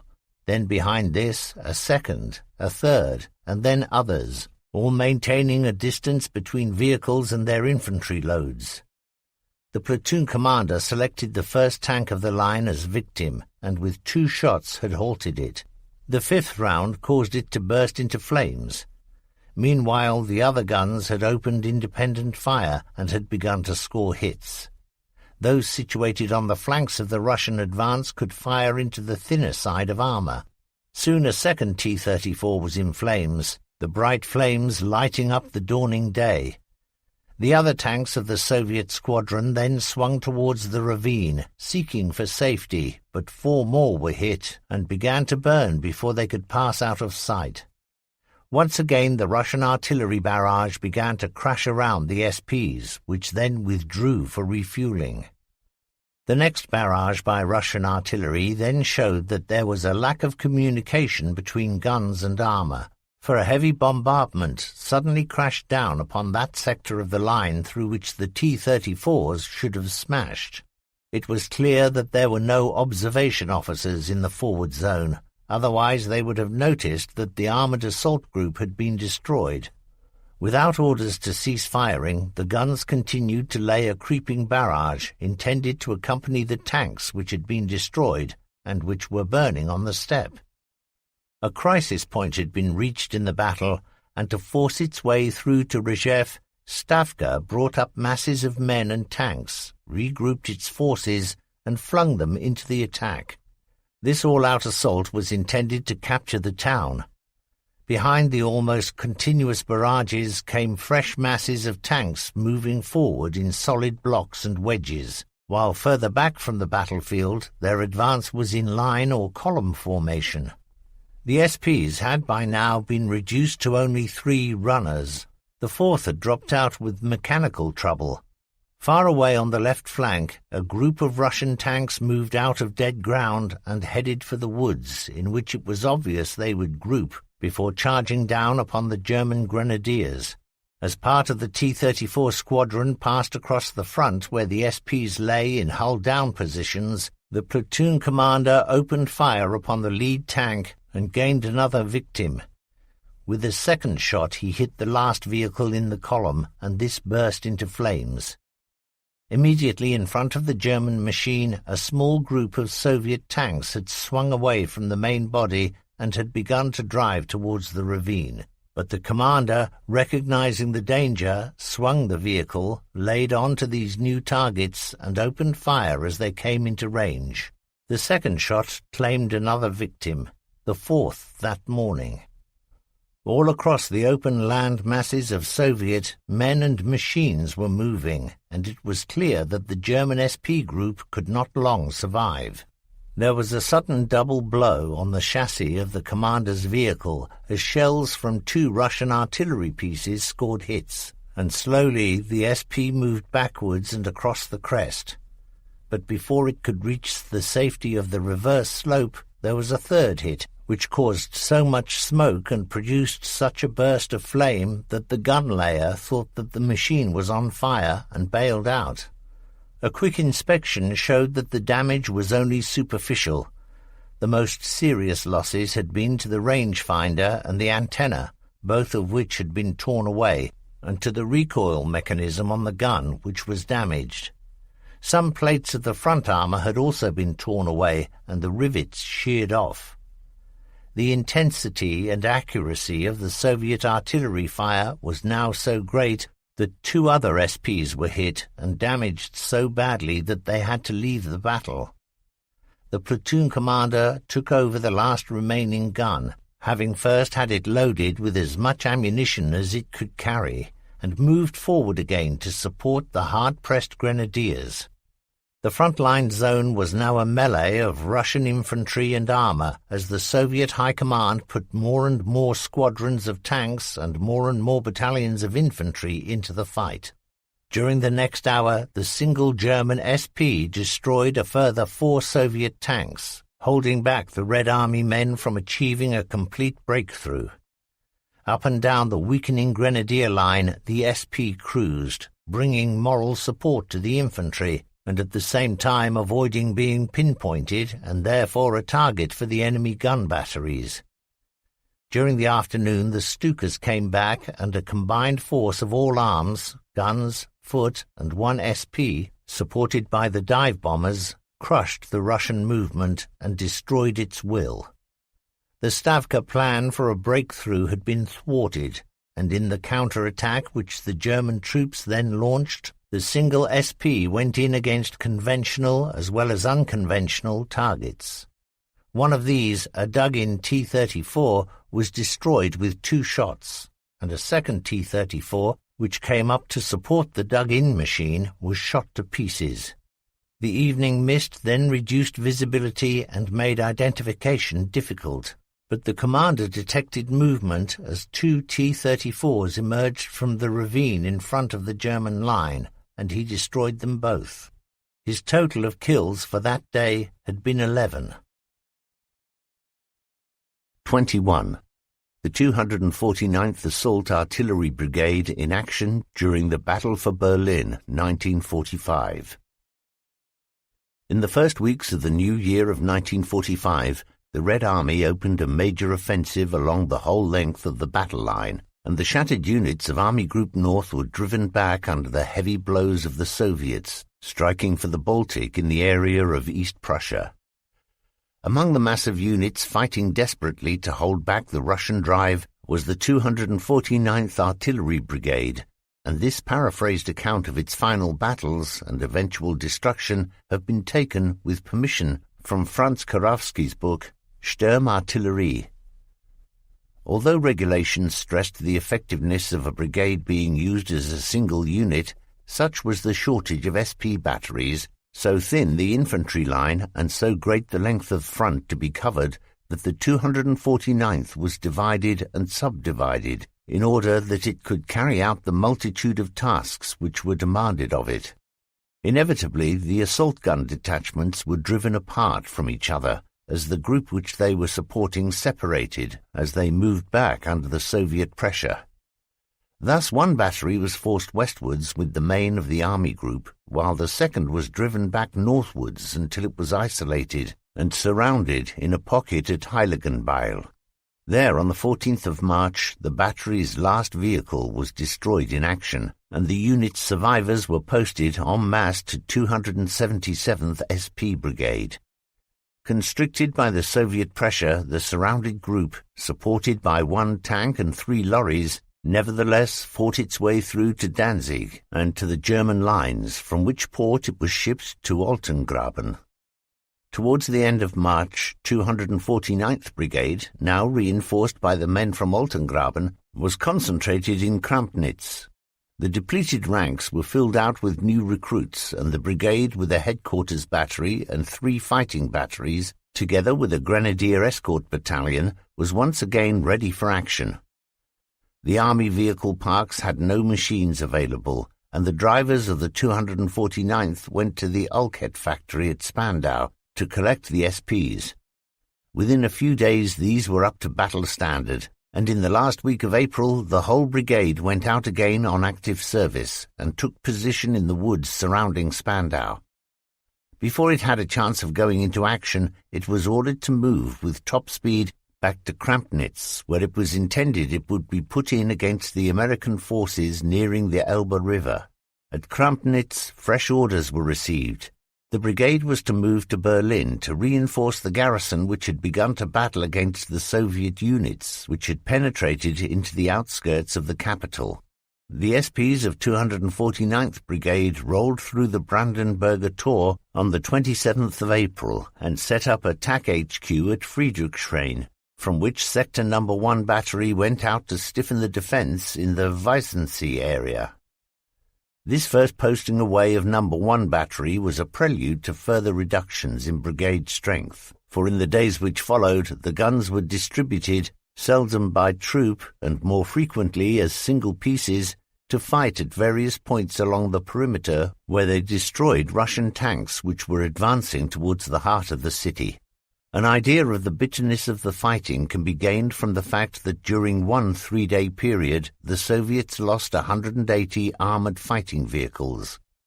On the 28th of April, the award of the Knight's Cross to one of the brigade's senior officers was recognition of the part which 249th was playing in the defence of Berlin, but this accolade could not overcome the sense of outrage which the unit felt at the murder of one of its members.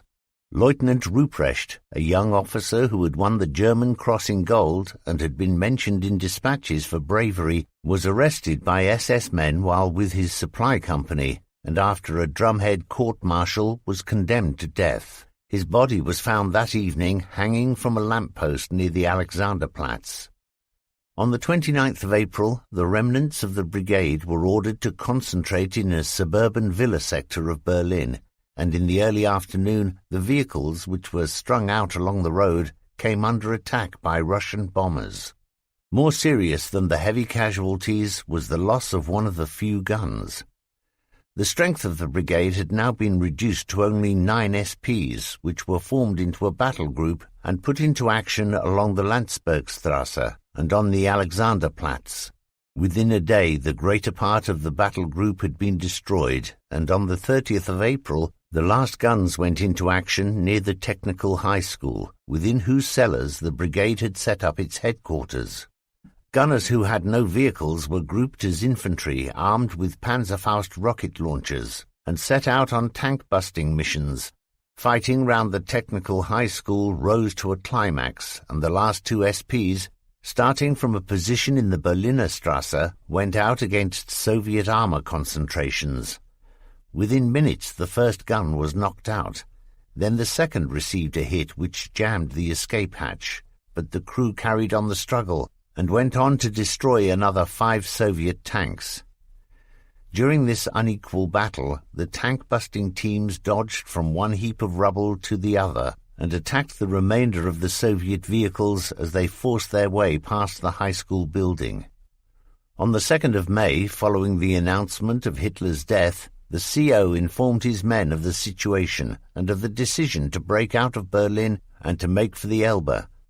Shortly after midnight on the 3rd of May, the remnants of 249th Brigade, mounted in a few personnel carriers and lorries, set out for and reached the area of Potsdam. But the river bridge was in Soviet hands, and the grenadiers had to go in to attack at close quarters in order to fight a way through.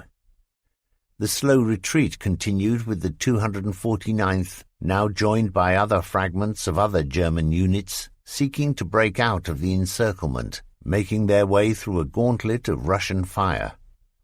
Soon it was clear that it was no longer possible for large formations to escape, and that this would be a matter of small detachments filtering through the Russian ring. The 249th had, in any case, broken into 2 parts, each of which formed a small battle group. One of these quickly reached the Elbe, but the attempts by the second ended in tragedy. 3 SPs which had been abandoned by another unit were repaired and taken over. These, together with 3 armoured half-tracks and about 300 soldiers, were concentrated with the grenadiers grouped round the guns until the breakout began. The SP covering the right flank of the movement surprised 11 Russian tanks and destroyed them one after the other, but at Tatzin the whole group was intercepted by a Soviet heavy anti-aircraft battery. One of its guns scored a direct hit on an SP and destroyed it completely. A second SP broke down at that time, and when the third came to tow it to safety, the Russian anti-aircraft artillery fire smashed one vehicle and so badly damaged the other that it had to be blown up. With the destruction of this last assault gun, the life of the 249th came to an end. The great mass of men gathered at Tatzin soon passed into Soviet captivity. 22. Hugo Primožič, Germany's most successful SP fighter in Russia. Fighting in an SP is the nearest thing that contemporary ground warfare can offer to the soldier's concept of a knight in armor, an SS lieutenant.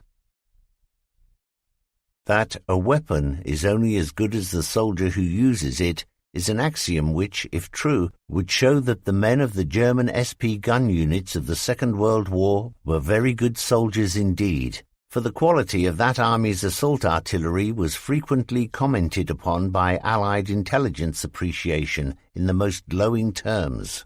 That most men were volunteers for that arm of service and for the dangerous tasks which it undertook is just part of the reason for the successes which were achieved. Added to that was the shock effect which was produced by SPs on every battlefield and which helped them to achieve domination over their Soviet enemy. Even when the Russians produced their own versions of SP guns and turned these out in thousands, the skilled training given to the German crews gave them a superiority which brought them victories, even though heavily outnumbered, over the armadas of Soviet armored fighting vehicles. Knowledge of the deeds of the assault artillery was spread by the German propaganda ministry to a public which wanted to know about its heroes. The men of the U-boats and the Luftwaffe aces were familiar to all readers of German newspapers, and now there was a group in the army whose best soldiers were aces no less than those men of the Navy and the Air Force. Their names became familiar through the incredible deeds which they carried out.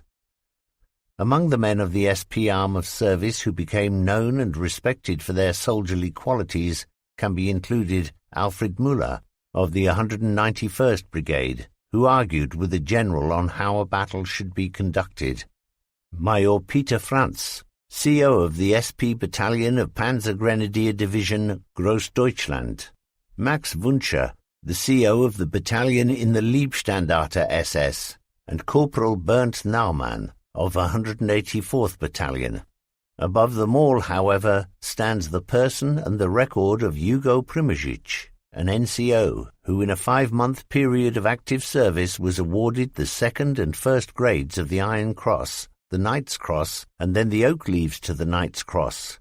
It is Primožič whom I have selected to be the representative of all that company of men who fought in the self-propelled assault artillery, and it is the account of his greatest achievement that is recounted here.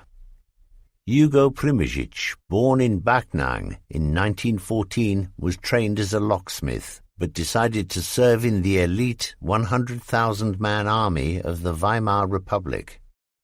The entrance examination and medical to join that army of potential officers was so severe that Primožič was one of only a handful of men accepted on the day of his enlistment.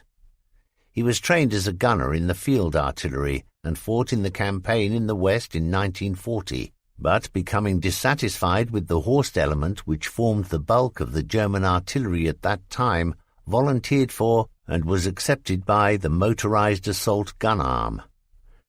He showed a natural flair for this new type of artillery, and so marked was his ability that he soon became an instructor at the training school. His first attempts to obtain a posting to a combat unit in Russia were unsuccessful, but finally in 1942 he was sent to 667th Assault Gun Battalion, which was en route to the Eastern Front. From that time the military career of the professional soldier Hugo Primožič can be said to have blossomed. His first victim was destroyed at a distance of 1.5 kilometers. But gradually he began improving his tactical knowledge and training his crews until their most successful day of action came when his platoon of 3 guns halted a Soviet breakthrough attempt at Rzhev. His principles were simple. It was not always necessary to charge at the enemy. Rather, the Soviet tanks should be allowed to advance. The lead tank, or the nearest, was not necessarily the one that should be destroyed first.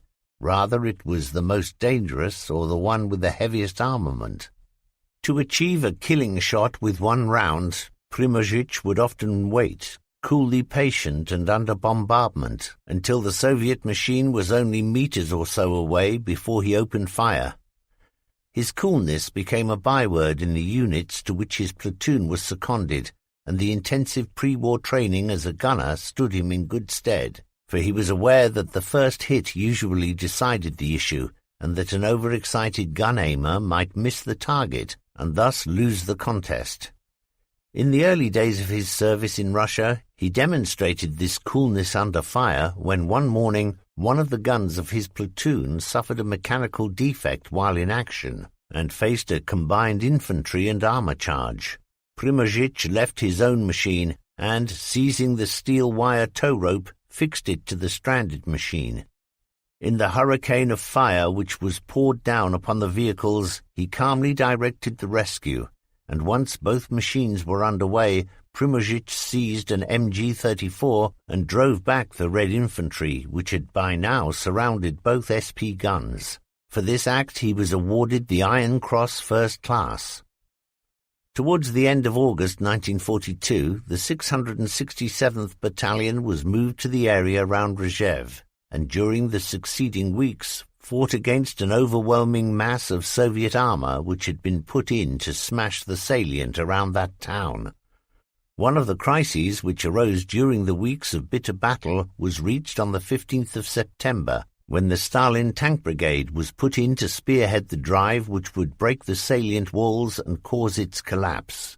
The phalanx of Soviet tanks bucketed and rumbled its way across the cratered fields between the railway embankment and the river, past the shattered hulks of Soviet tanks destroyed in the earlier fighting, and made for the thin line of German infantry. Sergeant Primozhich's platoon was in the line, his 3 guns concealed in bushes which grew abundantly, and, hidden by their foliage, they moved slowly forward undetected by the Soviet artillery observers until they reached the edge of cover. There they halted while Primozhich went forward to the infantry slit trenches, carried out a quick observation, decided upon his plan of attack, and returned to his small command. His plan was simple. Heavily outnumbered though he was, he would attack the massive wedges of armor and by fire and movement smash them. Skillful maneuver and accurate fast firing would win the day. At 800 meters, Primozhich's gun opened up, and a T-34 exploded in a cloud of black smoke, yellow and red flames.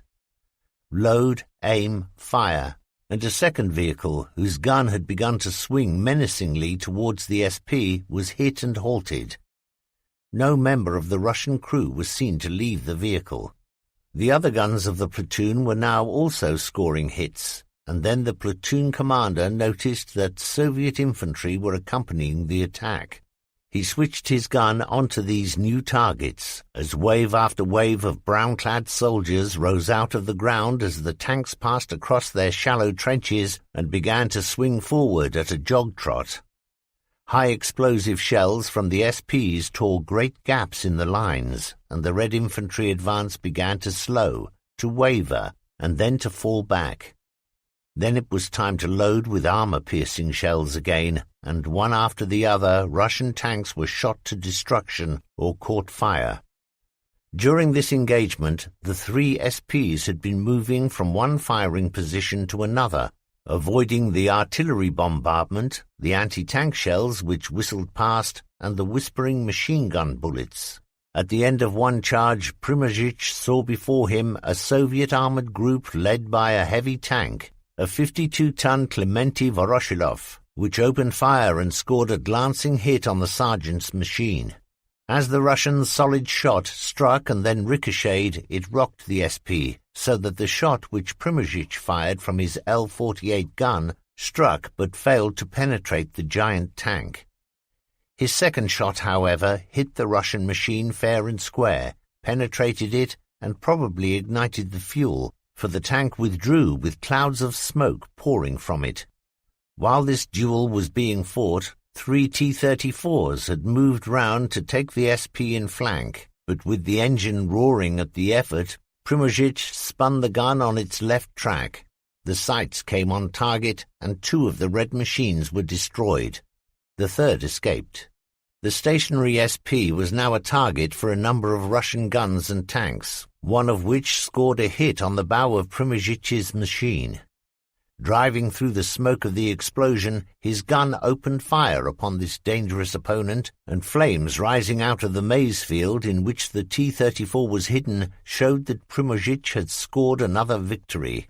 The Soviet command then sent in groups of their tanks against the German SP platoon, with more machines of the KV type leading the charges. But assaults were uncoordinated, and so few machines were used in each attack that Primožič's platoon could take time to select and pick off the Russian tanks as they roared forward.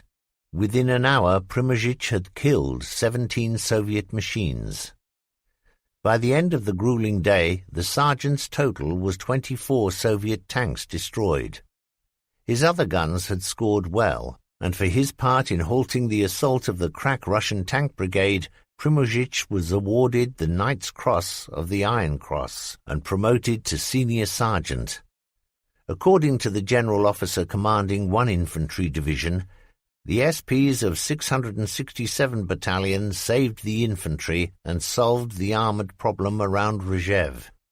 Others were more fulsome in their praise and considered that this action had decided the outcome of the Battle of the Rzhev salient. This is not the end of Primožič's story. 3 months later, on the 11th of December, his SP achieved 7 more victories, and thereby his 60th victim. For his continued bravery and devotion to duty, he was awarded the Oak Leaves to the Knight's Cross, the first non-commissioned officer to receive this decoration. On the 31st of January 1943, he was promoted to the rank of lieutenant. 23. Huazit von Strachwitz, the German Army's most successful tank man. During the war with Russia, there were many tank men who rose to prominence as commanders of panzer armies or as general officers in charge of corps and divisions. But below these men, Guderian, Kleist, Model, von Wietinghoff, and the others who directed operations, there were hundreds, if not thousands, whose actions at intermediate and low command level were equally as important to the outcome of the clashes of armour. At that level, that of the lowest command, the names of Wittmann and Piper are well known, but less famous is Huazit von Strachwitz, whose exploits with small panzer battle groups gained him a reputation throughout the German army for a cool-headed courage. His country's recognition was a succession of awards of all the grades of the Iron Cross up to and including the Diamonds to the Swords and Oak Leaves of the Knight's Cross. This is an outline of some of the exploits of probably the most famous of the German army's tank men at tactical level during the campaigns with Russia. The von Strachwitzes were Silesian landed gentry with military backgrounds, and Huazit, after service both in the First World War and the Freikorps, entered the army of the Third Reich. He transferred from the cavalry to the 2nd Panzer Regiment, and with that unit fought both in the Polish and the French campaigns. It was, however, during the war with Russia that his ability first came to the fore. His exploits were legendary, and his ability undoubted. He himself claimed to have a sixth sense which made easier his task of fighting Russian armour. But it was not only inside his machine that he could fight. On more than one occasion, but first during the fighting around Ivka, his tank was cut off from the main body and surrounded by Red Army infantry, keen on capturing a German panzer commander and his machine.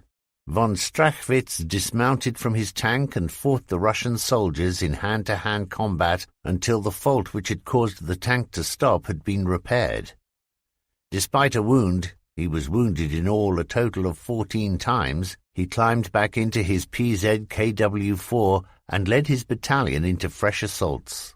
In one of the speedy thrusts for which he eventually became famous, his group of tanks broke through the rigid Russian defense line, then reached and destroyed the Soviet supply echelons before the Red Army. He was, in effect, advancing faster than the retreating Soviets. His battalion knew no rest, for he drove it on, as he drove himself on in a series of day and night drives to confuse and outflank the Soviet army. He seemed to be leading every advance. His tank was the first across the river bridge at Pervomaisk, and once on the far bank, he attacked and destroyed a column of more than 300 Soviet soft-skinned vehicles, as well as their protective screen of anti-tank and field artillery pieces. His machine led the Sixth Army into Stalingrad, and during the months of battle which his battalion endured in and around that tragic city, hundreds of T-34s and other Soviet machines were destroyed. Upon return from convalescence, for he had been wounded in the fighting around Stalingrad, he found himself promoted to command the Panzer Regiment of the German Army's crack division Großdeutschland. It was with this new command that his exploits rose from the unusual to the legendary. The military situation facing the Germans at that time was that the army had fewer men and had to hold back a Red Army flushed with success, well equipped and armed with all the weapons of victory.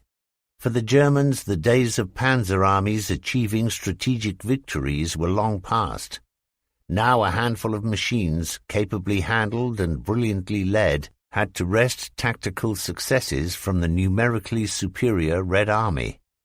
It was precisely this sort of task in which Count Huatzint von Strachwitz excelled. On one occasion, his group of 4 panzers penetrated deep into the area behind the Soviet line and lay concealed, waiting for the tanks which he knew must pass that way. Soon an armada of armoured fighting vehicles approached him, not expecting to meet German tanks so deep in their own army's rear areas. With the advantage of complete surprise to aid him, his group opened up, and within an hour had shot to ruin 105 Soviet tanks, and all this without the loss of a single German tank. At Kharkov, the fire discipline of his crews brought them success against another mass of Soviet machines. By their deliberately avoiding movement or retaliatory fire, the Soviet armor was lured into a trap. A column of 80 machines moved during the night upon what they thought was a weakly held village. At a distance of less than 35 meters, von Strachwitz's Tiger, he had helped to form the first Tiger battalions, opened fire and blew the turret off the leading T-34. His other Tigers fired their huge 8.8-centimeter guns, and within minutes 36 Soviet machines had been destroyed, were blown apart, or were burning furiously. From command of a regiment, he went on to lead 1st Panzer Division and was then sent as Commander, Armour, to Army Group North.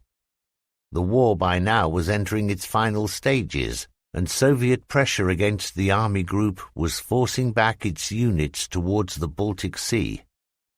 In one attack which Strachwitz was assured was essential to the plans of OKH, he captured and held the town of Tukum, thereby closing a gap in the line between 2 German army corps which were holding the crumbling front. In the course of this successful local operation, he destroyed a further 50 T-34s or KVs. Some little time later, having been injured in a car accident, he spent much of his convalescent time organizing tank destruction teams before returning prematurely to the front. Here there was little armor to carry out destructive raids in the rear of the Red Army.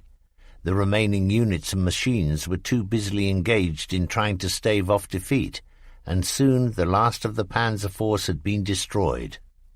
The war was closing, and von Strachwitz dismissed his remaining men so that they could find their way to surrender to the Western Allies. He himself struck southwards through Czechoslovakia and Bohemian Forest until he reached Bavaria. There he surrendered to the Americans and passed into captivity. 24. Anti-tank weapons and tactics. It is a surprising but true fact that the German army, which had made great strides in the design of its armoured fighting vehicles and the way in which these would be deployed and employed in war, had made no comparable advances in the development of anti-tank artillery. As a result, those in service lacked the power to penetrate the armour of contemporary vehicles, and thus the German infantry was forced to depend upon anti-tank weapons which left them almost defenceless against their enemies. A total of 36 guns formed the establishment for a standard infantry division, and these weapons were of 37mm caliber, and so weak in penetrative power that they were nicknamed door-knockers. The 37mm could penetrate vertically mounted armor plate of 20mm thickness at the distance of a kilometer. But when the Germans entered upon the campaign in Russia, they soon encountered the T-34, whose sloping hull armor was 45mm thick. The German gunners were forced to wait until the Soviet vehicle was at point-blank range before they could fire with the certainty of destroying it. In addition to the ineffectual 37mm guns, there were other anti-tank weapons with infantry battalions. Anti-tank rifles, which lacked the power even of the 37mm. Of course, during the war, there were improvements in anti-tank artillery with the introduction into service of weapons with larger calibers, of tapered bores to give greater muzzle velocity, and of recoilless cannon. But for purely anti-tank artillery, most German units preferred to rely upon captured Russian weapons. The 76mm was a particularly well-favoured piece. There were weapons in the divisional artillery component which were capable of destroying enemy armour, but these pieces were field guns which lacked the necessary mobility. Then there was found a gun, part of the standard artillery establishment, which proved almost by accident to have the qualities of both penetrative power and mobility. This was probably the most famous of all German artillery pieces, the 88. It had been designed originally for anti-aircraft purposes, but once used in an anti-tank role in France in 1940, went on to prove itself in almost every battle on the Eastern Front. It was capable of destroying Russian armor at very long ranges, and was so successful and flexible in operation that it formed, in addition to its anti-tank abilities, the field gun role as the backbone in infantry assaults, and that of a rock in defense. It was also the main armament in the Tiger tank and its variants. An increase in the middle years of the war in the number of Russian armoured fighting vehicles and a sharp decrease in the number of German anti-tank guns led inevitably to the situation where the destruction of armour was no longer a matter of infantry relying upon artillery to carry out the task of destroying the enemy vehicles. Now the grenadiers had to close with the enemy machines and destroy them. There had always been ways in which an agile and resolute infantryman had been able to meet and destroy his armoured enemy. There were soldiers who actually mounted onto their victims, men who climbed onto the engine casing, poured petrol from a bottle over the engine and ignited it. Others who trotted alongside the tank and wedged between the vehicle's hull and turret a telemine, which would explode as soon as the turret was swung. Some grenadiers had the courage to push hand grenades down the gun barrels of Russian tanks, while others were able to drop bombs into the open turret and thus kill the crew. Among the methods of tank busting had been the hefting of explosive satchels or bundles of hand grenades connected to a common detonator, and, the simplest weapon of all, the Molotov cocktail. All of these were flung at the machine. Each of these methods described before had the disadvantage that the grenadier had to leave the security of his slit trench and move into the open, where he would be exposed to the fire of other tanks or of the Red Infantry which accompanied them.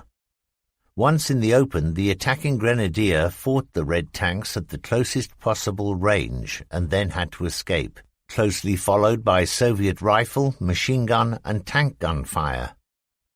The successes achieved were unbelievable in their number, and most of their victims were killed by the grenadiers in conditions which favoured the defence, in woods or built-up areas. Training schools were set up in which the newest methods of tank destruction were taught. Part of a translation of an SS training instruction gives an idea of what was being undertaken in the field of close-quarter anti-tank combat to cover the serious shortage of more formal anti-tank weapons. SS Headquarters, Berlin, 29th of the 1st, 1943. Subject: Action to be taken during enemy tank attacks and training to fight tanks at close quarters. In all major enemy offensives, strong tank forces are certain to be employed, and the ability of a unit to withstand tank attack is crucial if a successful defense is to be maintained. Success of a deep enemy thrust is not guaranteed because tanks have broken through our positions, so long as the defending troops use their weapons to cut off the tanks of the armored spearhead from the follow-up infantry. If this can be achieved, then even the heaviest armored attack will fail, since a tank unit by itself cannot hold ground for any length of time, and is obliged to turn back to refuel and rearm. Infantry must allow the tanks to sweep over them. Training, instruction and drill must aim at strengthening the moral fibre, in helping the men to overcome fear of mass tank attacks, and in acquainting them with the defensive measures that can be used to fight tanks. The following facts must be hammered into all troops, but particularly into new recruits. 1. The danger which an enemy tank presents should not be exaggerated. Inside a shut-down tank it is very difficult to observe or to maintain direction, and the armament of a tank is limited. Commanders standing up in tank turrets make excellent targets for snipers. 2. For a man to leave his position or slit trench exposes him to a tank's weapons. A deeply dug slit trench protects against being crushed by a tank and against its fire. To abandon a slit trench results in the speedy and unopposed capture of ground by the enemy infantry and the spread of panic in neighboring units. 3. The Russian infantry are poor soldiers and can be beaten by a lesser number of Germans. It is important that the infantry notes, as soon as the enemy tanks have rolled over the positions, the follow-up infantry must be engaged so as to separate these from the armour. 4. In future, officers must be able to feel confident that where a division of the Waffen-SS holds a post, that there the front will be firm. Fighting tanks at close quarters. It is possible to put tanks out of action by using means which are not usually considered to have tank-destroying capabilities. To fight a tank at close quarters is not solely the task of the pioneers, but also that of the infantry. It is also important that as many men as possible from other arms of service should be trained to fight tanks at close quarters. The primary aim in training is to overcome any inherent feelings of inferiority when faced with enemy armour. No attempt should be made to turn training into a drill manoeuvre. This is pointless, for there is neither a standard group of men nor a single tactic for fighting tanks at close quarters. Skill and imagination used to the full are the only answers. Undoubtedly, the best of all the close-range anti-tank weapons which the grenadiers received was the hollow charge grenade, issued during the autumn of 1942. The principle behind the hollow charge had been known as early as 1935, and the weapon had been developed for use against the armoured fortresses and cupolas of the Maginot Line. One far-seeing expert, however, did propose in 1938 that these grenades could be used for anti-tank purposes, but his idea was not taken up at that time. The bell-shaped charge had on its base a number of small but powerful magnets which held it in position on metal surfaces until a short fuse had detonated. In effect, the explosion burnt through the armour plate and projected a force through so small a hole that the concentrated power was enormously destructive. The answer to the magnetic grip was to coat surfaces with an anti-magnetic compound, such as concrete, and to corrugate this so that the magnets could obtain no purchase. A weapon is only effective until its counter is produced.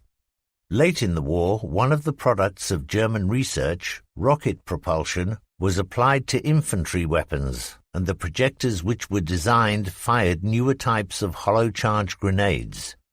The two weapons which came into service were used to combat armour, and both had the advantage that the infantryman could fire them from his trench, and thus did not need to expose himself to enemy fire. The first of these rocket launchers was the Panzerfaust, designed and introduced during 1942. this was a single-shot projector which fired a grenade capable of striking through 140 millimeters of armor plate. One disadvantage of this weapon was that a 1.5-meter-long flame was ejected, and this pinpointed the position of the firer. It was also essential that the Panzerfaust be fired from a position which allowed the flame sufficient area in which to escape. In the early days there were hundreds of cases of burning, many of them fatal, brought about by men unaware of this requirement and who had fired the rocket launcher in a confined space. Improvements increased the weight, range and penetrative power of the Panzerfaust, and by the end of the war the bomb could be projected a distance of 150 meters, 5 times the original range. So effective was this weapon, and so feared was it, that a determined grenadier group armed with the launchers could halt a major tank attack. Crews of Allied tanks took protective measures, and some Russian tank men fitted mattresses as an emergency measure until armored skirts could be welded onto the outside of their vehicles to protect wheels, tracks and transmission. The simple, robust and very effective Panzerfaust was lavishly distributed on every front and to every type of unit, including the Volkssturm and the Hitler Youth tank-busting teams, which fought the advancing Red Army in the eastern provinces of Germany. There were even reports of uniformed women, perhaps telegraphists in Wehrmacht service, using the launchers against Soviet armored vehicles during the fighting in Breslau. Another rocket-propelled weapon was the Panzerschreck, a variant of the American Army's bazooka. The German launcher came into general service during 1944 and was a two-man weapon, for it was not a single-shot launcher, but a piece of anti-tank ordnance capable of firing a grenade over great distances. Some reports speak of it hitting and destroying a target at distances of up to 400 meters. It was soon realized that the Panzerschreck was capable of use other than in a purely anti-tank role. Its bombs were able to destroy pillboxes, houses or field fortifications, as well as being fired into the air as a short-range but powerful rocket, capable of breaking up Soviet infantry assaults, a sort of poor man's Nebelwerfer. This section is completed by part of a letter written by a young grenadier describing the fighting of the late autumn of 1944, during which he had destroyed his first Soviet tank at close quarters by using a hollow charge grenade. The regiment lay with its back to a great forest which covered much of the sector on which we were holding back Ivan's offensive. My company was in a position in a small thicket as an outpost line forward of the main body. We were in slit trenches, well positioned in echelon formation, and very well camouflaged. We had learnt the tricks of this from Ivan, and changed the wilting leaves every few hours. The trees in our copse were not old and sturdy like those of the great woods, but were thicker than saplings. We were hidden under the trees because of the Russian aircraft which attacked without mercy anything which moved on our side of the line. Even individual soldiers were shot at with machine gun and cannon fire. If we had been detected, the whole sky would have been full of aircraft seeking to destroy us. Prudently, we hid ourselves in the slight but adequate shelter of the trees. One Sunday morning, a rolling barrage walked up the rising ground, smashed through our copse and marched on behind us towards the forest. Almost before we had time to regain breath, the tanks were upon us, and some distance behind them came the Red Infantry labouring up the slope. The first group of T-34s crashed through the undergrowth. My trench was almost in the first line. A tank passed some distance to my left, while a second was on my right and in front of me, about 20 meters distant. I heard my officer shout to me to take the right-hand machine, and I watched it rumble along. All that I had learned in the training school suddenly came flooding back and gave me confidence, but I must admit that I was frightened. We, who were in the front line of trenches, had the hollow charge grenades, and those farther back had the stovepipes. Panzerschreck. Translator's note. It had been planned that we should allow the first group of T-34s to roll over us, and for them then to be engaged by the stovepipe men. In the confusion of their attacks, we grenadiers with the hollow charges could strike hard at the halted or slowed down vehicles.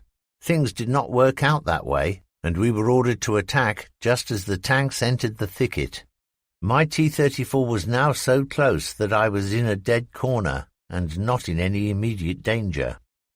The crew could not see me, but even if they had been able to see me, they would not have fired at me. The grenade had a safety cap which had to be unscrewed to reach the ripcord. My fingers were trembling as I unscrewed the cap, felt the loop of the cord tighten in the crook of my first finger, and holding the grenade in my right hand, climbed out of the trench using my left hand to help me. The T-34 was now only a few meters away on my right, and I prepared to attack it.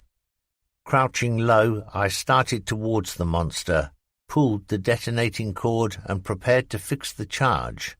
I had now 9 seconds before the grenade exploded, and then I noticed, to my horror, that the outside of the tank was covered in concrete, like our Zimmerit paste.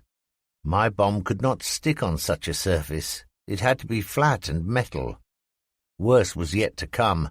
The tank suddenly spun on its right track, turned so that it pointed straight at me, and moved forward as if to run over me.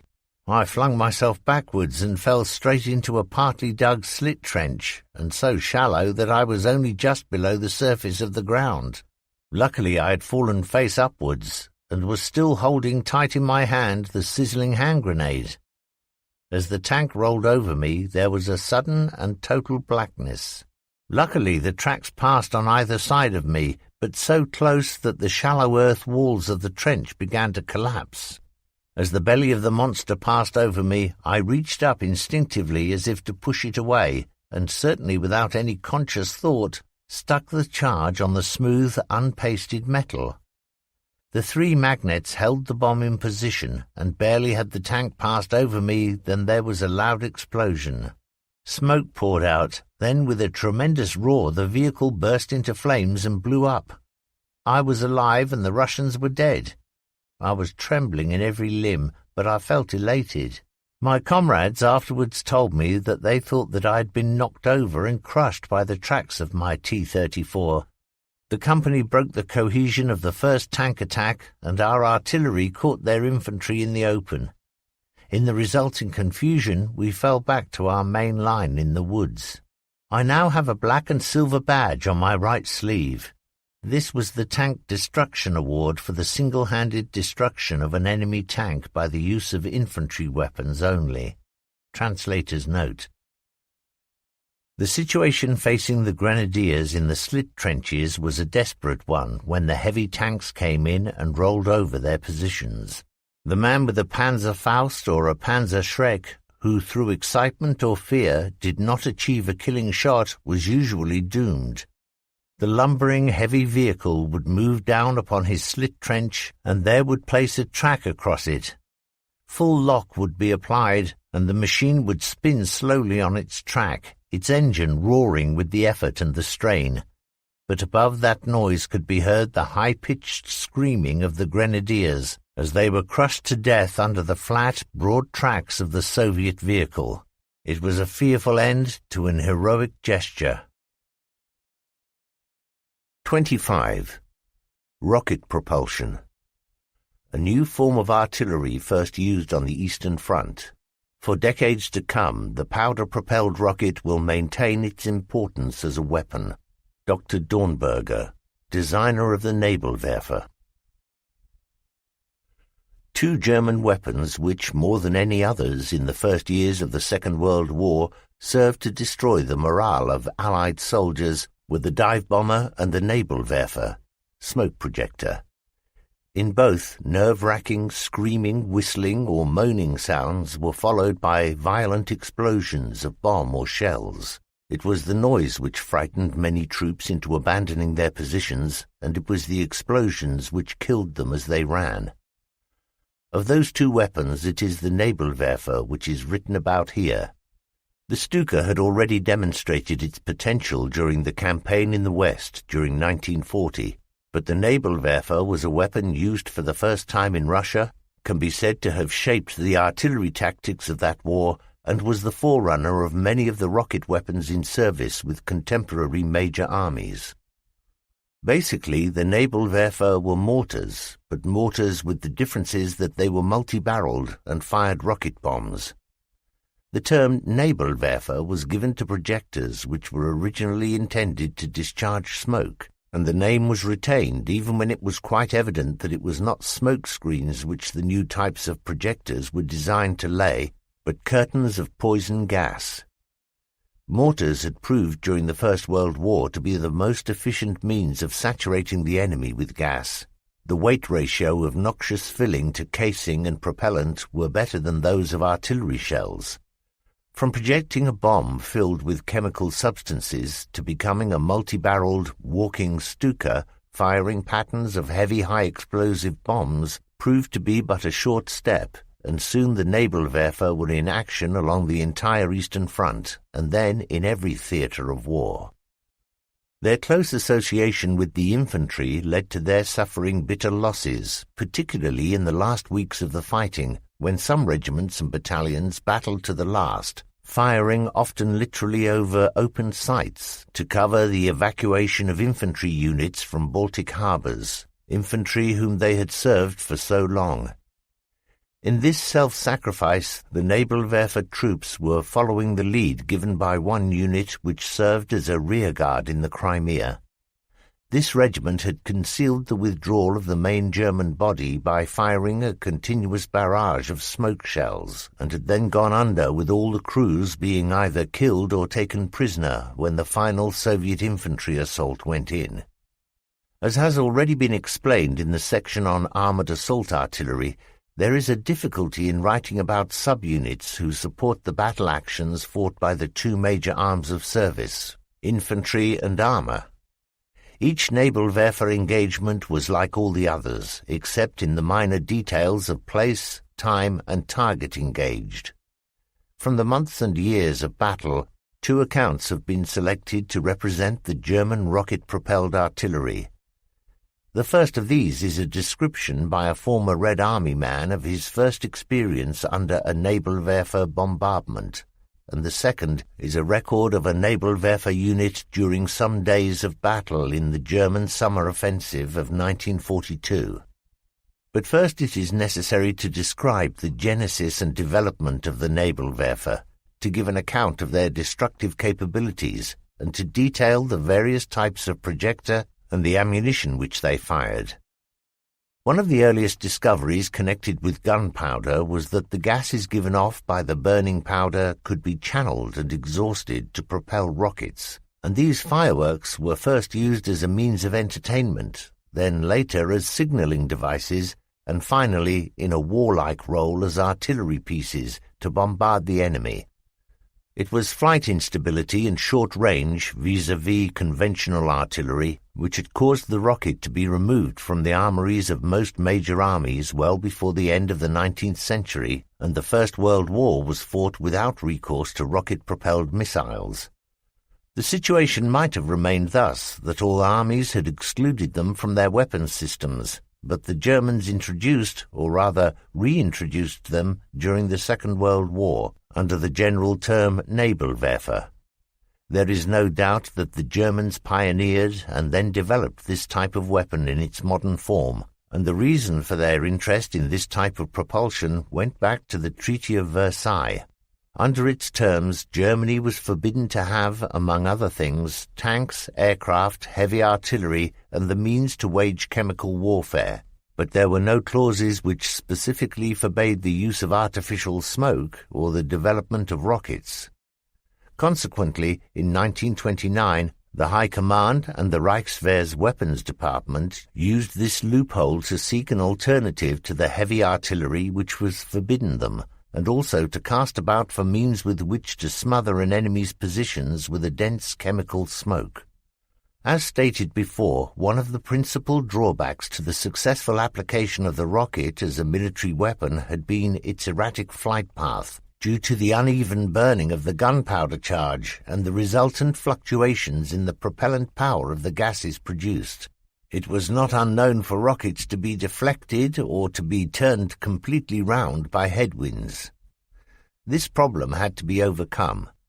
A team of scientists under the direction of Captain Dornberger, as he then was, considered the issues of how to direct the energy flow, and by 1931 had brought their development to a point where a completely new principle designed to maintain the projectile on a straight course had been successfully tested. This was achieved by discarding any type of stabilizing fins and producing stable flight by spinning the rocket like a rifle bullet. The problem had been how to achieve this twist, which is given to a bullet or shell as a result of being fired from a long and rifled barrel, on behalf of a bomb fired from a smooth-bored and very short barrel. To bring about this result, Dornberger first altered the center of gravity and placed the rocket motor at the head of the missile and mounted the explosive section behind this, so that the rocket could be said to be towing rather than propelling the payload. Then he surrounded the rocket body with a ring of 26 Venturi tubes, each of which was set at an angle of 14 degrees to the axis of the motor. The propellant gases exhausted through these tubes, and the thrust which was produced took the rocket through the air and at the same time spun it. The new projectile was troop-tested by No. 2 Squadron of 4th Motorized Battalion, stationed at that time in Dresden, and to enable them to carry out their test firing satisfactorily, the unit was brought up to fully motorized establishment. At that time the projector was still seen as a smoke bomb discharger, whose task it was to blanket the enemy very quickly and effectively with chemical smoke, but the scope, the scale, and the pace of the experiments developed so rapidly that in the summer of 1933 the squadron had expanded to become a battalion. It was at this time that the role of the smoke battalion changed to that of a chemical warfare detachment, able not only to clear areas contaminated by poison gas, but also to retaliate and to discharge gas at the enemy using rocket-propelled canisters. By 1937, Dornberger had designed and produced the 15-centimeter Nebelwerfer 41, which was also known as the Dornberger, or DO, projector.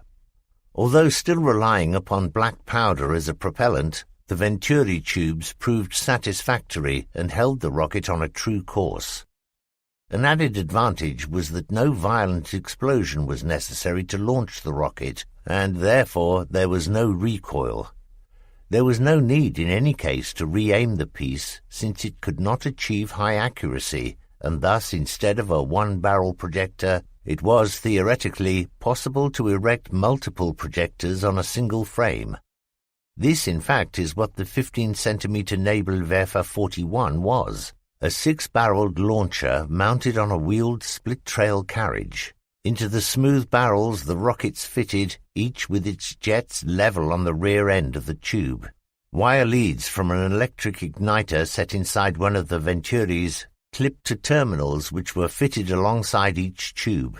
A remote lead was plugged into the control box on the launcher, and at the other end was a selector box containing the firing unit. The handle of a magneto was spun by a gunner taking cover in a hole some 15 meters distant from the weapons.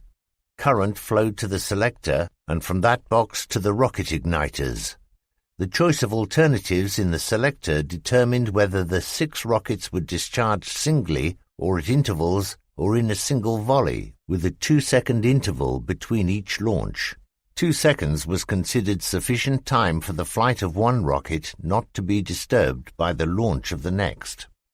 The maximum range of missiles fired from the standard or 15-centimeter Nebelwerfer 41 was 7,000 meters, and the bomb was fitted with a highly sensitive contact type of fuse. When the missile struck home, the fuse detonated the explosive, which, it will be remembered, was located behind the rocket. When the explosion came, it occurred some 50 to 60 centimeters above the ground, and as no deep crater was made, the shell casing fragments were widespread, so that each detonation was more destructive than the shell from a conventional artillery piece, Then, too, the rate of fire of a naval Werfer was high, and a battery of 6 projectors, manned by experienced crews, could let loose a salvo of 36 rounds in 10 seconds, and follow this with a second salvo within 60 seconds. Because of its excellent fragmenting qualities, the 15-centimeter bomb was used against human or other ground targets, whereas the bomb of the heavy mortar, the 21-centimeter 42, a 5-barreled weapon, was used primarily against field fortifications. The rate of fire for this weapon was the same as that for the 15-centimeter weapon, but reloading took longer, usually between 2 and 3 minutes. This 21-centimeter projectile was a reversion to conventional rocket principles, for the propellant was located behind the warhead.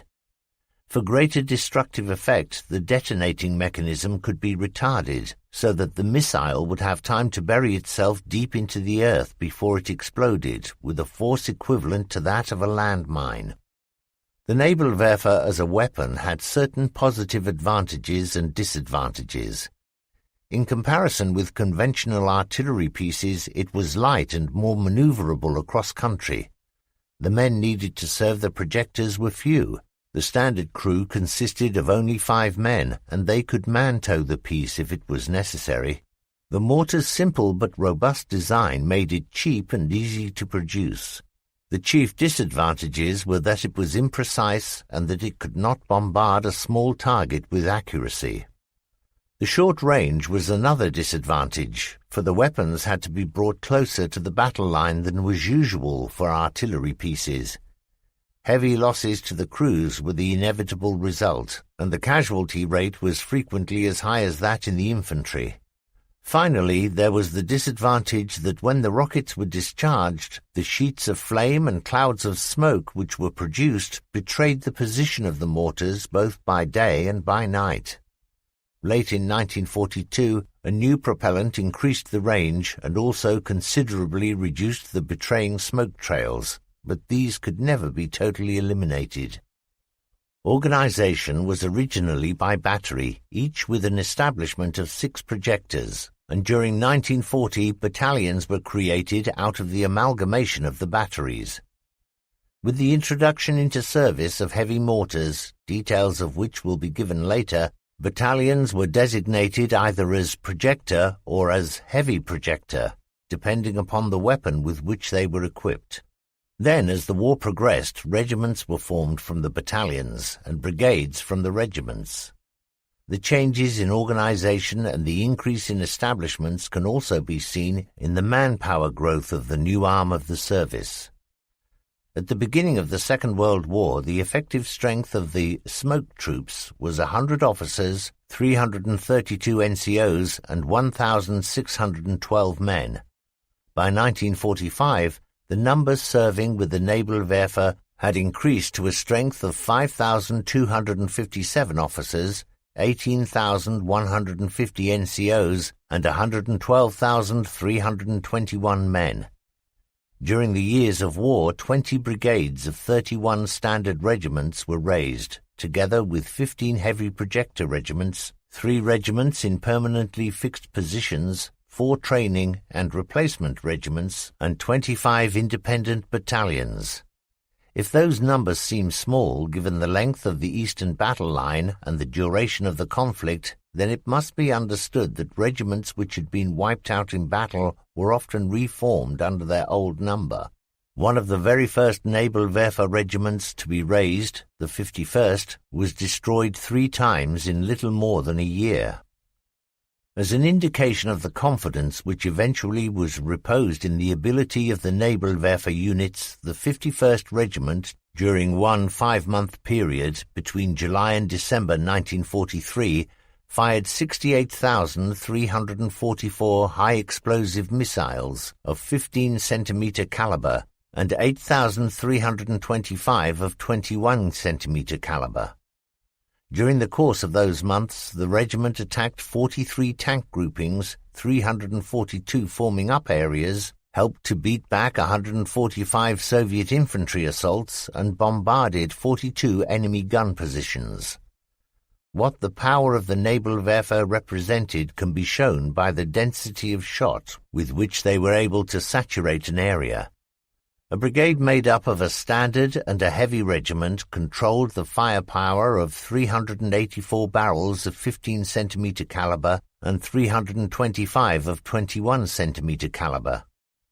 German reports speak of such a regiment being able to bombard a target area with 6 tons of explosive or incendiary warheads in 5 seconds, and to produce this barrage every minute. Conventional artillery could only achieve the same saturation with the equivalent tonnage by deploying 81 batteries of guns. A battalion could smother an area 2,000 meters long by 100 meters deep with 108 rockets in 10 seconds. The German army did appreciate, however, that the Nebelwerfer was unable to replace conventional artillery, for it had neither the range nor the accuracy to do this. But more and more the army began to appreciate that rocket detachments, and particularly those grouped in regiments or brigades, could bring together, and with only minimal delay, the firepower of a corps grouping of field artillery, that they would require less manpower to produce this effect, and could bring this about with weapons that were more mobile than artillery, easier to maintain, and cheaper to build. A surprising fact concerning the use of the Nebelwerfer is that it was kept secret from the Soviet High Command for so many years. Indeed, it was not until some of the weapons were captured during the Soviet Winter Offensive of 1943 that the Red Army knew for certain the design and potential of the weapon which their soldiers had been reporting since the earliest days of the campaign. The Russians had by this time developed their own rocket launchers, the best known of which was the Katyusha, known to the German soldiers of the Russian front as the Stalin organ. That the Germans had rocket units may have been known to Stavka, but it was not at first disclosed to the Soviet units, and the shock that bombardment by rocket had upon troops can only be imagined. It may not be too much of an exaggeration to claim that during the German advances of 1941, as well as in the Soviet winter offensive of that year, it was Nebelwerfer which played a major part in destroying Soviet morale, in bringing the German armies forward during the opening offensives, and in destroying Russian assaults during their attacks to break the German winter line. Time after time, German infantry war diaries speak of Red Army attacks halted and flung back whenever the advancing waves of soldiers came under the fire of the Nebelwerfer. When it is remembered that in those early days the projector units were often still in battery organization, and that it was not unusual for a single piece to be sent forward to support the front, then the full impact of the weapon's effect on morale can be appreciated. In fact, the frightfulness of the new weapon was so great and the loss of morale within the Red Army units so high that the Soviet government threatened to use chemical warfare if the Nebelwerfer continued to be employed. 2 examples of the projectors in action are given, one by a former Russian soldier who endured a bombardment, and the second, an account of a detachment in action during the German summer offensive of 1942. From the earliest beginnings with the primitive 10-centimeter muzzle-loading, smoke-projecting Nebelwerfer 40, which had been used in Poland and again in France, more efficient projectors were produced and were in service. These are described later, and in addition to them, there were several interesting but stillborn projects, one of which was a 50-centimeter caliber projector with a 210-kilometer range. This, it was intended, was to have been mounted on a Tiger tank chassis. Another project was to be a huge projector with an 85-centimeter caliber. Neither idea was developed. Of the principal Nebelwerfer types, the 15-centimeter projector fired 6 rockets of 35 kilograms weight to a maximum range of 7,000 meters. This weapon came into service during May 1941, a month before the opening of Operation Barbarossa, but not until early 1942 did it receive the designation 15-centimeter Nebelwerfer 41. The second multiple-barreled weapon to enter service was the 21-centimeter 42, authorized for issue on the 30th of June 1943. This was a 5-tube projector mounted on the 15-centimeter carriage and firing 200-kilogram rockets, of which total weight just under 10 kilograms was a warhead. The range of this weapon, which continued to use the same propellant as the 15-centimeter projector, was only slightly greater than the 41 pattern, a little over 800 meters. The 15-centimeter 42 projector was next introduced, mounted on half-track vehicles, the SDKFZ-41 or Moltier. The weapon which was fired was a 10-tube projector served by a 3-man crew and the vehicle driver. A battery of these weapons consisted of 8 projectors and not the standard 6 pieces. During 1943, the 28, 32-centimeter Nebelwerfer 41 was introduced, and this had the capability of firing either a 28-centimeter HE or a 32-centimeter incendiary bomb. The design of the projector was different in that it consisted of 6 cage-type racks instead of the smoothbore tubes of earlier models. The projector developed out of a weapon which fired one single rocket filled with incendiary material. Boxes of 4 of these projectiles were then fitted up as primitive dischargers, and following this came the introduction of adapter rails so that a 28-centimeter HE bomb could be fired from the same projector. The final adaptation was the 30-centimeter HE projector 42, which fired either incendiary or explosive rockets over a distance of 7,000 meters. In its final design, the launcher was open-framed and made up of 2 rows of 3 launchers mounted on a 2-wheel trailer. There were several very interesting and apocryphal stories concerning the Nebelwerfer.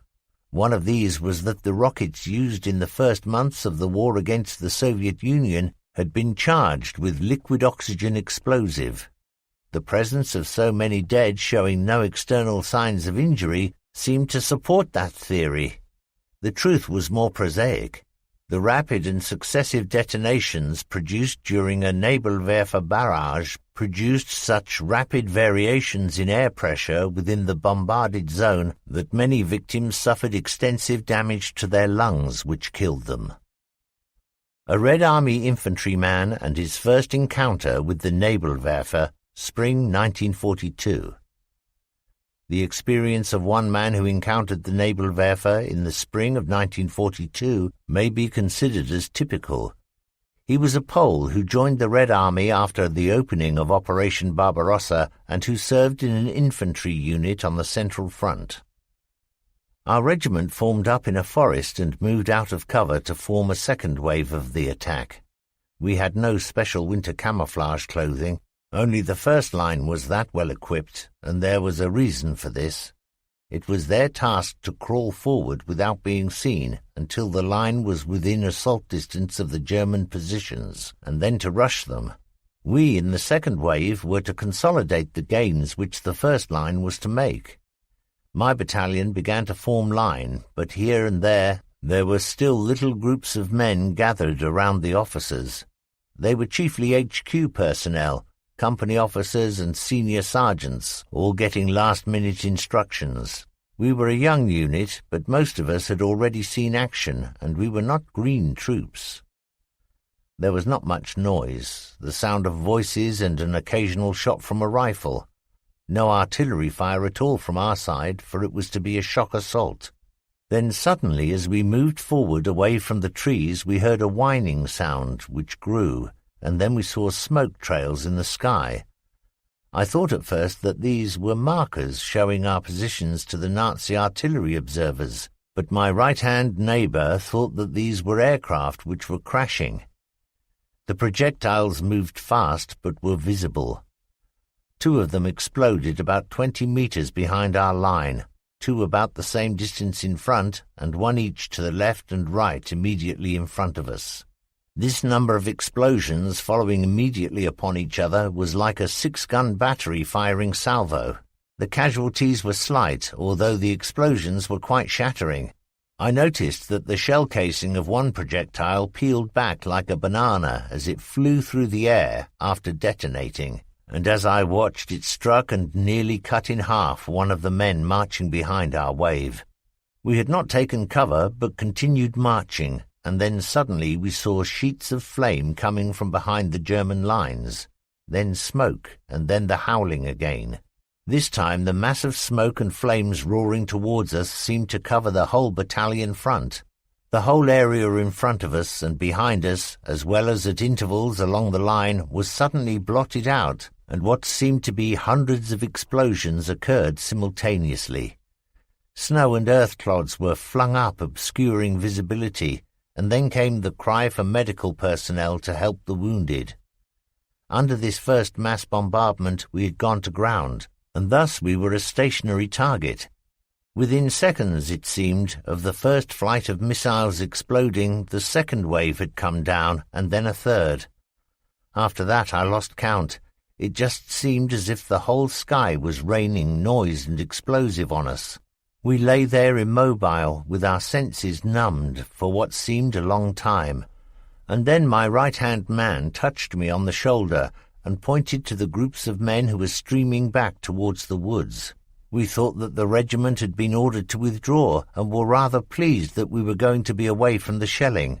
But then, as we ran, I noticed that quite a lot of the men had flung their guns away, and were screaming at the top of their voices, throwing off their equipment so that they could run faster.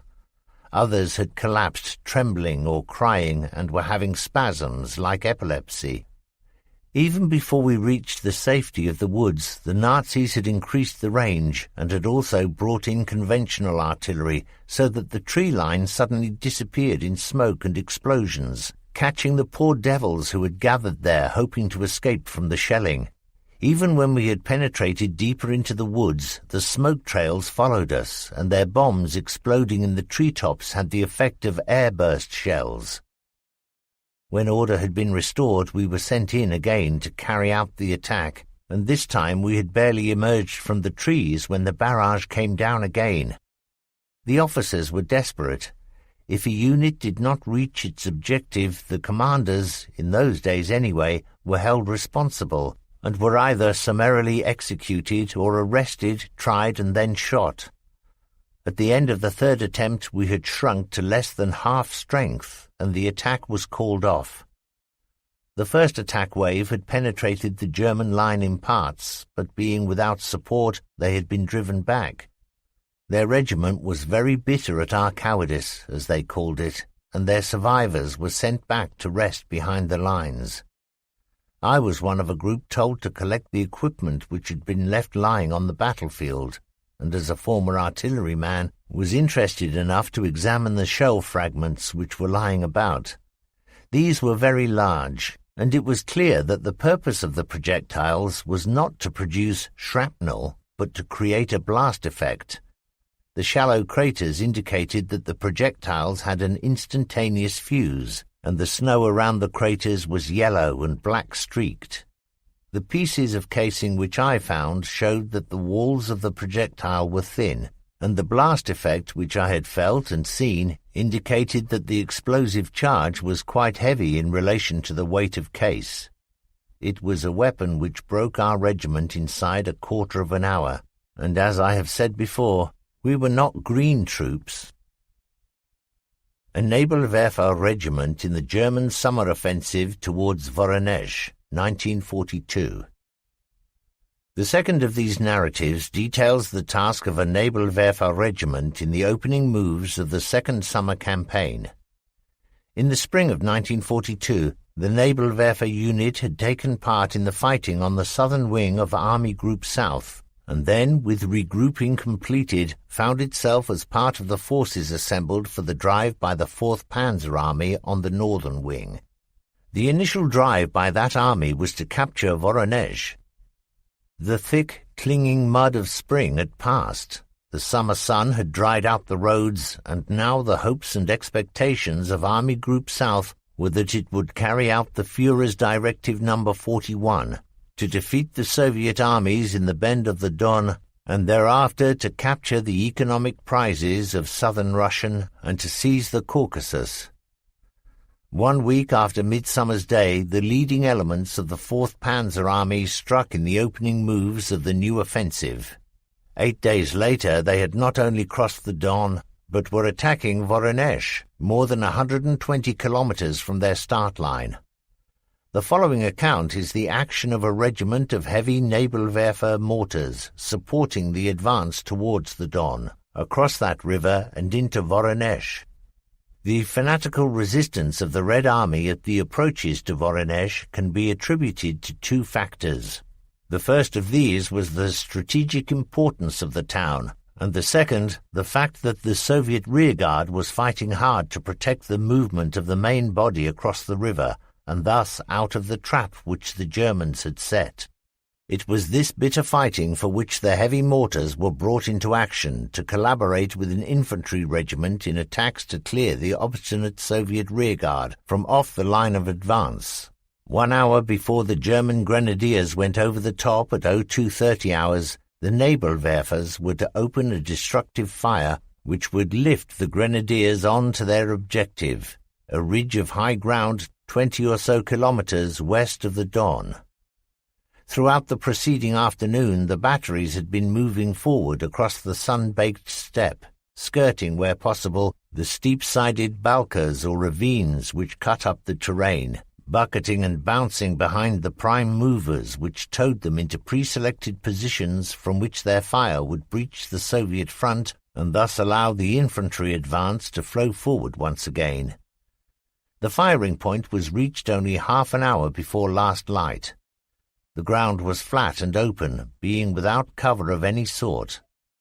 A few burnt-out wooden huts decorated with Soviet propaganda placards and aircraft identification posters showed that the site had been used by the Red Air Force as a forward landing strip. The arrival of the mortar regiment had not gone unnoticed by enemy artillery observers, and even as the gunners struggled to unlimber the projectors and to bring them into readiness, shells from Soviet field artillery began to fall around the airfield area. The regimental commander went out to meet the grenadier officers and to coordinate with them his fire plan and to key it in with their advance. Light signals and timings were agreed, and as the commander drove back to his TAC headquarters, he passed in the dark evening a long column of lorries bringing up ammunition to his mortars. There would be no shortage for this operation. Its success was vital. The night was dark but clear and without too much wind, ideal conditions for observation by the forward observation officer who would accompany the grenadier assault. Punctually at 0130 hours, 3 batteries of Nebelwerfers opened fire, and for the grenadiers, most of whom were seeing the new heavier weapon in action for the first time, the sight was as awe-inspiring as the sound was nerve-shattering. A low-pitched howling rose quickly to a screaming crescendo, and then huge gouts of flame erupted, firing the rockets and sending them like huge comets, hurtling through the air towards the Soviet positions. Lines of flame, escorted by trailing clouds of red-lined smoke, marked their route as they streaked across the sky. They fell and exploded with such terrible detonations that the vibrations were felt as far back as Regimental HQ, in whose dugouts the walls shook, bringing down rivulets of sandy earth. The initial discharge by the 3 batteries was followed by a mass bombardment fired by the entire regiment, the gunners working frenziedly, loading, running to their slit trenches, fire, and then to reload. It will be appreciated that when the projector was loaded and ready to fire, the gunners evacuated the area lest they be caught and burned by the long searing flames which poured from the rocket's bases. Firing in salvos, the mortars poured out upon the Soviet rearguard, a bombardment against which there was no defense. Flames streaked in blocks as the whole regiment fired. Lines of flame erupted as single batteries bombarded, and then the 6 lights of a barrage by just a single mortar. The fire plan was intricate and designed to shatter the enemy's morale with unexpected pauses followed by crushing bombardment. The explosions of the conventional artillery shellfire went unheard in this fierce thunder of noise, the flames from the gun muzzles unseen in the brighter glare of the Nebelwerfer's flames. Encouraged by the fury of the guns, the grenadiers moved across their start line. Until now, the red rearguard in that sector had held firm. How would Ivan react to this new and frightful weapon? Soon the infantry had moved off the flat ground and had begun to ascend the slope which led to the crest and to their objective. Covered by the screaming mortar shells, the advance pushed on until at last the leading groups came to the area which had been the first target for the mortars. This was easily recognizable, even though the moon was down, for the extensive fires which the rockets had caused illuminated the whole scene. The ground was cruelly torn up. Wide, shallow craters overlapped each other. Bushes were alight. The few trees in the area had been torn up by their roots, and everywhere there were bodies, killed or wounded alike, mutilated by the force of the concussions. From the number of casualties, it seemed that the barrage must have caught 2 units in the process of relief, and that, trapped by the box barrage, there had been no escape for them. But then, suddenly, out of the smoke, there crashed a horse-drawn gun, without drivers or crew, the gun and limber being swung from side to side as if they had no weight. This sudden and unexpected emergence from the dark alarmed the leading grenadiers, who opened fire and brought down the team, kicking and dying in the traces. To observers moving behind the infantry lines, the scene was devilish, as groups of grenadiers were seen silhouetted briefly against the flames and were then swallowed up by the billowing smoke clouds. And all the time the rockets stamped out on the ground their explosive prints as the barrage moved deeper into Russian territory, bringing the infantry forward. Dawn broke unseen in the rocket's glare, but then as freshening wind blew the smoke away and as the light grew stronger, it was clear for observers to see how effective had been the Nebelwerfer bombardment.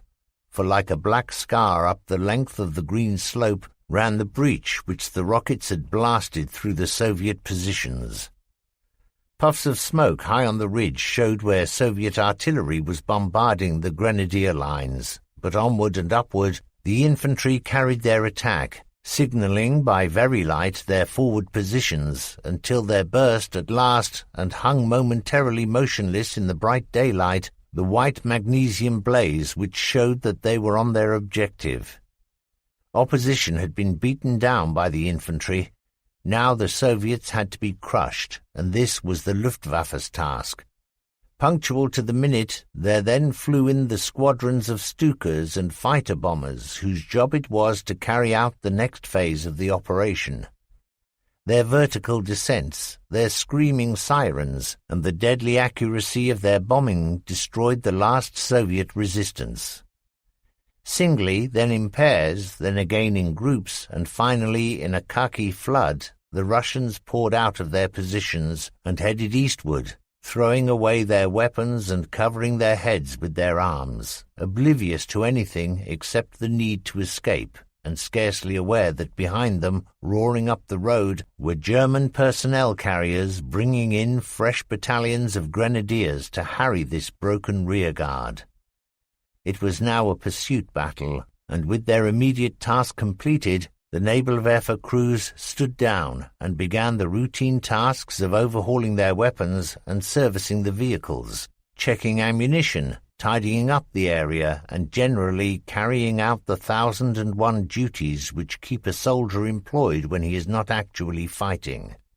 The rest from battle was a short one, for within days the leading troops of Holtz's 4th Panzer Army had bounced the Don and had begun to move into Voronezh, and the Nebelwerfer regiment was ordered to assist in the capture of this strategically important town. In the heat of an early July afternoon, the batteries which had crossed the great wide river were formed up, brought into position, and were made ready to fire. Orders were passed by the gun commanders, the crews sheltered themselves in trenches, the electrical contacts were made and the first salvos left the smooth-bore barrels, flying towards a complex of tall buildings which was their target. Soon this was hidden from view by the smoke clouds and dust from the explosions. The grenadier assault which the mortars were to cover was to move off at 12:30 hours, and 5 minutes before this the barrage stopped to allow the mortarmen to change their firing positions. In the sudden quiet, the grenadiers rose out of the shell holes, emerging from the ruined buildings and slit trenches, and moved forward, shaking out their groups as they moved up the road into the smoke-enshrouded town. Some mortars had been selected to give the infantry close support, and these limbered up and moved, with rigidly maintained distances, along the tarmac road which led into the centre of the town. The forward movement of the grenadiers was fluid and furious. Here a hand grenade to wipe out a group of red machine gunners who were firing from a doorway. There a burst from a machine pistol to bring down a sniper. But not all the enemy soldiers were killed or captured, and as the Naval-Werfers moved up behind the infantry, they came under fire from defenders still determined to resist. Quickly the gun crews dismounted, took up their personal arms and entered the battle, advancing against one machine gun which had opened fire on them. From a second house another Russian machine gun group began to fire, and then a third.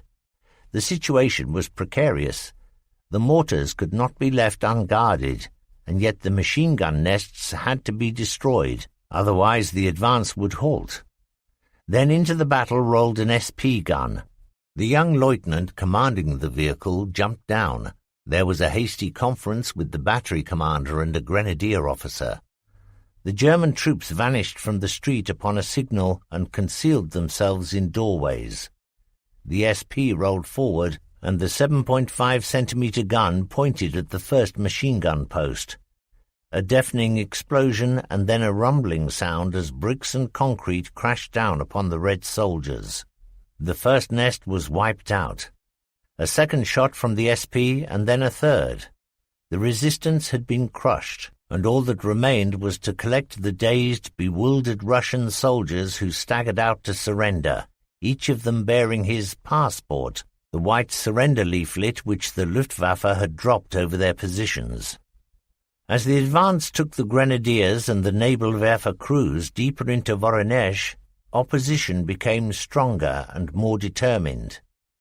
The grenadiers sprayed each window and door now, great gouts of bullets climbing up the outside walls and pouring through the smashed glass of the houses, holding down the Russians by sheer weight of fire. Then out of a side street roared a T-34 tank and drove at a furious speed down the road, pursued by streams of red and green tracer from German machine guns. Menacingly, its guns swung round to fire at the halted mortars, but before the Russian gun had been laid on, shells from the SP, which had emerged from behind the giant mortars, smashed the Soviet vehicle.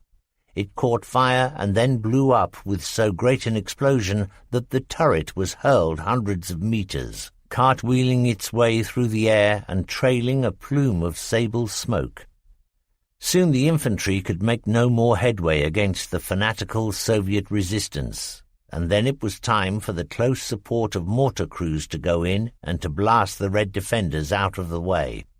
On open streets, strewn with rubble and the litter of destruction, the Naval-Werfers went into action. The first salvos produced a dust storm, as the recoil flames, hemmed in within the tall buildings, streamed along the road surface, whirling dust and pieces of brick into the air. Visibility was cut to almost nothing, as this miniature man-produced dust storm whirled about, hiding the sun with its density. The street, the projectors, the target all had vanished from sight, but the gunners kept firing, for they knew that wherever their projectiles landed was an enemy target, whose destruction would bring the fall of Voronezh nearer. At the next street corner the scene was repeated, the gunners hiding in the same doorways and cellars as those within which frightened civilians cowered, overawed by the flames, smoke, and destructive powers of the mortars. The discharge of the rockets in this narrower street had an even more devastating effect than the first salvos and brought plaster crashing down from ceilings. Slowly the Nabalwerfer and Grenadier groups made their way towards the centre of Voronezh, tumbling houses into ruin and beating down the resistance of Red Army snipers and machine gunners. The air was full of hot ashes blown from the burning buildings, and the scene resembled that of a volcanic eruption of immense proportions. Everywhere there were houses and buildings in flames, and above their roofs rose high into the sky the black trails of Nabalwerfer rockets. Suddenly, as the Grenadiers, the Nabalwerfer and the SP gun turned from one small and narrow street, there lay before them a large and imposing square, from which bursts of machine-gun bullets and salvos of mortar bombs were being fired. One Nabalwerfer was all that could be put into action, but after only 2 flights of rockets, prisoners began to leave the houses and move down to surrender, eyeing the rocket launcher which had been their downfall with wonder and fear. Then it seemed as if the whole of that great open place was filled with German troops, and the rocket men stood down. They and the Grenadiers whom they had been escorting had reached their objectives. The capture of the rest of the town could be left to other troops. At last orders came for the Nabalwerfer regiment to move out of town and into reserve positions. The single projectors rejoined their parent units. Batteries formed up in rubble-strewn side roads, waiting until the regiment had assembled. As the 1st Battalion pulled out, the weapons, vehicles and gunners of the other battalions swung from their side streets and joined the main column, heading southwestwards, out of Voronezh and towards the Don. The light projectors swayed and bumped their way across craters, along streets through which the regiment had fought its way into the centre of the town. The tired gunners were flung about as the lorries bumped in and out of holes in the damaged roads. The journey back down the line was as difficult as the journey forward had been. The whole 4th Panzer Army's guns and armour seemed to be massed on this single road, inching away forward, bumper to bumper, as its units advanced upon Voronezh. What little space there was on the down route was a chaos of ammunition lorries heading for the dumps, ambulances bucketing along with their loads of wounded, or plodding columns of infantry. Tracks and wheels had churned the road surface so that above the highway hung a white dust, a thick chalk fog which concealed the vehicles and men going up or down the line and covered them all with a heavy layer of white powder. A left turn into a secondary road brought the Nabalwerfer column onto a ridge overlooking Voronezh. The heavy smoke cloud which had hung above the town had begun to disperse, and as visibility improved, the whole of the ground towards and past Voronezh was suddenly laid open. The town lay there, distance concealing not only the ugliness of the buildings, but also the damage which these had sustained in the fighting. But not one gunner looked down upon the town on the Don. They were all asleep in that deep unconsciousness of exhaustion which is brought about by days of bitter fighting. Voronezh lay at their feet, but the gunners who had helped to bring about its fall were oblivious. They were dead to the world. It had been a hard battle. 26. A phenomenon of the Eastern Front. Encirclement. It is the duty of the troops to maintain their position without concerning themselves whether the enemy has broken through on their flanks or in their rear. Hitler's order, 16th of December 1941.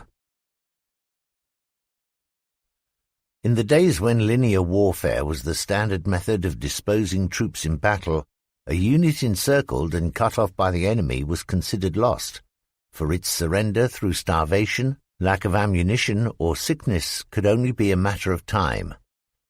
The classic concept of a successful military operation was to outflank the enemy, roll up his line, thereby encircle his force and thereafter destroy it. By a strange paradox, the mass use of motor engines during the Second World War allowed on the one hand a more rapid encirclement operation to be undertaken, but on the other hand simultaneously supplied the weapons and tactics to negate the theory that encirclement equaled destruction. The aeroplane and the airdrop could now nourish troops beleaguered miles behind the enemy lines. The fast advances by German panzer forces in the early months of the new war against the Soviet Union, allied to a stiffness of intellect on the Russian side, was responsible for the fact that during the first years of that conflict, whole armies of Soviet troops were encircled. At the same time, manpower shortages on the German side forced them to leave unmanned and unprotected whole sectors of the front, and through these Red troops were able to advance to bypass and then encircle German units. Thus it can be claimed that encirclement became a standard feature of military life on the Eastern Front and was a situation in which troops of both sides were liable to be placed. Indeed, towards the end of the war, Hitler ordered the garrisons of some towns to allow themselves to be cut off in a deliberate attempt to deny certain strategic areas to the advancing Soviets. It is significant that, certainly in the early campaigns, Soviet troops caught in encirclement operations were nearly always destroyed, whereas German units were usually able to escape, or as a rule suffered destruction only as the consequence of orders expressly forbidding them to break out. A brief study of the war on the Eastern Front will show that in its early stages, rapid and virile thrusts by German armor created pockets within which the Soviet forces were contained and then smashed. The great battles at Minsk, Kiev, and Uman are familiar to all, and in these and other encirclements, millions of Red Army men were killed or taken prisoner. Quick to adapt and able to apply the bitter lessons it had had to learn, the Red Army High Command was eventually to use, with consummate skill, the same flair in operations and combat tactics which had given the Wehrmacht such success in the great envelopment battles of 1941 and 1942. Thus, by the middle years of the war, and with increasing success thereafter, the German army was bled to death in the east as Soviet forces advanced westward, cut off, surrounded, and destroyed whole German armies. Two battles stand out: Stalingrad and Berlin. The difference in approach by the staffs of each of the two armies to the problem of encirclement are of interest. It must be said at the outset that neither had considered it as a situation worthy of detailed note in the pre-war training manuals, and that, therefore, both armies began their considerations from the same start line. Within months, the experience of German commanders and men had been collated and assessed. A rough but ready guide was produced, whose basic tenets, with slight refinement, have since become military practice. The Soviets, with their overwhelming manpower and their insistence upon attack as the best form of defense, seem to have produced no regulations other than that of invested units fighting through an encircling ring as a body, or filtering through as individuals. Since we are here dealing with the German view of warfare on the Eastern Front, then, we shall deal firstly with the successful encirclement of autumn 1941, in which the German forces killed or captured nearly 1 million Red Army men, and then go on to describe an envelopment operation undertaken by Soviet forces against German units. Before going on to describe these actions, reference must be made to the guidelines drawn up by the German army for units which were encircled. 3 types of situation were catered for: the one where encircled troops stayed in position until a relieving force rescued them; the second, where they undertook a breakout operation using just their own forces; or, thirdly, where the whole encircled body rolled as a sort of mobile pocket through enemy lines to regain their own main force. The tactics governing each of these types of operation differed, but 2 tenets were fundamental to each. Firstly, the maintenance of morale, and the second, a strong command. Taking morale first, the Germans appreciated that men surrounded by enemy forces are subject to neurosis, a so-called Kesselfieber, encirclement fever, wherein are exhibited the 2 great fears of beleaguered garrisons. These are the loss of links with home and medical treatment, or evacuation of the wounded. The question of adequate food supplies was found to be of a less concern than that of ammunition. Thus the successful pocket was one which had an airstrip onto which planes could land with supplies, fresh troops, ammunition and mail, and from which wounded could be evacuated to the main line. Failing an airstrip, regular and frequent airdrops, especially where the supplies included little luxuries, maintained morale at a high pitch. Propaganda was another important factor, and the realization that Red Army men deserted to encircled German troops helped to maintain the spirits of the invested army. Particularly was their morale high if they could know that their defense was causing the enemy huge losses, and that its morale was suffering as a result. The bringing in, wherever possible, of fallen German dead and their formal interment was in direct contrast to the heaps of fallen Russian, whom their comrades did not bother to remove and bury. Then, too, the growing mounds of Soviet dead were a reminder of how successful was the defense. Strong command was vital, and, depending on the size of the pocket, the commanding general had a number of staffs directly responsible to him for various services within the invested area.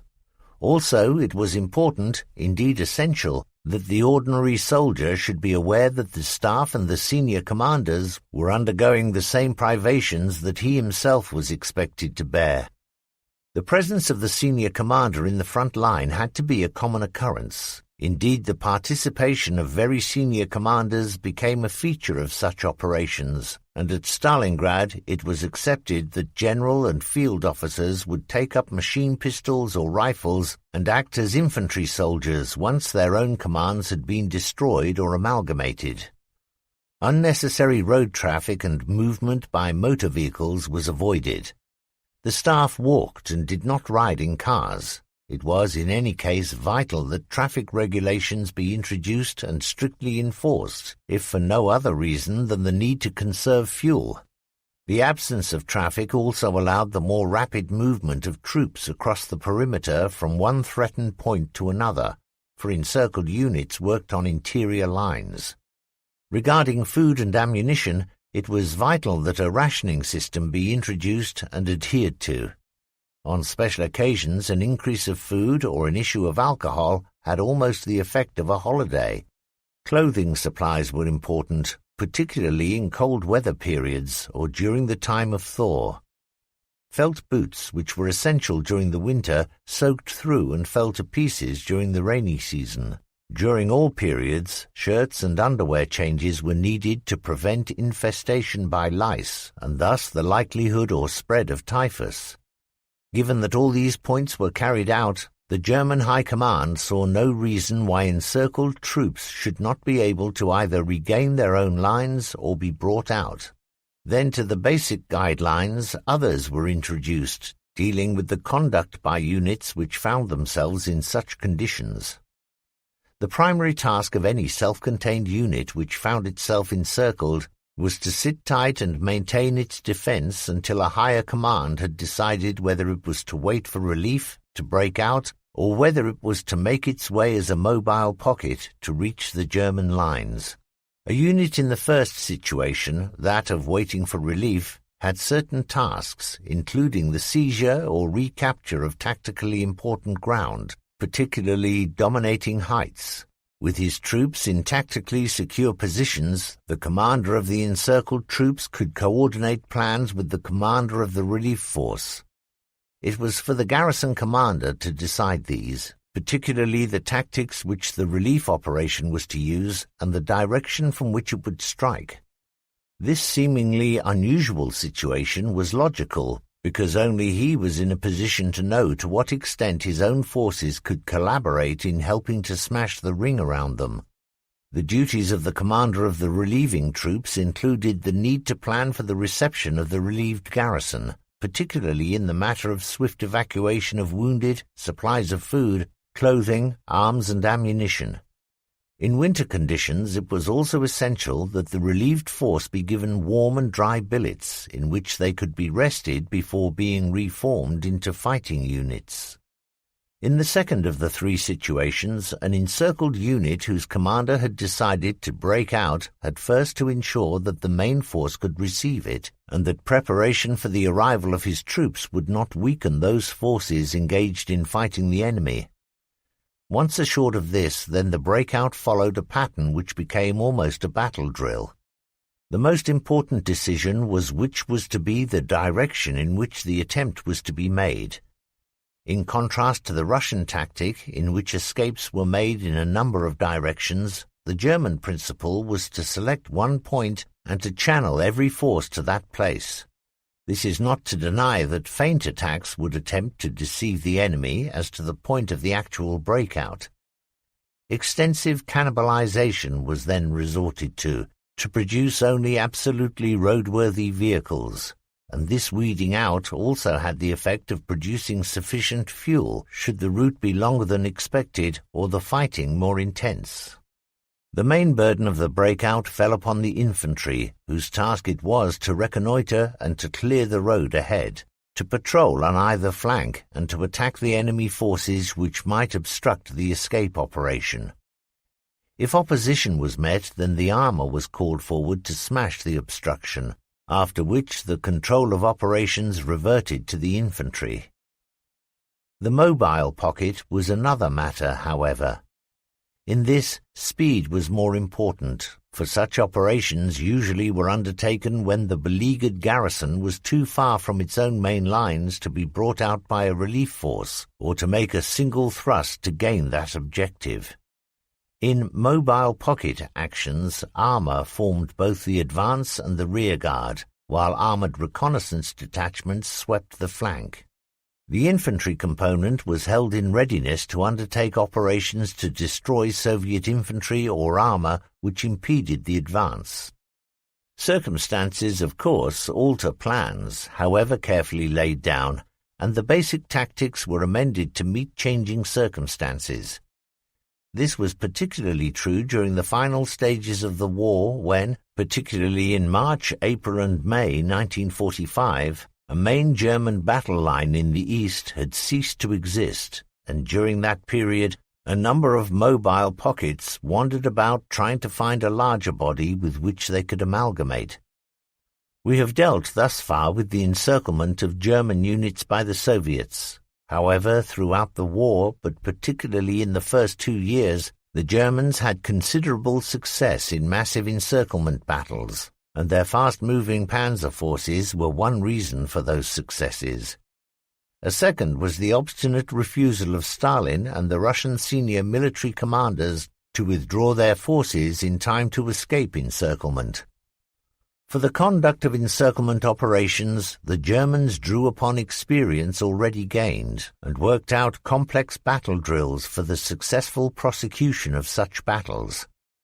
It was obvious that, except in those cases where an unequivocal stand-fast order to the Soviet forces had been issued, attempts to break out would be made, and the problems of containing large, active, not to say aggressive Red Army units created problems for the German commanders. They were well aware that at any point the encircling German troops would be inferior in number to the Soviets and would be too thin on the ground to oppose concerted efforts by the trapped forces to escape. The regulations stressed good positions from which to observe Russian movements, as well as the need to seize well-sited defensive areas, for it was further appreciated that, in the face of superior numbers, the German forces might have to go, albeit temporarily, onto the defensive. It was found that in many cases Chinese attacks and sudden diversionary thrusts were made by Soviet units to conceal the true direction of escape attempts or the movement of vehicle columns. Many of these Soviet deceptions were cleverly designed and skillfully executed, but a great number were infantry assaults where mass was used to conceal the real breakout point and where Red troops were to save guns and tanks. The German forces found that it was not sufficient to merely block roads or railway tracks. Soviet troops and their equipment, particularly armour and guns, moved across country and thus evaded German blocks. Intensive, wide-ranging sweeps by reconnaissance battalions or lightly armored battle groups were the only way in which they could be contained. Then, too, where aerial reconnaissance discovered a Soviet attempt to escape encirclement, dive bombing to split the group, or at least to slow its movement, would enable the faster-moving German recce or infantry groups to close the gap or intercept the fleeing Russians. In this context, it is as well to draw attention to the incredible marching ability of the German infantry. Marches of 40 to 60 kilometers per day were not uncommon and were repeated week in and week out.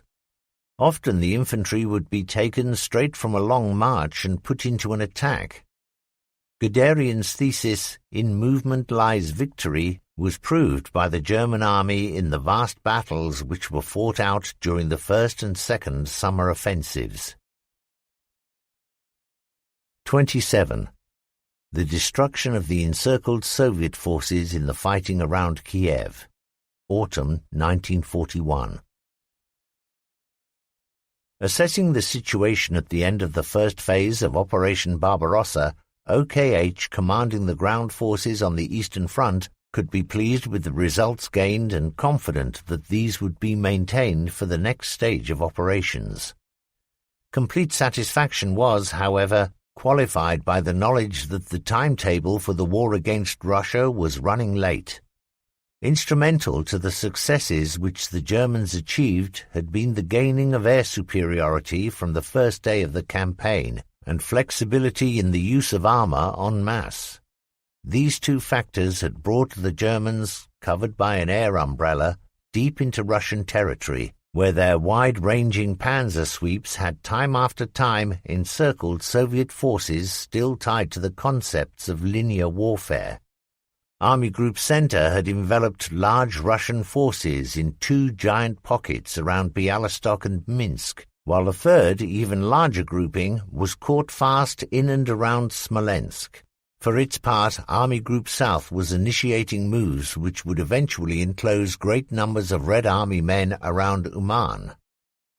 Reflecting upon the losses which the Red Army had suffered, the planners at OKH could believe that they were well on the road to victory.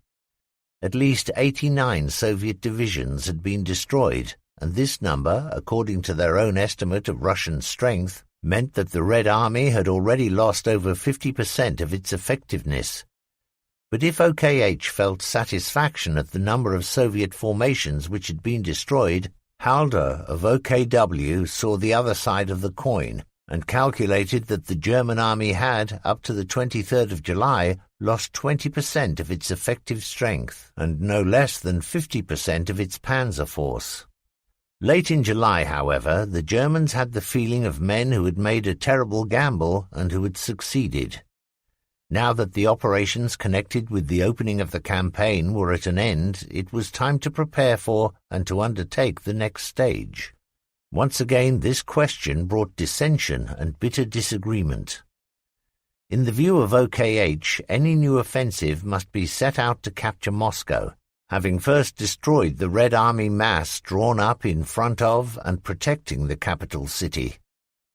Hitler, ignoring logic and obsessed politically with the need either to take out Leningrad or to obtain the agricultural and economic riches of the Ukraine, wavered between those two options, indecisive, until he received a memorandum from OKH urging him in the strongest possible terms to drive for Moscow. In a critically worded reply, he castigated the High Command in general and von Brauchitsch, its chief, in particular for a lack of ability, and having now decided to strike southwards, insisted that his plans be followed. The Army High Command surrendered and allowed Hitler's ideas for achieving a tactical success in the south to override their strategic plans for gaining total victory over the Soviets. Let us recall the situation facing Army Groups Center and South during the middle weeks of August 1941. A combination of terrain difficulties in the Pripyat Marsh and the determined resistance of the 5th Red Army on the southern side of that obstacle was obstructing the advance of the inner wings of both army groups. Whereas the central and outer wing corps of both army groups had forged steadily eastwards, these restraining factors on the inner flanks had led to the creation of a 300-kilometre-long salient, which separated one army group from the other and prevented an effective junction. This was a situation which Hitler would no longer permit to continue. He had already noted that German spearheads were already deep behind the Soviet front in the north, and calculated that if he could destroy the Fifth Red Army during an advance into the Ukraine, he would have flung a northern pincer around the Red Armies echeloned eastwards from Kiev. Then he would drive part of Army Group South along the Dnieper until it too outflanked the Red Armies around Kiev, and thus formed the southern pincer. The Second Army on the northern flank would descend to meet the upstriking 17th Army, and these two would form the infantry inner pincer jaws. East of that encirclement would take place the panzer encirclement, when Guderian's Panzer Group II, coming down from the north, would link with von Kleist's Panzer Group I. While these maneuverings and advances were taking place, the attention of the Soviet command would be held by the German Sixth Army, which would make moves as if to threaten Kiev itself. Other sections of this book have stressed the importance of the few metalled roads and the railways in the German-Russian War, and the need to hold road junctions and crossings. So far as the Battle of the Kiev Pocket is concerned, the most vital route of communication was the railway line which ran from Moscow via Konotop to Kiev, for this nourished the Red Armies of the Southwest Front. The rail junction of Konotop was, thus, the initial focus of German intentions, for if that town could be taken, then the rail link would be cut, and the unnourished Southwest Front would starve and die. To Guderian's Panzer Group was given the primary task of advancing rapidly eastwards and of seizing that vital city. Thereupon his armour would wheel southwards towards Romny. When that place had also been taken and the northern pincer had begun to form behind the Soviet forces, then Army Group South would make its move. Von Kleist by that time would have established and built up a bridgehead at Kremenchug, out of which he would strike northwards. Between the inner infantry pincers and the outer panzer arms, the Red forces in the vast pocket, which extended in length for over 130 kilometers, would be contained, divided, and destroyed piecemeal. The second volume of the History of the Great Fatherland War of the Soviet Union, in its treatment of the Kiev encirclement, records an introductory battle, whose outcome led almost directly into that great defeat for the tactics and principles of Stalin and his chief of staff, Shaposhnikov. The Soviet official history records that to meet the thrust by the German 3rd Motorized Corps, locally raised militia units were flung in as sacrificial battalions to buy time while the defences around Kiev were made strong, but admits that in carrying out this course of action, the Soviet command was following the dictates of OKH and allowing their forces in front of Kiev to be held fast. Meanwhile, German armies had begun to outflank the Russian front, and the 17th Army, having found the junction of the south and southwest fronts, exploited that weakly held seam, thereby helping to lift the 11th Army across the Dnieper. To evade another outflanking of the 6th, 12th, and 18th Red Armies, the front commander launched the 26th Red Army into gallant but hopeless assaults to hold back the German drive. When these desperate attempts failed, the Red forces in Uman had been encircled, and even before the pocket had been destroyed, Army Group South had begun to sweep southeastwards along the Dnieper, preparing to take up position ready to form the southern pincer of a newer, greater investment at Kiev. Stavka pulled back its troops, regrouped and raised more new units to hold back the enemy, but the raw levies which each successive comb-out produced were no match for the trained, experienced and aggressive German armies, flushed with victory. Even the Soviet history admits that the troops of the South and Southwest fronts were in a difficult situation which grew rapidly more serious as the pocket began to take shape. To the west, around Kiev, the German Sixth Army was exerting pressure, while eastwards and southwards across the Soviet lines of communication ranged von Kleist's panzer units, still thrusting eastwards against the fierce but futile opposition of the 26th Red Army. Meanwhile, to the north, Guderian's Panzer Group II and the infantry mass of the Second Army, having completed their own eastward drive, halted for a regrouping before they recommenced their thrusts on the 8th of August. Wrongly assessing the German intention, Stavka massed its troops on the Bryansk sector, was caught off guard, and could not deploy its forces when Guderian's Panzer Group smashed like a giant steel fist through the fronts of the 3rd and 21st Red Armies and penetrated deep into the Soviet rear area. Of his 2 Panzer Corps, Guderian selected the 24th to be the cutting edge to the drive that he was now about to undertake, and delegated to the 47th Panzer Corps the less glamorous but more vital role of protecting the outer flank against Red Army assault. By the 16th of August, his reconnaissance units had reached Starodub, while advanced elements of the Second Army had begun their move on Gomel. The eastward drive for Konotop, the first vital objective, was gaining ground against the most fanatic resistance, and even the raising of a 40th Red Army and its insertion into the Russian battle line could not halt the German advance, which now forced the main body of the southwest front to retreat in wild disorder. During the 17th of August, the 24th Panzer Corps was within striking distance of the Desna, a 1,000-kilometer-long tributary of the Dnieper, whose natural strength had been reinforced by defensive lines of field fortifications, which had been built to supplement the already strong existing defenses, hastily constructed by the local civil population under military direction. The German drive to bounce the Desna gathered pace, and to concentrate the maximum force at the vital point, Georg von Scheppenberg, the 24th Corps commander, selected the 3rd Panzer under Model and gave to that unit the task of forcing a crossing of the river at Novgorod-Seversk. Model grouped his division into 2 commands. One would strike for the town and draw the Soviet forces to that point, while a second and more mobile battle group carried out a coup de main against the giant bridge which spanned the 400-meter-wide river at that point. If that bridge could be seized and held, the 3rd Panzer Division would have formed a bridgehead dry shod, and from this could then begin the drive southwards, which would bring them into Konotop. D-Day for the assault was the 24th of August. Model's timetable for the main assault on Seversk could not be kept.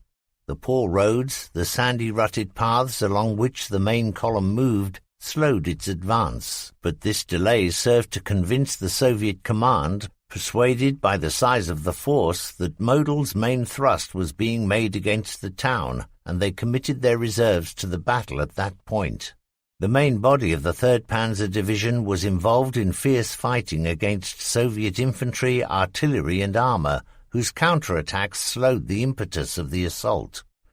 Meanwhile, the column whose task it was to seize the bridge had moved at dawn, 03:45 hours, and despite having had to fight its way through severe opposition, had by 1000 hours reached the approaches to the 700-meter-long bridge, halted, concentrated, and prepared to charge across the giant steel erection which stood on riverbanks as sheer as cliffs, and which were 300 meters high.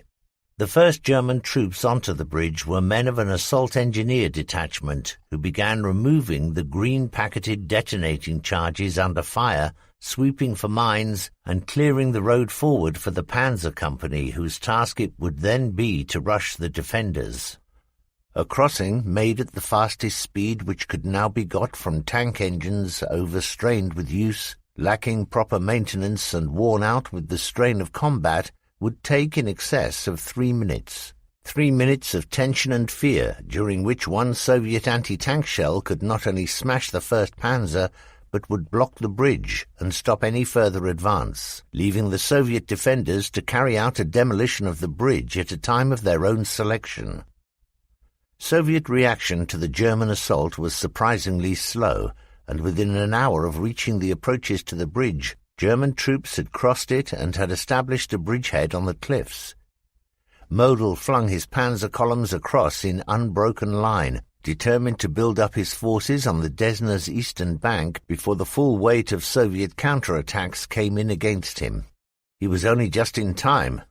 Drawing upon reserves of armor, guns and infantry taken from the Bryansk and reserve fronts, Budyeni launched part of his southwest front against Model's division, whose armor he now realized was part of a pincer that was beginning to encircle him.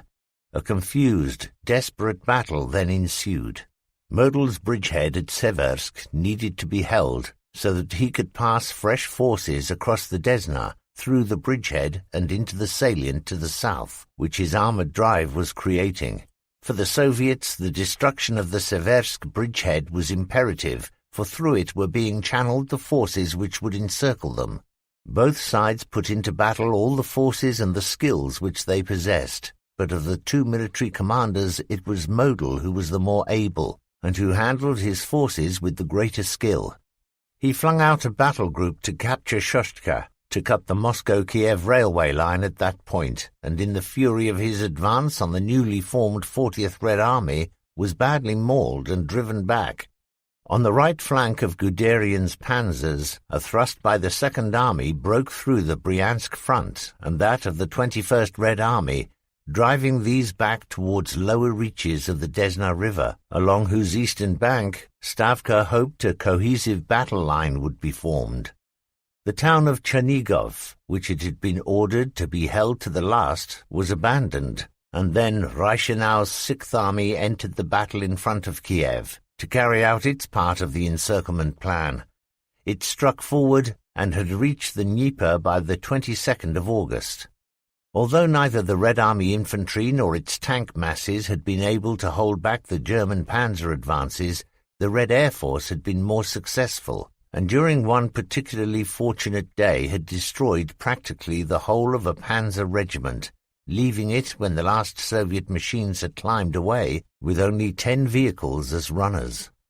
Stavka then decided to launch the 21st Red Army across the lines of communication of the 3rd and 4th Panzer Divisions by attacking the Seversk bridgehead, but even its most determined assaults were driven back, for by this time there was almost no liaison or cooperation between the Soviet fronts, and little could be achieved.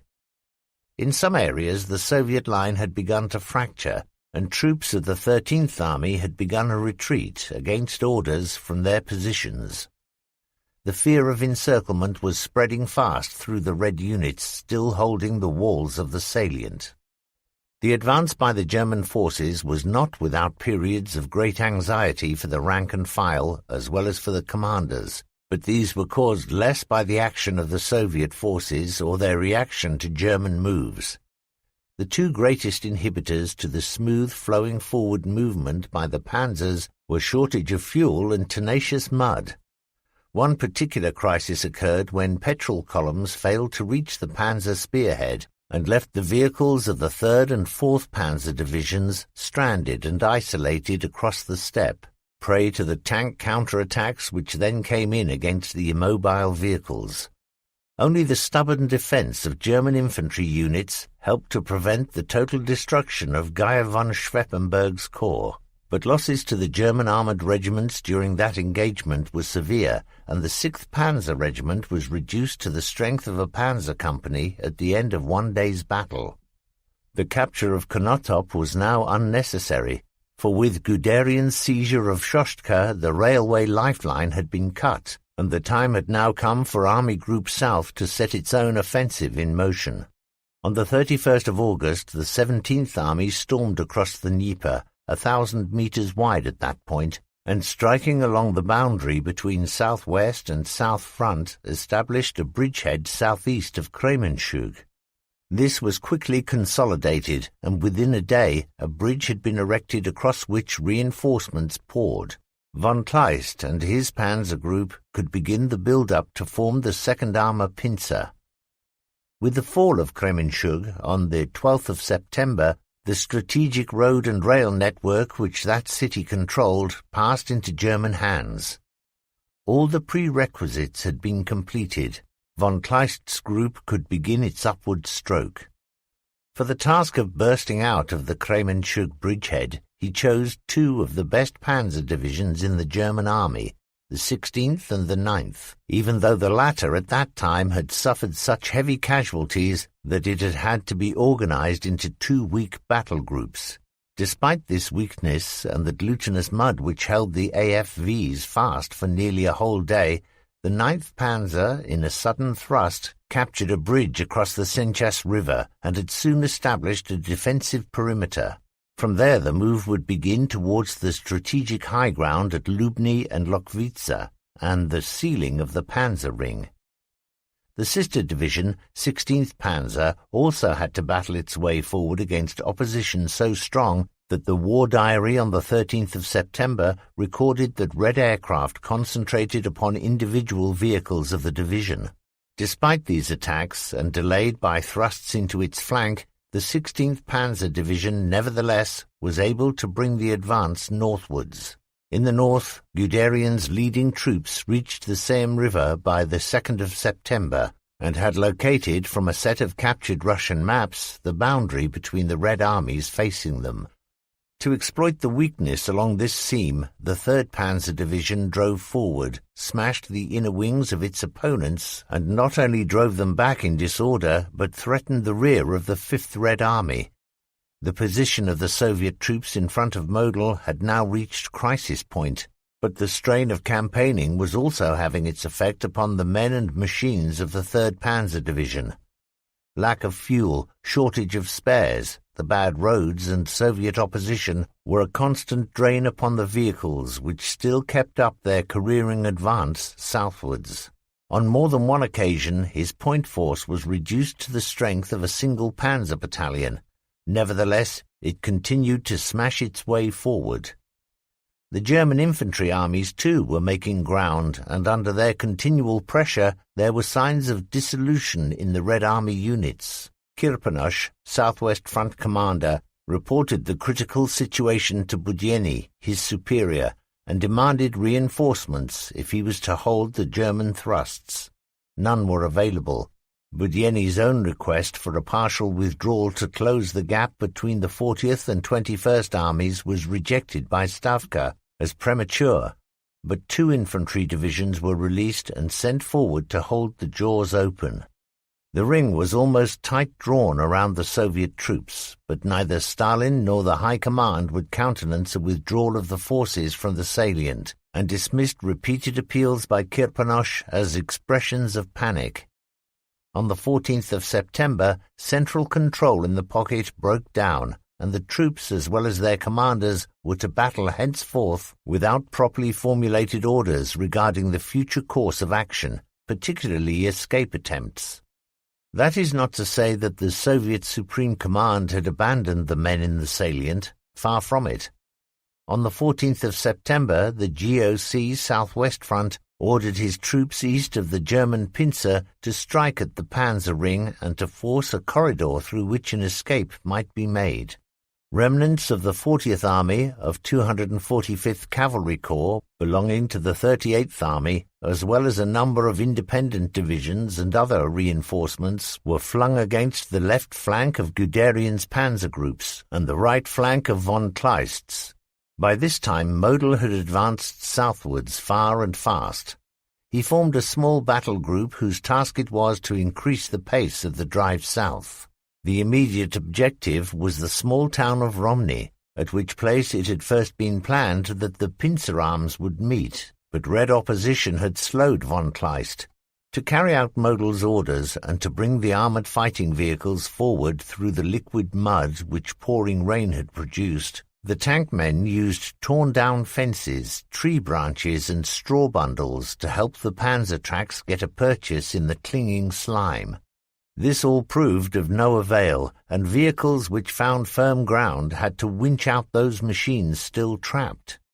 The battle through the mud lasted for much of the day and retarded the pace of the advance to Romny.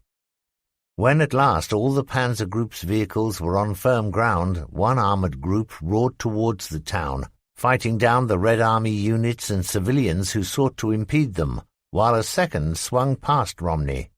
This latter column cut the railway line and then took charge of the bridgehead which the main column had gained across the Sula River. It took 2 whole days for 3rd Panzer Division to battle its way through Romney, for it encountered the most desperate defense of Soviet infantry and tank men, as well as bombing from the Soviet Air Force, whose commanders seemed prepared to burn the town to the ground rather than see it fall to the Germans. The Southwest Front commander poured men of the 40th, 21st and 5th Armies into the battle, but all the many and furious assaults of his forces had been beaten back by Guy's corps. Still the German panzers advanced. Model then sent out a smaller battle group with orders to fight its way through to Lochwice, a town deep inside the territory which Army Group South detachments by that time should have reached, but the spearhead of Kleist's panzer group had only reached as far as Chorel and Lubny. In the south, fighting had been bitter and protracted, for the Soviet troops were battling with desperate fanaticism to hold open the pincer jaws. At Lubny, during the height of the street battle, Huber, the divisional commander, flung out a battle group of tanks to effect a link with a similar group from Model's 3rd Panzer Division, which had by that time reached the heights at Lucca. The corridor separating the spearheads of the 2 panzer groups had now been narrowed to a funnel less than 30 to 40 kilometers wide between Lochwice and Lubny, and the Soviet troops were too few in number to hold open the pincer jaws or to smash the rapidly closing ring by attacks either from within or without the encirclement. The 2 panzer groups joined hands in the Lochwice-Lubny sector and sealed the ring. 4 whole armies, less the casualties, as well as elements from others, were caught fast. The perimeter, starting from the west, was held by the 37th Red Army, which, surrounded on 3 sides by German forces, was holding the area in front of Kiev. The battlefront then followed the line of the Dnieper as far as Cherkasy, at which point it swung north to Lubny, then westwards to Lochwice, and ran back towards Kiev, where it ended some 30 kilometers north of the town on the Dnieper River. Within its confines there was a growing confusion, for Stavka could give no orders regarding the breakout, for it was out of wireless touch with the senior formations. According to the Soviet history, it was Khrushchev, a political officer, who ordered that Kiev be given up. This decision he forced through against the inclinations of Kirpinosh, the military commander who stood by Stalin's order to fight to the last. Late in the evening of the 17th to 18th of September, Kirpinosh ordered the trapped units to break out. The plan was for the 21st Red Army to make its attempt at Romney, towards which point 2nd Red Cavalry Corps would strike from the east. The 5th Red Army was to drive on Lochwice, and the 26th Red Army was to escape via Lubny. The one army within the pocket which received no order to break out was the 37th, holding post at Kiev. Without orders to evacuate, it stood and fought until the 19th of September, when it began its own evacuation of Kiev. Budyeni, the failed commander, and who had been described as an anachronism on horseback, was replaced by Timoshenko, another relic from the old Bolshevik days, and another friend of Stalin. The link had been made at 1800 hours on the 15th of September, and to the first thin and broken line which the meeting of the 2 German battle groups effected, reinforcements came up to thicken the investing troops around the Soviets and to prepare to fragment these and to destroy them piecemeal. At tactically important points, road or rail junctions, for example, the German ring was made up of a double layer of units fighting in a back-to-back situation. One line faced eastwards, ready to battle against the Soviet troops outside the encirclement who would seek to smash through and to liberate their comrades, whilst troops of the inner German line faced westwards, and their units advanced like beaters in a drive, overrunning and destroying the Red Army troops which they met. To conclude this account of the Kiev encirclement, let us draw upon the impressions and recollections of German soldiers who fought in it. The first is that of a battery commander in a field artillery regiment, which helped to split up and destroy the unit within the encirclement. The battery was told that it was being pulled out of the line, as there were signs that the enemy's resistance was weakening. A break would have given us a chance to service the vehicles and to check the guns, but our rest period lasted less than half a day. Just after first light on the next morning, a DR came roaring up. How I hated DRs. They always brought bad news. First it was officers to O Group, then 40 minutes notice to move. According to the IO, large enemy forces were trying to break out eastwards. An infantry battalion was placed under command to give us protection, as the location of both enemy and friendly units was unknown. We reached our destination, a collection of huts shot to pieces during the fighting of the past few days, past masses of dead, shot-up red tanks, hundreds of steel helmets which had been thrown away, dead horses, burnt-out vehicles, and a few German graves with birch wood crosses. The passage of our vehicles threw up clouds of dust which coated our faces like masks. Stukas flew overhead to give us cover, and a few MEs came roaring over. Russian civilians were still there, wandering about trying to rescue their pitiful few bits and pieces from the shattered houses. We tried to get some of our recently taken prisoners of war to help the civilians, but they were not keen. There seems to be no spirit of community in this country. Orders came for us to move further forward, but the bridge ahead was destroyed, and we had to find our way up the line through a night lit up like a firework display. The horizon flickered with light. Tracer sent out strings of multicolored pearls through the darkness. Here and there, very lights climbed into the night sky. At 0100 hours, we finally reached our positions. We had to be ready to open fire at first light. Just before dawn, we were ready, and as it grew lighter, we could see that our guns were in an area devoid of almost every bit of cover except for a few small bushes, and we were only then informed that small groups of Bolsheviks were trying to escape along the road which ran past the battery positions. Even with our infantry battalion all round us, we did not feel safe that night. A low ridge in front of us I took to be part of our front line, for there was a mass of transport moving about and other vehicles standing on the high ground camouflaged under trees. We could see soldiers, horses, and all the paraphernalia of an army. We thought they must be from another of our divisions, otherwise they would not be moving about quite so openly. Suddenly the troop next to mine opened fire, and shells began to explode on the ridge. Then came back the reply. Shells began to fall around us, and we flung ourselves to the ground. As soon as there was a pause in the firing, I got my guns into action, even though they were standing uncamouflaged and in the open. We could see our shells setting fire to the houses and lorries.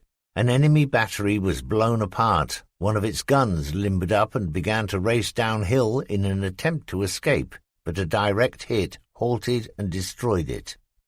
This was a gunner's dream. My men could not believe their eyes. They were firing and could actually see the effect their fire was having. They could see their shells exploding in the enemy positions. This was, for gunners, a most unusual experience. Prisoners began to come in.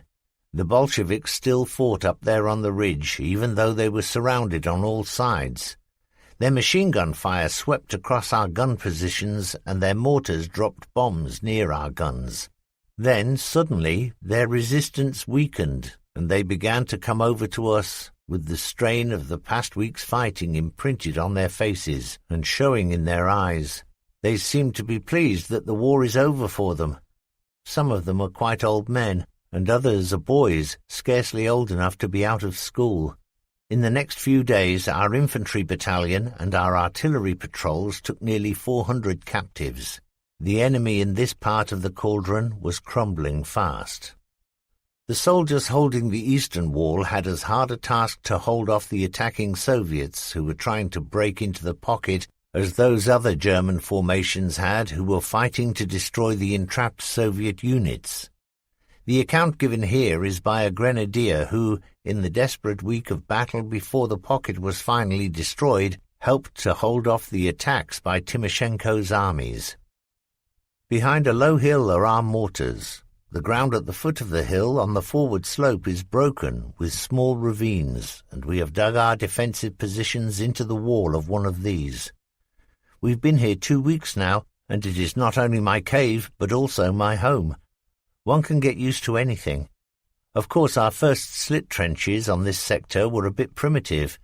We had dug them under fire, using only our entrenching tools, but when the Bolsheviks sent in attack after attack, the line was moved back to this little ravine, which is better ground from a tactical point of view, and is a ready-made trench system.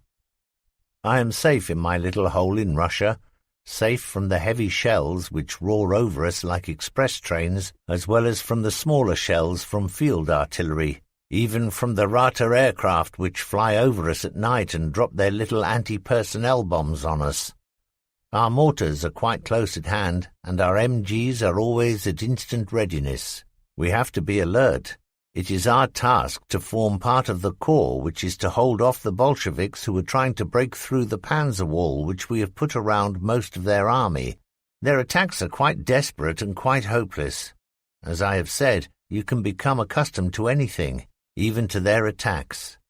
Whether they come in with tanks or whether the infantry comes in without support, whether their Cossacks charge in on horses or whether they come rolling forward in motor lorries, the end is always the same. They are driven back with such losses that one wonders how they can find the courage and the men to keep coming on. Some of the dead have been out there for weeks and are badly decomposed. The sights and smells are bad enough for us, but they have to attack across this carpet of their own dead comrades. Do they have no feeling of fear? It certainly seems not, for they attack regularly and charge forward without hesitation. Some of my comrades think that the Bolsheviks must be either drugged or drunk to keep coming in like that, but we do have also a constant stream of their soldiers coming over to us surrendering, not always after a heavy attack, but often during a lull. The Bolshevik soldiers are a strange mixture of fanaticism and Oriental despair. Clearing the pocket was not always a matter of flushing out and capturing the soldiers of a defeated army, for many Soviet troops did not consider themselves beaten, and their units fought literally to the death. The dead stretched for miles, recorded a German soldier. Here there would be one or two, farther away a small group, some piled upon each other. We lost men too, for it must not be believed that this was an easy victory. But their dead, particularly where there had been a fierce battle, formed a carpet. The efforts to break out, like the break-in attempts, by and large were unsuccessful and have gone unrecorded. No Soviet personal accounts written by junior ranks and dealing with that period seem to have been written, nor have Soviet regimental histories appeared in the West. Lacking these, one has to rely upon German accounts. Their wireless intercept service was excellent, and their reports recorded in war diaries, together with the official archives and unit histories, are available, but must be considered subjective. The only counterbalance to the German record of those days is the Soviet official history, but this is heavily shot through with propaganda. Nevertheless, that history describes the breakout attempts as disorganized. German accounts are less charitable. The truth was that with the encirclement complete, the German forces then began to split the Soviet forces within the perimeter into small groups. The 37th and 26th armies were cut up into 3 smaller pockets and destroyed. With their annihilation, all cohesive attempts seemed to have collapsed, and there was a general uncoordinated struggle to escape.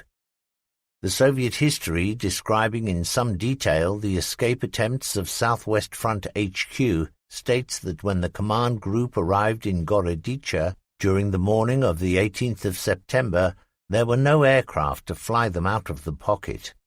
The HQ group was then intercepted and surrounded in the woods of Shumaikova and involved in a battle which lasted until the 22nd of September. It was during this battle that General Kipernosh was mortally wounded. In whatever direction the Soviet troops turned, there were German panzer and grenadier groups ready to engage them. On the Sula River, the Germans held the only crossing points, and a mass escape was out of the question. Individuals and small groups passed silently and stealthily through the German ring, but many were intercepted, others were driven back into the encirclement. At other points, the extensive marshes of the region helped to conceal the escaping Red Army men, but less than 500 of 21st Army headquarters managed to get away. Weeks later, German patrols sweeping the area still encountered small groups of ragged and exhausted Red Army soldiers determined to fight through to reach the main Soviet battle line. The Red Armies in the Kiev pocket had been destroyed. In a sense, they had been sacrificed.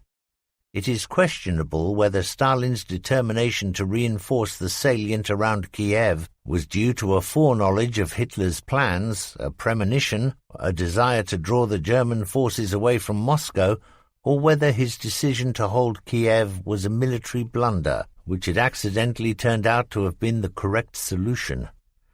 As far as most German military writers are concerned, it was Hitler's insistence on fighting that particular battle which lost Germany the war with Russia.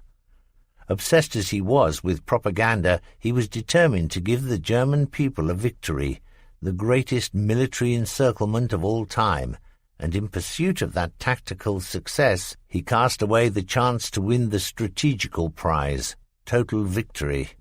Hoffmann, in his work Die Schlacht von Moskau, 1941, had no doubt when he wrote, "Set against this victory was the time which had been lost as a result of the operation. 2 valuable months spent in the encirclement battles went by before Army Group Center could resume the attack on Moscow."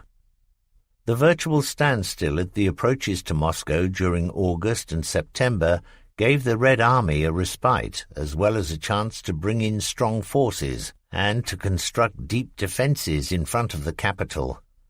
Which, if either, of the two dictators was correct, cannot now be determined. The only facts are that as a result of this battle of encirclement, nearly 665,000 Red Army men had been killed or taken prisoner, as well as 884 armored fighting vehicles and 3,178 pieces of artillery. The causes of this Soviet defeat are many and varied, but the most important factors must be attributed to a lack of planning, and this may well have resulted from the fear which at that time obsessed all Soviet commanders at every level of command. To admit failure in those early days was to suffer degradation at least, but more often failure meant death before a firing squad of NKVD men.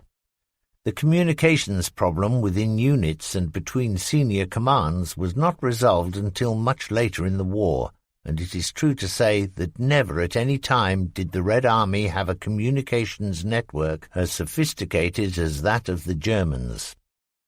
In any case, for the Soviet troops the problem and the tactics involved in breaking out of encirclement became academic ones after 1943. For in that year, and for the remainder of the war, it was generally the German army whose forces were invested, and who had to fight their way out of pockets in which they were caught as a result of their inferior equipment and the stubbornness of the Supreme Commander and his docile OKW. 28. The Kolm Pocket. Winter 1941 to 1942. On the northern sector of the Eastern Front, German troops gained contact with men surrounded in a strategically important position. The garrison, under the command of Major General Scherer, had been fighting a battle since the 21st of January 1942. OKW Communique, 6th of May 1942. During the night of the 6th of October 1941, the first snows fell upon German soldiers fighting in an offensive intended to capture Moscow. That this snow soon thawed and turned to slushy mud could not hide the fact that the period of campaigning weather remaining was now reduced to only weeks. By the 2nd of December, the German offensive had ground to a halt, and almost immediately the Soviet forces went over to a counter-offensive. 4 Red Armies first struck the 3rd Panzer and 4th Panzer Army and flung those back. Then along the rest of the frozen Eastern Front, other major German groupings were also forced to withdraw as their under-equipped and inadequately clothed soldiers fought an overwhelmingly strong enemy who was determined to drive them back from the approaches to Moscow. These withdrawals turned into a retreat and then threatened to degenerate into a rout as losses increased to enormous scale.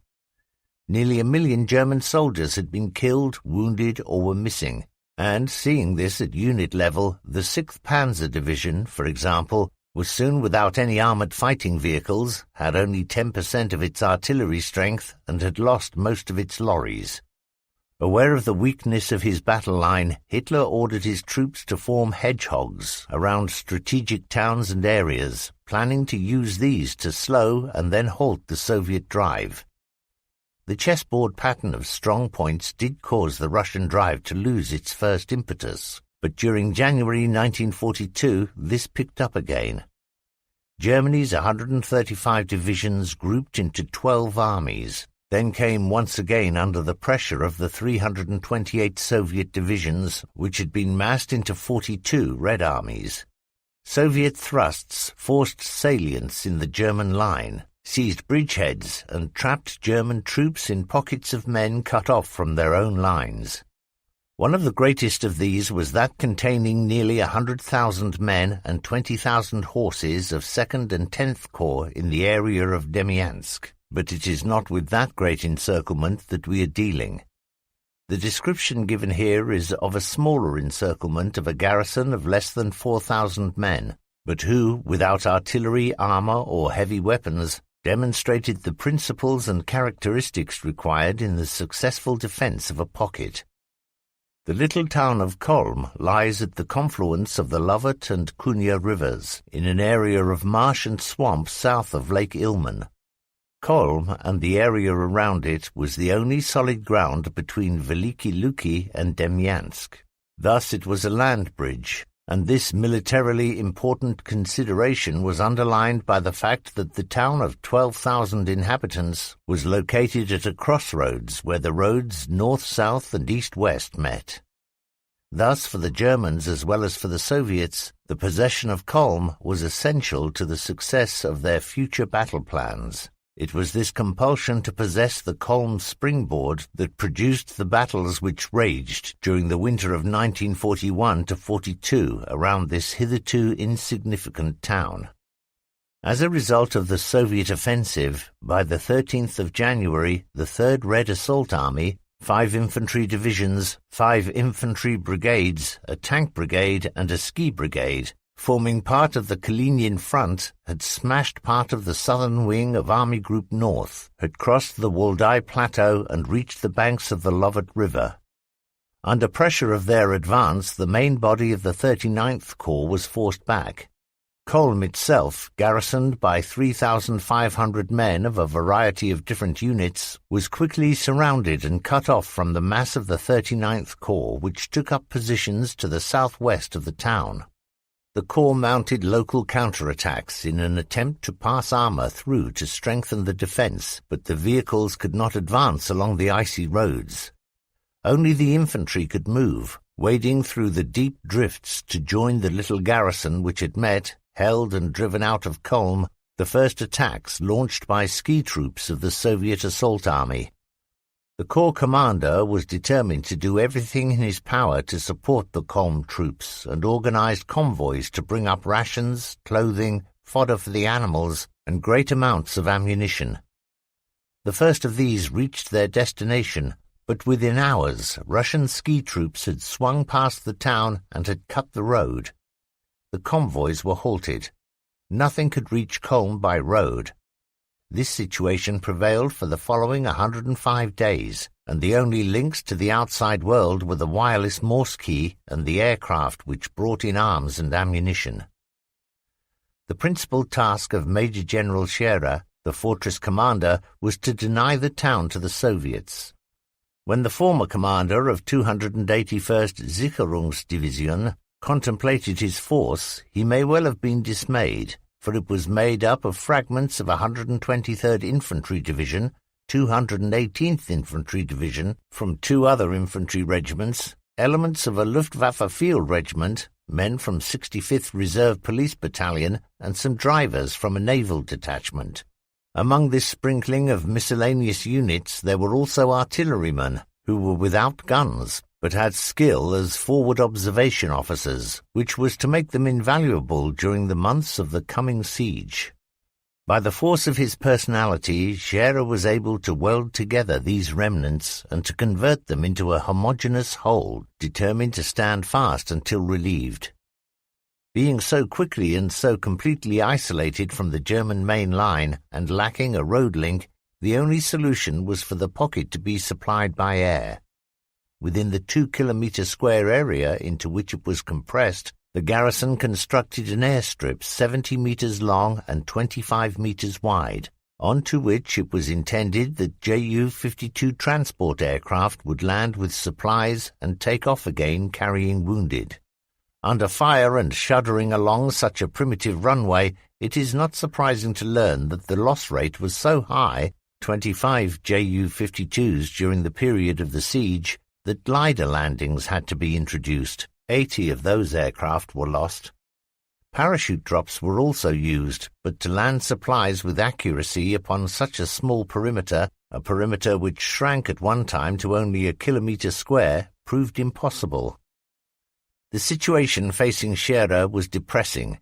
Cut off and surrounded, with no firm supply link, with a shortage of trained infantry, lacking field artillery, anti-tank guns or armour, he was expected to hold, with a force numbering only a few thousand, a strategically vital area, and his orders were to hold out to the end or until relieved. The prospect was grim. Talking later of the time spent in the pocket, General Scherer recalled that the first heavy attacks came in during the 23rd of January and produced serious crises as the Soviet tank assaults nibbled away at the defences, first to the west, then to the east, subsequently from the south, and finally from the north. Soviet tanks shot everything to pieces. They smashed everything. My men had no respite, no rest, could not even warm themselves. Enemy artillery smashed the last remaining houses in which my men were sheltering, but they held out and fought, defending themselves like lions. Without anti-tank guns there was little that the defenders could hope to do against the Russian armour, but 2 barricades were erected across a street, and on the second of these an explosive charge was laid. Coolly, an infantryman watched the approach of the tanks, and as these began to push aside the flimsy barrier, a fuse was lit. Fire ran along the cable, and with a shattering detonation, one of the tanks was destroyed. The other machines turned back. For the moment the danger was averted. During that day there was a welcome addition to the strength of the garrison when a detachment of mountain troops, 200 men of the 10th Machine Gun Battalion, fought their way through the encircling Soviets and into the perimeter.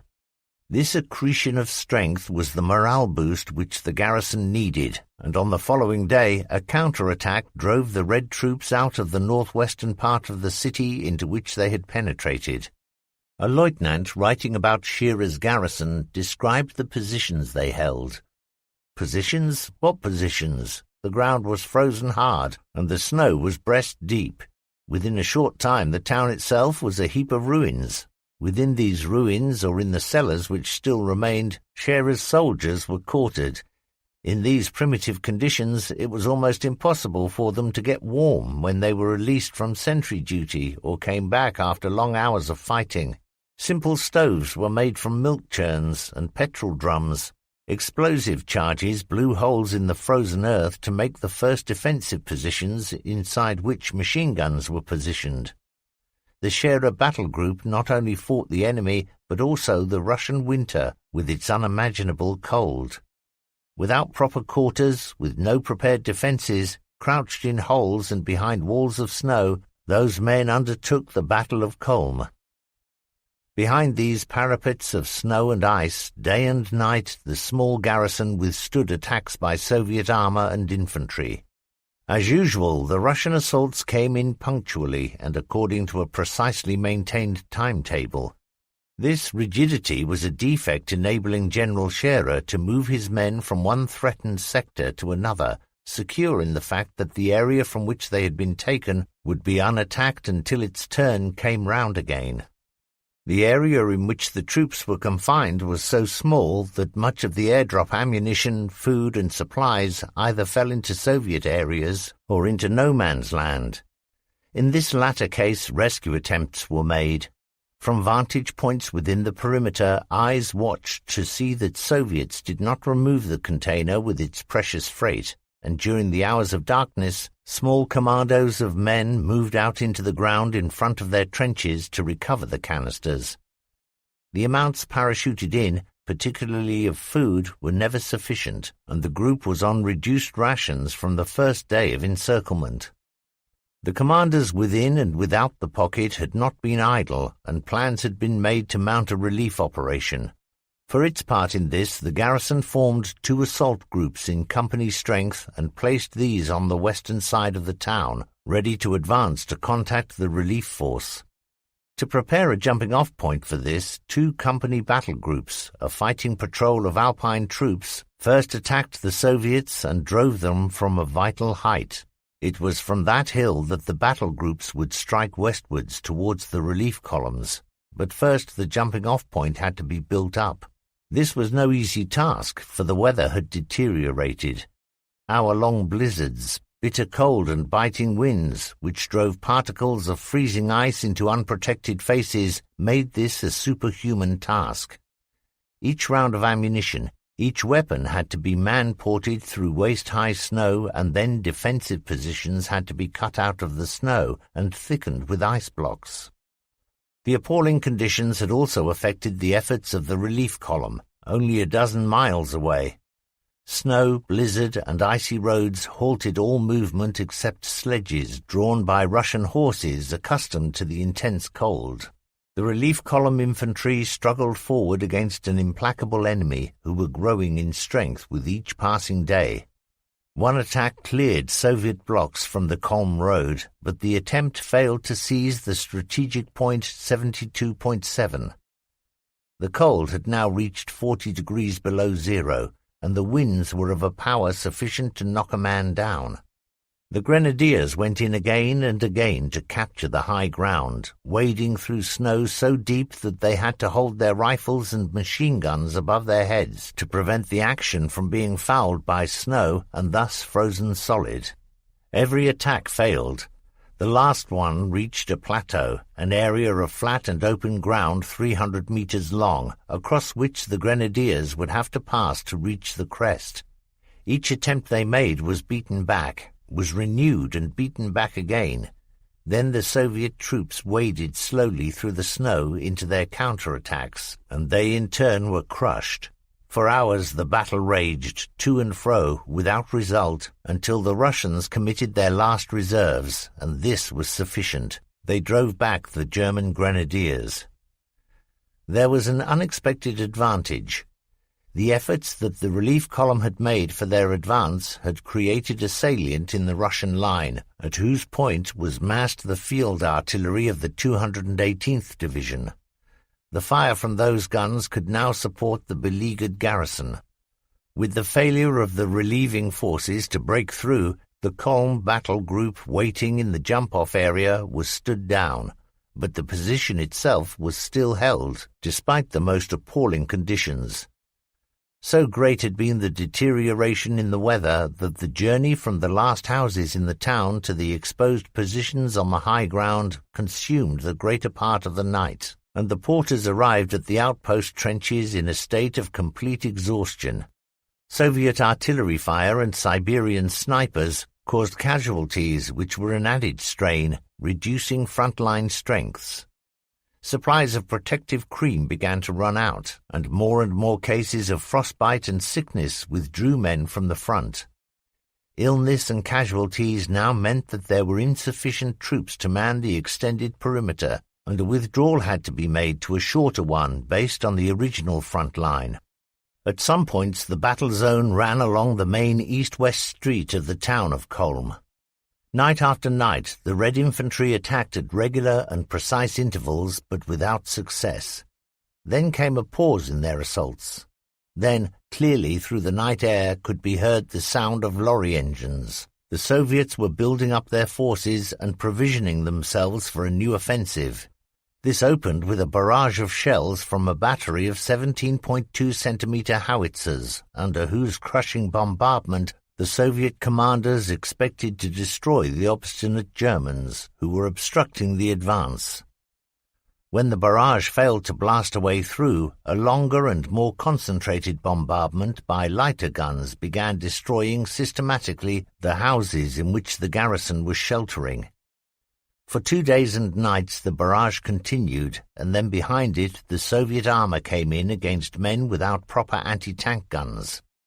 The German anti-tank rifles were ineffective against the case-hardened plates of the Soviet tanks, and it was once again upon the hard-pressed infantry that the task fell of fighting the T-34s at close quarters.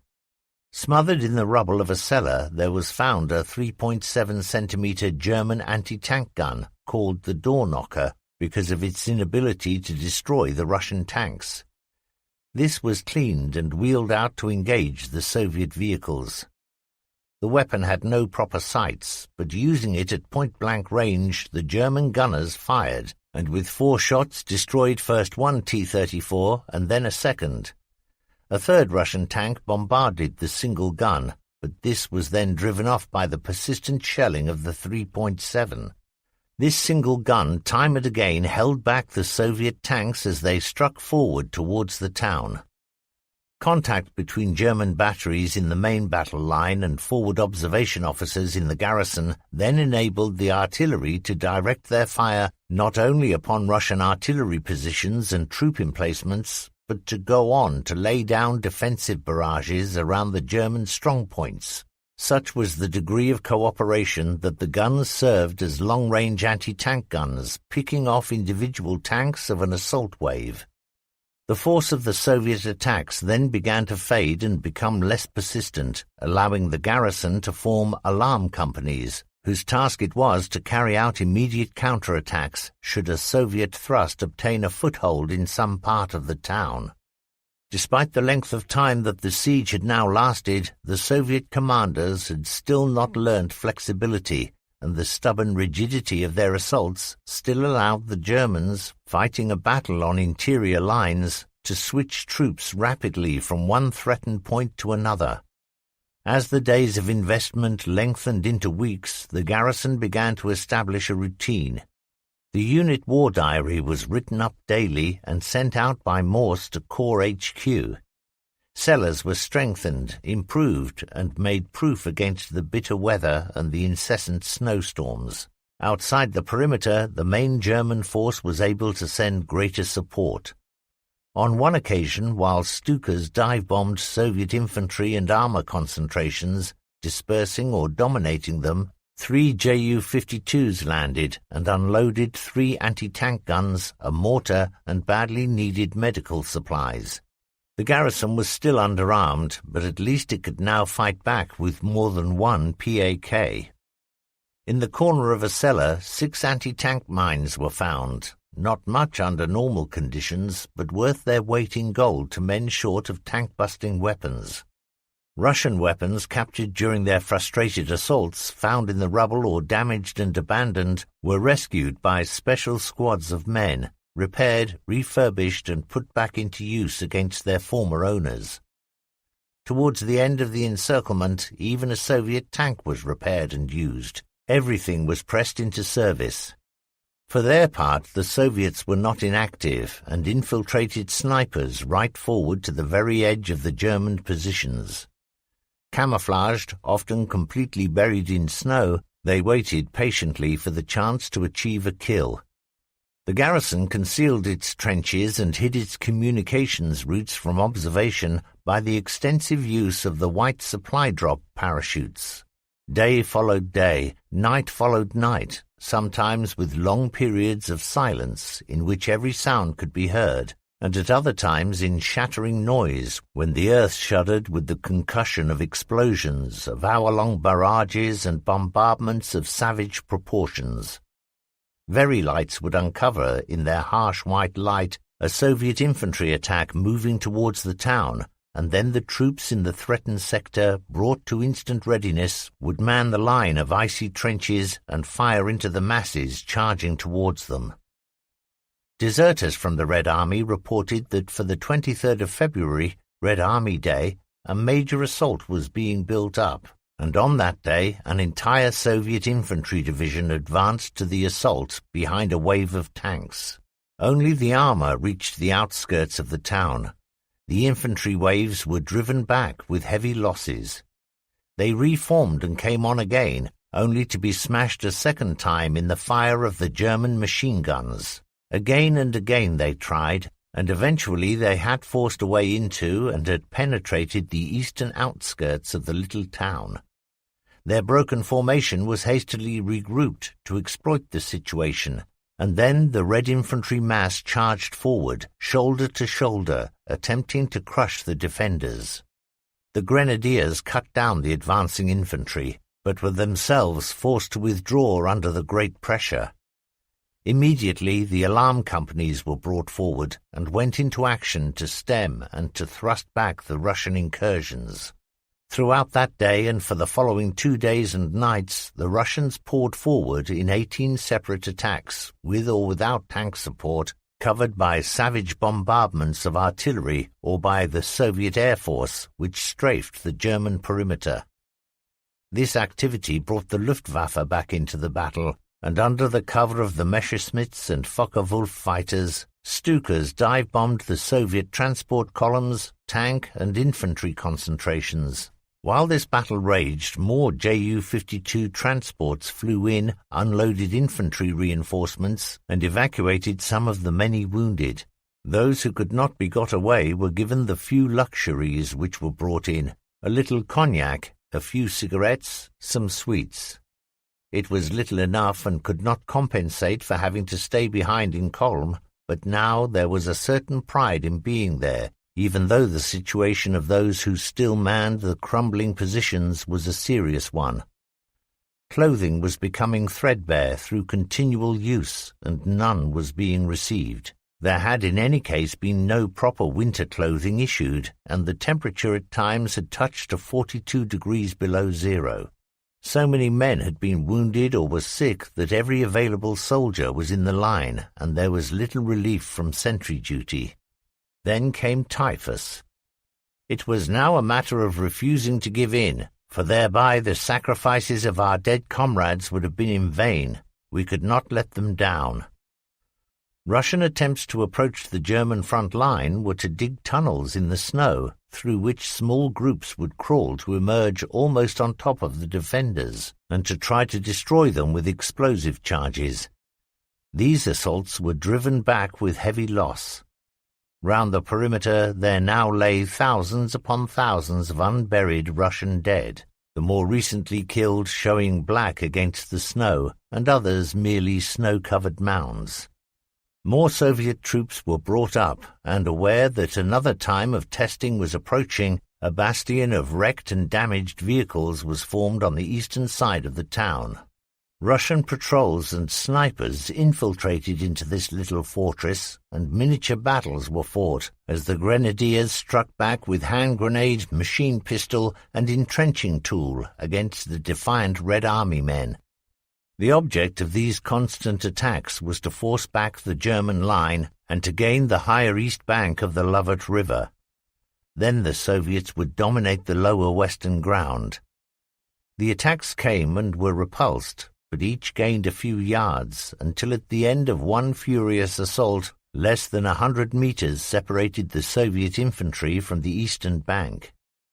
The alarm companies were alerted and swung forward into action once again, driving back in close combat assault the enemy from the advanced positions which he had reached. There was bitter fighting in the brick-built GPU, secret police, headquarters, and in room-to-room battles. In the building, according to General Scherer, more than 900 hand grenades were used in just a few hours. Under continuing Soviet pressure, the perimeter shrank until the drop zone was no larger than 200 by 500 meters, and of the daylight consignment of up to 200 canisters, an increasing proportion was lost to the enemy or fell into no man's land. Nevertheless, the supply position did improve, even if there was still too little fodder for the horses which towed the anti-tank guns. The greatest deprivation was that, for the whole length of the siege, no mail was received. A serious blow to the morale, this, although eggs were dropped at Easter to let the garrison know that it had not been forgotten. The days began to lengthen. Winter was passing. The air was becoming warmer and the thaw was setting in. A combination of air warmth and cold earth produced thick fogs in which battle patrols from both sides met, clashed, and vanished again. Soviet pressures began to increase once again as the time of campaigning approached, and Stavka, needing Kolm as a springboard, demanded its capture. The thaw brought with it not only the promise of warmth, but also certain inconvenience and danger to the garrison. Water from the melting snow poured into cellars and underground dugouts, driving the occupants into the open where they were vulnerable to shell fire. The ice walls, which had for so many weeks served as trenches and parapets, began to diminish, exposing the defenders to Russian fire. During March, the Corps' relief columns began fighting their way up the west-east highway, making only slow progress in the bad going and against tenacious Russian defense. Only slowly did von Arnim's men advance, and within the perimeter a certain anxiety manifested itself as May Day approached, for it was almost certain that on that day a major assault would be launched against the town. The garrison prepared itself to meet the new thrusts, and when the first of these came on May Day, gunners knocked out 5 tanks in quick succession. The defense still stood firm, heartened by the knowledge that relief was not too far away. During the 2nd of May, 4 more Russian tanks were destroyed. On the following day, a relief column made up of a panzer and grenadiers set off at 11:50 hours to smash their way through to Kolm. The first efforts failed, and the assault was renewed on the 4th. The German barrage opened just before dawn, and the SPs thrust forward, but, unsupported by the grenadiers, who had been involved in bitter fighting with Red Army infantry, the advance was halted only a kilometre from Kolm. Reveille for the battle group was at 03:45 hours on the 5th of May, and to keep the exact time of the attack hidden from the Soviets, the battle group commander ordered that only 1 vehicle engine at a time could be started. The Point SPs went over their start line at 05:20 hours, and not long after that time, Stukas began to bomb Soviet positions. Dazed by the artillery and dive-bomb barrage, the Red troops were quickly overrun, and at 06:20 hours the garrison of Kolm linked up with the grenadiers and SPs of the relief column. This advance guard was followed by more troops, and the garrison, depleted, worn, tired but jubilant, was taken out of the line for a rest. A force of less than 4,000 determined men had held off an enemy whose numbers rose during the siege to 6 infantry divisions, 6 infantry brigades, and 2 tank brigades. The losses which the garrison had sustained, 1,550 dead and 2,200 wounded, were a minute fraction of the 1,107,830, all ranks, which had been suffered by the German forces from the first day of Operation Barbarossa. But those from Kolm were comrades, men who had fought, suffered, and endured together. Statistically, the garrison had repulsed 128 Soviet assaults, 42 of which had been made with tanks and infantry. By rifle and machine gun fire, the men of Kolm had shot down 2 Soviet aircraft and had destroyed 42 Red tanks. They themselves had carried out 10 infantry attacks and had mounted 43 counterattacks. 200 of their wounded had been evacuated by air, and on the day on which they were relieved there were only 1,200 men still fit for action. The outward and visible sign of the comradeship which had been forged in the battles since January was the Colm arm shield. That and the East Front Medal, which showed that its wearer had served during that first terrible winter of 1941-42. One military result was that the line around Colm stayed immobile until late in 1944, when Russian offensives drove the last Germans from Soviet soil. It may be, perhaps, that the defence which the small garrison put up in the first winter battles influenced the Stavka decision not to attack in force again at that part of the line. Epilogue. Since midnight the guns have been silent. The last OKW communiqué, May 1945. In May 1945, the gunfire died away in Europe as the war ended. It was over.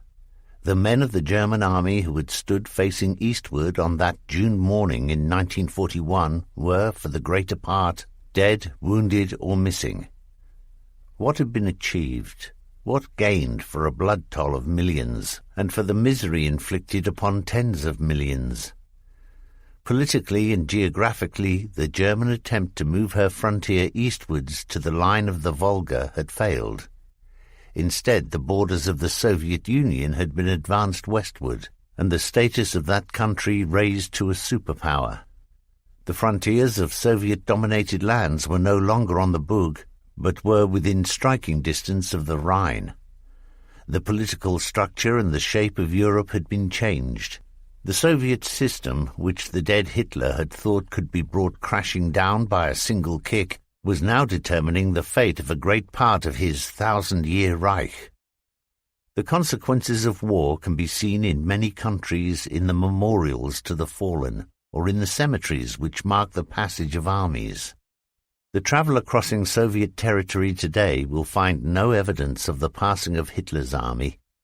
Determined that there would be no mark, no sign to commemorate those whom the Soviets considered to be invaders and criminals, all traces of the German military cemeteries on Soviet soil were effaced. The plots in which German units had once interred their honoured dead were laid waste. The inscriptions above the wooden gateways were cast down, and even the birchwood crosses which marked the final resting place of so many German soldiers were overturned and removed. There would be no part of Soviet territory to which Germans might come to mourn their fallen. All was ploughed up and resown. Within a few years the silver-grey steppe grass had recovered the sites. Crops grew again in soil made more fruitful by the fruit which it held. The forests reclaimed their own, and nothing now recalls that across the wide and open steppe there was fire and movement, death and destruction on a massive scale, elation for a victory gained or elation for having survived at all. But across the eastern parts of Europe, in areas where the Red Army advanced to victory, there stand the monuments to its fallen. These imposing memorials have a common design. They show either singly or in groups Russian soldiers in heroic pose, their calm and resolute gaze directed westwards. Some weapon of war decorates the granite bases of these structures, an anti-tank gun, a field gun, a T-34 from the unit which liberated the town. Each of these memorials is a statement of the strength of the Red Army. At one of them, even today, Russian guards goose-step into position, swinging their arms across the body in German fashion as they move, the well-drilled representatives of the Soviet military to their places at the memorial in West Berlin. There they stand, khaki, immobile, immaculate in the heart of the capital city from which the orders went out so many years ago to open that great war in the East whose passage ran for 46 months. The Reichstag building is gone. The Führer bunker is a ruin. The grandiose buildings in which the officers of the services planned and executed the campaigns of the Second World War have long since vanished. All is gone and forgotten, but not quite all. Still, in the columns of German Old Comrades Association magazines, there appear the lists of those who are still missing, lost on steppe or tundra, in a freezing hell or in liquid mud, screaming alone and frightened as they died, crushed to a bloody pulp under tank tracks, or were incinerated in the petrol blaze of a burning panzer. There are hundreds of thousands still missing, whose fate is either unknown or uncertain. In many German homes there are those who still hope to hear that the one whom they thought long dead has returned from prison camp. For although the Soviet government has declared officially that no more German prisoners of war are held in camps, this statement is disbelieved by Germans who are convinced that still behind the Iron Curtain are men who more than 30 years ago passed into a captivity from which they have not yet been, nor perhaps ever will be, released. The scale of losses on the Eastern Front worried deeply the leaders of Nazi Germany, but there were many men in more humble circumstances who were also deeply concerned at the loss of so many future fathers, future leaders of their country. One of these was a padre in a Styrian Gebirgsjäger unit who had fought alongside his men throughout the long years of the war. Let his words of worry and concern be the epitaph to this war on the Eastern Front. He wrote these in the autumn of 1941, shortly after the Battle of Uman. Today I buried some more of my former parishioners, Gebirgsjäger, who have died in this frightful land. 3 more letters to write to add to the total of all those which I have written already in this war. The deleted names of the fallen are now more numerous in my pocket diary than the names of the living. My parish is bleeding to death on the plains of this country. We shall all die out here. Across the skies, its stories told. In every breeze, its legacy bold. A symbol of faith in nature's dance, in the wind's whisper, dreams and hands. Gust, grace, grace, in the zephyr song, saga of relics carried along from ancient days to the present's glow. In the wind's favor, blessings bestowed. In the breath of the breeze, a tale takes flight. Blessings bestowed. Blessings ignite. Since midnight the guns have been silent. The last OKW communique, May 1945. In May 1945, the gunfire died away in Europe as the war ended. It was over. The men of the German army who had stood facing eastward on that June morning in 1941 were, for the greater part, dead, wounded, or missing. What had been achieved? What gained for a blood toll of millions, and for the misery inflicted upon tens of millions? Politically and geographically, the German attempt to move her frontier eastwards to the line of the Volga had failed. Instead, the borders of the Soviet Union had been advanced westward, and the status of that country raised to a superpower. The frontiers of Soviet-dominated lands were no longer on the Bug, but were within striking distance of the Rhine. The political structure and the shape of Europe had been changed. The Soviet system, which the dead Hitler had thought could be brought crashing down by a single kick, was now determining the fate of a great part of his 1,000-year Reich. The consequences of war can be seen in many countries in the memorials to the fallen, or in the cemeteries which mark the passage of armies.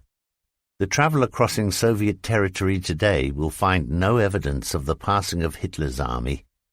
Determined that there would be no mark, no sign to commemorate those whom the Soviets considered to be invaders and criminals, all traces of the German military cemeteries on Soviet soil were effaced.